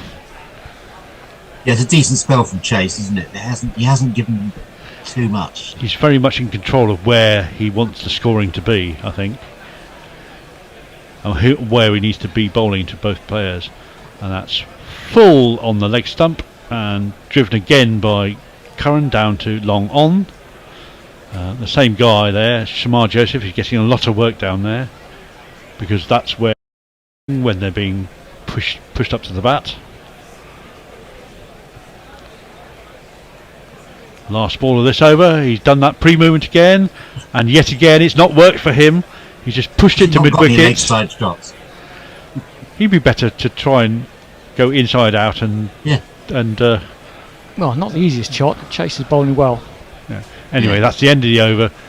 England are 2-2-1 for 4. Yeah, it's real cat and mouse for Chase and Livingstone having their own private tussle. Yeah. Every time Livingstone does that movement, Chase follows in. It's got his measure. And you can see that in the fact that the worms are converging. Yeah. Muttley says Quadrophenia is a better rock opera than Tommy. Changed my mind. I think that's a 0-0 draw. Best rock opera is a bit of a participation trophy. Hombre Nuevo says harsher response. Harsher response than I expected. But hey, I've had a gun in my face and it's not fun. I didn't realise it went that far. Did Stokes have a? Was it an armed robbery? Stokes. They were armed when they broke into his that is house. obviously going to be a bit more disturbing. Yeah, fair enough. There's been an arrest today as well. Yeah, apparently. That's good. Hombre Nuevo says also grew up on mod, but always hard. I think he means to carry off a 3-button 2-vent suit. I would think so. Pirate Badshaw bought a green parka the other day. I'll be rocking a mod look for the rest of the decade. Shamar Joseph ran the wicket. Just don't get one of those haircuts. Defended by Curran, straight back to the bowler.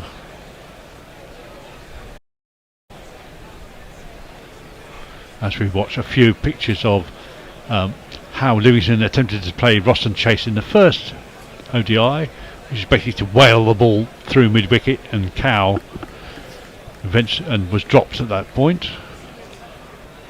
That's a nice shot by Curran, but there's a fielder on the boundary there, through the covers, on the up. but there is Andy's called only this- one run.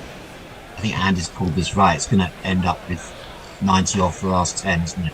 Yeah, Something like that. ish. Maybe a few more, yeah. Might even be 100 off the last 10 at this rate. To have 2 good overs. And it's only 10 balls away. And it's going to be difficult because, you've got to keep going, and then, as soon as the wicket drop comes down, new batsman has to come in. And that's... into the ground. Oh, was that put down by Hope? No, I thought that was... I think that's a bump ball to Hope, but I was wondering whether that was a catch or not by him. I think it's caught the under edge of the bottom of the bat, and he hit it straight down into the ground. Yes, he has. Yeah. Oh, yes, yeah. I mean, sharp take because he was moving the other way and then had to dive back. Joseph obviously been told, just get us a wicket. Well, I still I think think they're in they're box seat. happy enough bowling overs to 5 and 6. Whoops. Oh, well, that's not done very good. Must That's be a a no- massive wide. Must be a no ball, surely. Off In the fact, track? I think that's off the track and is a no ball. Yeah, I think Livingstone is just pointing out that fact to the umpire. So he's hoping for one of these. Still not got a signal. Let's have a look. Well, it's a bit of a judgment call because there's a sort of band at the edge of the track, which isn't quite track and isn't quite outfield. He has called it a wide, I think. Yeah, but there are some white dots, I guess, that It's denote inside the those, edge yeah. of the track. Yeah. So it's a bit which is half mown by the mower. Yeah, I mean, the guy probably thought, well, I don't need to do this bit. No one's going to pitch out here. Yeah. Oh, are they having a They're stewards still, on? they're still having a long conversation with the third umpire, I think. The stewards. But if those white dots do denote the edge of the track, then it was inside them. Yeah, I think we're going to continue. He's not going to overturn that decision and invoke something else. And that's full, driven nicely by Livingstone, but there'll be a man at long on, as it inevitably is. You see, I think that was there for him to take the boundary on. As they are. No, They love 15 replays, don't they? They do. I mean, Livingstone's just looking at it askance and thinking, no, that's got to be a no ball. Almost as the ball's gone past the crease. Round the wicket to Curran. Shorten on his hip, and that's nicely played away. Is that going to be to man? No, there's a man coming round who feels that nicely and limits them to only one run. That's Maybe they have a chat after 40 overs and say, see what they need. why then. don't you go for it, Liam? Well, I it's think your time. I think he if should. we're going to get these, you're going to have to do something. I think he should. Don't leave it too late, then you'll get it up to 11 and 12, then you just have a big swing and get out. Yeah, selective smashing. That's a full but wide. That's nicely played by Livingstone, but there will be a man there to field and return the ball. And again, it's only a one run. When was the last boundary? Curran hit a couple consecutively a while ago, but it's probably a good 4 overs ago, 5 overs. And it's looking harder and harder because they're not getting the opportunities. The West Indies are bowling too well. They're bowling well to their plans. They've got the fielders in the right place for the plans, and England cannot counter what they are attempting at the moment. Sangamitra says, I think England will chase this down if Livingstone stays there. Leah prefers 40-minute death metal operas to rock operas. Case in point, Crimson. Chase wide, and Livingstone changes his tactic, comes down the wicket, but is well seen by Chase, and he punches the ball to the mid wicket, and there is no run. Well, Again, that's what he's got to do. Maybe he makes Chase just go a bit too short because of that, and then he can pick it up on the pull shot. No, well bowled. No, that's well in, and once again that man at mid wicket is coming round and making a scrambling diving stop, as the ball was dipping into Livingstone. He dug it out, but with really no real power. We know he's got power to burn when he wants. Pre-movement, and again that only results in a single because he's moved it just wider than wind wicket going the other way.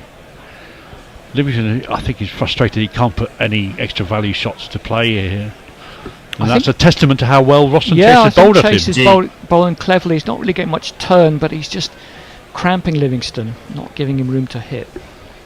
Round the wicket, and Curran now starts getting one of the dancing shoes and walking down the wicket, but he can only bunt the ball back to Chase. This is turning into a very good over for Chase.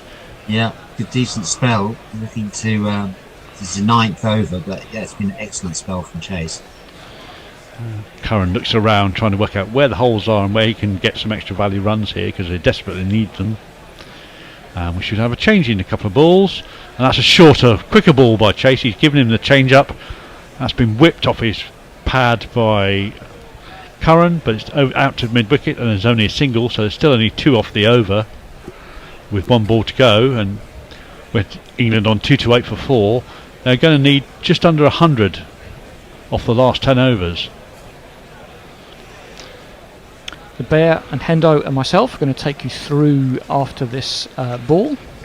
And that is whipped down to long off. Livingstone gets the strike. That's 40 overs done. West England are 229 for 4. Livingstone on 46. Curran is on 39, and we'll all have a swap around. And that's the end of my spells. I shall look forward to seeing what the result is at the end. Well, I'll go and hop across. Oh, you're going to go in now? Okay. England need exactly 100 off 10 overs, which even the mathematically challenged among you. Yes, I will in a second, yeah. Once Bear gets in. We'll see his 10 runs and over. But not that much batting to come. There isn't that much batting to come. These two have got to go very deep and then somehow got to have a blitzing masterclass. Like it's going to happen, to be fair, but you never know. Whilst you've got a Livingstone, you've got a chance, is my take on that. Yeah, he's the one. I mean, he was like, I think he was 17 off 10. You know, Yeah. 46 off 57. I think this captaincy can do that to you. It almost tempers your natural attacking instinct. I was kind of seeing that as a good thing earlier, but it's getting tricky now for England. They need a good over, don't they? They probably need 2 really good overs. Yeah. Onto the back foot goes Livingstone and pushes out into the offside. It's going to get a single to deepish cover. Moti back into the attack. None for 42. Curran has 39. 2 good knocks from Phil Salt and Jacob Bethel, but neither managed to go on. It's been left to these two to rebuild again. Dan Mosley, then Adil Rashid. In he comes again. Round the wicket to Curran, who again drives up to long off for a single. Looked a little bit frustrated there, Curran. Yeah, I'm not sure what with. No. I mean, he's got 40 off 40, which is fine, but it really is. They need something more now. See, they'd overtaken us by this point, hadn't they? Chipped into the leg side now. Are they going to run and looking for 2? They're not going to get it as Fielder comes in from long on, and the more it goes on, the more they're going to have to take a risk, and the more chance of. I think they're waiting for pace on the ball or something. Well, they weren't doing very much with it when it was on the ball. I'm not sure they're going to get it. They've got at least 3 overs still from Moti and Chase, and I just don't think they can wait anymore. I think they should be opening their shoulders right now. Well, I think they will very shortly. That said, as Moti continues to Curran, who forces off the back foot, it's only going to be another single though, up to long on. That said, both these guys can hit big, and they're both in, and even if they needed 50 or 4, there's still a chance if they're still there. I think Curran needs a bad ball to hit big, where Livingstone can hit anything big. Oh, I think that's harsh. I think Curran, I mean, I've seen Curran play some fantastic shots, but I think on this pitch it's not so easy. I agree. Moti is about to bowl round the wicket to the right-handed Livingstone. 48 off 59, 96 required. 4 singles from the over. He's down the wicket. He's driven that, and that's going to be caught, isn't it? Oh no, it's not. He's got it just to the left of the man at a long on, and that is a vital 4 for Liam Livingstone, and it's 50. It's 50, and you know that can't be bad. Yeah, it's 50, and you know you should be glad. 50 in the first ODI. What did he end up getting in that? He's gone for the big high now. Now he's feeling it. That has gone absolutely miles. Almost caught by a cameraman in a little box square onto the wicket. Fabulous shot. Yeah, that's 2 balls. Exactly what he needed to do. Took a bit of a risk off the previous one, came down the track, and then that just upsets the bowler, puts him off his length a little bit, puts one in the slot, and hits it for 6. You see, I couldn't see Curran doing that off those 2 balls. Well, he might feel freed up a little bit by that, Curran. I don't know, or he may just think he should stick in a little capable. bit. I don't think it's going to be easy for. I mean, unless you're a big wielder of the bat. That's what I'm saying. I don't think it's going to be easy to come in now, like Mosley, Adil. Look, Adil Rashid is not going to score 10 and over. He's not. He can tick along and run a ball with support, but that's all you can do. And you would actually hope for a bit better from a number 8. That's why I'm a bit perplexed by the balance of this side. Well, Roston Chase. Oh no, he well, it gives me time to do this. Use your brain, super chat. From Matt, he says, do we have the liver destroyed / hemorrhoids jingle for the next 30? I don't even know that jingle, and I know most of them. No, I don't think I know that one. Chase in and punched up to long on by Curran. Yeah, maybe Curran's saying, right, I'll just do this and I'll free up Liam now. Come on, Skip. It's all up to you. You're the skipper. Captain's innings. 95 metres that last swipe he over square leg. He hits it a fucking long way. When he hit, was it 123 metres in that game against Pakistan? Yep, one of the biggest that's been seen. Dead straight, wasn't it? Fantastic shot. It's over the top of the commentary things, wasn't it? Well, he just turns this away into the onside, just finds square. I don't think he's going to get a second. That's Brandon King, I think, fielding there.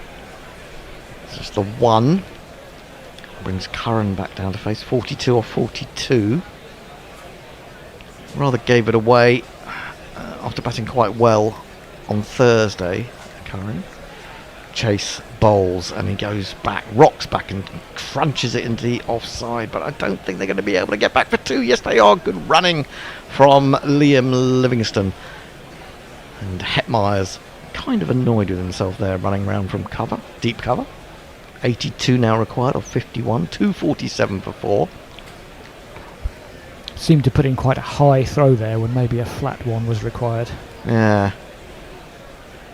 Chase has gone for a few, but I think he's bowled quite well. No, he has bowled well. He hasn't gone for many in the context of the game. I suppose not, no. Now that has been allowed to get away by the man at extra cover. And a single that shouldn't have been allowed has been. And Curran trots through. 45 or 44. Livingstone is the key, isn't he? 88 runs this partnership worth. Roston in again. Full toss, but a low full toss. He can't really do very much with that. Can't get enough bat underneath it. He'll just take the single up to long on. So 1, 2, 3, 4, 5, 6 off this over. Does Curran go for the big shot now? Or do they just... He's got to be looking for it. He's got to be looking for it if it's in the right place. Absolutely, absolutely. And he normally does. I mean, this is a sort of quite a sedate innings for him.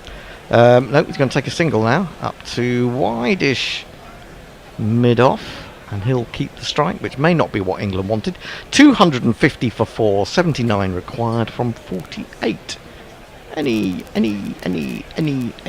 tweets? Anyone? Well, this has decided that for some reason it's not really connecting to the internet. Oh, that's strange. So Chase is finished. We've only got Moti as in terms of spinners.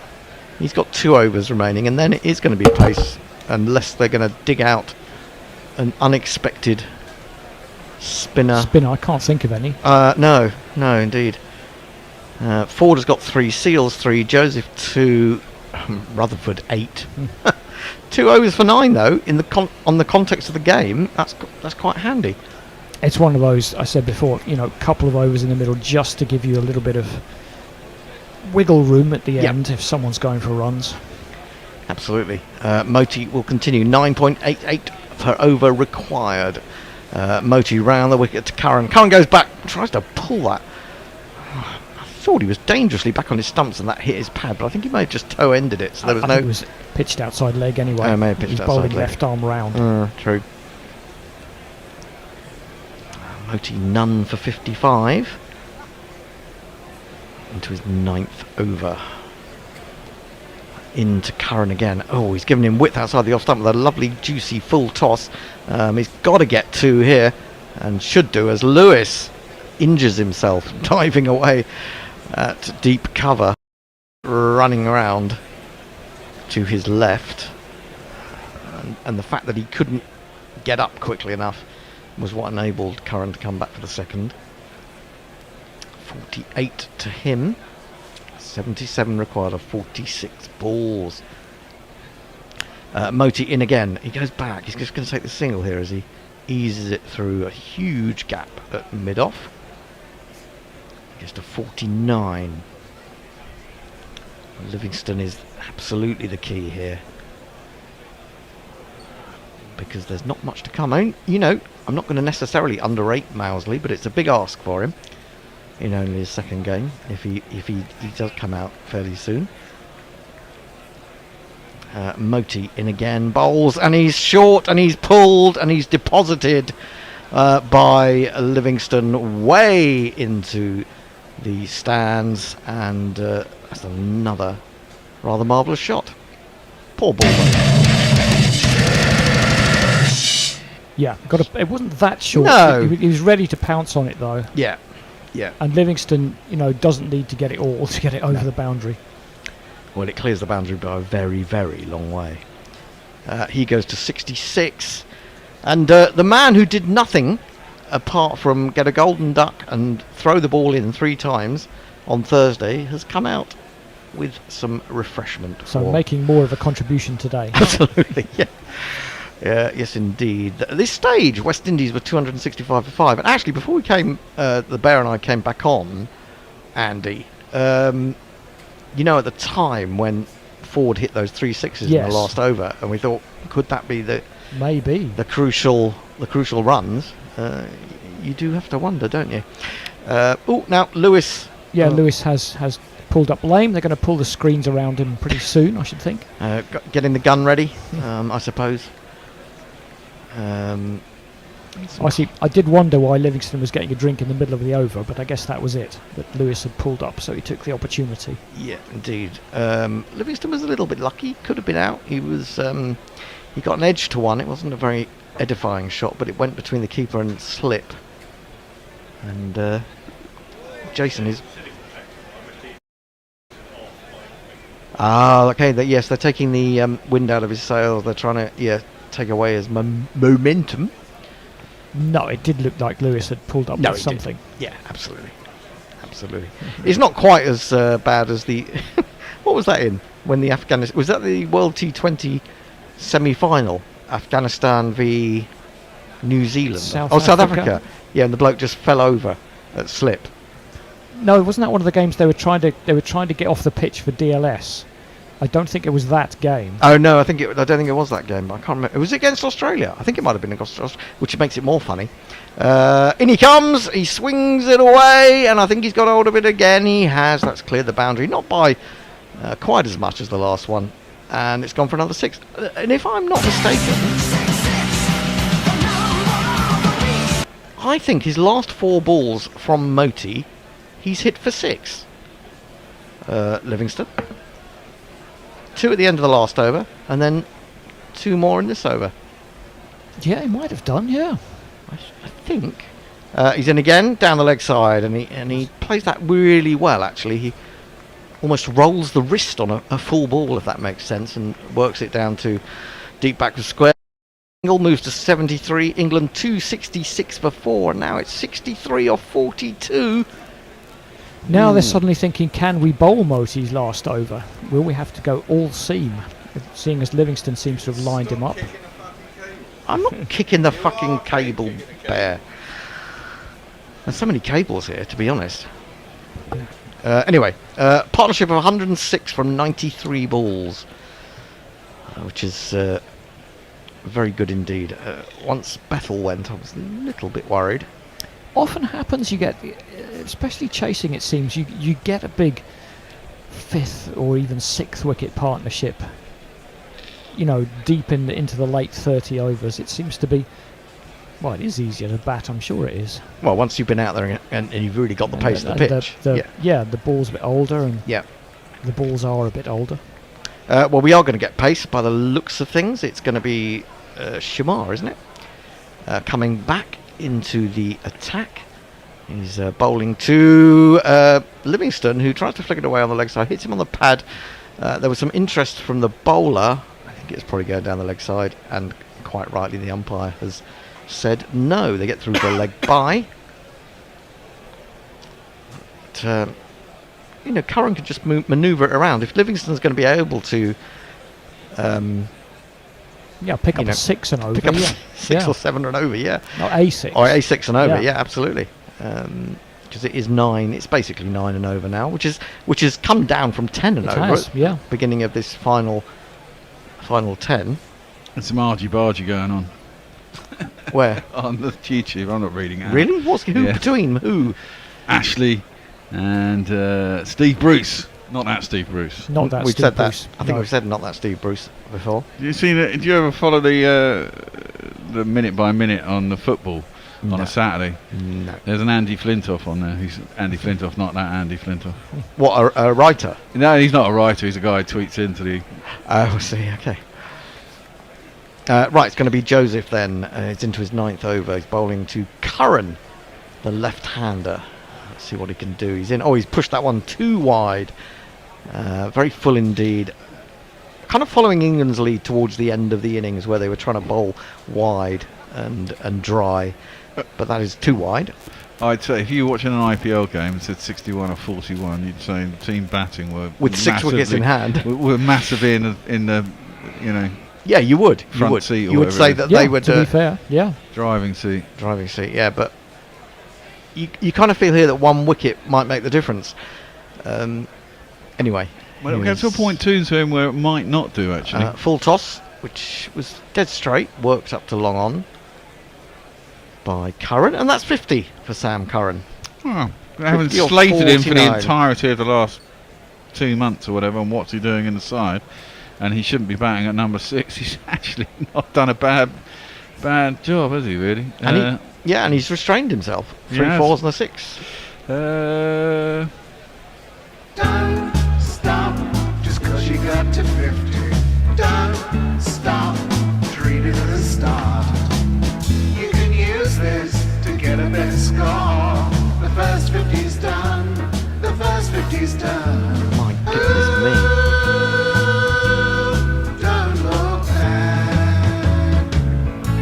Was short, a little bit wide, and Livingstone beat the hell out of it. He smashed it, but unfortunately it was pretty much straight at the bloke on the boundary, so it's just 1. Well, that's 4 50s in this innings. Yeah. It needs 1. Well, Livingstone's already on 74. I think if Livingstone sort of gets through to 100, they'll be most of the way there. They will. I'm just trying to think. Livingstone's last few innings have been in ODI cricket. A good run. He was practically on his last legs, and then sort of got a last chance saloon. And he's captain suddenly. Yeah, it's another of those weird stories, isn't it? In he comes again, bowls to Curran. He bowled that slower, I think. Curran waited for it and flicked it. They're going to come back for a second. No. I thought the man at long on was going to come in, but it was intercepted by the deep mid wicket, and he was on the run and had the momentum to get the throw in, and they decided against it. So, of course, Curran came in and hit his second ball for 6, wasn't it? I think, or he certainly. Yep.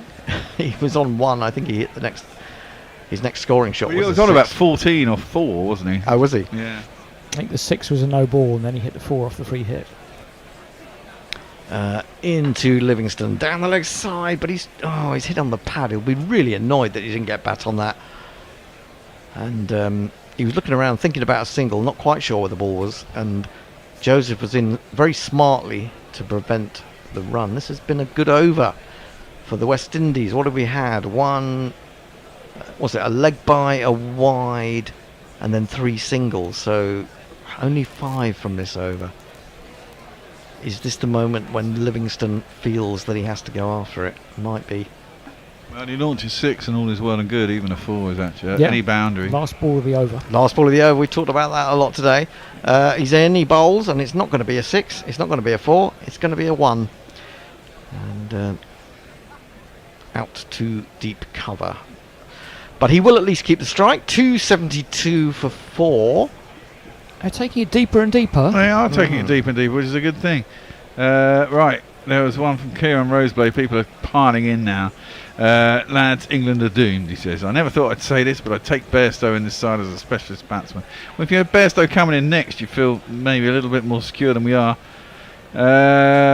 Cheerio, Ashley. No, that was part of the nonsense that was going on earlier. Not going to read that. Steve Bruce, you're welcome.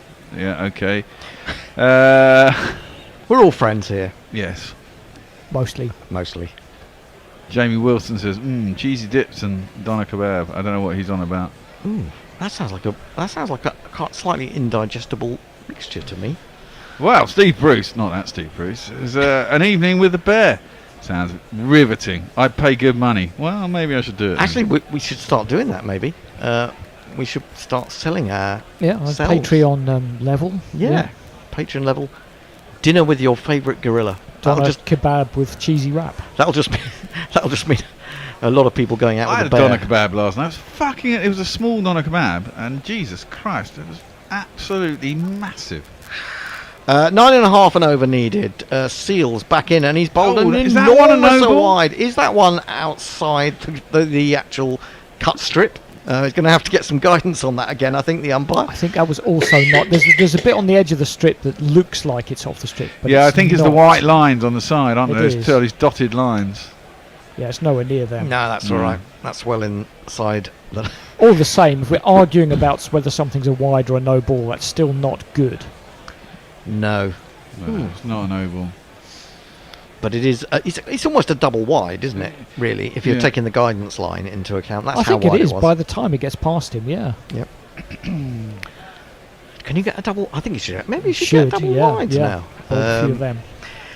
Seals to Livingstone again. He's in. Bowls Oh, wide. that's He's a gone for shot. a big drive over the top of extra, and that has gone a couple of bounces. That's a great shot. Very good shot.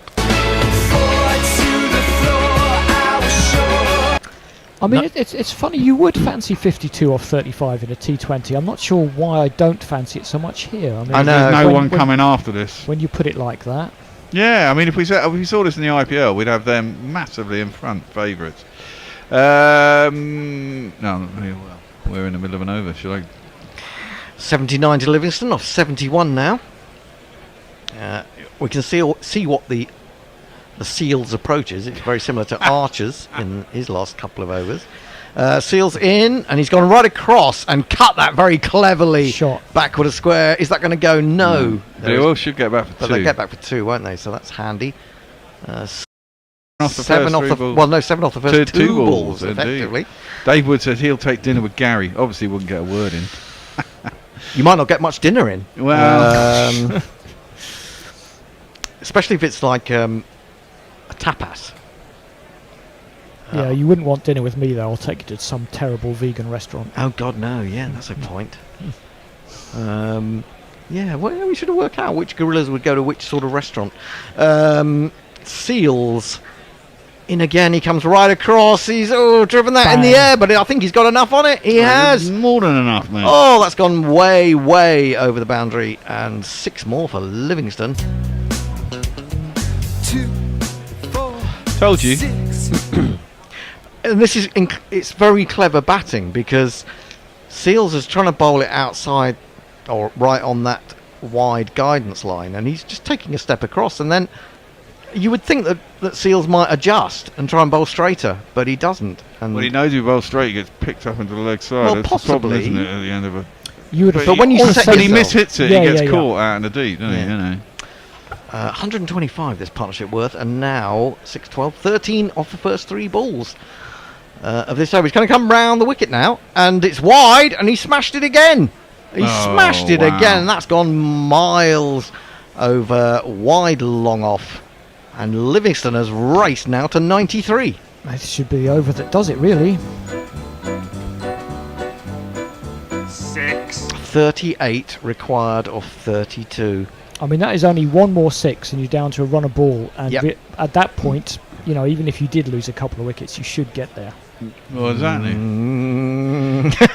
I know your natural pessimism is kicking in. But this is 19 off this over with 2 balls to go.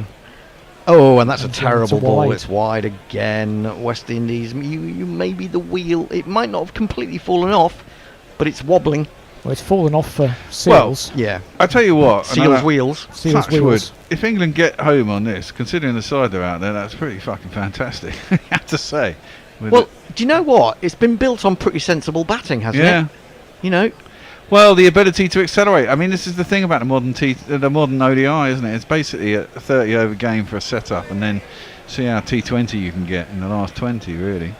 Seals round the wicket again. Bowls. Oh no, what's he done there? He's shanked it, but he's got 4. He's got 4. Would you believe it? Good placement. Is that Moti down at long on? He couldn't get round to it. It was only 1 bounce. I didn't think it was going that far.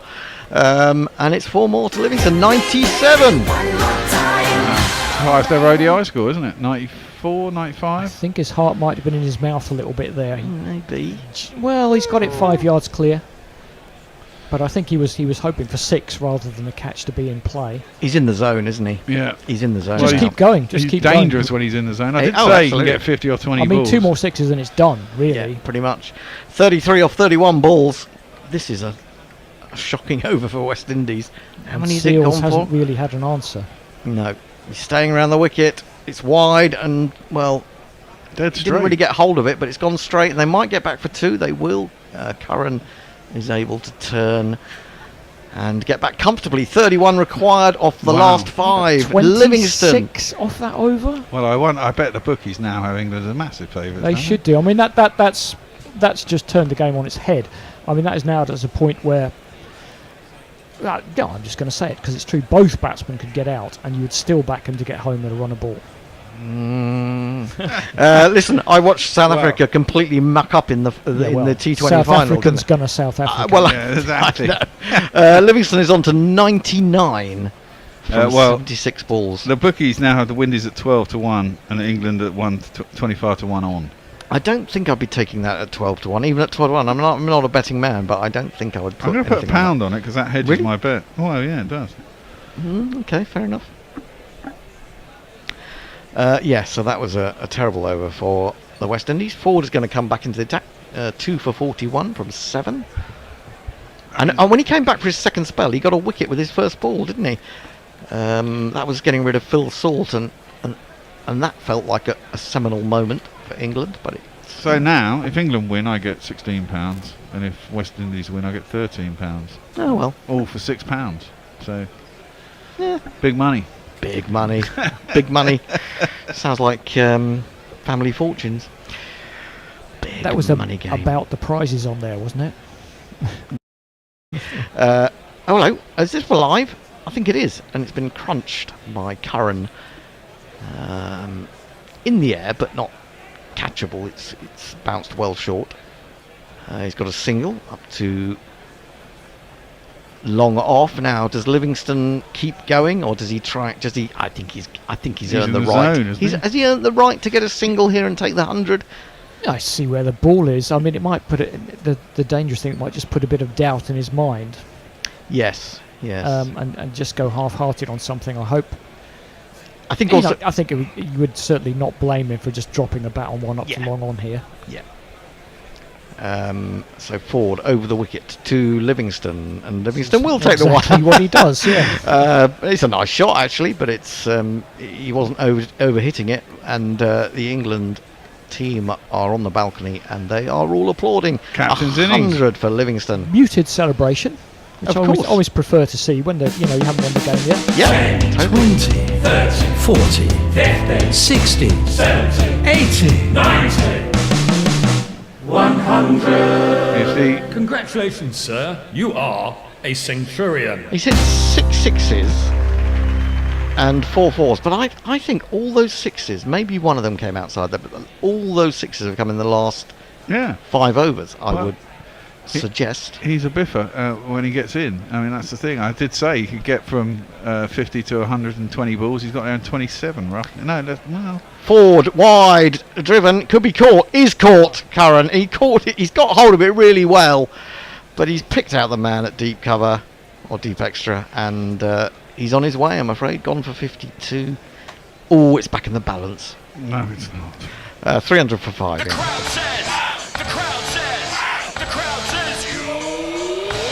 Every time he comes back onto bowl, Yeah, he he's gets got a wicket. He's got a bit of a golden arm today, yeah. It was a comfortable catch, wasn't it? Very comfortable. I think Curran was just biting off a bit more than he could chew there, but it's a good innings all the Yeah. same. Yeah, it They, was you good know, innings. they would look down and out when he came in, and he just did enough to keep him in the game and give Livingstone an opportunity. And I'm not Sam Curran's biggest fan, but 52 off 52 is pretty good at number 6. I am a big fan of Sam Curran. I think he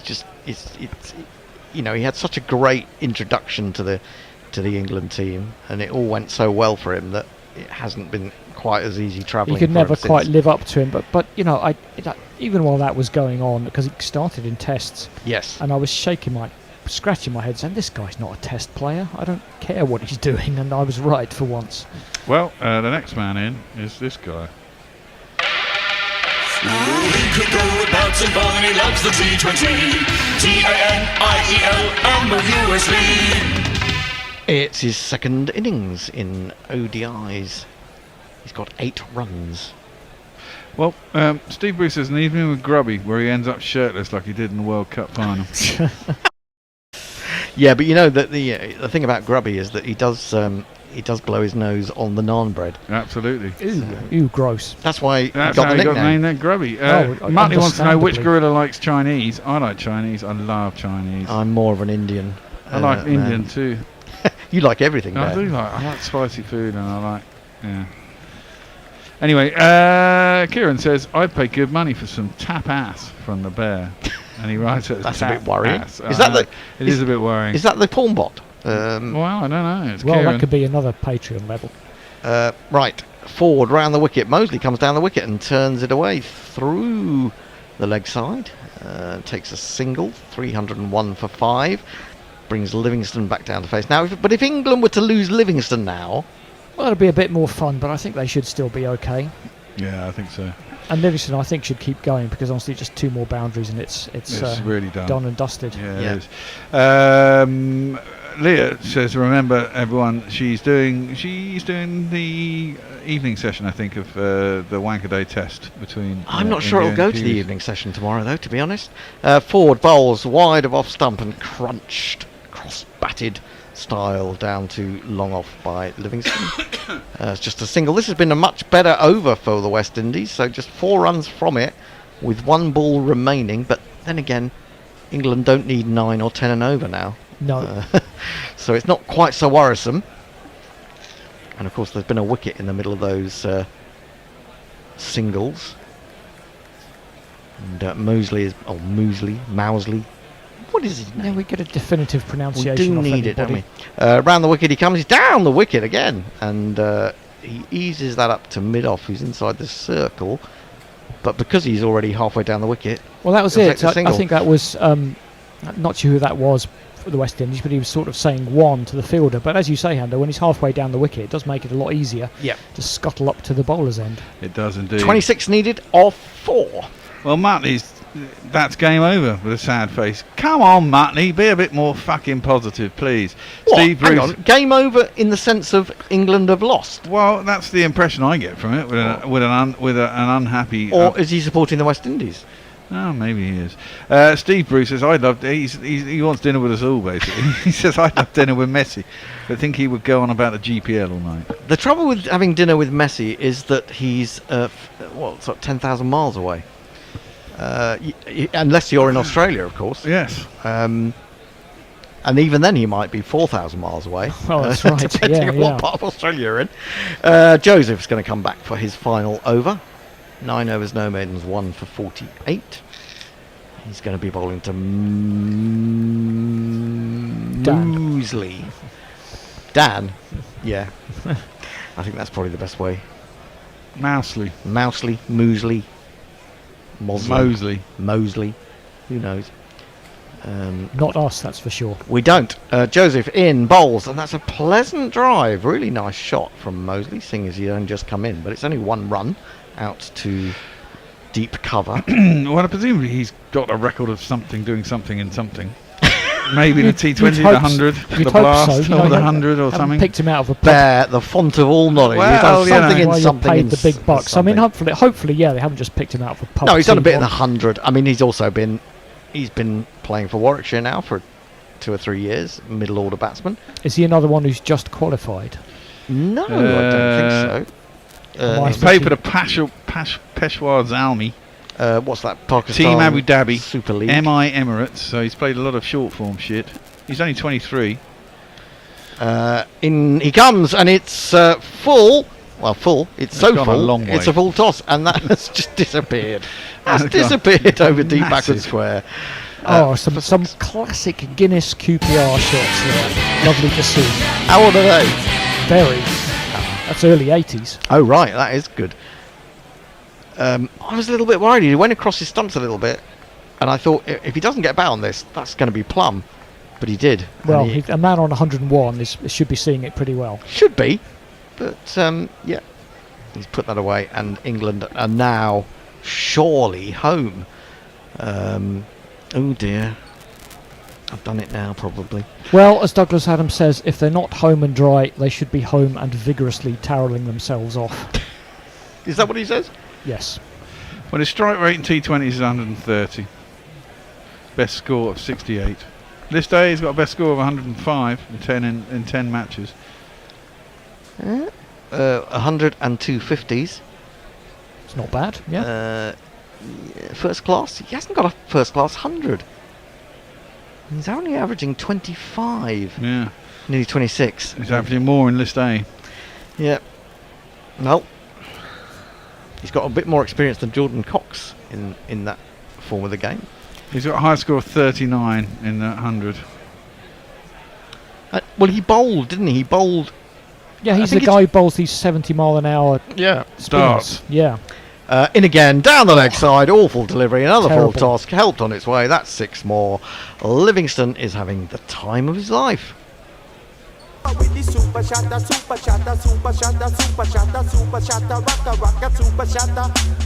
mean, yeah, it must be nice. You just hit 100 and you get 2 leg stump full tosses, both knee high. I mean, for West Indies, maybe could have exerted a little bit of pressure, but that's all gone down the toilet with those 2 balls. Well, the wheels were wobbling. They are now off. The wagon is hurtling downhill to the rocks at the bottom. Indeed. Joseph in again. He bowls him a wide. He bowls him a big wide outside the off stump. And Livingstone lets it go. 2 blows will do it. 2 more 6s will do it. Joseph and Seals have both crumbled under the pressure. They have.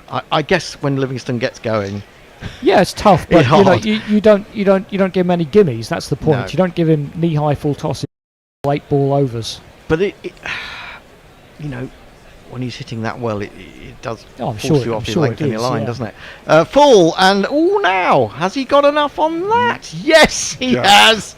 I didn't think he had. I'm not sure he's Didn't slightly get all of mishit it. that. Didn't yeah. get all of it, definitely. But it's gone over long on, who was leaping into the air but couldn't get anything on it, and it's 6 more. Wow! Well, it does show that if you actually pitch the ball, you've got half a chance. Well, the interesting thing is the difference in the speed of the hundreds between Shea Hope and Shea Hope got a quality 100, yeah. Yeah. But it took him 127 He was balls less to get than run a- 117. less than run a ball, yeah. Joseph in again. Oh, and he's he's yorked him, but it's well wide of the off stump, and so it's gone through to the keeper. I mean, this is 40 balls less for roughly the same score. Yeah, which but I is- mean, actually, when he got to 50, he wasn't only even a run a a ball. run a ball. Well, was they he? say exactly. and England need exactly 100 off 10 overs. Yep. And if he hits this one for 6, they'll get him off 7. Amazing. And this is what Livingstone should do, and this is what Livingstone was disappointing with Yes. a couple of That years he ago. didn't do this more often, yes. He would give it away too early. Joseph in bowls. Oh, come on in, man. I think killed him. Joseph, He I think wussed out Joseph that got one. out of the way of that one, didn't he? Because he's absolutely leathered it. massacred that delivery. And it's 4 runs. Ducked under like that. Teresa bullet. He ducked under that like a batsman under a Curtly Ambrose bounce. He did indeed. It's bad. It's bad news for bowlers when you are the one doing the ducking. Yeah, he did definitely. I mean, it would have taken his head off. So I think that's probably sensible when they only Yes. need 6 to win. yeah, and you know, forget about trying to take a return catch. There are just some things you can't do. Joseph ends up with 1 for 72 from 10. Livingstone is on 123 from 83, and England need 2 off 18 balls. Well, it's an opportunity for Mosley to win a game. To hit the winning runs, yeah. Absolutely. Should go for it with a 6, really. Exactly. Ford is going to come around the wicket. He's down the wicket, and although he pitched it in short, he's hoiked it up to mid-on in rather ungainly fashion, taking the one. He's left it to his skipper. What did we say? I mean, this is it, wasn't it? I mean, it was 61 or 41, and I said in an IPL game you should Yeah. be found out. Yeah. I mean, so they've done it. They've scored those 61 in, 24 balls? It's like... There's 17. Yes, that's correct, yeah. But you know, as a batsman, you kind of, even in club cricket, you know that once you start going, if you've built an innings to I a certain still think extent, they haven't bowled well. They haven't bowled well under the pressure. They haven't. Now a rare dot ball, good length, straight, and he pushes it back to him. Can England get this final one of 16 balls with 5 wickets in hand? Well, it's going to set up the series, I guess. Yep. Decider. A decider on, when is it? Wednesday. Wednesday. Yeah, I think I'll be doing that from at home because I don't really fancy being here till 2 a.m. Best intentions. Indeed. Ford's probably ended up being the pick of the bowlers, hasn't he? Yeah, I would say so, yeah. Yeah. Or Chase bowled well. He's in again, crunched up to mid-off. They'll take an easy single, and that is an astonishing win for England. That's a good win. It is a Really very good win. 600 and how many runs? 55? 57? 57, yeah. Any... I doubt it. Yeah, it would be a good No, guess. that'd be 433 and 374. The only 2 guesses for today. Just the 200 out then. Yeah. So no one was really confident on England chasing, I suppose. Anyway, Livingstone. Well, what can you say? 124 of 85. Masterclass in acceleration. Which is his best in an England shirt, surely. It must be. And he's in fine form.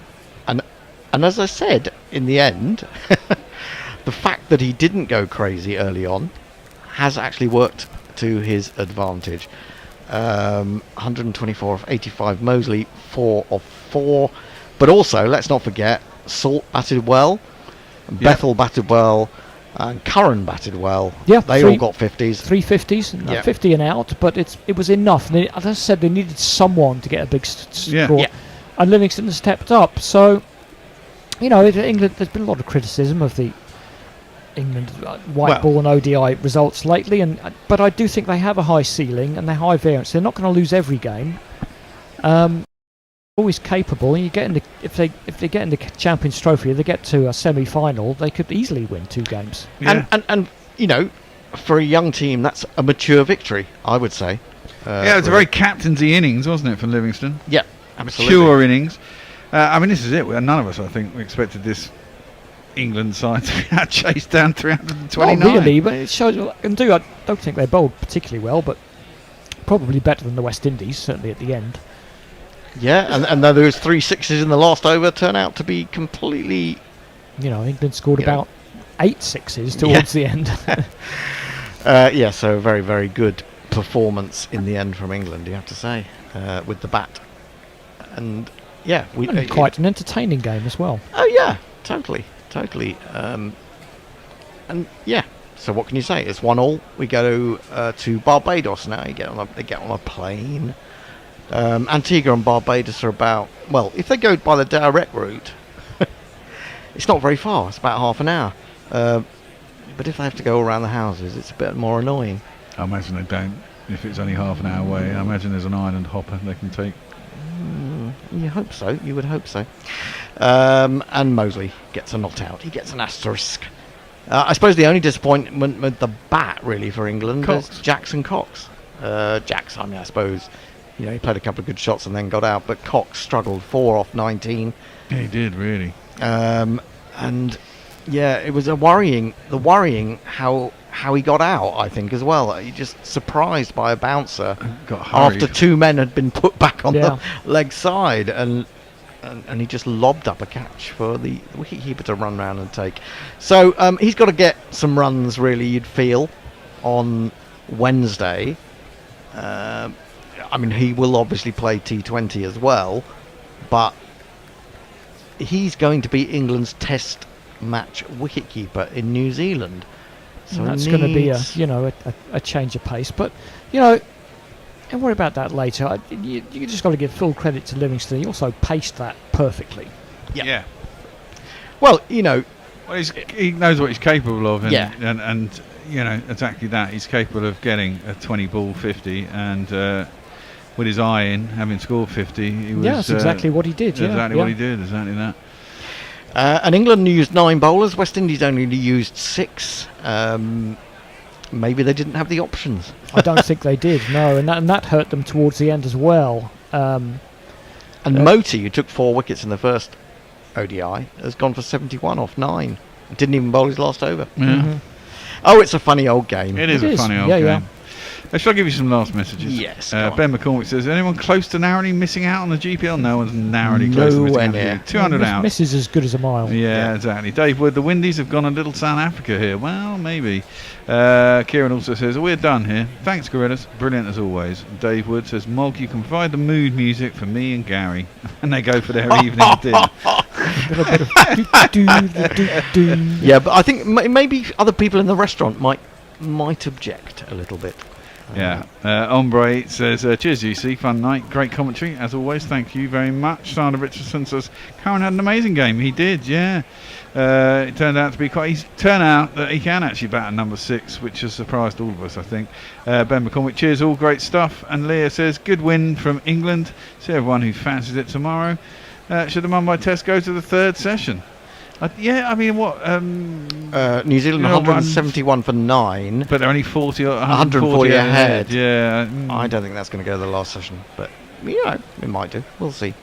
Yeah, indeed. And that's it. We're all up to date. Thank you, everyone who's tuned in today. As always, remember, smash the like button and subscribe, because that's all good. Super chatters. And if you want to become a patron... hopefully I'm going to get an offer soon here. Well, and that's bad news for Gorilla, good news for me. Although not bad news for Gorilla, because we can find somewhere else. But that's why we're trying to up our Patreonship, because you guys want us to keep going. We enjoy doing it. And a commercial space is more expensive than my flat, but I do have to move. So Patreon, please. Gorilla Cricket. Patreon.com/Gorilla Cricket. Always welcome. 1 R 2 Ls. Just thinking about Mog providing the mood music.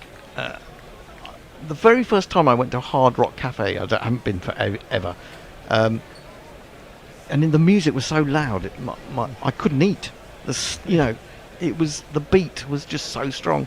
Anyway, there you go. You get interesting anecdotes like that. And Hattie, who was having trouble using YouTube. For some reason, it kept deleting her messages for her. I don't know what happened there. She says thanks to see you all Wednesday. Hopefully, Hattie, the YouTube chat will work for you on Wednesday, and we can see you in your normal place. Yeah, I wonder whether the bishop will bring in his grandson.